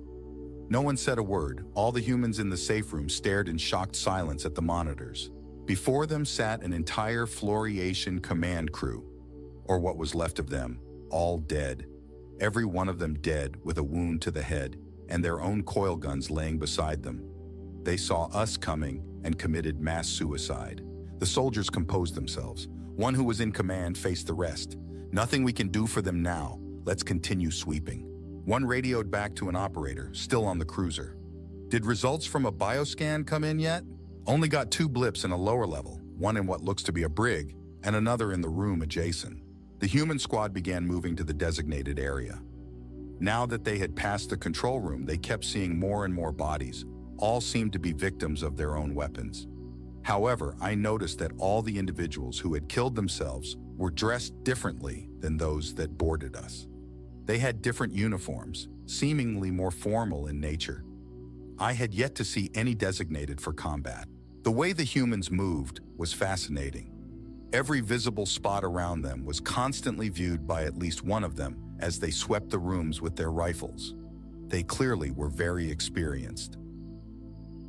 I then noticed something that may just be myself reaching, but I was fairly certain that these soldiers were aiming slightly higher than normal, compensating for the extra height the Floriation soldiers had on them.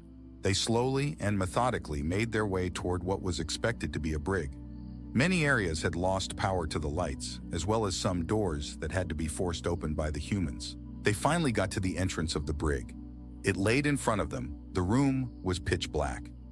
The adjacent room was down the hallway, which also had life signs. They had to get through the brig to get to the next room. The flashlights showed that the room was a long hallway with individual doors lining the sides. The soldiers spoke in hushed tones now. "We need more visibility, Carson. Throw in a flare." The larger human from earlier, that I now knew as Carson, took out a thin object from a pocket on his waist. He took a piece off the top, dropped it, and struck the main object on a pad located on his thigh armor piece. This caused the stick to combust in a bright, light blue light. Carson then threw it into the hallway, illuminating all the doors, including the bulkier-looking one at the end. Carson had a weapon I hadn't seen before. It didn't have a long, rectangular ammunition holder on the bottom like the rifles I had seen. It was larger, with some sort of sliding object on the bottom of the barrel. They began slowly moving through the hallway. Carson addressed the squad leader. "Should we check these doors first, or go for the other life sign in the next room?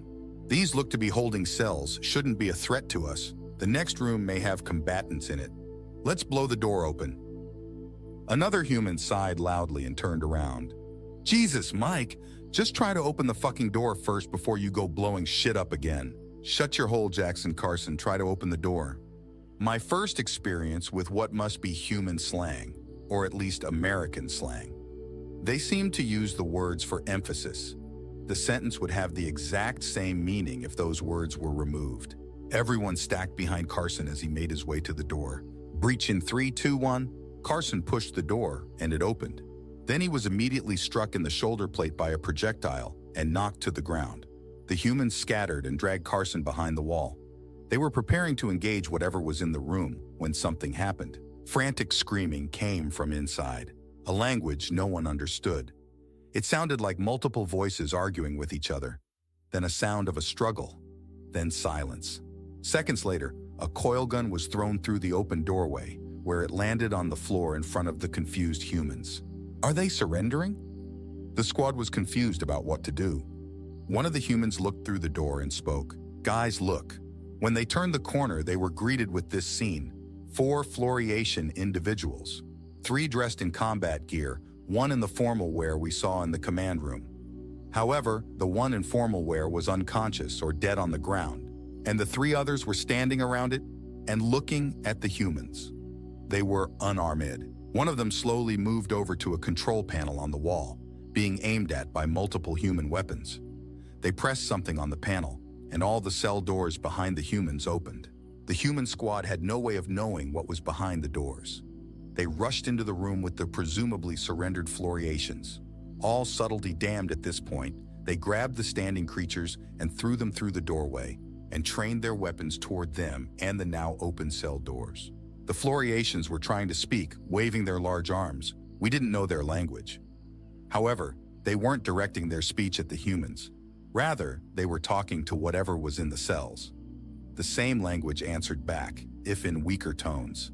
One of the Floriations entered a cell and seconds later returned to the hallway helping another Floriation walk. It looked to be another of the combat class we had been seeing, although some of its armor was missing. There were at least a dozen cells, and this continued to happen. More and more imprisoned individuals walking out into the hallway, facing the blinding flashlights from the humans and the bright, flickering blue light from the flare. Eventually, it was a pretty large group, and they were just standing there. The humans slowly began to lower their weapons. This group could have charged the squad if they wanted to. The soldiers were confused about what to do.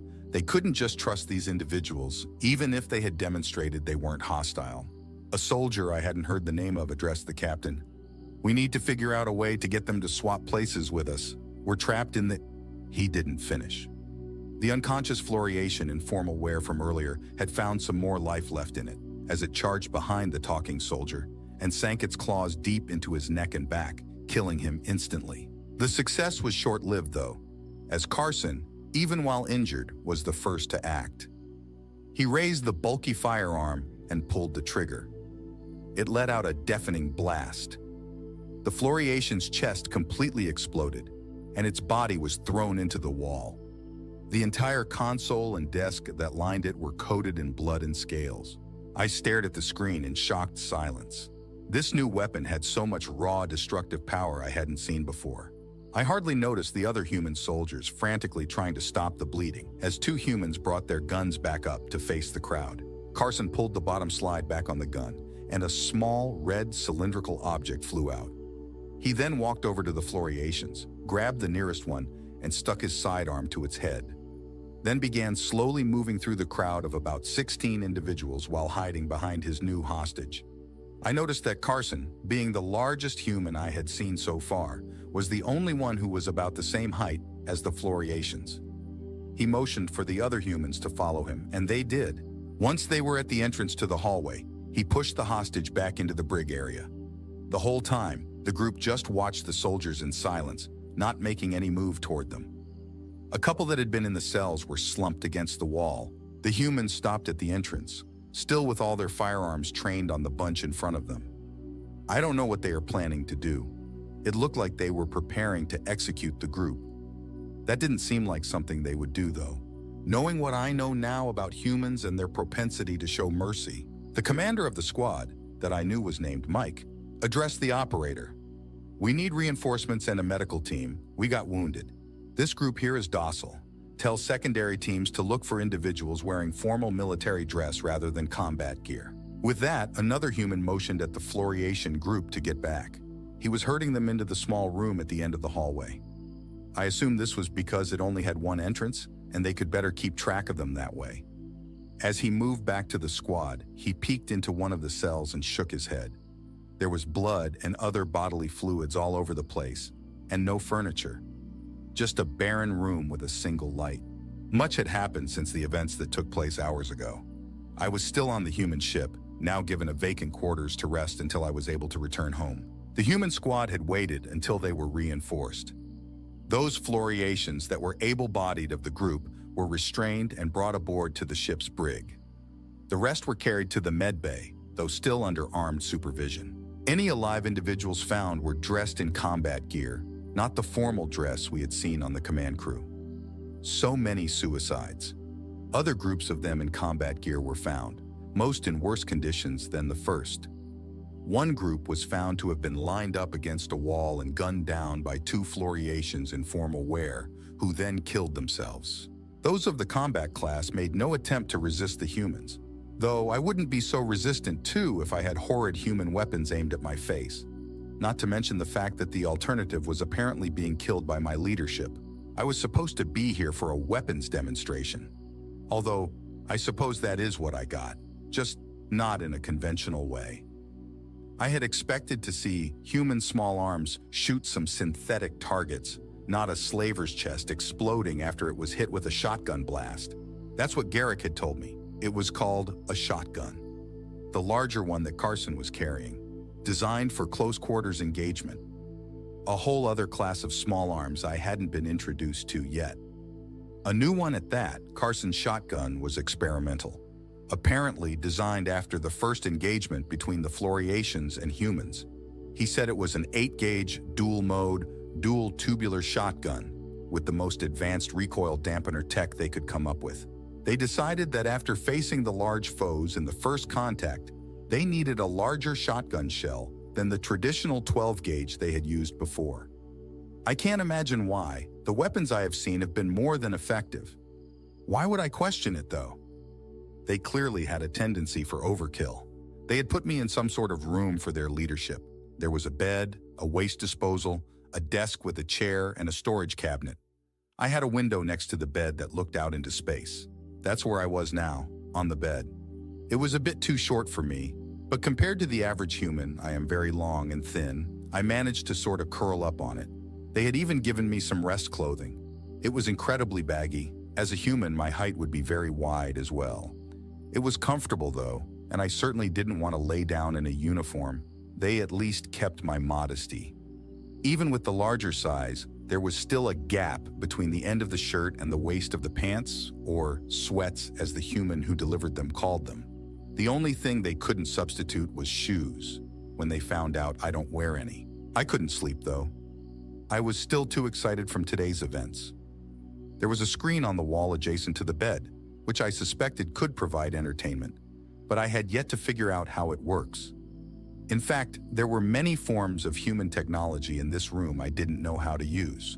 One was sitting on the desk. It was a sleek, small screen connected to a flat part with individual buttons. Each button had a letter, number, or symbol from the English alphabet.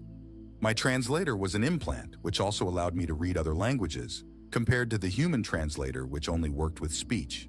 There was a knock at the door. I rose. I didn't really want to be seen like this. I grabbed one of the large pieces of fabric on the bed and wrapped myself in it, then went to the door and opened it. It was Sergeant Garrick, now not in his combat gear but still military dress, only his abdomen was bandaged. "Sergeant Garrick, isn't it your time to sleep?"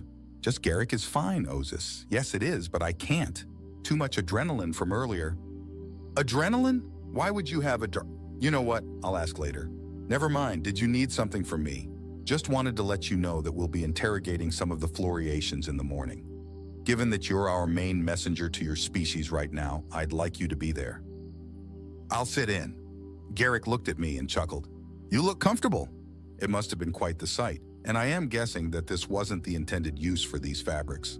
Well, the clothes provided don't entirely cover me up. "Don't worry at all. Only joking with you. I'm going to return to my quarters.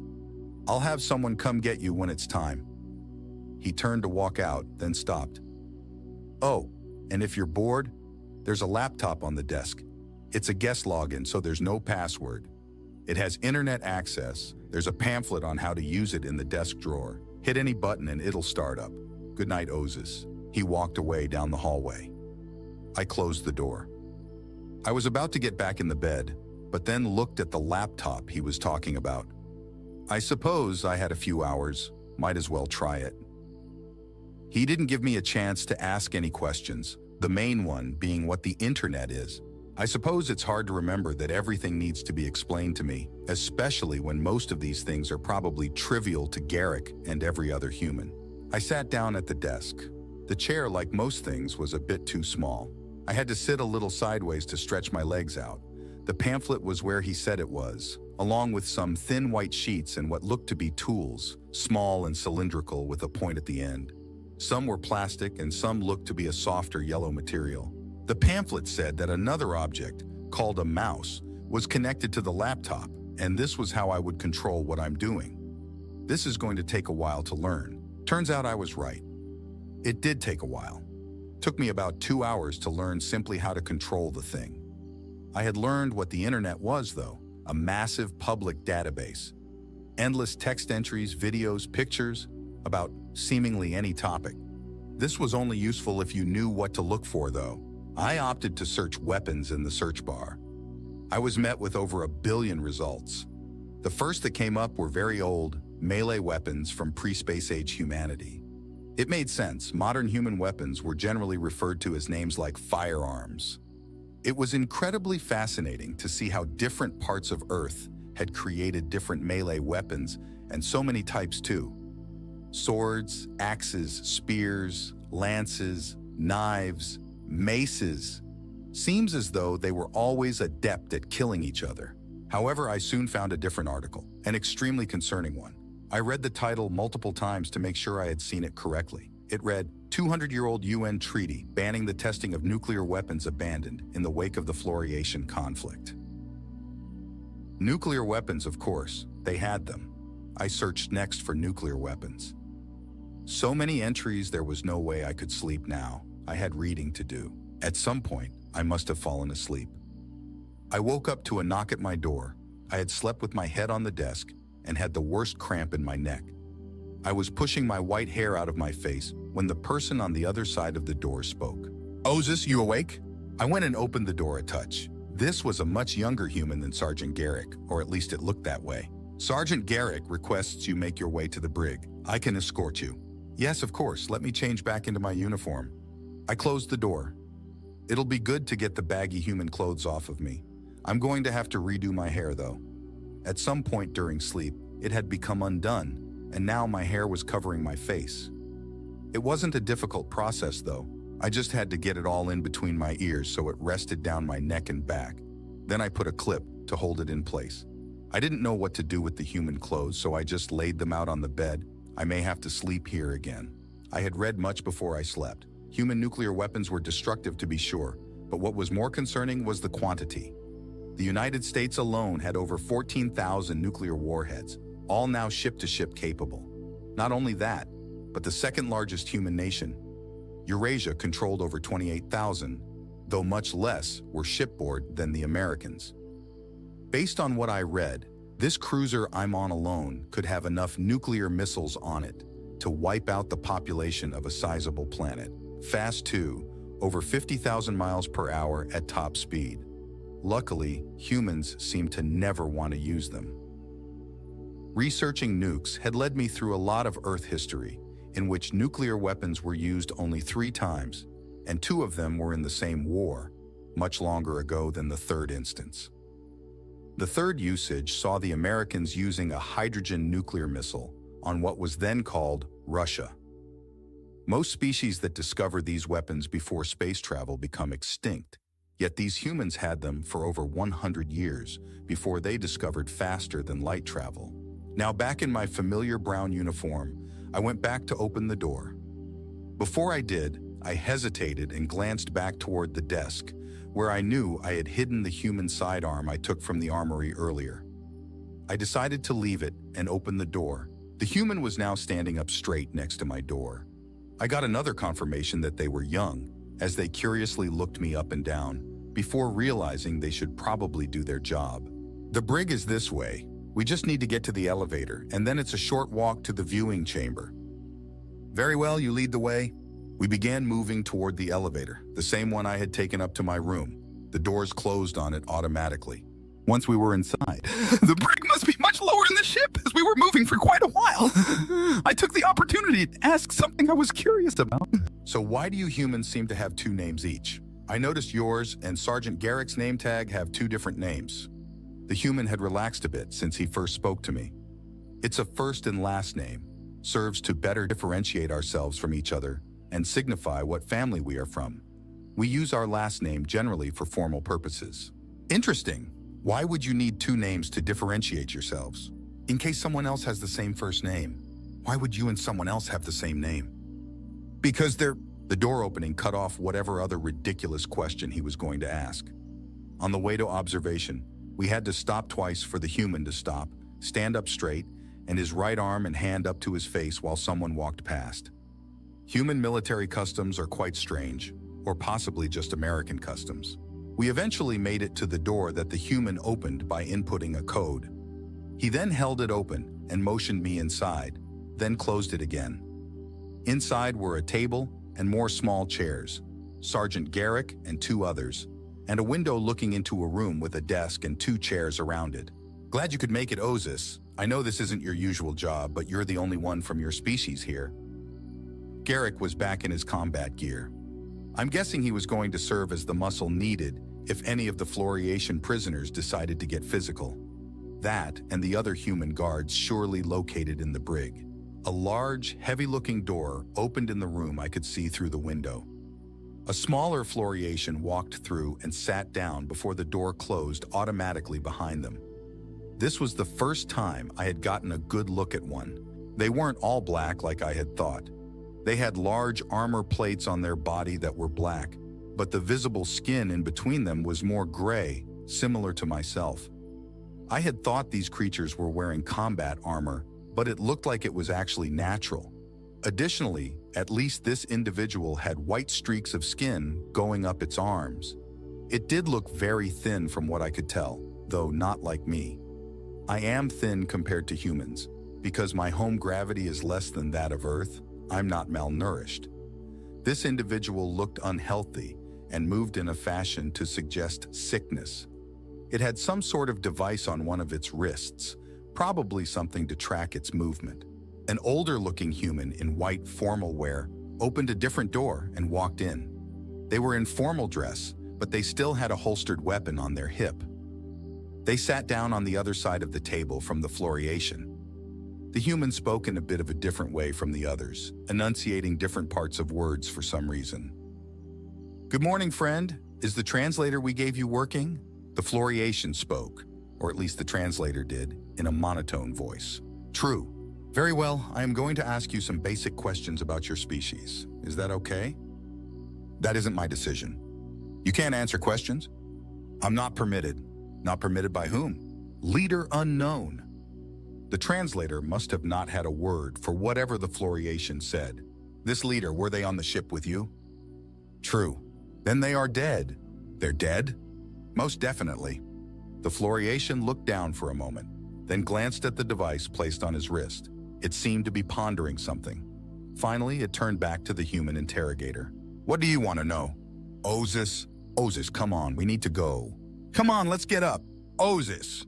I opened my eyes to Sergeant Garrick standing over me. There was a loud, piercing ring in my ears. I was extremely disoriented. Somehow I had gone from sitting in a chair, watching an interrogation, to laying on the floor. There was broken glass and smoke everywhere. My head was throbbing. I had definitely landed on it. I tried to get up, but something was stopping me. I was too dizzy to stand. Things were becoming more coherent, though. I noticed Garrick had a sidearm in his hands and was looking around the room waiting for me. I looked around more. There was a human on the floor under a chair. They looked dead. The glass came from the dividing window, which had shattered. The parts of the interrogation room I could see were black and deformed. Looked like some sort of blast had gone off. My vision kept getting blurry and then coming back into focus. I was trying my hardest to get up and follow Garrick, but I couldn't. "All right, Osis, I'm sorry, this isn't going to feel good." He put his sidearm in his holster and bent down toward me. He wrapped one arm around my abdomen, picked me up, and put me over his shoulder. It most certainly did not feel good. Everything was sore. I couldn't tell if any of my injuries were serious. It was almost enough pain to stop me from being amazed at how little effort it seemed to take for Garrick to pick me up and run while holding me. Almost. We got out into the corridor. A large group of soldiers was stationed in the hallway, making their way toward the interrogation room slowly, weapons drawn. They pulled us past them, where we were pushed toward two field medics. Garrick laid me down on the floor in front of them, drew his sidearm, and joined the group of soldiers. The two medics, one male and one female, or both female. I couldn't tell with the masks, they both had long hair. They started looking over me, quickly at first. Then one seemed to hesitate and look at the other. "I have no idea how to help this thing. We need to get it to the med bay and do a scan." "Right, I'll call for a stretcher, put pressure here, piece of shrapnel, looks like ballistic glass, left thigh." I managed to raise my head and look down at my legs.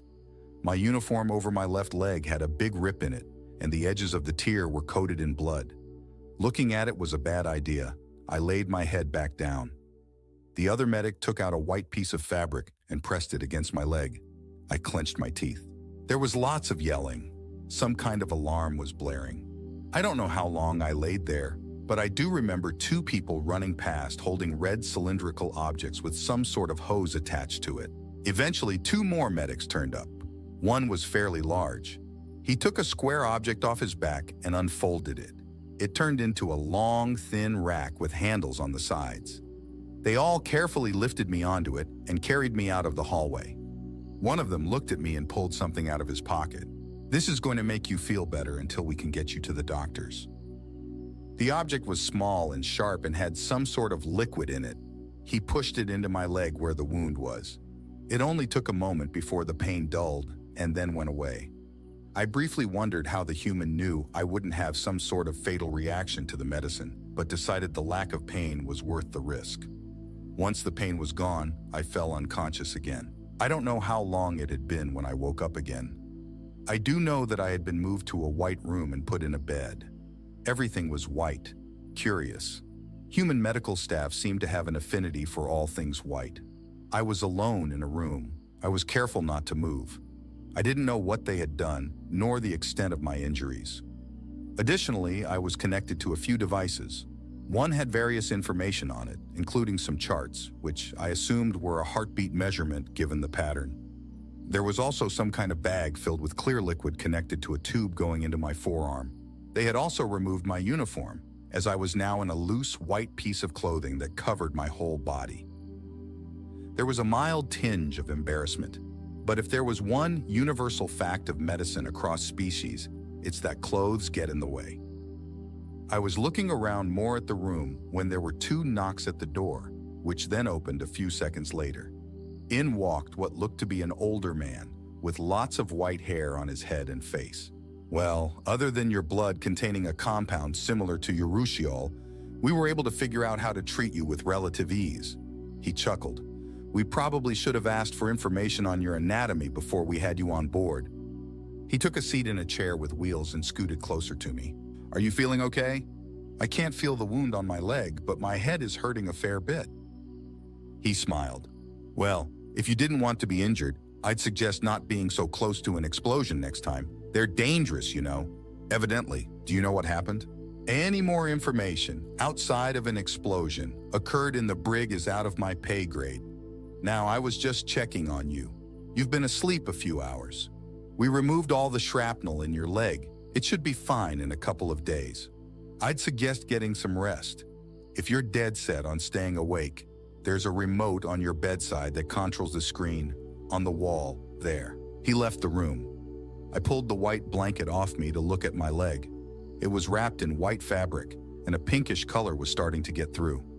They had done a good job, not the exact way we'd have treated it, but it worked. Another knock came from the door, and I quickly covered up. This time when it opened, Sergeant Garrick walked in. This time, in the same white clothes as me. His right arm was in a sling of some sort. Hey, Osis, how are you feeling? Better. Your medical staff did well despite the lack of knowledge. What happened, Garrick? I don't remember anything before I woke up on the floor. We're still figuring that out. All we know is that once it started answering our questions, some sort of explosive inside the fluorescent detonated.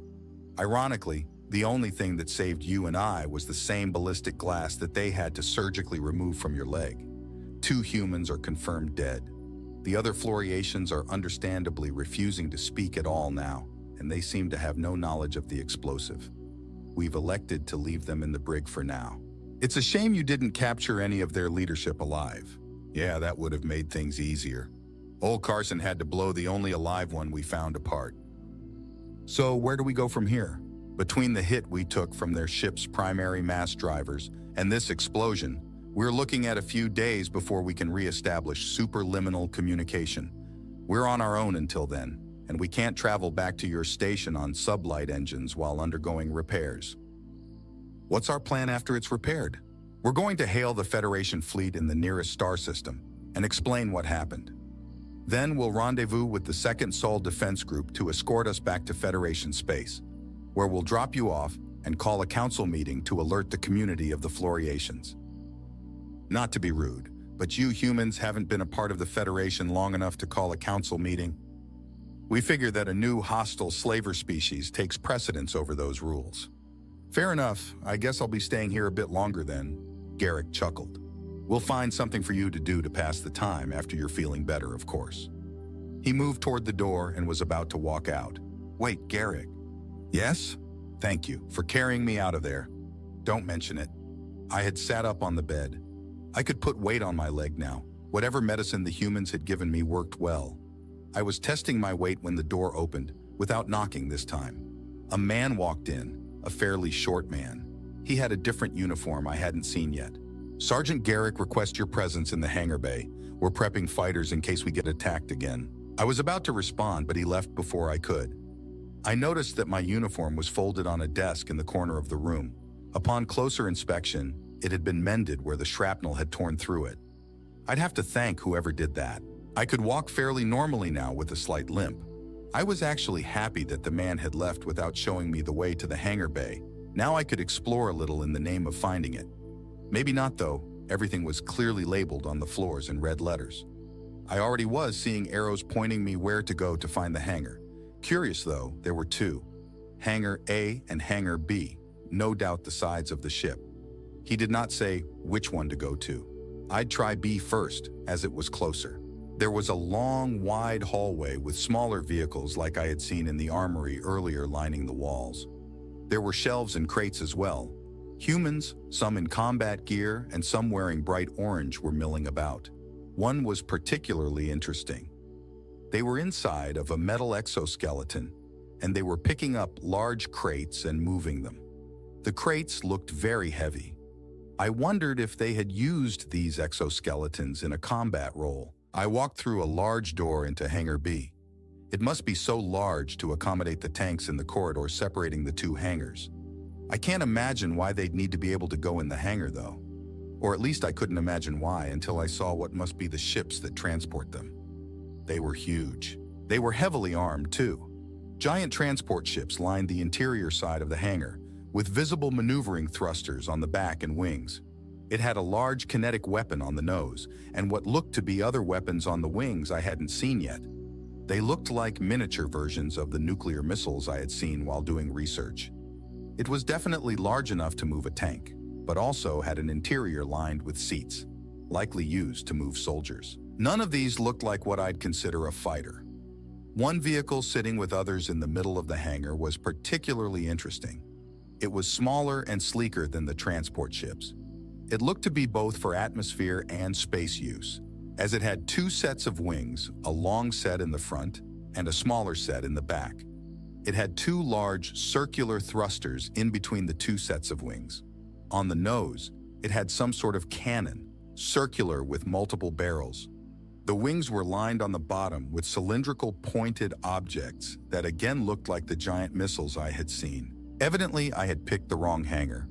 All these vehicles looked to be in the transport or bomber category.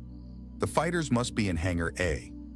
It was a familiar feeling walking over to Hangar A, as occasionally a human would stop and look at me. New species were funny like that, always fascinated by other species. It was understandable, but still humorous. I realized something looking at the soldiers walking past.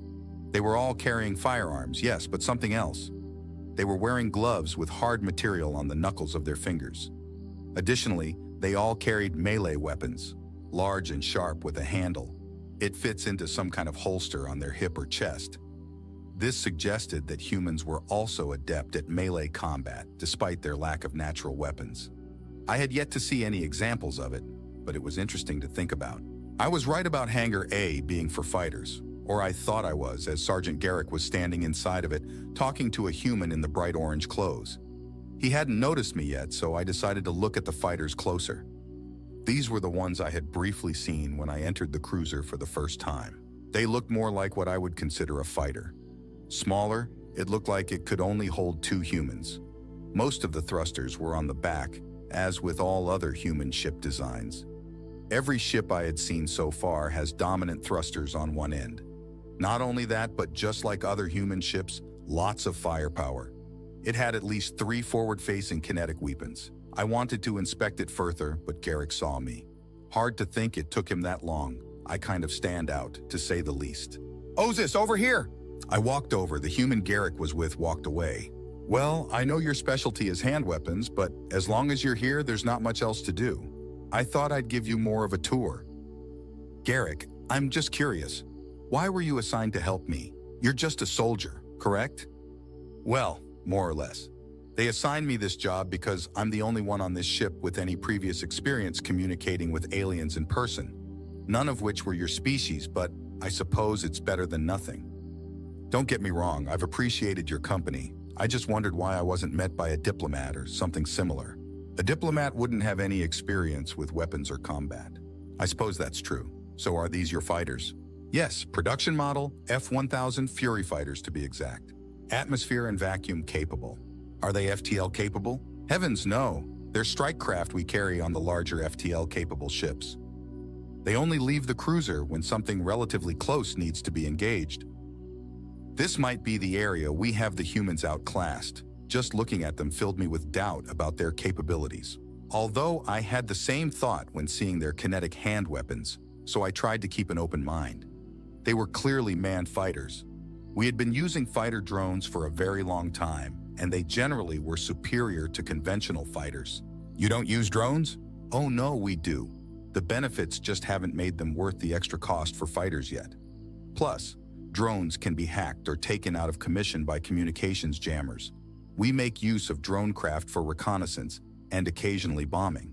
I had no idea how drones could be considered not worth it. It must just be personal bias. Either I am biased to drones or Garrick is biased to manned craft. What are their base armaments? Well, stock models come with one 30mm nose cannon and two 12.7mm secondary machine guns. Missiles are stored in pods on the sides.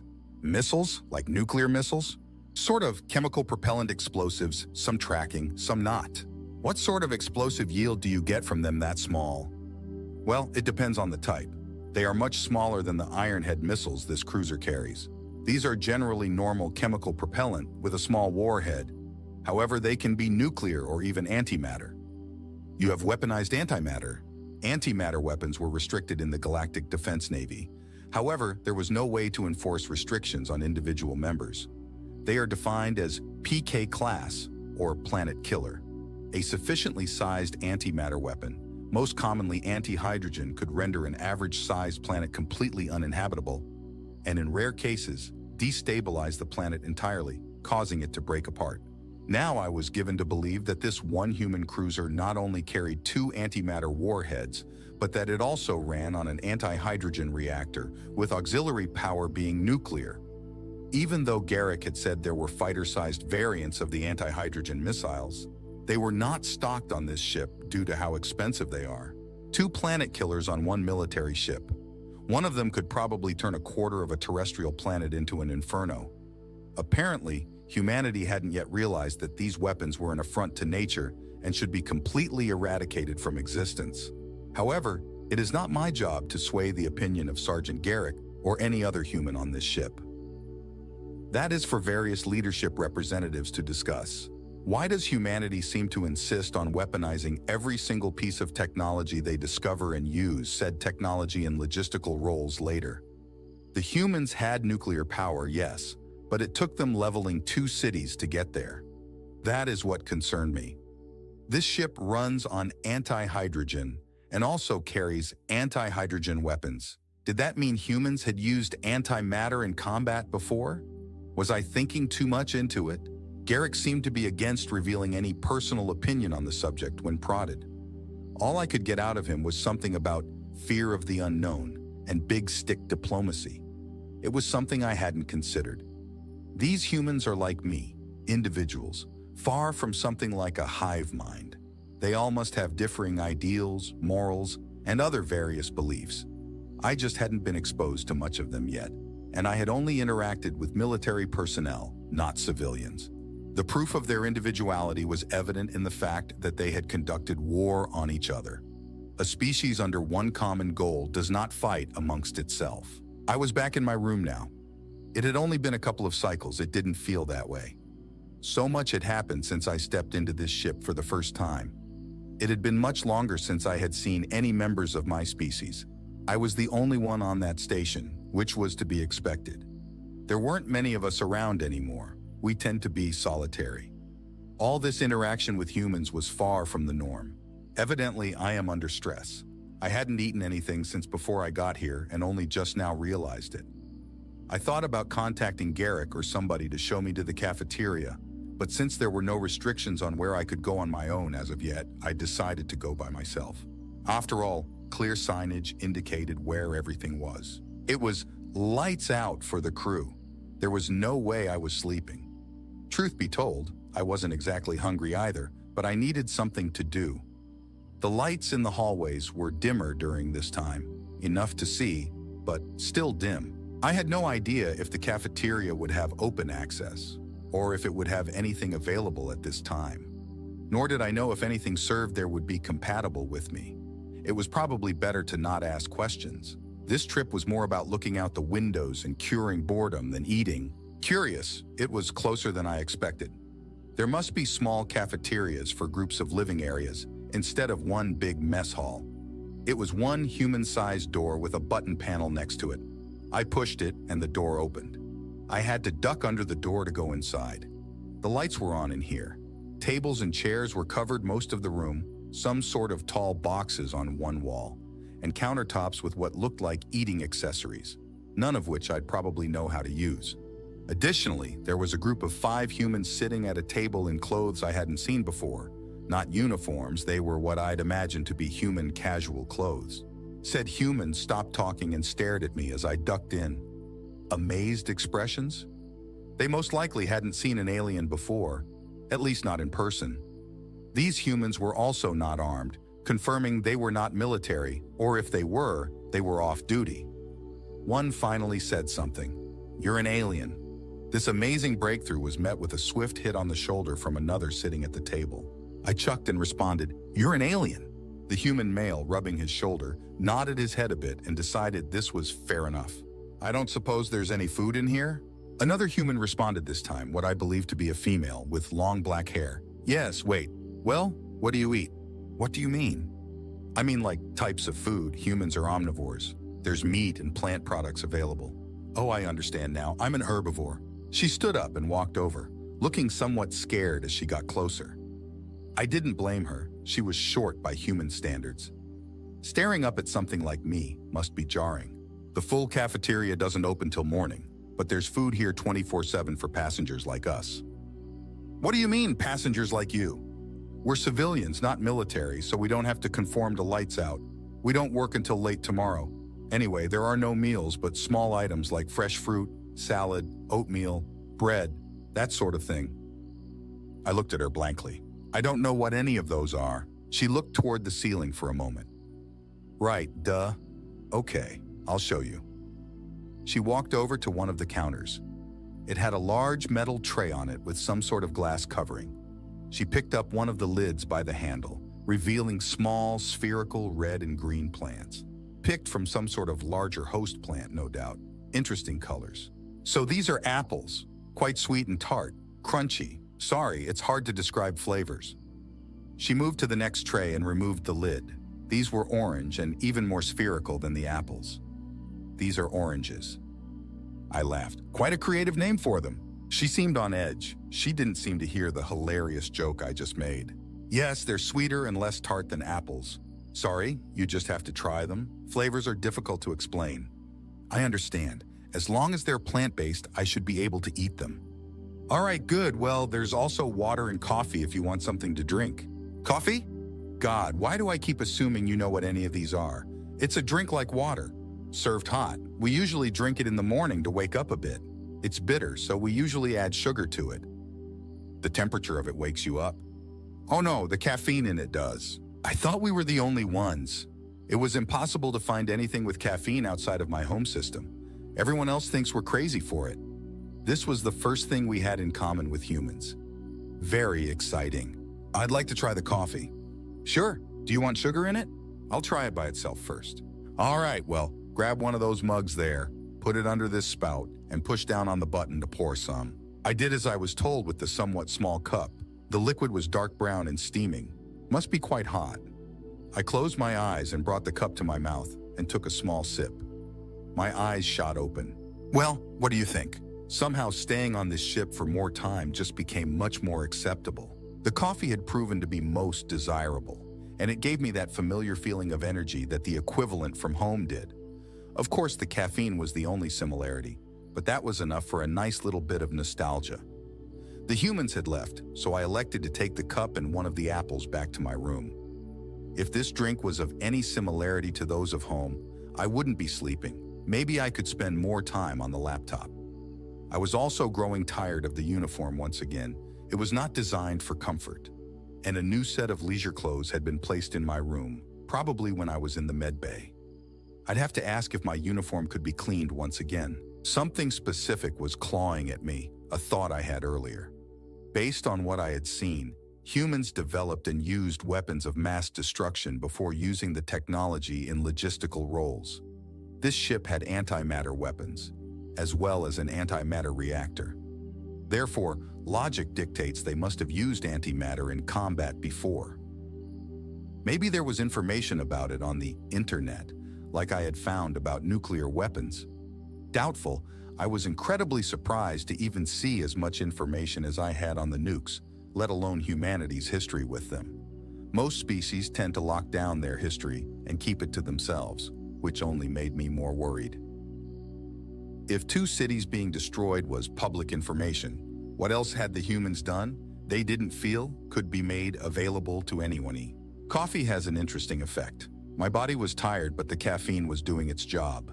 A strange feeling, being physically tired but mentally wide awake. One that could no doubt be remedied by being wrapped in the soft cloth on the bed, while also reading about morbid events from human history. Truly the best of both worlds. The instant feeling of privacy and relief one feels when closing the door to their personal space would sell out quickly if made into a drug.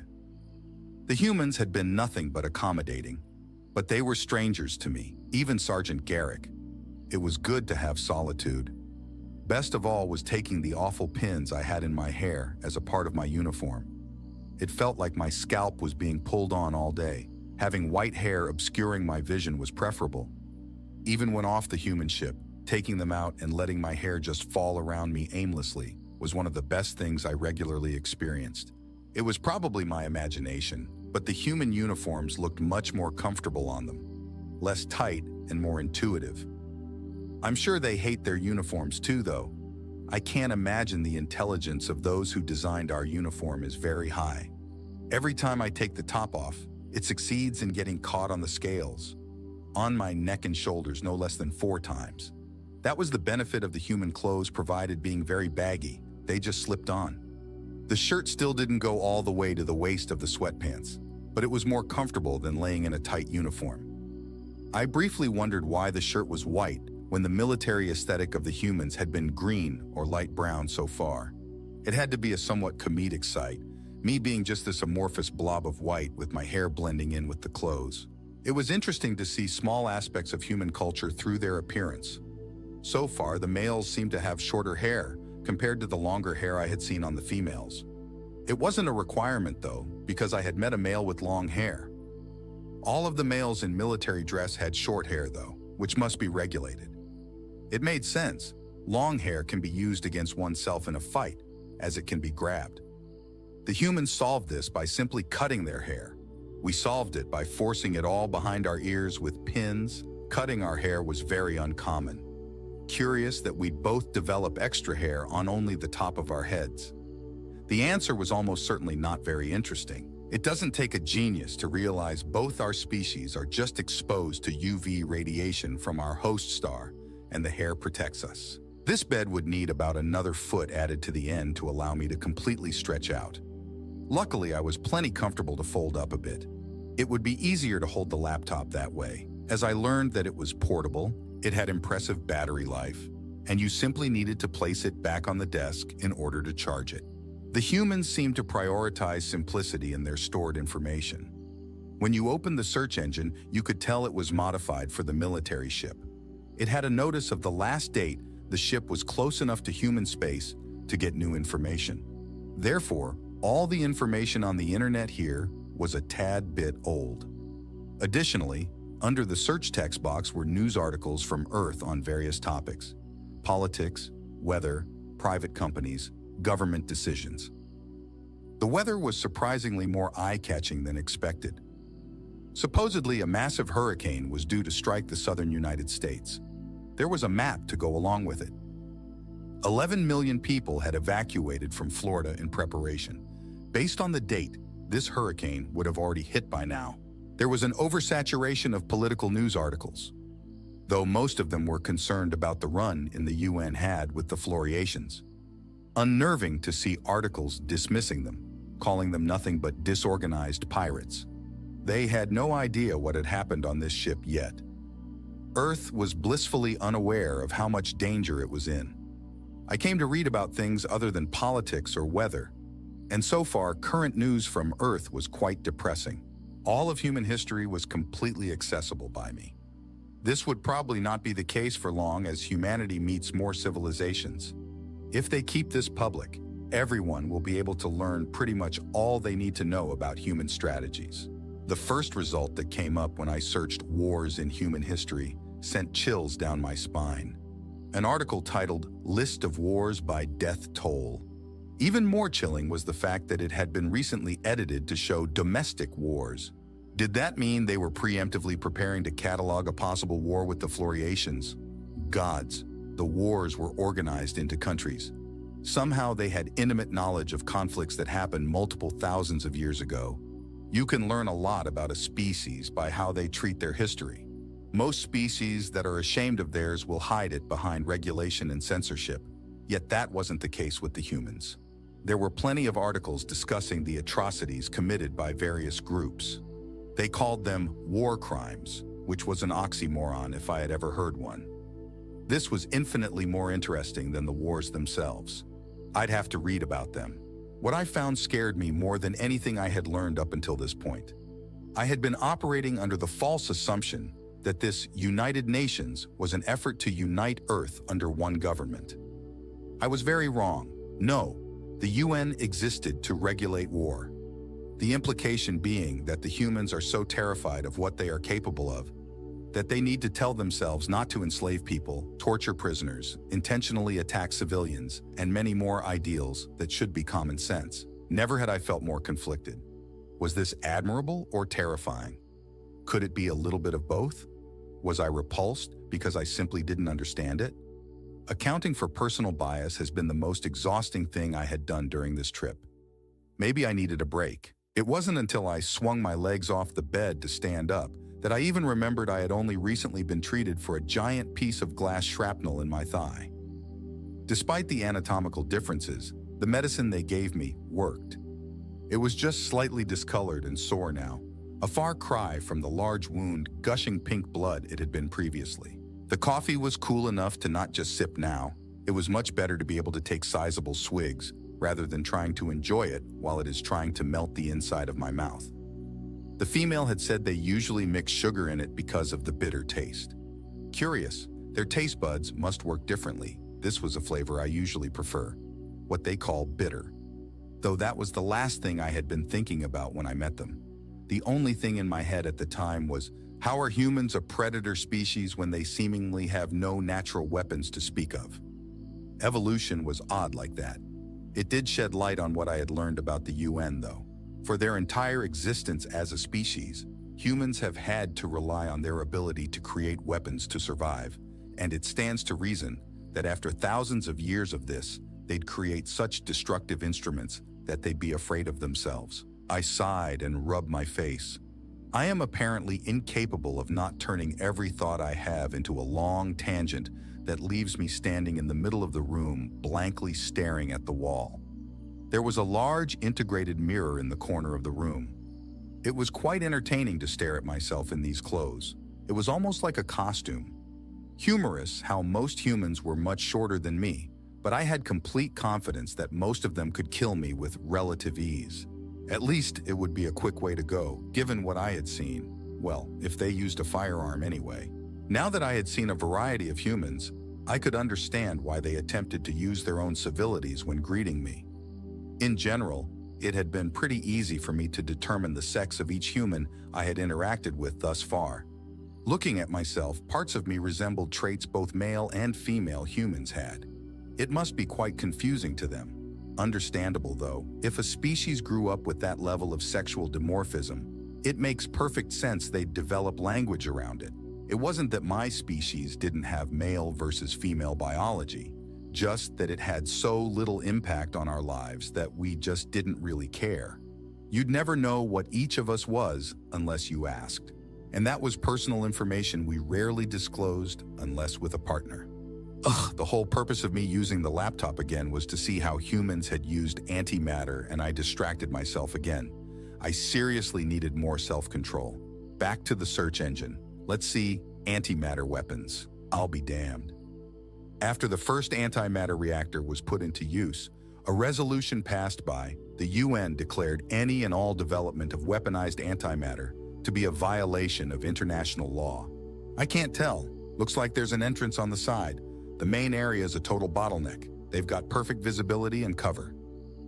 Any visible up for? I can see a couple. Hard to tell. They're fucking pitch black, Sergeant. They blend in perfectly. Switch to thermal. Copy. Looks like a skeleton crew, all armed. Some sort of AFV parked to the right of the gate, scanning the ridge above the gate now. Any emplacements? None that I can see so far, but they seem to understand camouflage. Some sort of black and gray tarps are covering the storage boxes. Protection from the weather? I don't think so. The tarps only cover the top, as if to hide it from satellite imaging. One possible emplacement above the gate, and something else wait. Oh shit. I shot up in bed and pushed myself against the wall, clutching the cloth against me. Nothing I had seen was particularly frightening, but my heart was pounding, and I was uncontrollably shaking. It was a dream. It was a dream. It didn't feel like a dream. Deep breaths, calm down. It felt more like a distant memory than anything else, a distant memory that filled me with an incredibly strong and distinct feeling of dread. My head hurts. I stood up. Everything was sore, and the bed was a mess. I must have been moving around in my sleep. I looked down at my hands. My claws were extended. I can't remember the last time they did that instinctively, nor the last time I did it on purpose. I brought them back in. Didn't want to accidentally rip the human clothes or my uniform. I'd have to ask if they had some form of weak painkillers. My head was pounding, and I'd have to put pins in my hair that would create a constant pulling effect. Today is going to be irritating. If I only had any sort of foresight, I could have brought some of my own possessions to make the quality of life aboard this ship a tad bit better. While I was getting dressed, a small screen adjacent to the door turned on. White text appeared on the panel with the time displayed in the top right-hand corner. It read, "Osis, please report to Hangar A, docking with light carrier soon. Sergeant Garrick." We must have jumped to the Sol system while I slept. Perhaps I was wrong about today. I'd get to see more American ships, or perhaps even ships from other Earth powers. I'd maybe even get to see Earth. A planet that produces humans must look like a nightmare. Although, if this trip has taught me anything, it's that I shouldn't be making assumptions like that. I'd better start making my way. The panel had a prompt that said, "Understood," and I pressed it before making my way out into the hallway. I was halfway to the hangar hallway when I promptly fell over. As much as humans seem to love warning announcements, docking with another ship seems like a strange event to not warn the crew about. The whole ship lurched, and I got a face full of metal floor. Brilliant. Now I really need the painkillers. I rounded the corner to Hangar A, and I was right.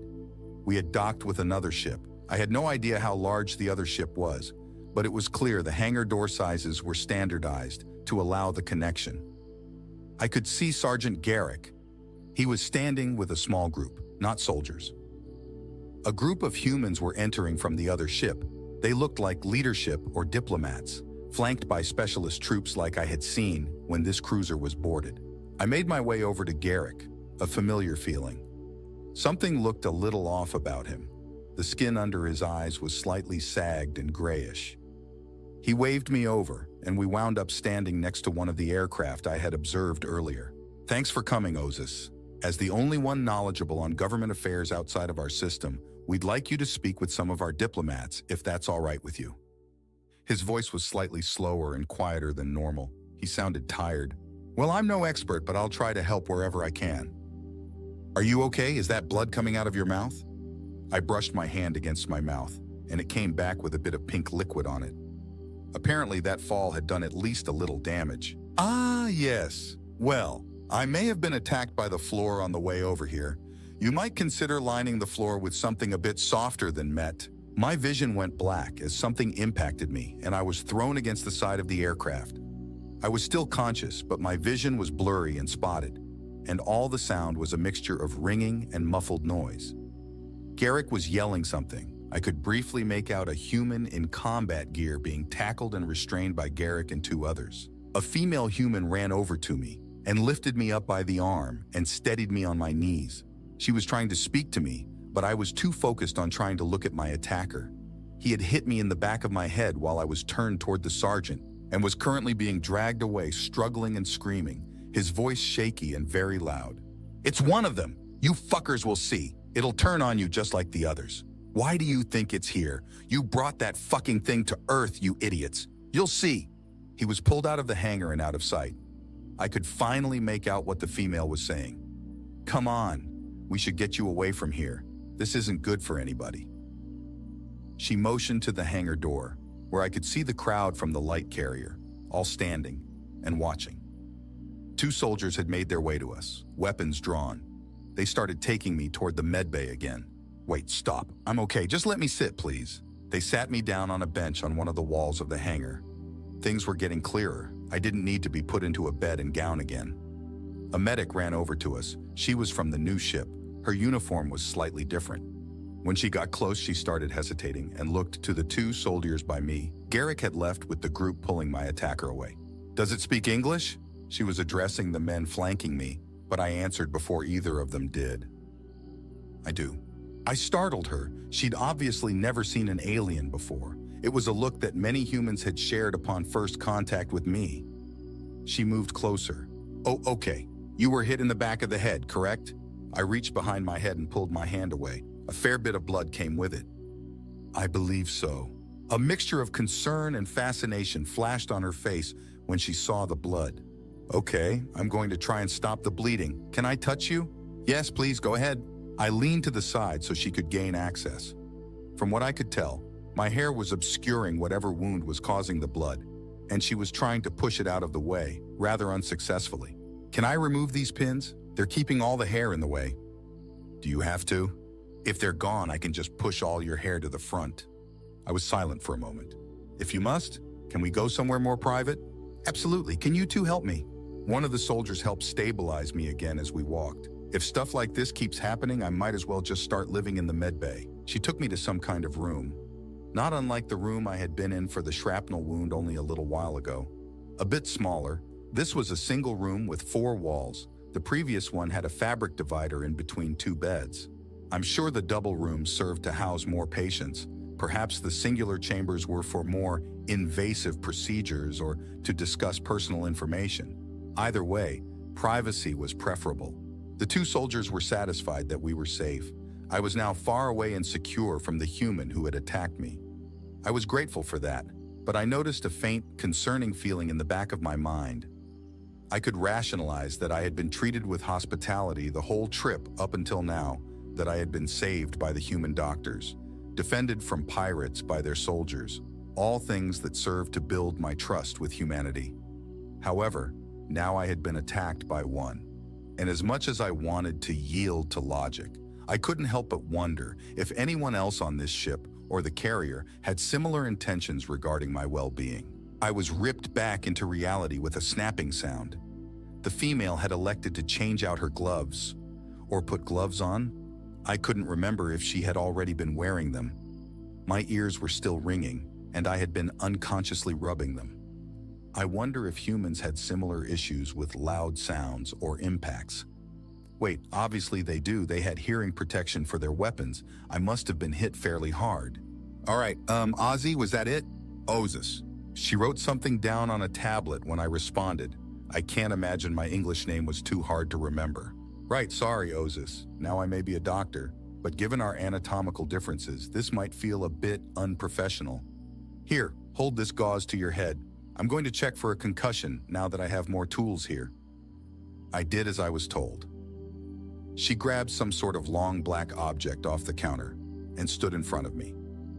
Curious, she didn't have to kneel or bend down at all to meet my eye line, even with me sitting down. She pressed a button on the object, and it turned on a light at the end.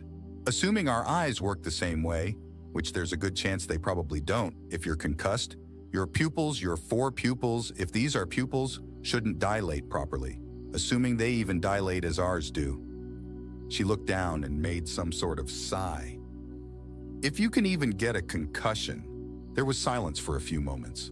Only now did I realize that this was the first prolonged contact I have had with a human alone, and it was one I had never met before, from a ship I haven't been on, and she was standing somewhat uncomfortably close to me. I can get a concussion. When your brain hits your skull, that's what you're testing for, right? She finally looked back up. Yes, exactly. Any chance you know how your eyes work? The pupils get larger in low light and shrink in brighter conditions. Or at least I think that's how they work. I'm not educated in medicine. Well, that's something anyway. We can focus on the bleeding wound on the back of your head first. She stopped shining the light in my eyes. She had a weird look on her face. Are your eyes bioluminescent? What? Never mind, active bleeding wound. Jesus. I removed the gauze. There was a fair bit of blood that came with it, but not a worrying amount. She walked around behind me and started feeling through my hair. Can I remove the pins now? Yes, just give them to me when you do, please. She very carefully pulled them out. It was surprising how gentle they could be, quite a strong contrast to the violence I've seen they're capable of. My hair promptly fell all over the place, as it does. I quickly pulled it all together in front of my face and held it there. All right, Osis, it looks like the impact created a surprisingly clean tear. What does that mean? He was likely wearing hard knuckle gloves when he hit you, a more even distribution of the impact. Either that or your skin just tears that way, honestly, I don't know. I am going to clean it and apply medical tape. It'll hold the cut closed and it's coated with a medicative salve. Should speed the healing process. The cleaning process was rather painful. However, the bandage she put on was soothing. All right, well, I think you have a mild concussion. I'm sure the impact was lessened because he was hitting you at a weird angle with you being so tall. Any of the medical staff on board can provide mild painkillers or ice packs for any resulting headaches if you need it. She started to walk toward the door, now resting the tablet device at her hip. I started to put my hair back up in between my ears and behind my head. Before she closed the door, she turned around again. Oh, and you might consider leaving your hair down. It looks good like that. I watched her leave. That was a strange comment. Or maybe it wasn't. I don't know what humans discuss in casual conversation. I suppose I could go back to my room. Knowing what I know so far, though, they'd likely want to talk to me about what happened, and later about my role in galactic affairs. Or maybe I could just sit in this quiet room for a while. Why did they have to be so social? I have enjoyed their company, but it's like they are never alone. It was funny what she had said. To leave my hair down. I couldn't, though. Plus, when Garrick asked me if I was armed when I came on this ship, I had been lying. I rolled the longer of the 2 pins in my hand, then pressed on the side and back, causing it to extend into a stabbing weapon about the length of the knives the human soldiers carried. Of course, it was no ranged weapon, but I had begun thinking about it since I'd been attacked. Gods, and here I had been worried about the humans' history of espionage, and I had snuck in a weapon in my hair. I collapsed it and put my hair back up. I wonder how they didn't notice it when they scanned me for the shrapnel earlier. Or perhaps they did, but didn't care. I looked down. There was blood all over my hands still. I'd need to go ask where I could wash them off properly. And I needed to talk to Garrick about something. I was about to leave the room when there was a knock at the door. It opened right after, and in walked the female from the bridge, the captain. She closed the door behind her and removed an object from her head. It was white, like the uniform she was wearing. She had many colorful insignias on her shoulders and chest, likely signifying rank or perhaps awards. She placed it on the counter and sighed. We need to talk, Osis. After setting the white garment from her head on the counter, she put her arms on it, resting her upper body by the looks of things. This is going to be unprofessional as hell, but I've been awake for something like 36 hours, and if you don't mind, I'd rather relax for just a few minutes. I turned my head a bit quizzically. Given that I know precisely nothing about human formalities, I'd say you're safe here. She turned around and was about to continue talking when she saw my hands. Good Lord, they just left you with blood all over your hands? She opened one of the cabinets and pulled out a white piece of fabric and unfolded it. She then held it under a pipe over a basin built into the counter and hovered her other hand under it, which caused water to dispense. After which, she handed it to me. There, maybe you can scrub the majority off, then get the rest off with just the water. All right, now what I'm here for. You have been put in a very unique situation here, one that could wind up reflecting very badly on us and humanity as a whole. Why? You were attacked by pirates. It's by pure coincidence I happen to be here. No, not pirates. Slavers. Slavers that we knew about prior to our meeting. Slavers that we were asked to keep quiet about by your galactic government. How hard would it be for them to blame this whole incident on us? The new, militarized predator species with a less than desirable past that was being monitored long before we discovered FTL. That's what everyone believes, regardless of its truth. The Floriations now know you exist. They found your station through us. If there are any species in the galaxy remotely close to humanity, they're going to want to know why they weren't notified so they could prepare. As terrifying as what she said was, it was at least somewhat true. Somehow, with completely limited knowledge of galactic affairs, she had predicted very specific things that were not impossible. I didn't believe the Federation would blame the humans for this new threat, but I could see where she and likely many others in human leadership were coming from. The very first interaction the humans had with the Federation was full of deceit. It made sense that they would expect nothing different going forward. That wasn't the only thing she predicted, though. Despite not being explicitly said, the way her tone changed when she mentioned that humanity is a predator species suggested a knowledge of certain prejudices that might exist among Federation members. No one will be worried. Nearly every species has an individual navy, not even counting the GDN. One rogue species isn't any match. Osis, you don't understand. A Slaver species is the most dangerous thing that could happen to your conglomerate. Let me break down exactly what I think is going to happen. She pulled over a chair from the other side of the room and moved it in front of me. She sat down facing me. To the Floriations, we have just opened up an entirely new source of revenue. They are going to learn population numbers, species strengths, trade routes, you name it. They are going to start small and efficient raids on individual ships, gaining individuals to hold without being enough of a problem that they rouse a proper military force. They are going to slowly escalate, using brutality and fear tactics to scare the ever-living shit out of any civilians living in these empires. These civilians are going to want something to be done using their big, imposing, and powerful warships. They are going to all create a narrative that the only way to stop this is to completely eradicate the Floriations from existence. The Floriations know this, and they are going to use slaves as shields. They are going to threaten to torture and kill them by the thousands. They are going to fill military ships with slaves and use them as bait against a would-be attacking government. When this government attacks, it won't be long before a bait ship filled with 10,000 slaves gets hit by a laser, or their attack causes a prison to self-destruct. Bombs are indiscriminate. That government is going to be responsible for the deaths of their own people that have been enduring slavery up until that point. This government will be thrown into political turmoil. However, that's not the worst part. There will be tens, if not hundreds, of different species of slaves on those ships and planets. At least one of them is bound to have tense relations with the species that was simply trying to stop the slavers. The killing of thousands of members of a species sounds like a perfect excuse to start a war to me. The Federation and all its members will be thrust into chaos as individual conflicts start between them.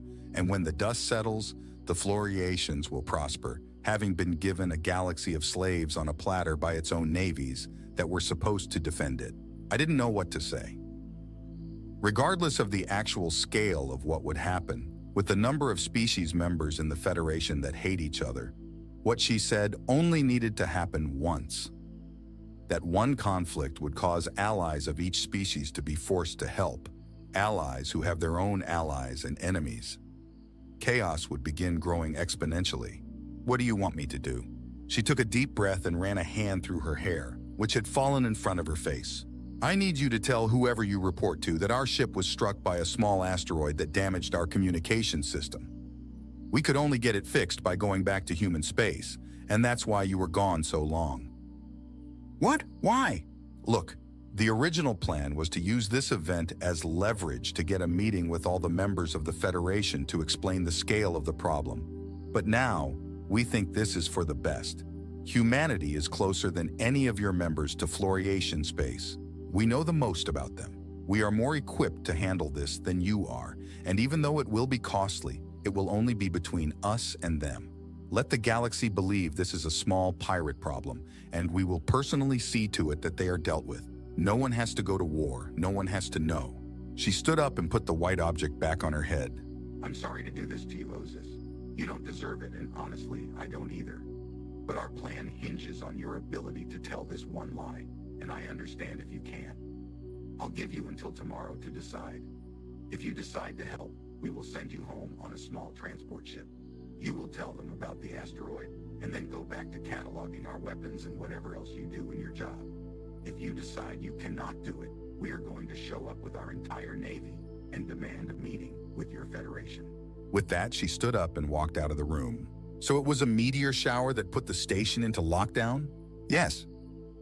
And that knocked out the human ship's superluminal communication system, correct? It just doesn't make a lot of sense, Ozus. Meteor stations have point defense for debris. They have long-range sensors to track items for weeks until they get in range. Every exchange of this awful conversation made me wish that the humans had given me more details to make the deception believable. I'd have to try and make something up on the spot. Oh, well, they told me that whatever method they used for FTL malfunctioned and brought debris near the ship from earlier targeting practice with it, which then crashed into the station as they came out of FTL. What about all the station crew that described it as an attack? That the humans aboard the station all retreated into their ship quickly and that alarms were blaring. The debris was behind the human ship, detected moments before they struck. They made an emergency detach to get out of the way. Unfortunately, some of them still connected, resulting in the communication system being down. The station crew would have immediately moved to bulkhead panic rooms. The rink bureaucrat sitting across from me silently looked at me after that statement. Or, well, focused on me, they didn't have eyes. It was slightly unnerving, as small sensory tendrils on his face moved in my direction like they were trying to escape his body and attack me. So these humans have radius-based FTL that is inaccurate enough that it brought debris along with it behind the craft? I had subconsciously been making myself smaller in my seat. Yes, they're newly spacefaring. Then why did you describe it as a meteor shower? I thought it got the point across and was easier to say than malfunctioning FTL drive brought debris along with the ship, which then hit the craft and station, causing damage. Look, Ozus, I know we'll never meet again, but next time you get debriefed, can you just tell them exactly what happened first so they don't have to interrogate you? I sat up. He had finally relaxed. Yes, of course. I apologize. I was only trying to make this easier. Thank you. I'll waive your missing status and write in your reason for absence from contact. I stood up and made my way to duck under the door. Oh, and you might want to get your uniform cleaned. That ship left you with a weird, acrid, metallic smell. That was a funny thought. He was describing the smell from the weapons the humans were using. The chemical propellant released a harsh odor. Slightly annoying to me, but I'm sure it was near unbearable to his senses. Impressive composure. I walked out of the room to the landing bay to get back on the transport ship the humans had provided. It was clearly a military ship, likely for troop deployment, as the interior was lined with seats with little luxuries. U.S. Marines was blazoned on the side of it. So how'd that go? You know, Garrick, I read that there are billions of humans on Earth alone, and I'm guessing about 1,000 crew on your ship. I didn't know I was so charming as to get you following me around personally. He chuckled and lowered his sun visor. Don't flatter yourself. I was assigned to guard you personally. So if anyone has a hard-on for you, it's the U.S. government. What does that mean? Don't worry about it. We've got to get going. It'll take quite a while to break atmosphere and get into stable orbit before we can rendezvous with the Indianapolis. We had stopped in the first available system with a Federation-guarded planet. This meant there was at least one military administration complex that I could check in at. Other than that, it was a small agricultural planet, which did have the desirable effect of making the trip up very pretty to look at. Garrick hadn't been allowed in, as humans are not registered Federation members. Not yet, anyway. He also likely wouldn't have been allowed in anyway, considering he was dressed in full battle armor and likely would refuse to surrender his sidearm. It was refreshing to be in a familiar place, though, the same building and uniform aesthetic I was used to. Finally, the humans were the ones out of place. Is that the first ever non-Earth planet you've been on? Garrick made a face, sort of solemn, like he was looking at nothing. However, he quickly turned and looked out the small window behind him. Actually, no, but this is strangely familiar. Lots of green. I sat turned around, resting my head on the back of my seat. Most of the plants are a deep purple where I'm from. Is that common? Not particularly. Plants on most planets are green or pinkish. to those with our level of color perception anyway. That made Garrick laugh, which seemed like a weird response. What's funny about that? Oh, I'm just imagining what we'll look like if we're given pink camouflage uniforms. Pink uniforms would be funny? Well, yeah, I guess. All of our camouflage is greens, browns, and tans, sometimes blues. Pink is just considered a childish color. Human culture is weird. You have no idea. I managed to fall asleep on the rest of the trip out of the atmosphere. Garrick lightly shook me awake as we were beginning docking with the cruiser. The gentle hum of the air purifier in the transport knocked me right out. The back wall of the transport would lower down when opened, creating a ramp to exit. We were standing in front of it, waiting for it to open. You make noises when you sleep. What? You were making a soft buzzing sound like purring. I don't do that. He shrugged. Just telling you what I heard. The transport stopped with a thud, and the pressure equalized for a few seconds before the ramp opened, leading down into that familiar hangar I'd been in before. Captain Vox wanted you to report to the bridge as soon as we returned. Do you remember how to get there? I believe so. It's all clearly labeled anyway. Every level of this ship that didn't have an elevator had a ramped surface to walk up alongside a larger set of steps, but those were harsher on my anatomy. After going up the elevator, I went toward the large blast door that led to the bridge. The guards there must have known I was coming and opened the door for me. The captain in her usual white uniform beckoned me over to a meeting table in the bridge. She sat down and took off her head garment again. So did they buy it? Buy what? No, I mean, did they believe what you told them? Yes, they marked me as being no longer absent in the system and imputed equipment malfunction via debris impact as the cause. That's brilliant, Ozus. You made the right decision. Did I? I'm still not sure if I agree with you that the Federation shouldn't get involved. Hopefully I'll be proven right in the coming conflicts, which leads me into a question. You're not going to make me lie again, are you? Oh, no. That was awful to have to do to you. Rest assured, all acts of espionage will be committed by willing humans. The Admiralty has asked that I ask you to stay with us longer, though you would of course be allowed to collect more personal effects from wherever you live. But why? I already did what I came here for and I'm no diplomat. That's precisely the reason you're no diplomat. We want you as basically a civilian advisor. Someone that isn't just going to tell us what we want to hear, and that doesn't have a political agenda. Also, you haven't seen half of the weapons we have to offer.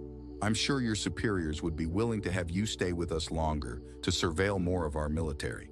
There were two thoughts about this. One was what I should have been thinking. That is, no, I want to go back to my station and get out of the chaos that has put me in a dangerous situation more than once. The less rational thought was that these few cycles had been way more interesting than anything I had experienced prior, and that the humans were strangely relatable. However, given the uncomfortable nature of sitting silently while someone is expecting a response, I will ask if this is acceptable.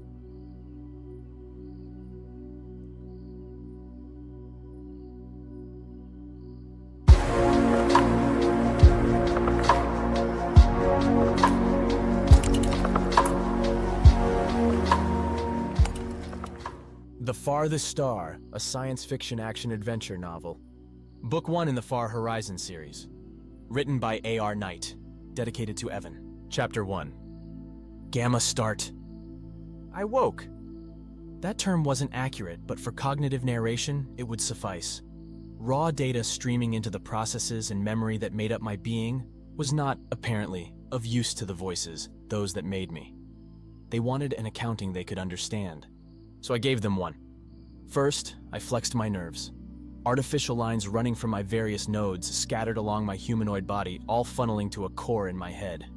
They worked. My fingers and toes moved, felt the stiff cushion beneath me. The responses fell on a scale, and I evaluated the cushion as decidedly uncomfortable. My eyes reviewed other options. The space I inhabited was not large, was square, was not empty, was in fact brilliant. Light, cayenne blue, and rippling swept back and forth above me. A long tube hanging loose from two weak cables rocked to a standstill, centering its glow between my cot and one to my right. An empty cot, yellow. Another empty one beyond it, blue. My own, green, shifting over onto my left shoulder, the last one red. And occupied, She, applying sex and gender to artificial life forms, seemed foolish, and yet the voices insisted I differentiate, so I did. Looked lithe, strong, frozen in the immortal plastic existence lived by inactivated mechs. Even her hair stayed in place, black and straight, immune to gravity's pull. The rocking light lingered as a mystery, an insistent tolling in my still-loading mind. I felt no wind in the room, no shift in the air that would explain why the light would move as it had. How should I regard something like that? A threat? An idle question? I sat up. A simple action that nonetheless cost my virgin muscles. Pops and ripples ran their way up and down my core as parts did what they were designed for, and came away successful. A hollow ticking in the back of my consciousness logged the motion, sent the data to a dark hole I could not access. Information for my successor, or whomever would build it.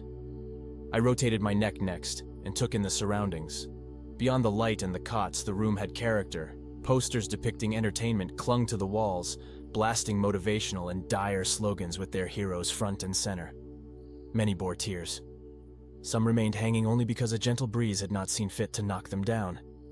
Beneath the art's paper and plastic shielding sat a pitch-black paint, a coating that made its way to a rubbery floor, the cots pushing into it and creating little divots with their pressure. As if whomever had designed the room had feared its occupants might roll off and hurt themselves. Our cots had no rails. Welcome to Starship. The voice came from nowhere, its patterns falling into a gentle, older human male's timbered range. Please raise your right hand. I saw no disadvantage to doing so, and obliged the voice. As I did, the space in front of the cot, a heretofore empty spot on the floor, resolved itself into a yellowed but otherwise real-seeming image of that same man. How did I know the image matched the voice? Because when it spoke again, the man's mouth moved with it, shoving a thinned white beard around a gnarled face as it did so. The man asked me to raise my left hand too, then move my legs and so on and so forth until, after I had completed what the man called limbering up, I stood beside my cot, bent at the waist and watching him smile at me. Another success, the man said, then fizzled out for a millisecond before popping back into focus. Gamma, I'm pleased to say you have passed your first test. Test? I asked the question as much to trial my vocalization abilities as to gain more information from the image. The sound I made resembled a squeaking wheel, high-pitched and awkward.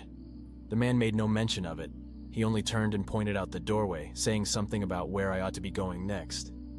I meanwhile focused on changing that awful voice. There were a million choices, ranges culled from the same entertainment on the walls, and plenty beyond. Of the options, I selected a middle register, a voice for a man not quite sure of who he was. It seemed fitting. The image had disappeared. I stared at its spot, willed it to return. Start again, I said.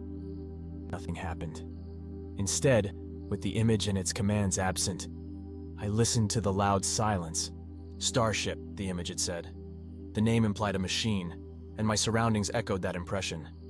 Beneath my feet, through the soft floor, I could pick up the distant, regular tremors of something in operation. Occasional, far-off hisses wound their way into the room, and a single, forlorn beep sounded nearby every 3 seconds.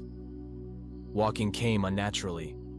The motion steps had been programmed, but understanding the proper distance between one foot and the next, the length of my stride, took walking back and forth along the room several times. After those paces, I'd managed to correct from a lunge to a skip to a regular step.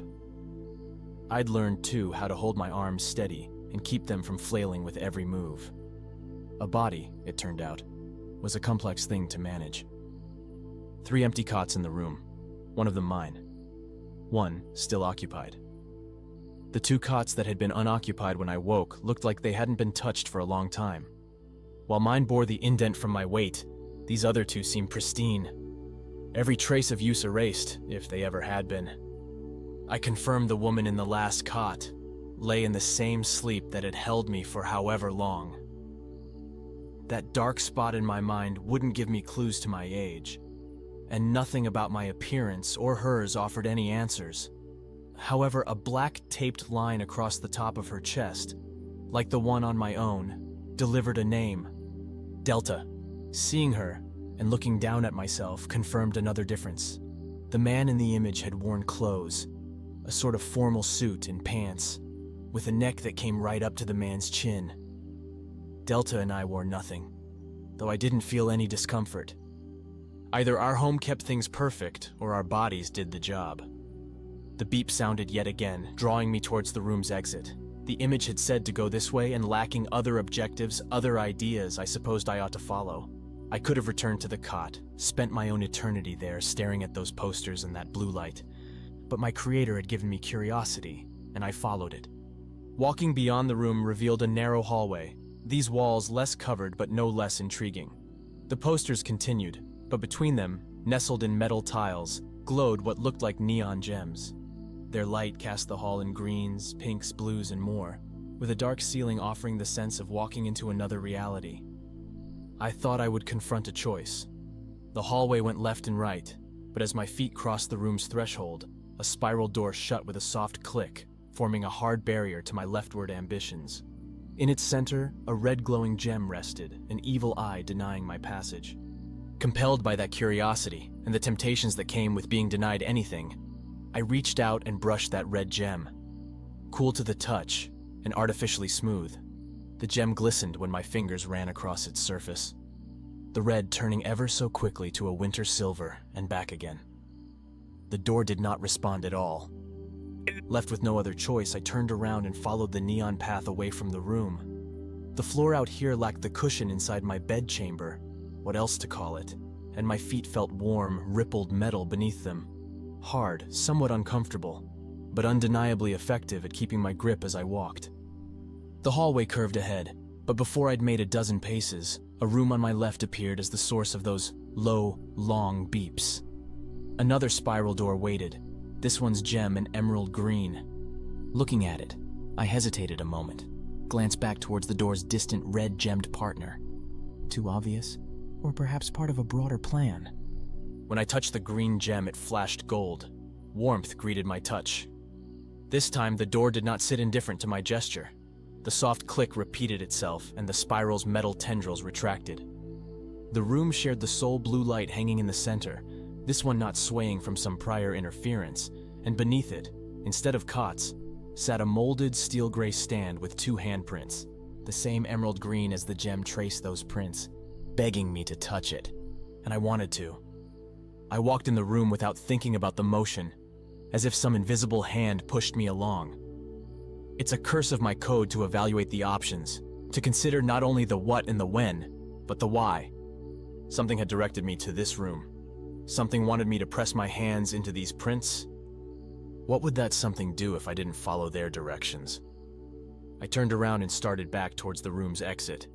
Made it 2 steps before the door that had opened to me shut again, trapping me inside. Its green gem now that same red. The path then was set. The beep came again, and this time I traced it to that same molded stand, calling out to me, alone in the dark room. What choice did I have? The molds were larger than my hands, but it didn't matter. As soon as I slid my fingers into their slots, the emerald tracings flashed, and I felt something new enter my mind. They're giving me a vessel after all this time, I said, but I did not say. Something had control over my mouth, my voice. Gamma? I guess I shouldn't be surprised. But when is it? Where are we? I looked. Thankfully, whatever the words coming from my mouth, I retained some control over my body, around the room, and saw nothing. The molded stand had regressed to hard metal, the emerald around the prints dying out. This is unexpected. But not I said. I can't feel anything. The mouth moves, the words come out, but I cannot lift my arms. The mold had infected me. Something had crossed from that terminal into my head, my heart, my memory, and I could feel it stretching out, hunting for the keys to my controls. The intruder had taken my mouth, and now it wanted more.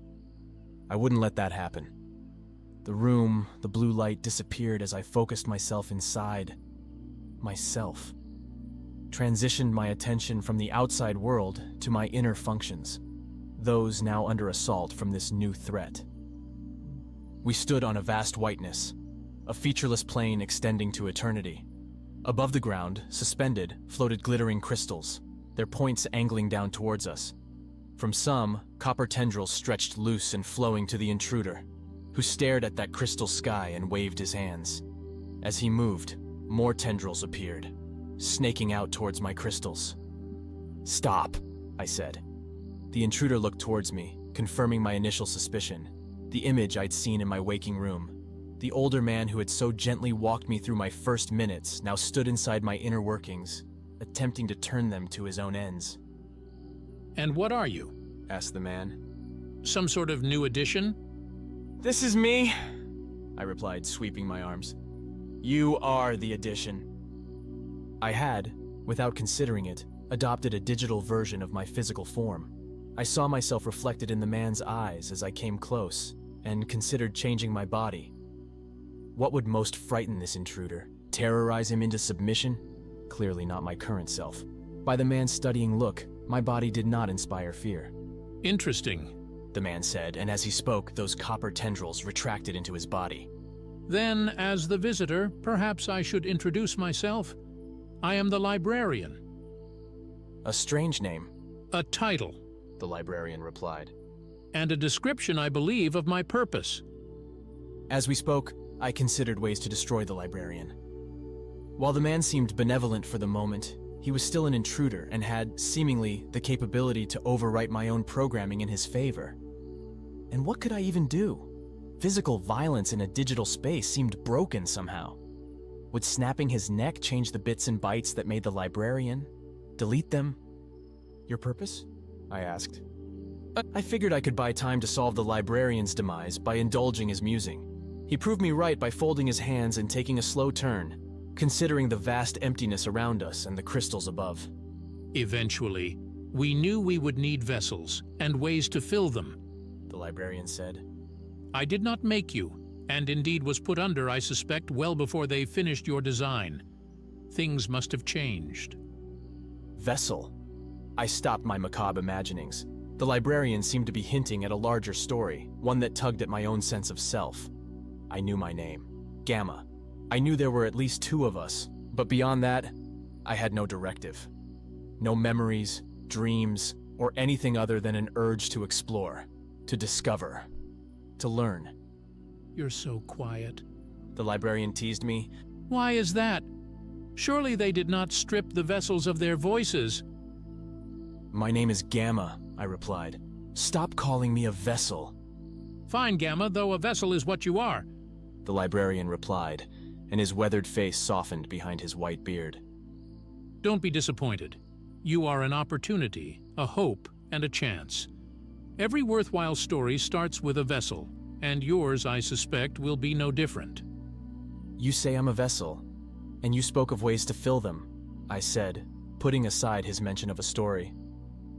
Romantic ideas like those could wait until I had left my inner workings behind. "What do you mean?" "Let me show you." The librarian held out his right hand. "This will be so much faster than talking, however much I may enjoy it." I stared at the hand. It looked plain, creased but hardly coarse. No threat seemed to present itself, but I remembered those copper tendrils, what they might do, and hesitated. "You were taking me for your own," I accused. "Because I thought that was my role to play," the librarian said. "I was wrong." Without warning, he reached forward, grabbed my arm, a strong grip, and one I couldn't even think to break before the white vastness and its crystal ceiling fell away, vanishing as I flew out and up into an infinite beyond that left me, suddenly, standing before the metal mold. The green outlines had dulled to nothing. The blue light still glowed. Starship hummed. The name slipped into my thoughts like a half-remembered dream and lodged itself there. Starship. That's where I was. A vast structure speeding through space with... Slow down. I shook where I stood, coming to grips with the massive data now sitting on my mental fringes waiting to be explored. Simple for a computer like me to analyze, harder, far harder to comprehend. "I have never been in this room," the librarian said, and when I looked to my right, he stood there and did not stand there, his form a wavering, hollow thing. "I'm not quite sure where you are, Gamma, so I am afraid I will not be of much use to you yet." Use to me? "You feel all my stories, Everything I learned during a long life, pressing in on you now, yes? They nearly swept me away. A known possibility. The librarian nodded. The early vessels, the only ones I saw, failed under the weight of what you just did. We nearly scrapped the program, except there were no other options. For now, I will close off most of myself so that you are not overwhelmed. Too much knowledge too quickly can be a terrible thing. Behind me, the spiral door clicked and opened with its trademark whooshing sound. I turned and saw nothing more than the neon hallway waiting for me. Well then, The librarian said. Off we go! Chapter 2. Katie. Statistics defined me. After seeing the librarian and on my way out of the room where I'd met him, I tried to assess myself against his form. Biology defined the librarian and had left him wrinkled and worn.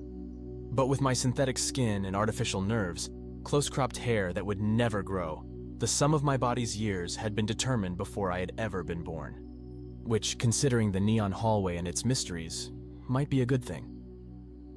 Who knew how long I would be wandering the darkness without such staples as food and water?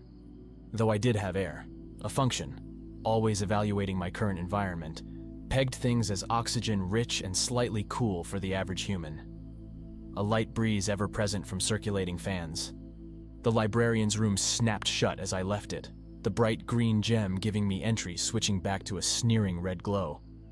To my right, the path I had walked to get here had fallen dark. No pinks and reds that way. Only to the left did the glow continue. Librarian? I asked the emptiness and heard no response. The knowledge he had given me still hovered on my consciousness's edges, and I tugged at it. Pulled at data fragments and caught paragraphs, plots and poems, ancient evils and glorious gods, willing adventurers drawn according to skills and rolls of metaphorical giant dice. I wanted to sit on the floor in that hallway and play with those stories. I had no biological need to keep moving, and while it might take a long time to dig through all the librarian's gifts, there seemed no doubting that doing so would be advantageous, could even be crucial. In a place built by humans, knowing them through their tales would be helpful. I didn't get the time. Another snap hiss sounded down the hall, to the left. A door opening, following it, heavy clanks. Metal on metal moving towards that sound and away from me. I looked that way, tried to see, but the neon blacked everything apart from its own glow, making detail impossible to make out. Aren't you going to investigate? The librarian said, suddenly standing next to me in our halved offshoot. I would. Why?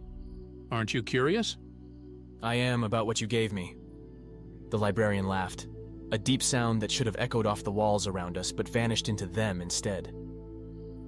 All that I gave you came from experience. I suggest you get some of your own before trying on mine. The same snap hiss. The door again, but no metal clanks this time. I watched for a moment, saw nothing, and turned back to the librarian only to see he had vanished again.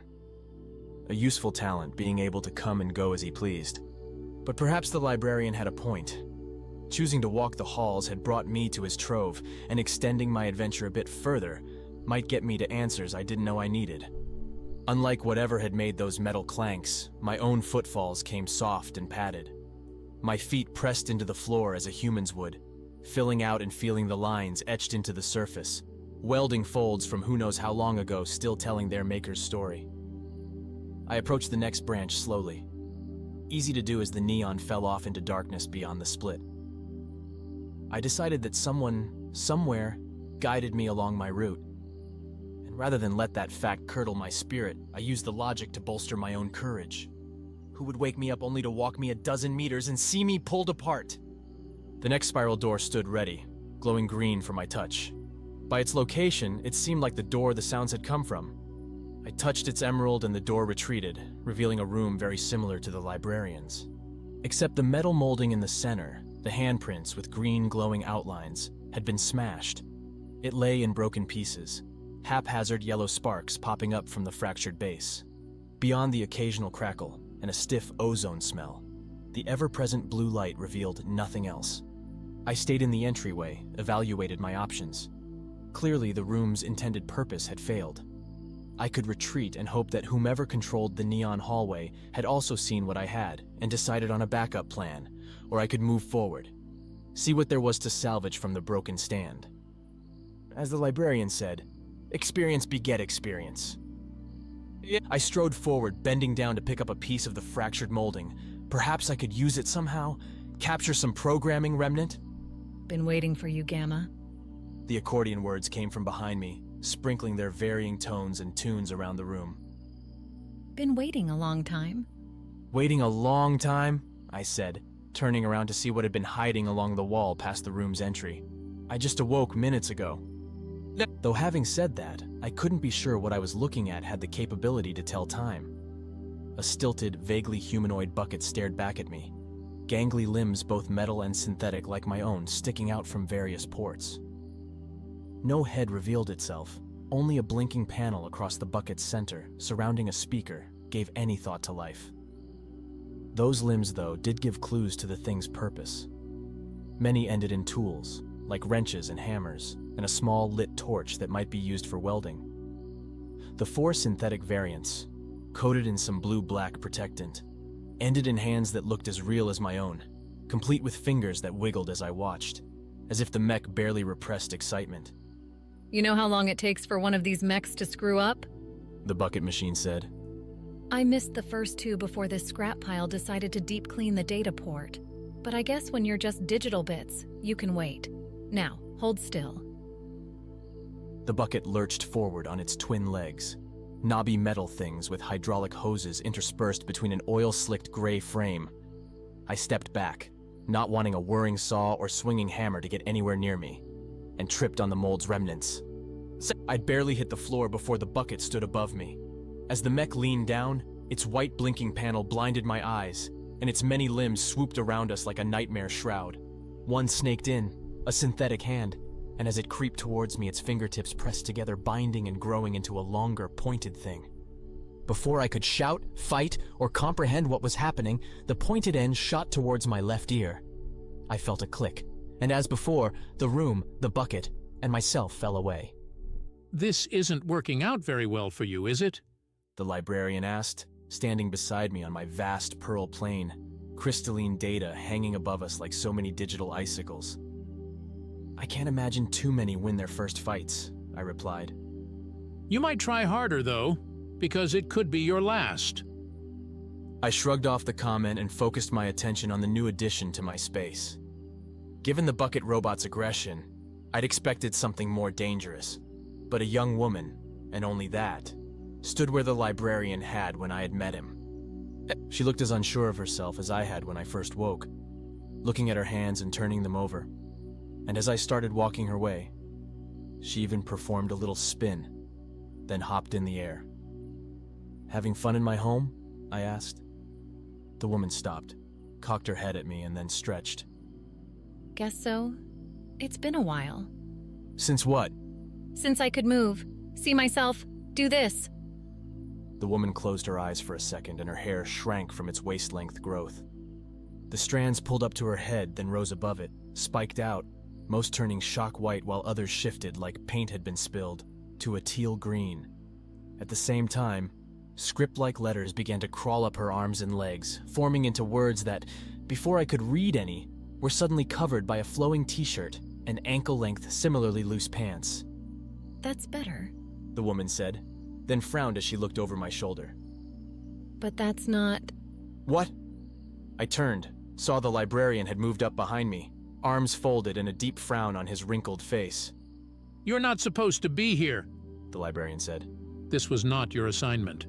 Yeah, well, I never liked playing by your rules, the woman said. Don't move, Gamma, okay? I stared at her, utterly lost. Don't... The librarian started, but before he'd made it any further in his warning, the woman shot her left hand forward. Out from that hand lanced a pure green line, one that fractured a little around the edges, like a close-up lightning bolt. The line struck the librarian, and he began to twitch as his clothes, his skin, changed to match the bolt's hue before, as sudden as glass shattering, the librarian broke apart and dissolved to nothing. What did you just do? I asked, looking at where the librarian, until a moment ago, had stood. Gave him the delete treatment, the woman said. Name's Katie, by the way. As she said her name, tiny gold fireworks shot from behind her and crackled, forming her name over Katie's head. And boy, are you in trouble. You're the one who's in trouble, I said. You just disintegrated my friend. Gamma. Katie said, snapping her fingers, which for some reason created little bubblegum hearts that floated in the air before popping into nothing. You've been awake for like an hour and you're calling that guy a friend? Put up some guardrails, buddy, or this ship's going to destroy you real fast. Wait, what? Ship? Guardrails? And how was Katie glowing now, as though she'd bathed in a rainbow? It's real simple, but it's also not short. So here's what you're gonna do. Step 1, trust me.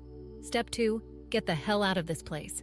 Step 3, we save Starship and your mechanical ass in one cool sweep. Katie stuck out her hand, like the librarian had done not long before. The librarian that Katie had destroyed without a second's thought. I, needless to say, did not follow her lead. Why should I trust you? I asked. You're the one who tackled me, came into my operating system, and destroyed someone who at least acted like he was on my side. Katie shook her head, rolled her eyes. I knew these vessels would be empty, but I didn't think that meant dumb. Gamma, kid, I fought my way to you and broke that damn mold because if I didn't, you'd be filled up with their garbage. How can you trust me? Because I'm not taking any part of you for myself. True. The librarian had been attempting a takeover, albeit one that he'd stopped when I'd confronted him. He'd made it seem like the whole attempt was innocent, but I could still feel his data in my mind, all that knowledge he'd given me. But what if something worse lay waiting in there? What if the librarian was taking his time to get to know my data structure, and then he'd try again? No, wait, I said. This all sounds ridiculous. I can't. I'll make you a deal, Katie said, though for the first time she didn't seem quite so frustrated, maybe even intrigued. Because at least you're not a pushover, which would be lame. I chose not to remark that Katie seemed to change her mood with every passing second. So, here's the terms. You hang out with me, I promise we'll do some really, really cool stuff. If you decide you don't like it later, well, guess what? These molds are still gonna be here. You mean, I could get the librarian back? Him. Katie squinted her eyes, bunched up her lips, shrugged. Nope, he's gone. Sorry. But there's like 100 others, maybe more. Everyone wanted in. Into what? Katie shook her head, stuck out her hand again. That's a no-go, Captain. Drenching your sweet, innocent head with too much knowledge sauce might cause you to lose your mind. And I really can't have that. So shake up and let's go. How did you refuse an offer like that? Katie seemed slightly crazy, but she also manipulated the digital space around us with more skill than I had, and she just dissolved the librarian. For my own safety, and out of intense curiosity, I shook her hand. The janitor mech laid heavy on me, but by pressing with both hands, I managed to roll the machine off. As I stood up, the door I'd come in snap-hissed itself open. The light above the broken molding blinked off, and the only glows came from the hallway beyond, those neon pinks and reds. There wasn't anyone else in the room, but I didn't feel alone. The librarian's leftovers still lingered, a data dump sitting in my mind. Katie's presence, a sparkling nerve, danced around too, and I could feel her investigating all the program routines that made me, me. As I stepped over the molding, moving towards the room's exit, I felt my own limbs differently now. My synthetic skin, my hands and feet held secrets that whispered to me. Functions I didn't quite understand, but that before I didn't even know existed. Katie seemed to be unlocking things, releasing digital cuffs, and her work filled in my blanks. I knew now that the constant hum around me, that steady whir from Starship, came from the endless thrust sending the craft further along on its journey. The breeze from its circulating air, keyed to keep every molecule scrubbed free from disease and at oxygen and nitrogen ratios ideal for human health. Answers to these questions came easy, but when I tried to dig deeper as I walked from the room, I found clouded blocks. Information coded away, with Katie's glitzy fingers all over it. Perhaps she'd done that for my own protection, because Starship alone almost buried me. Starship was huge, more than huge. Its various regions whisked their way through my mind like a picture book's flipping pages, each one presenting themselves in a one-hit poster, advertising a place to go that, I realized might be so far out of date as to be nothing like what I saw. I had been awakened on a Titanic vessel. Now I needed to find out why. Once again, the spiral door shut behind me, and once again, my way back had been plunged into dark. Forward then, along the neon path and to the next room. No noise this time, no other machine to jump out and tear me to pieces. Nonetheless, I went with caution. As I walked, I surfed Katie's data dump. Like the librarian, Katie's presence had added large memory blocks to my mind, for what else might be scary on Starship, and found plenty, only for each fearsome mechanical creation to be discarded one after another, marked as deleted. It took me 5 to realize what I was finding in my mind space. Not reality, but Katie's own ideas. I couldn't make 'em. Katie said, walking along beside me as we approached the next branch, flicking rainbow sparks from her fingers as she went. I always thought Starship ought to have something beyond the people watching our backs, just in case you needed some real impartial justice. She laughed. But you know how it goes. Those in power get scared when someone else has any. They took away my toys. Your toys? The idea that any of the mechs I'd seen being considered toys instead of dangerous terrors seemed ludicrous. These things were heavily armed. Yeah, but I had control, Katie said. Anyway, they found what they were looking for. They missed what they weren't. What do you mean? But I'd reached the branch, and when I turned to see her response, Katie had gone. Back into my mind, or into hers. Hard to know, harder to do anything about. In front of me, another spiral door glowed green. That at least I understood. Beyond this one sat another room both like and unlike the rest. A mold stood in the center, hands outlined in emerald and seemingly untouched. There was no empty room around it, however. Instead, the room's walls and ceilings narrowed beyond the mold to a large screen. As I entered the room, as the door shut behind me, the screen flared light gray, powering up. Get ready for the show, Katie said from behind me. They always did have a taste for flair. If it means I'll get some answers, then I don't care, I replied. But first things first. The screen seconded my own thoughts, settling on a static message. Welcome, Gamma. Please meet your third mind. Chapter 3. The Conduit. Third mind, I said, but I only have you, unless... It's so fun watching your gears turn. Katie smirked, walking past me over to the screen. So nice and slow, I might take a nap. Hey, I thought you were on my side. Sides? Katie replied, then dragged her finger across the screen, underlining the words. Do you even have a side? What are you for, Gamma? Tell me. I so want to know. Katie had a point. I didn't really have a motive, an objective, a calling beyond going where the doors directed me, following the instructions laid out my way. But then, I was a mech. That was my job. I'm just following directions. Then go ahead. Follow them. The hands go right there. I shook my head, and by the time I looked back up towards the screen, Katie had vanished. The first mold had brought the librarian inside me. The second one, I assumed Katie had destroyed. The third? Would Katie just kill whomever waited in there? The librarian may have been dangerous, but he didn't seem to deserve what had happened to him. Whomever waited in that construct didn't need Katie deleting them too. So I stepped back from the mold, considered it, and then gave the stand a push.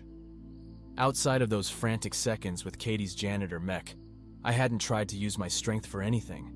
Hadn't tried to focus on sending energy towards my muscles, or rather, the synthetic constructs in my arms and legs that had the same appearance, but far greater ability than their organic cousins. So I pushed, harder and harder until the mold stand began to groan, till the metal bent and twisted and popped free. The mold itself hit the floor, and like the one Katie had wrecked, shattered into chunks. Well, that was unexpected, Katie said, crouching and looking at the mold. I was ready to give them the kick punch combo I've been practicing. That's the point, I replied. I didn't want you to do that. Don't tell me you're a softie. I stood up, saw a flash in my eye, and noticed a new message on the screen, one that surprised me enough to keep from answering Katie's insult. Congratulations, Gamma. Congratulations for what? I asked. I stepped around the mold, approached the screen as the letters, a fuzzy white against the gray background, swirled around into a different message. We are the ones that woke you, Oh, here we go. said Katie, coming up beside me. Here's where they butter you up before they break you down. The screen swirled again. I wondered how the letters could possibly break me down, but then, given what I had already seen, perhaps I should have been more suspicious. We are the voices of Starship and we need your help. Really? Katie laughed. They're still calling themselves that stupid name? I turned to tell Katie to be quiet so I could focus, but she had disappeared. Katie's endless chatter had started out amusing, but I wasn't sure how many more insults and cryptic assertions I could take. At least the screen gave me clear instructions. You must go through the garden to the nursery and reset our connection there. I read the words once. Read them twice. All this because you need something turned on and off again? I said the words, though I didn't know if whomever, whatever these voices were, could hear me. Our mission's future rests with you. The lab will guide you to your next step, but no farther. So that was a no. I waited for the letters to shift again, but the screen stayed static. The best thing I can say about that group, Katie said, jumping back and forth over the knocked-over mold, as if playing a game. they fight amongst themselves a lot. That's a good thing? You don't want their attention, Gamma. Trust me. I shook my head, took one last glance at the unchanged screen, and headed for the door. Katie had disappeared. Back, I suspected, into my digital ether. I tried to see if there was some connection to her appearances, some way I could try to control her pop-ins or even her behavior, but nothing came up from my program reservoir, save one option. Hanging there in my crystal ceiling's dark depths lingered the full-on reset, a cleansing bath that would restore me to that static body on the cot, with no memory, no concept of where I'd been and what I'd done. Touching that crystal would be the ultimate end for me, but it would be an end. When I left the room, the hallway lit up both left and right, though the left seemed more a courtesy. The hallway ended in a flat wall bearing another poster for some action piece, a burly man and woman holding center stage while a fireball expanded behind them. "Courage Never Dies" splashed across the bottom in thick silver letters. Right, Saw that one, actually. Katie said, admiring the poster. Pretty good. Sure, I said, turning back down the hallway, ready to head along the purple neon to whatever came next. So you know, this place, Katie continued as we walked. where you are right now, Uh-huh. it's like a little sanctuary. Used to belong to this guy, Leonid. Everyone called him Leo, though. Syllables, you know, too much effort. So these are all his posters. Leo had exciting taste. He liked the guns more than the drama. But we all wanted excitement back then. You can only drift along in a place like this for a while until everyone starts losing their minds. The change in Katie's conversation wasn't hard to pick up. You think you've got it made, getting on something like this? Katie continued. So you pop out kids, raise a family, and then you realize they're never gonna see a real sky. Never gonna get outside this metal box. Then by the time those kids have kids, you're getting into a real depressive cycle. I passed the room where Katie had tried to kill me with her cleaning robot. The woman didn't stop her rambling, didn't hitch. Throw another few generations on top of that and then you get me, and what do? I see the problems. I try to fix them. Leo's doing the same thing, just a different way. And guess what? Not everyone likes fixers. I nodded, then stopped. We were back at the room where I woke up. The blue light glowed, 3 of the 4 cots still unoccupied. Delta laid in hers, oblivious to reality. I hadn't been awake long, but I couldn't imagine going back to that. Bring a mech to life, I supposed, and he might grow to like it. Anyway, Katie said, brushing a teal strand away from her eyes. point I'm making is that you're in, like, Leo's private space right now. You leave here, things are going to get strange. As if they aren't already. Katie acknowledged my point with a shrug, one that popped off little flower petals into the air that vanished before they hit the ground. But I'm not talking weird like this. I'm talking like, well, guess you'll find out. I'm going to do what I can to let you in slow, but keep it together, okay? I'll try. Katie laughed, short and quick, and by the time she finished, she'd vanished and left me alone with the first door I'd seen. The one with the red glowing ruby I'd touched back when I was the only one in my mind. Now, I saw an emerald. The gems I'd noticed were warm to the touch when they were green, cold when red.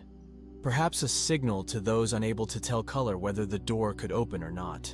My hand, thus, felt the heat as I pressed into the emerald. Felt the sudden chill a second later as the door spun open and a faster, cool wind blew at me from beyond. And what a beyond! I gaped. There was no other reaction at what I saw. Going from the cramped, hallucinogenic hallways of Leo's laboratory to this was, to use a cliché I could identify with, like being born. 2 meters from me stood a clear glass barrier, rising up from a chiseled tile floor whose tiles, I noticed, were covered with names and dates carved in with exact marking. Past the glass, falling away and above me, swung a wide chasm. A foggy blue, like the light from my waking only now diffused with a loose mist, filtered through the space from above, providing enough light to see and little more. Like a perpetual dawn. But even so, Starship had, until this moment, been abstract in my mind. Now its reality laid bare before me in its massive metal but so much more than metal bulk. I walked up to the glass and looked left and right, confirming the craft vanished into the hazy distance. Above and below similarly slipped into the mist, though what I could see proved a hearty meal for my curiosity. Walkways like mine spread up and down the chasm's sides every few meters, scaffolding crawling along a mechanical menagerie. The blue light, in its descent, mingled with varied displays, from more neon to mate, to static white glows and scripted signs. Some hung, others looked pasted to the walls that they called home, where they may have lingered for who knew how many years. The signs shouted destinations at me. The Solar Scrambler, Cosmic Clothiers, Nova Apartments, and countless more advertised to an endless empty. Not all offered their enticements without flaw. Some signs had died, and others flickered. One, a great big old-style marquee directly across the chasm from me, appeared to have been cleaved in two, its halves bending towards each other, glitches in a beautiful array. Accompanying this vastness were the rumblings Leo's lab had sought to mute. A roar like endless nearby traffic underpinned every second. Hisses, clangs, rattles, and metal's sliding shrieks bounced along, coming from who knew where. Iron drenched the air, a sign of maintenance long overdue, as if 1,000 things I couldn't see moved around me. I always loved the conduit. It runs Starship's entire length, except the engines and the very front. They kept those protected, Katie said, leaning on the glass next to me. My view wasn't exactly like this one. I lived further that way. She pointed to the right. We academics, engineers, and the government at the front. Everyone else crunched in the back. You know how it is. I don't know how it is, actually, I replied. Then you can guess. Katie stepped away from the glass, looked down at it. This used to say hello every time you left your apartment. It would read out the time, tell you about any messages or assignments. You don't sound sad? Katie quirked a smile. Sad? No. Why would I be? This place killed me, Gamma. It was a mess. It is a mess. Everyone had ideas about how to clean it up, but it was easier to fight each other than to do the work. From what I saw, Starship had no shortage of ideas. The differing designs on display embraced creativity. I myself seemed to be a unique design, incorporating pieces of older living beings into a machine's frame. I'm seeing something beautiful, I said. You're being harsh. You, Gamma, did not live my life. No matter how much of me you've absorbed, some things, like my opinions, are forever mine. Katie nodded left over my shoulder. If you're wondering where to find the garden, it's that way. You won't miss it. Like, you literally can't. Before I started walking, I looked back at Leo's lab. The spiral door with its gem, now red, held a small name and number plate above it in a tarnished gold, contrasting with the black and pink lines of the door. So far as a home went, this would have to do. I relished the walk. There's simply no other way to put it. After the cramped neon hallways, the conduit's broad space let me breathe. I kept looking around, reading every name as I passed, and stopping to stare up and down to read even more. I had thought Starship might be a small thing, but this looked like a whole world for me to explore. Albeit a dead one, the garden strove to prove me wrong on that assumption. While most of the conduit kept itself in two halves, the garden bridged the gap, save for several circular holes that, Katie's data informed me, were for rapid transit that no longer ran. The holes themselves were at least 5 meters around, and they cut into a resolutely lush surface. I had expected, though why I kept expecting things I wasn't sure, I was always wrong, the garden to be another doorway. An entrance along one wall, but instead it seemed to dominate both the conduit and all of Starship on either side. And the garden dominated beautifully. Flowers, vines, trees, and more perched on the garden's outer wall as far as I could see. White roses grew out sideways around the transportation cutouts, while above me and center in the conduit's height, an orchid array spelled out garden. Little specks floated between the flowers, iridescent blues and oranges of flapping butterfly wings carrying the pollen from one plant to the next in an endless dance. I heard birdsong as I came closer. The air suffused with a magnolia's heavy scent, then a daffodil's, then a tulip line. Beneath the flowers, too, the garden's real purpose revealed itself, with outer sections dedicated to fruit trees and the healthy crop stalks, corn, soybeans, wheat, a vertical farm and botanical garden. And yet, as I came closer to the entry along my level, the greens began to fade. The flowers curled away, their petals falling and disappearing to dust. The crops wilted and turned black, as though I witnessed a time-lapse speeding through to an awful present. That's exactly what you're seeing, Katie said, and this time I did pick up some grief. That was my memory, how I saw the garden in my time. Now you're seeing how it is. She walked past me towards the garden, running her fingertips along the glass barrier as the decay continued in front of us. I didn't make it down here often, Katie continued. I was busy, and watching flowers bloom was easy to shove aside. I don't understand. How am I seeing your memory? Katie kept her eyes towards the garden, but I thought her back stiffened and her left hand slowly balled into a fist. Because I'm filling you. Leo described it like sand pouring into a glass, mine mixing with yours, and I guess a little of that other guy's. Eventually, they all blend together. Leo never said what that would mean in practice. That I would see what you've seen. Katie looked back at me, stars dripping down her face from the corners of her eyes. As I watched them fall, I felt them on my face too. Saw tears I hadn't felt splash on the floor at my feet. Much more than that, Gamma. Much more. Chapter 4. Shopping Trip. Mechs, so far as I understood, lived according to their programmed rules. Routines told us what to do in any given situation, whether we should react, ignore, lash out, or change. Thus far, I thought I had been obeying my program prerogatives. Follow the hallway, find the molds, and get my next assignment. If what Katie said was true, then my programming was malleable. She could change me in unpredictable ways. I tried to find evidence, standing on the conduit walkway before the garden's desiccated entry. Scanned my mind as blue light filtered through dusted mist around me. And I found nothing. No corrupted crystals, no lingering edits to my code with Katie's fingerprints. Yet, if she had become me, would I even detect the change? Can someone separate a part of themselves from themselves? The conduit didn't provide an answer to that question. Its stores and restaurants and homes sat quiet, waiting for something, maybe, but not me. The emerald glowed in the garden entrance's center, a door that spanned the entire walkway, and one coated with what must have been beautiful flowers once.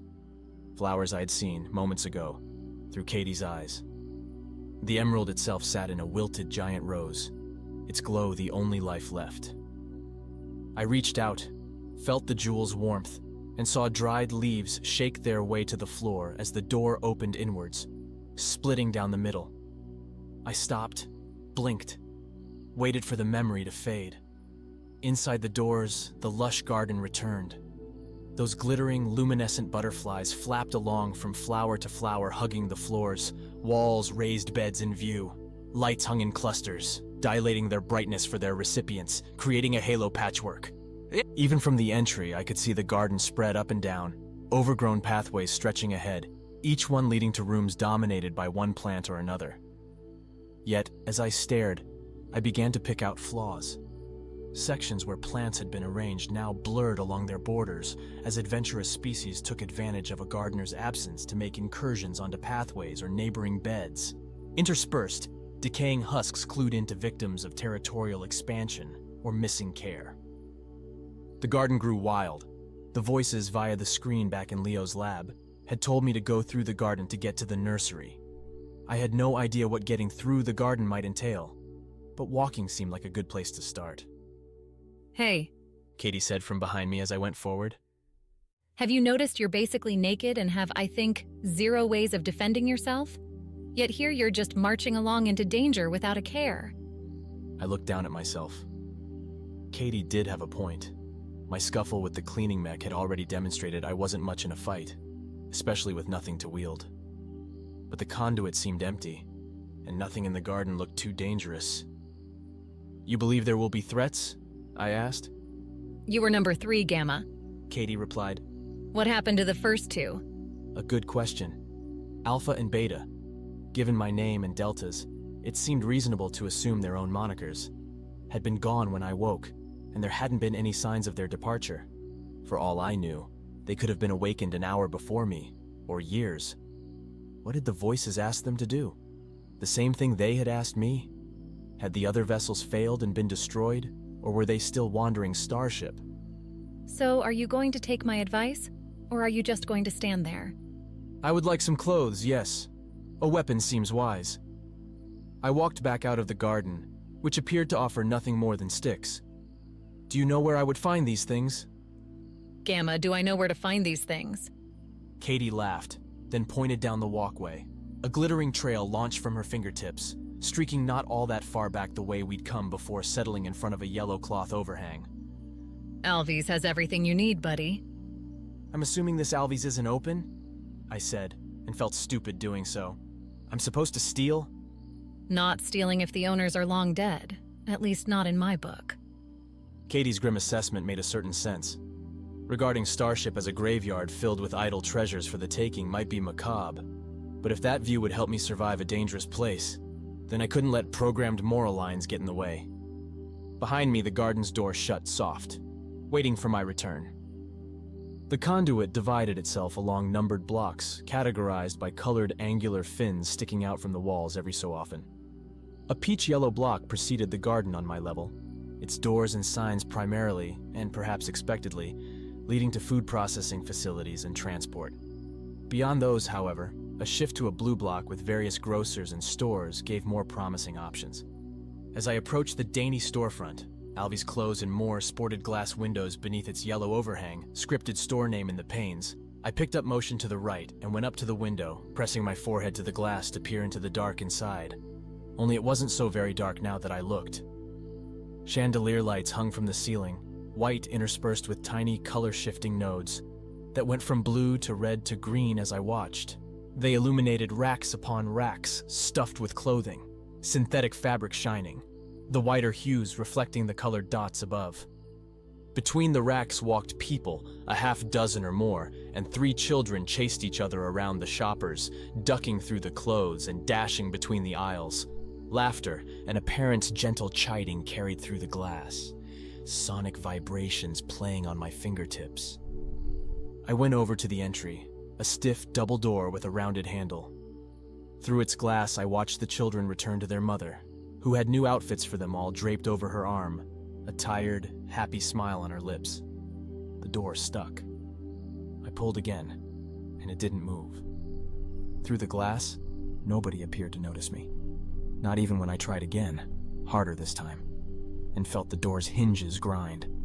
I stepped back, gave myself some space, and set my feet. This time the hinges gave way, the door snapping its tight bounds and swinging open. Alves was mine to enter. Except the lights were gone, save one shattered on the floor, its wires splayed out in the entryway over its own glass. Beyond, the conduit's blue light played over near-empty racks, many pushed aside or toppled over. Those glistening outfits were gone. The children, their mother, gone. But I still heard the laughter, could feel the lights as I went, carefully, over the threshold and into the store. Life had been lived here, and I could pick up its traces. You saw something, Katie said, bending down and running a finger over a small shirt left lying on the floor. Didn't you? This place used to be nice, I said, my voice dwindling to a sour note as I failed to find an outfit in my size among the leftovers. Mom used to take me here when I was younger. Said Alves was the best on Starship for the price. I never went anywhere else. I nodded, though Katie wasn't watching me. So I'd seen her memory again, or a version of it. That it had mingled flawlessly with reality troubled me. Here, the result had been harmless, like with Katie's rendering of the garden. Next time. Do you know how to control it? I asked, as Katie hadn't vanished yet. She seemed very interested in that shirt. The memories? Katie reached up, tugged on a spiked white hair thread, stood. That's not the way it's supposed to work. You're going to see a lot of what I lived. Isn't that dangerous? More dangerous not to. We learned that one the hard way. You might try checking the back. Alvy's always had plenty of stock. The store did indeed have a large back room, and the door leading to it had been broken away long ago. It hung to the side, a large splinter through the top, as if someone had driven an axe through its frame. Behind, enough clothes lingered to let me find a shirt, pants, a light jacket. Gloves and shoes, the latter not a perfect size, but close enough. Synthetic skin like mine wouldn't blister anyway. Color-wise, I managed to get a green ensemble matching the garden, to blend in. I went back towards the entrance, ready to head to the garden and get this mission going. I picked up, too, a broken bar from one of the racks. Not exactly a lethal weapon, but enough, I thought, to bat away any encroaching vine. Katie stood before the doors, arms folded, a mocking grin all over her face. I didn't know it was possible to code fashion sense as bad as yours. Did you deliberately choose all that? Options were limited. Clearly. Katie's smile faded as she saw my look past her out the doors. You're ready to leave? I tilted my head. Think I have what I need. I held up the bar. Katie didn't look too impressed, but she didn't fight me on it either. This should be enough to fend off any aggressive plants. Probably, Katie replied, not moving from her door-blocking spot. But hey, there's something you should know. Does it have to do with why you're standing there? So smart, Katie replied. You know you can see my memories now, right? I can't control them sometimes. Hell, most of the time. But if I try really hard... You can make me see things? More than that, I think. You're a mech, Gamma. Your reality runs on numbers speeding through that processor. Katie pointed towards my chest. If I tweak the digits a little, that reality changes. I'd prefer if you didn't do that. Sure you would. Thing is, I've already done it. Been doing it. But I don't think I'm going to anymore. What have you been changing, Katie? I couldn't evaluate the threat properly. What are you supposed to do when someone tells you that you've been living a lie? Believe them? Ignore them? What happens when that someone is literally inside you all of the time? You've been seeing Starship as it was. When you go back through these doors, you will see it as it is. Katie dropped her hand and stepped aside, clearing the way for me to head back through the doors, into what looked like the same blue-lit, misty and empty conduit. When I'd gone into Alvy's, the memory I'd seen vanished with the doors opening, a wipe that deleted the past as the glass swept it away from my eyes. Leaving, it was the same. As I pushed the doors open, I felt the heat first. Then I saw the fires. What had been bright blue and calm, now seared a pulsing orange, white, and red, flashing alarms mingling with sparking swirls. The fires themselves dotted everything I could see. The conduit's clean stores and homes marred with ash and oil, slashes in their metal sides. Where I'd only noticed a couple damaged pieces before, now almost everything seemed to bear scars. Even Alvy's overhang, above me, hung in tatters. Beyond the wreckage, beyond the conduit's continual disaster, lay the realization that it was not empty. Words, cries, clangs, and synthetic bangs echoed up and down the vastness. I stepped up to the glass railing, still in place despite cracks running through its surface, and saw shapes rambling along the walkways, climbing the walls and, in one case, slipping and falling, the mech's stubby limbs flailing as it vanished into the black and orange depths below. Starship wasn't an empty paradise, but a burning nightmare. A nearer noise came from my right, a swishing sound. I turned and saw a towering mech, reaching almost up to the next level, trundling towards me with treads kneading along the walkway. The swishing noise came from its limb menagerie, which swept up and down the wall, spraying and wiping away at the metal walls and windows. Only instead of water or some cleaning solution, The mech sprayed sludgy gray liquid, its brushes mingling it with the ash-coated crud already coating the sides. I hugged the wall as the mech went by, as it carefully cleaned around Alvy's.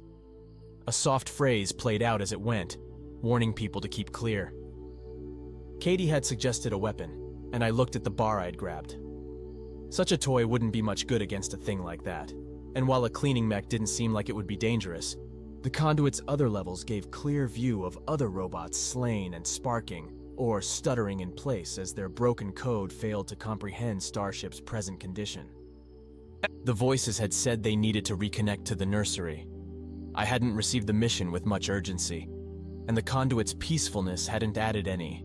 Now this was different. I didn't see what needed fixing before.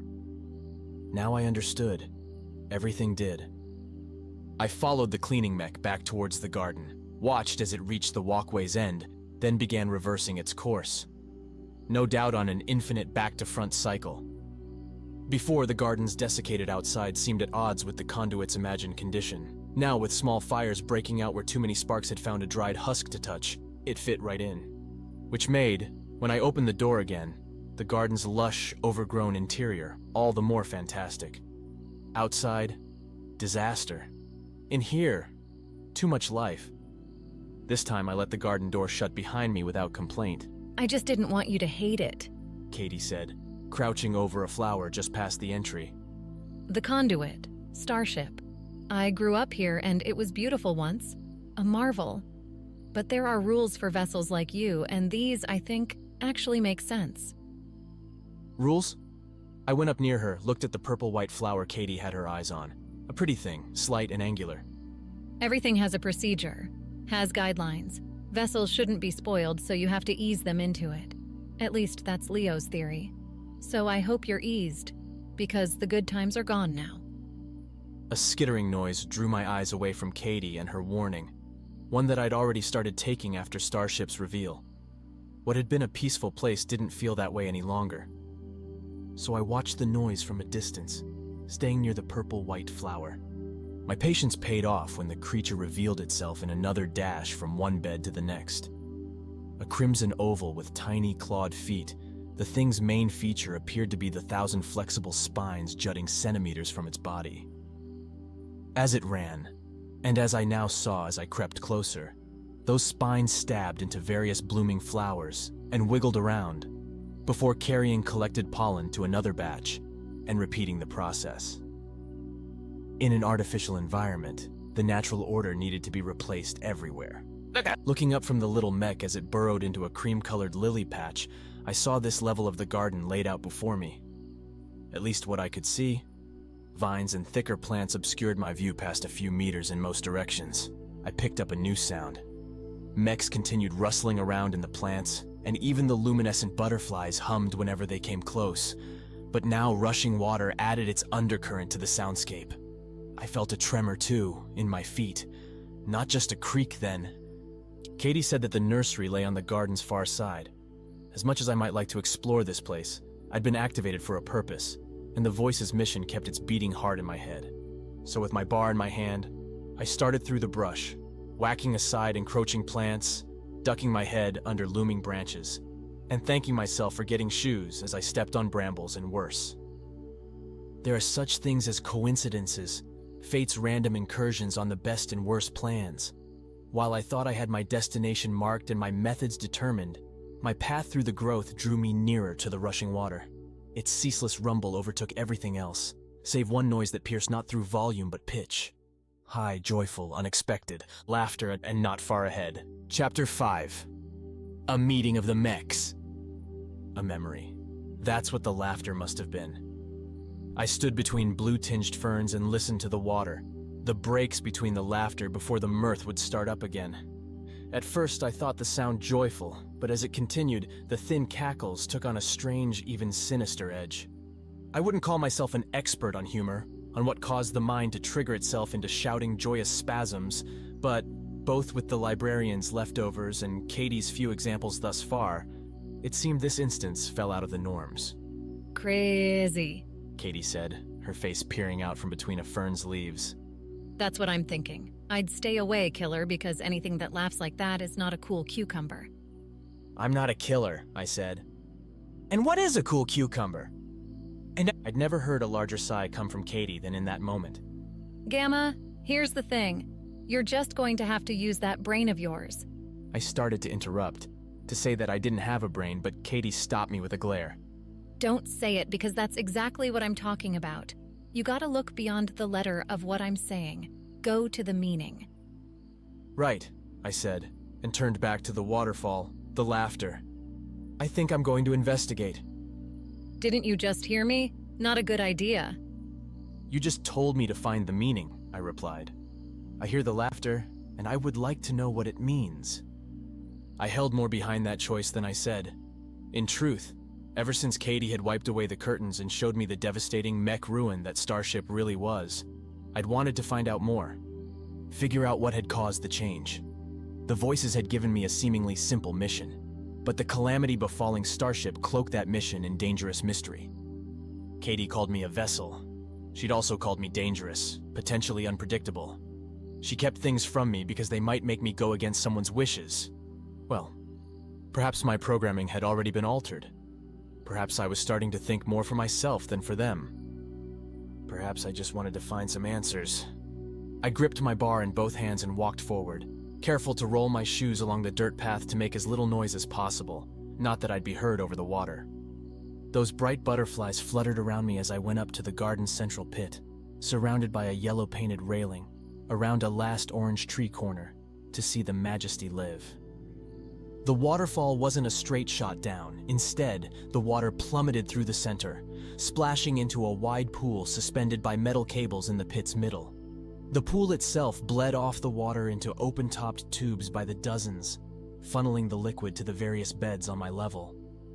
The pool itself overflowed, and a small grate in the center. I picked this up from seeing water seeming to rush straight through the pool, sent the liquid down to the next level, a story below. As I looked over that edge, I noted two things. One, the level beneath mine seemed slightly less lush. Different plant types, possibly those that needed less water. An effective way to irrigate, I supposed. More importantly, I saw the laughter's source in the pool beneath mine. It was, well, me. Not really. And the true answer wasn't hard to find. I was the third vessel that had been activated, the third one to wander forth doing the voice's bidding, and here looked like one of the others. Alpha. Katie said, looking over the edge with me. 2 men, 2 women.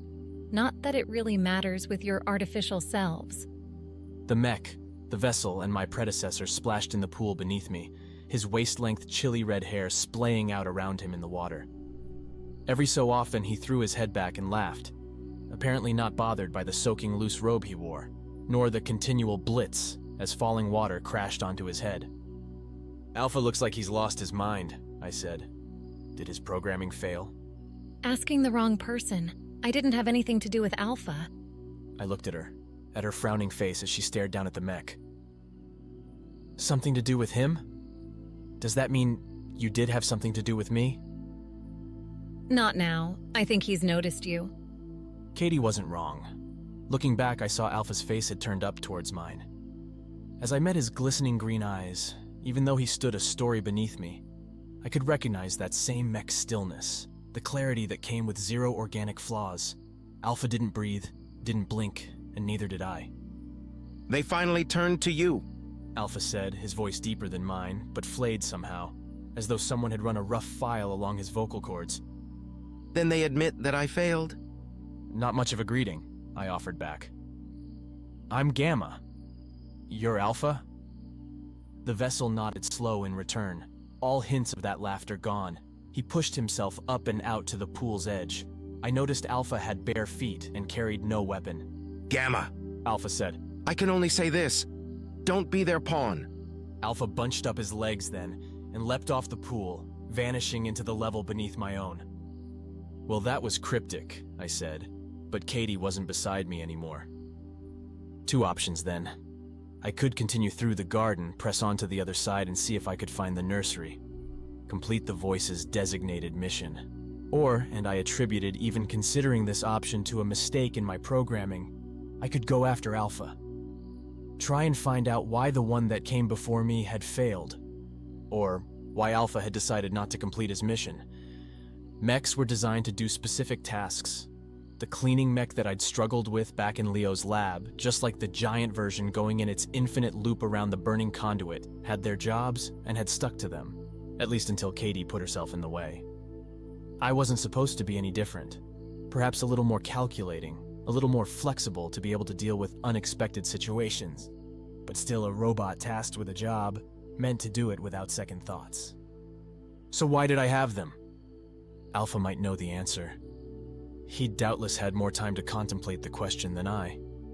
And if I was supposed to optimize my functions, then I would have to know the why behind my actions, what prompted my responses, and how to control myself in the future. In other words, learning why I kept turning away from the Voice's mission would help me stay on course.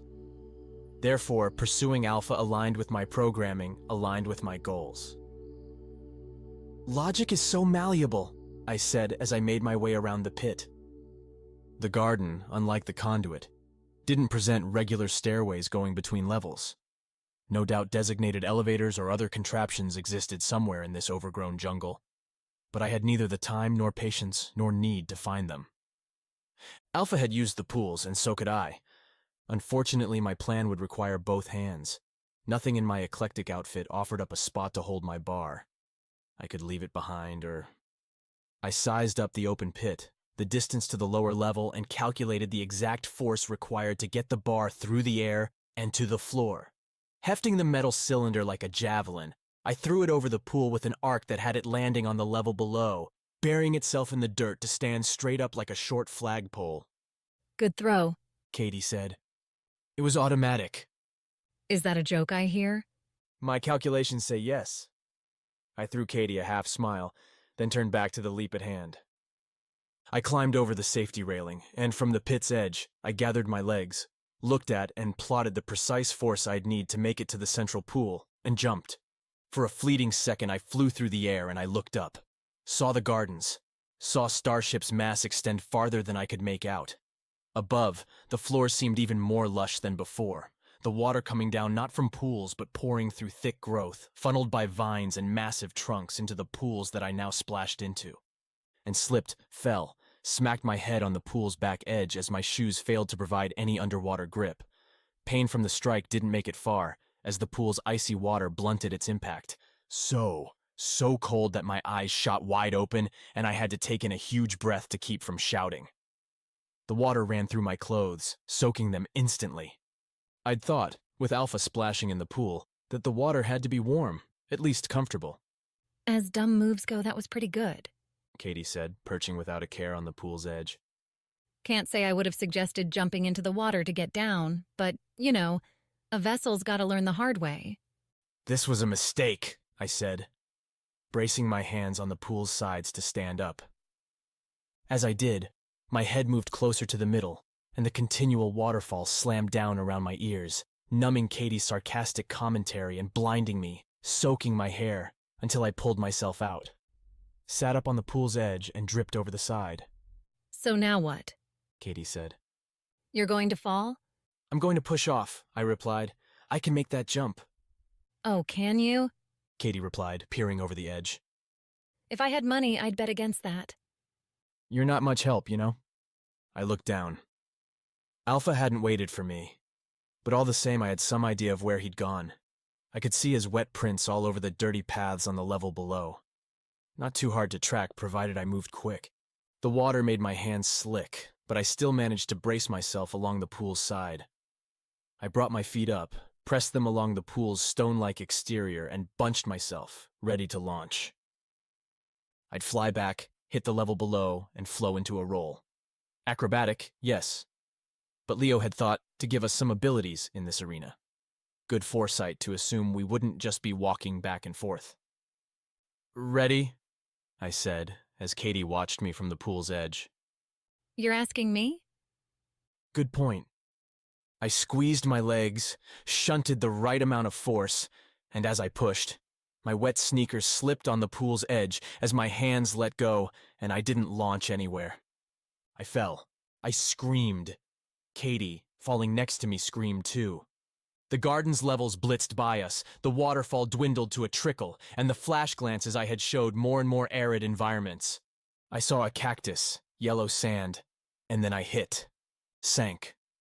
Water pulled around me as my body exploded in pain, in alerts and warnings that the fall I'd just taken would have killed a normal human. Broken every bone in their body. Even if, for me, all I'd earned was some minor damage to my joints. Some bruises the synthetic flesh would have to repair. Are you going to swim, or are we just going to sit underwater forever? Katie said, floating to my left. Sorry, I'm just stunned, I said, trying to figure out how far I'd fallen, where I was. I couldn't count the levels, but I'd gone down at least 20 stories, maybe more. I sank further in a vast, still reservoir. Neon blue light filtered in from above, but only black lay beneath me. I kicked my shoes, waved my hands, and swam with all my heavy, drenched clothes to the surface.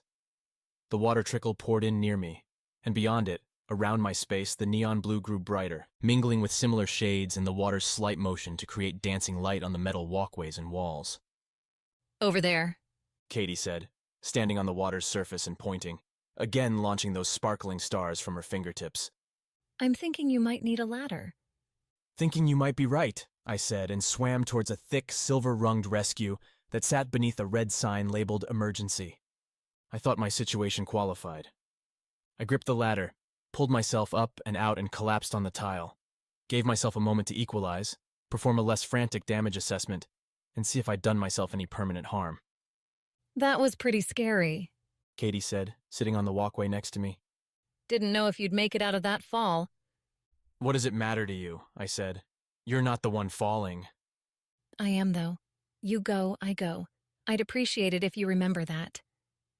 But you're not even real. Katie glared at me. I'm as real as you are, you asshole. Then she disappeared. Above me, the reservoir's roof extended far, hanging from massive cables and looming over the catwalk and pipe maze swarming the reservoir's sides was the primary source of all that blue neon. A curling script sign, but one easy enough to read. Welcome to Purity. A strange name for such a dark and damp place. Not one I was interested in, though. Alpha was likely far above me, so I had to get going, figure out a way to an elevator or some more manual means, though the thought of climbing all those stairs made me grimace to get back to Alpha's level. My immediate space had ladders aplenty, their rails lit with little blue diodes to accommodate the lesser overhead lighting. Why the designers had chosen this way instead of the hanging lights I'd seen elsewhere, I wasn't sure.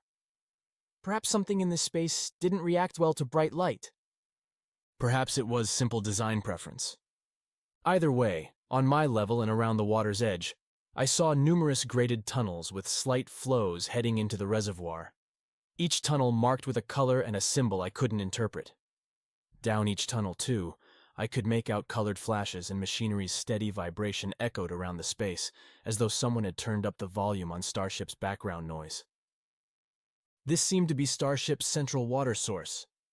Given its size, from what I could tell, it stretched the conduit's width and beyond, and untarnished color, Purity might not be a bad name for the place. I crouched at the walkway's edge and dipped my head back beneath the water, looking for confirmation in the depths. I couldn't see it, but I felt it now. A gentle tug towards the reservoir's bottom. The librarian's leftovers, festering in my digital databanks, confirmed Starship's heart and artery design. Purity would pump fresh water across the ship, and after its use, the water inevitably found its way back here.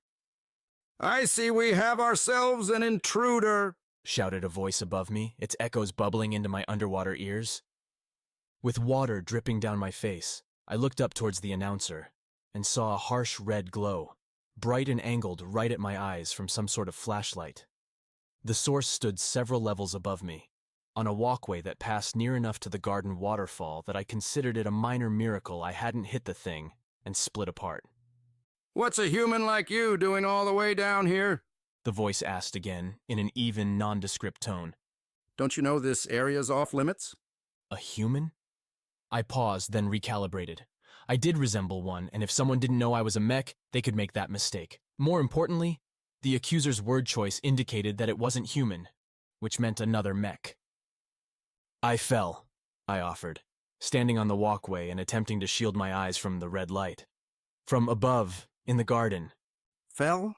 The thing replied, and listening closely, I picked out that artificial twinge mech voices had. A failure to replicate biological vocal cords perfectly. From the garden ought to be dead then. Gamma.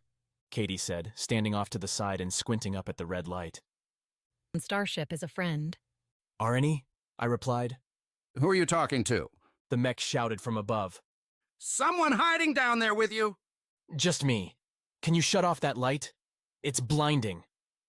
The mech moved towards its walkway's railing, and I saw the light shift, then move away in a sudden circle as the mech, its whirling shape caught in Purity's blue glow, jumped down to another walkway spaced between us.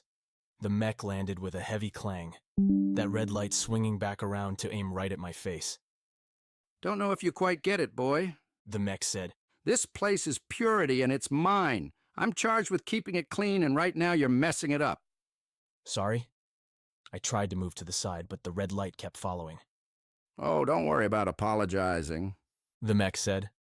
Been waiting a long time for some new salvage to come my way. A real long time. The red light winked out, giving me a clear view, though one I wished I could take back. Standing on the walkway above me was a mech, yes. Metal bits on its frame glimmered in the blue, but those bits were few. Instead, the mech stood more than 2 meters, and all manner of things covered its body. Some looked like ragged cloth remnants, like half a jacket hanging from one of its right arms. Those didn't spike my alarms, but the bones tied with cords along its frame, the matted hair pasted to part of its head, and what looked like a desiccated eye leering from the mech's bucket-like head. Katie cursed. So did I. Chapter 6. Purity. When Katie revealed the conduit's true nature when I'd left Alvy's, I'd seen mechs falling apart, battering each other, scaling the walls in search of things unseen. All of that, though, had been at a distance, a remove that gave me a chance to accept the new reality. I had a harder time doing that when the sinister mech looked my way. It became impossible when the mech vaulted from his walkway to land on the slick tiles right in front of me, eye leering in the island blue light. Hit him or something, Katie shouted, hugging the wall to my left. Hit him with what? I asked her. Hit me? The mech cackled. Why would you want to do that? Because I'm going to tear you to pieces and add you to my collection? I backed up a step and the mech copied me, swinging his red light, which I noticed sat on some long, thin device's end, back into my face. That doesn't make any sense, I said. Why do you have a collection? Lost and found. Anything that comes down here, I get to take. Someone sends a message saying they lost it, I'll give it back. Sure will, but guess how often that happens? Never? I ventured, trying to find some way, somewhere to go. Never! The mech cried, then lunged at me, 2 long arms bearing a net between them sweeping over his head and towards mine. I had no tricks, no secret weapons to deploy, so I went to the only place I could go, back into the water. I dove in and kicked as hard as I could, motoring away from the walkway and towards the reservoir's center, where the garden's trickle met its end. Oh, are you scared? The mech yelled after me. I glanced back as I kicked, cool water again soaking through my clothes. The mech hadn't followed me into the lake. Instead, it watched me, then aimed that red light at a walkway over my head. I heard a click, saw a black line extend from the device and launch towards that walkway. With another cackle, that damn mech soared through the air on that line and made a wobbly landing on the walkway. There's nowhere to go in there, the mech said. I'll bet you can't swim forever. Humans get real tired, real quick. You keep them in the water. I stopped, treaded as best I could and looked around. The mech had it right, even though I wasn't human. A quick scan through my body found biological processes charging up my batteries at a slow and steady rate, one vastly outpaced by the energy I needed to keep on swimming. It might take a long time, but I'd eventually run out of power. The mech could just wait for me to give up, then grab me at the water's edge, or after I sank to the bottom. Hey, Katie said, bobbing next to me. Have any bright ideas? Not really. I spat out water as I spoke. My clothes were getting heavier, and with all the swimming, my systems were starting to signal alarms. I might be out of energy sooner than I thought. If you ask nicely, the mech said. I could fish you out of there, reel you up and in, put you out of your misery. I ignored him, tried to think.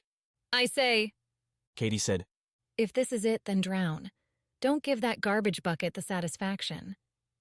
Drown? Could I? My body didn't have lungs. Didn't breathe beyond some artificial concessions to vocal expression built into my throat and mouth. What would it even look like, me drowning? I continued treading and ran through my own logs, the manuals Leo had thrown into my memory. They held all the tidbits about pushing my strength around, how long I could run, how far I could jump. Like the librarian's archives, still nestled in me, Leo's records held too much for me to run through and maintain any activity, but I could search, could look for terms and just find those pieces while my legs continued their kicking. Are you okay? Katie asked. You're not saying anything. I'm thinking, I replied, while the mech up above declared his growing boredom. There, in a section about potential hazards, largely spent around deep space vacuum, I found the words I wanted to see. Guess what? The mech said. Time's up, lost boy. The mech leaned over the walkway, his red light glaring down at me, and I let myself sink. The cold water came up over my head, soaking my hair and vanishing me into a deep, blue-black world. My body did exactly what Leo said it would, and 1,000 little clicks and snaps echoed throughout my nerves as critical systems sealed themselves from any air intakes. Something slammed into my shoulder, hard enough to push me down, then arrested my descent. I looked over, saw a 4-pointed claw digging through my outfit and into my skin. A thick cable spooling up and away from me towards the surface. That cable lurched once, then began a steady pull. The damn mech was reeling me in. Like a fish trying to unhook itself from a lure, I started thrashing. My legs kicked out, I shook my head, swung my arms and tried to move my shoulders to dislodge the grapple, but the claw only dug in further, hurt worse. If I couldn't shake the grapple loose, then I'd have to try something different. I stopped, then reached over with my hands to grip the cable. The mech kept reeling and my head hit the surface, rose above it, followed by my chest and the rest of my body. Whoa, quit fighting! The mech shouted as I pulled on the cable, lifted myself and yanked some slack into the cord. The mech made his own noises, setting hissing clamps that, I noticed with my upturned eyes, locked him into the walkway's grated surface. Keeping himself stable, a bulwark to lift me over the edge. I poured energy into my hands, pulling the cable towards my mouth as I rose, dripping from the water. What are you opening that mouth for? The mech cackled. Not going to feed you, boy. You won't have to worry about food much longer anyways. I lifted my head up, pulled the cable inside my mouth, and tasted its cold metal. The zinc coppery feel. A strong cable, but made for lifting, not to resist a cut. Not to resist one of the few tools Leo saw fit to give his vessels. I didn't need to eat, but I had teeth nonetheless. Razor ones, ready to serve as makeshift knives in case I had to cut something open, get into a container. Leo's files had my teeth slotted away under an optional asset. Right now, they were essential. I bit down, ground my teeth against the cable, and felt the metal flake and split. Shrapnel vanished inside my mouth, falling into the little storage box in my throat. The mech lifted me higher, almost even now with the walkway. Hello, hello? The mech said, and I met his eye as he rotated me to face him. Goodbye, I replied, the word more mushier and muffled than I liked, given my mouth still had a cable in it. What? I bit through, and the cable snapped. I fell as the mech reeled back, clamped feet keeping him on the walkway even as I plummeted into the water, as I hit the surface and sank like cement all the way to the bottom. The water transitioned from light blue to black, before giving a shimmering path to soft yellow, thanks to diodes implanted in the reservoir's bottom.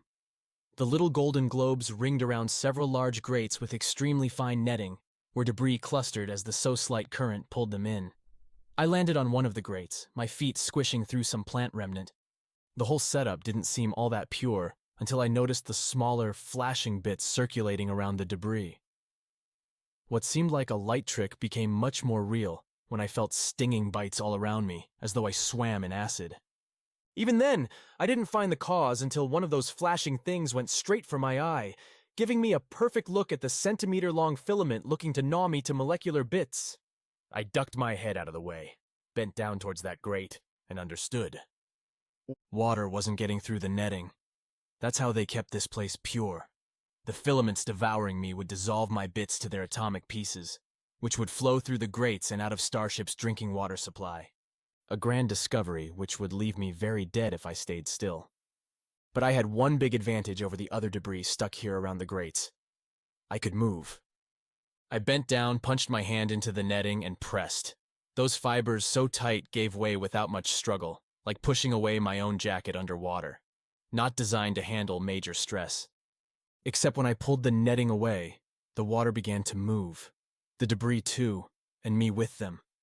The mild current became a vortex, shuttling us down and into the pipe as the yellow diodes flared an angry red. I slid into another pipe, this one crusty and choked with matter. A sucking wind blew bubbles around me as the water rushed us all along, before depositing me and everything else in a tub-sized pool. A silver charred cover secured me and the debris inside, getting me up close and personal with a largely nibbled fern, plenty of those filaments, and what looked like a rotted pineapple. Bubbles continued surrounding us, and before I'd really comprehended what had happened, the water around me began to heat up. The silver seal started to glow. Behind me, the central pipe leading into the box sealed itself shut with a whoosh, cutting off more water and leaving me stuck inside a space barely large enough for my bulk. Oh, that's where we were. An oven, burning away the atomic waste left over from the filaments. I'd be cooked along with everything else. I pressed my still-soaked shoed feet against the tub's base and pushed up, punching against that cover and burning my hands in the process. Like the grate, nobody had designed the tub to resist active destruction, and with a couple solid hits, even with the water slowing me down, I popped the top loose and pushed it aside.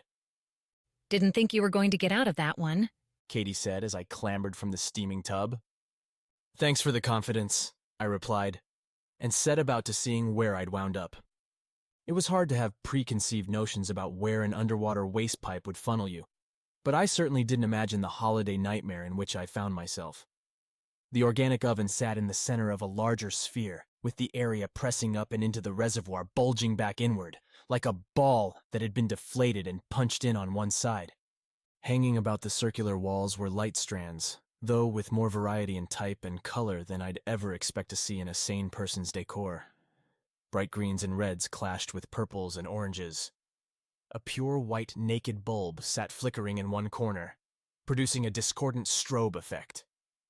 The glows mingled with stale air that held a permanent char taste. For a space that should have been nothing more than a maintenance access for that oven, bounteous crap dominated. So I think this is that mech's home, Katie said, peering around along with me. Must have been a hoarder. Maybe this is the lost and found he was talking about. So much lost, and most in a condition I'd hesitate anyone wanting it found. Jumbled metals heaped on one side, neighboring a haphazard Franken furniture collection, with legs, cushions, and supports for 2 chairs and a desk seemingly stolen from other pieces. Some tools, including what looked like other mech limbs, leaned against the far wall, near an access hatch sealed with nothing more than a simple handle. Check this out, Katie said, over by the desk. Looks like he wasn't just a dumb robot. His rambling makes me not so sure, I said, but headed over to see what Katie had noticed. Topping the desk were, believe it or not, paper journals, books, binders filled with soaked, moldy remnants, enough to make me wonder whether Starship's residents had made a habit of throwing their old paper goods in the trash. You know where these are from? I'm guessing the answer isn't that reservoir. I mean, yeah, of course. But he must have fished these out around the same time. Look at them. Katie seemed far more excited by the leather-bound journals, by the folder that, in its corroded lettering, suggested an evacuation plan, than I was. Am I supposed to be seeing something here? You're seeing history, that's what. Starship's checkered past. You get thousands of people and seal them in a metal box for generations. You're going to get some discontent. Okay. You can't run around a spaceship like this shooting at people you disagree with, because if you pop a hole in the hull, everybody dies. So you have to use other methods. I started to understand, reached out and flipped through one of the pages. With just a glance, my eyes photographed and internalized the handwriting, taking its words and mapping them into a cohesive story. A sad one. The dates on the pages held no meaning for me, But the author talked about their family, their friends, their section growing discontented with opportunities on Starship. That future generations might see a wondrous end to the mission didn't do much for the current crew, and they wanted more, demanded better jobs, better lives, the opportunity to leave the ship. And they got their chance. How? Gamma, don't worry about it. It's there in your memory if you really want to look it up. But the people who did that, and the ones who protested, are all long gone. My guess, people who didn't want these found tossed them into the water. Let those filaments dissolve them. I left the journals and their scribbled hopes and dreams on the desk. If the mech wanted to keep them, who was I to take them away? Who was I to wallow in a past I hadn't been present for? Next to the room's exit lay something else that caught my eye. An arrangement on the floor. Scraps connected by wires into a lithe contraption. One that, if my memory could be trusted, resembled a decent-sized dog, albeit one made from multicolored metal bits. I would have dismissed it as an art project, a hobby for the mech, except as I looked I saw patterns. Potential. Those wires connecting the hard feet fed into what looked like a battery and a processor. A motherboard, the computer's beating heart. Can you turn it on? Kaylee said, hunching over next to me. I'm not seeing a switch. Try here. Katie pointed to a port on the metal dog's side. Use your jack. Squeeze my fingers together. Make a connection. That's what Katie had done when she ran the cleaning robot after me. Now I knew how to do it too. Okay, let's see if you're ready to run, I said to the thing, and plugged in. I stood on a vast green metal plane, though unlike my flat white expanse, this one had grass. Emerald, shining grass, but grass all the same. The sky, however, had ditched blue for a deep black. Light came from the ground beneath my feet, radiating up and getting swallowed. No crystals, which might mean no storage. No digital body appeared near me either, which meant I assumed that the dog had no activity. Dormant then, waiting to be woken up. But how? The librarian had attempted to wrap his data around mine when he first came into my space. Maybe I could try the same thing with the dog, give it a part of myself and bring it to life? I reached through the grass to touch the warm, solid ground beneath. I felt a constant hum. The power from the dog's battery supplying a charge, now only used to create this grass, to maintain the dog's sleep state. Perhaps then a little jolt. The question, where to deliver it? In the physical world, I was constrained by physical laws, gravity, mass, and the like. Here I could swim through a digital space unbound by those laws. So long as I stayed within the dog's virtual boundaries, I could do just about anything I liked. So to find my target, I leaped into the air and kept on rising. Not with the natural flow of a bird, but with an elevator's static control. I floated high above the grass and looked around, hoping to spy the dog's frozen heart so I could thaw it. I looked down and almost laughed. Too obvious, too perfect. The grass wasn't grass, but fur. What I'd thought was an endless expanse was, in fact, the dog's body lying flat, the green fur curling on the far horizon to wrap around. Just as I'd created my own body in this space, so the dog had its own. Just gigantic. At least I didn't have to find my target anymore. The dog lay there beneath me. So I dug into my own archives, found the same process lurking there that had woken me on that cot not all that long ago, and pointed the routine towards the dog's bulk, the emerald fur. Like with the librarian, a silver thread wove its way from my fingers towards the dog, waving down as my code wormed its way into the dog's matrix, nestling its functions into the creature's operating system. The silver hit the fur, and I waited for the dog to move, for its processor to show life. I felt a jolt, a hard push that rattled my mind. Part of the consequences? I'd never been inside a waking mech before. Another hit, strong, and I felt pain now, but distant, like an oncoming headache. The dog and its virtual world blurred, then snapped back into focus, my silver stream spreading and finding its goal in the dog's body. What was happening? I looked around, saw nothing, and felt another hit. The dog's world vanished, light waves snapping across my vision in sudden static. A signal interruption. My body recalibrated, my eyes refocused. The mech from before loomed over me, arms raised for another hammer blow, eye leering in patchwork clothes hanging off in grotesque rags. Behind him, Katie stood with her eyes wide, hands over her mouth. Guess I found you after all. The mech wheezed, then drove his fist into my head. Chapter 7. Mech's Best Friend. I'd never restarted before, so the feeling that came through as my systems reworked their kinks and turned themselves back on felt like being thawed out. Warmth folded through me as I felt my fingers, legs, ears, and eyes come back online. My mind followed suit, sparking up an immediate alert warning me that similar jarring concussions could result in irreparable harm. Right. Don't get punched in the face again. Understood. I creaked my eyes open slow, saw I was still in the oven room, still right where I'd been before the mech knocked me out. My internal clock said less than a minute had passed, owing to, apparently, my system's excellent shutdown startup speed. You're already awake? Katie said, lying on the ground next to me. I thought you would be out for a long time. Maybe forever. I would have replied, but until I figured out where the mech was, I didn't want to make any noise, didn't want to move more than necessary. I could hear the mech rampaging around the room, smashing things, cursing and raging. Maybe it didn't like that I'd broken its grate or the biomatter oven. Oh, if you're worried, the mech's busy right now. Katie said. You did something to that dog.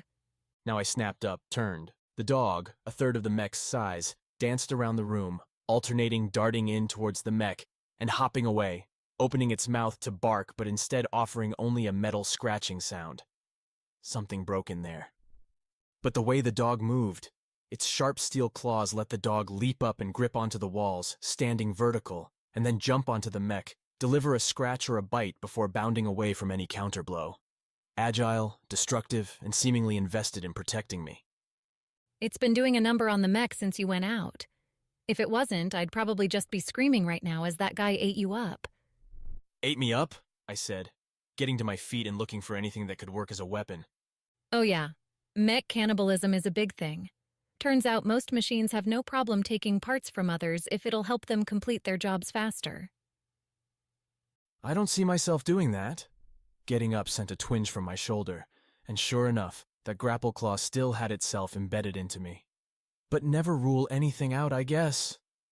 Pulling a hard metal claw from my own shoulder was not pleasant, but with a grimace and a grip, I tore it free as the dog darted in for another bounding attack at the mech's legs. This time, the gritty machine timed its swing right and caught the dog midway through its lunge, sending my newfound pal flying into the desk. Papers. Metal shards went flying. The mech didn't stop there, whirling towards the dog's tangled body, raising its fists for what would likely be a rough blow. Hey, I said, lay off my dog. Your dog? The mech twisted its single eye my way. Vessels, I found, could move damn fast when we wanted to. I kicked off the ground and pushed the grapple, clawed end first, straight into the mech's chest, right where that processor ought to be. The grapple sliced through, struck home, and the mech didn't even have time to complain before its limbs went limp. A lone spark evacuating the wound as the machine shut down. In the silence that followed the mech's demise, I looked at its shell and tried to figure out what I'd just done. The moral lines encoded in me suggested murdering, or even harming live humans was something to be avoided at almost all costs. Damaging other mechs, however, seemed to have looser constraints, as if the mechs themselves didn't matter. We can always rebuild it, Katie muttered next to me. That's what we'd always say whenever this happened. Rebuild it and make it better. What are you talking about? The mechs. Gamma. What do you think I'm talking about? Dinner? That's like the story of Starship if you want it quick. Mechs running amok. The grand quest to see how many things could be automated. Not because we needed it, but because it was a puzzle to solve. The dog approached me slow, and I took my first good look at it. While its computer parts seemed cohesive, everything else about the mech looked like it had been assembled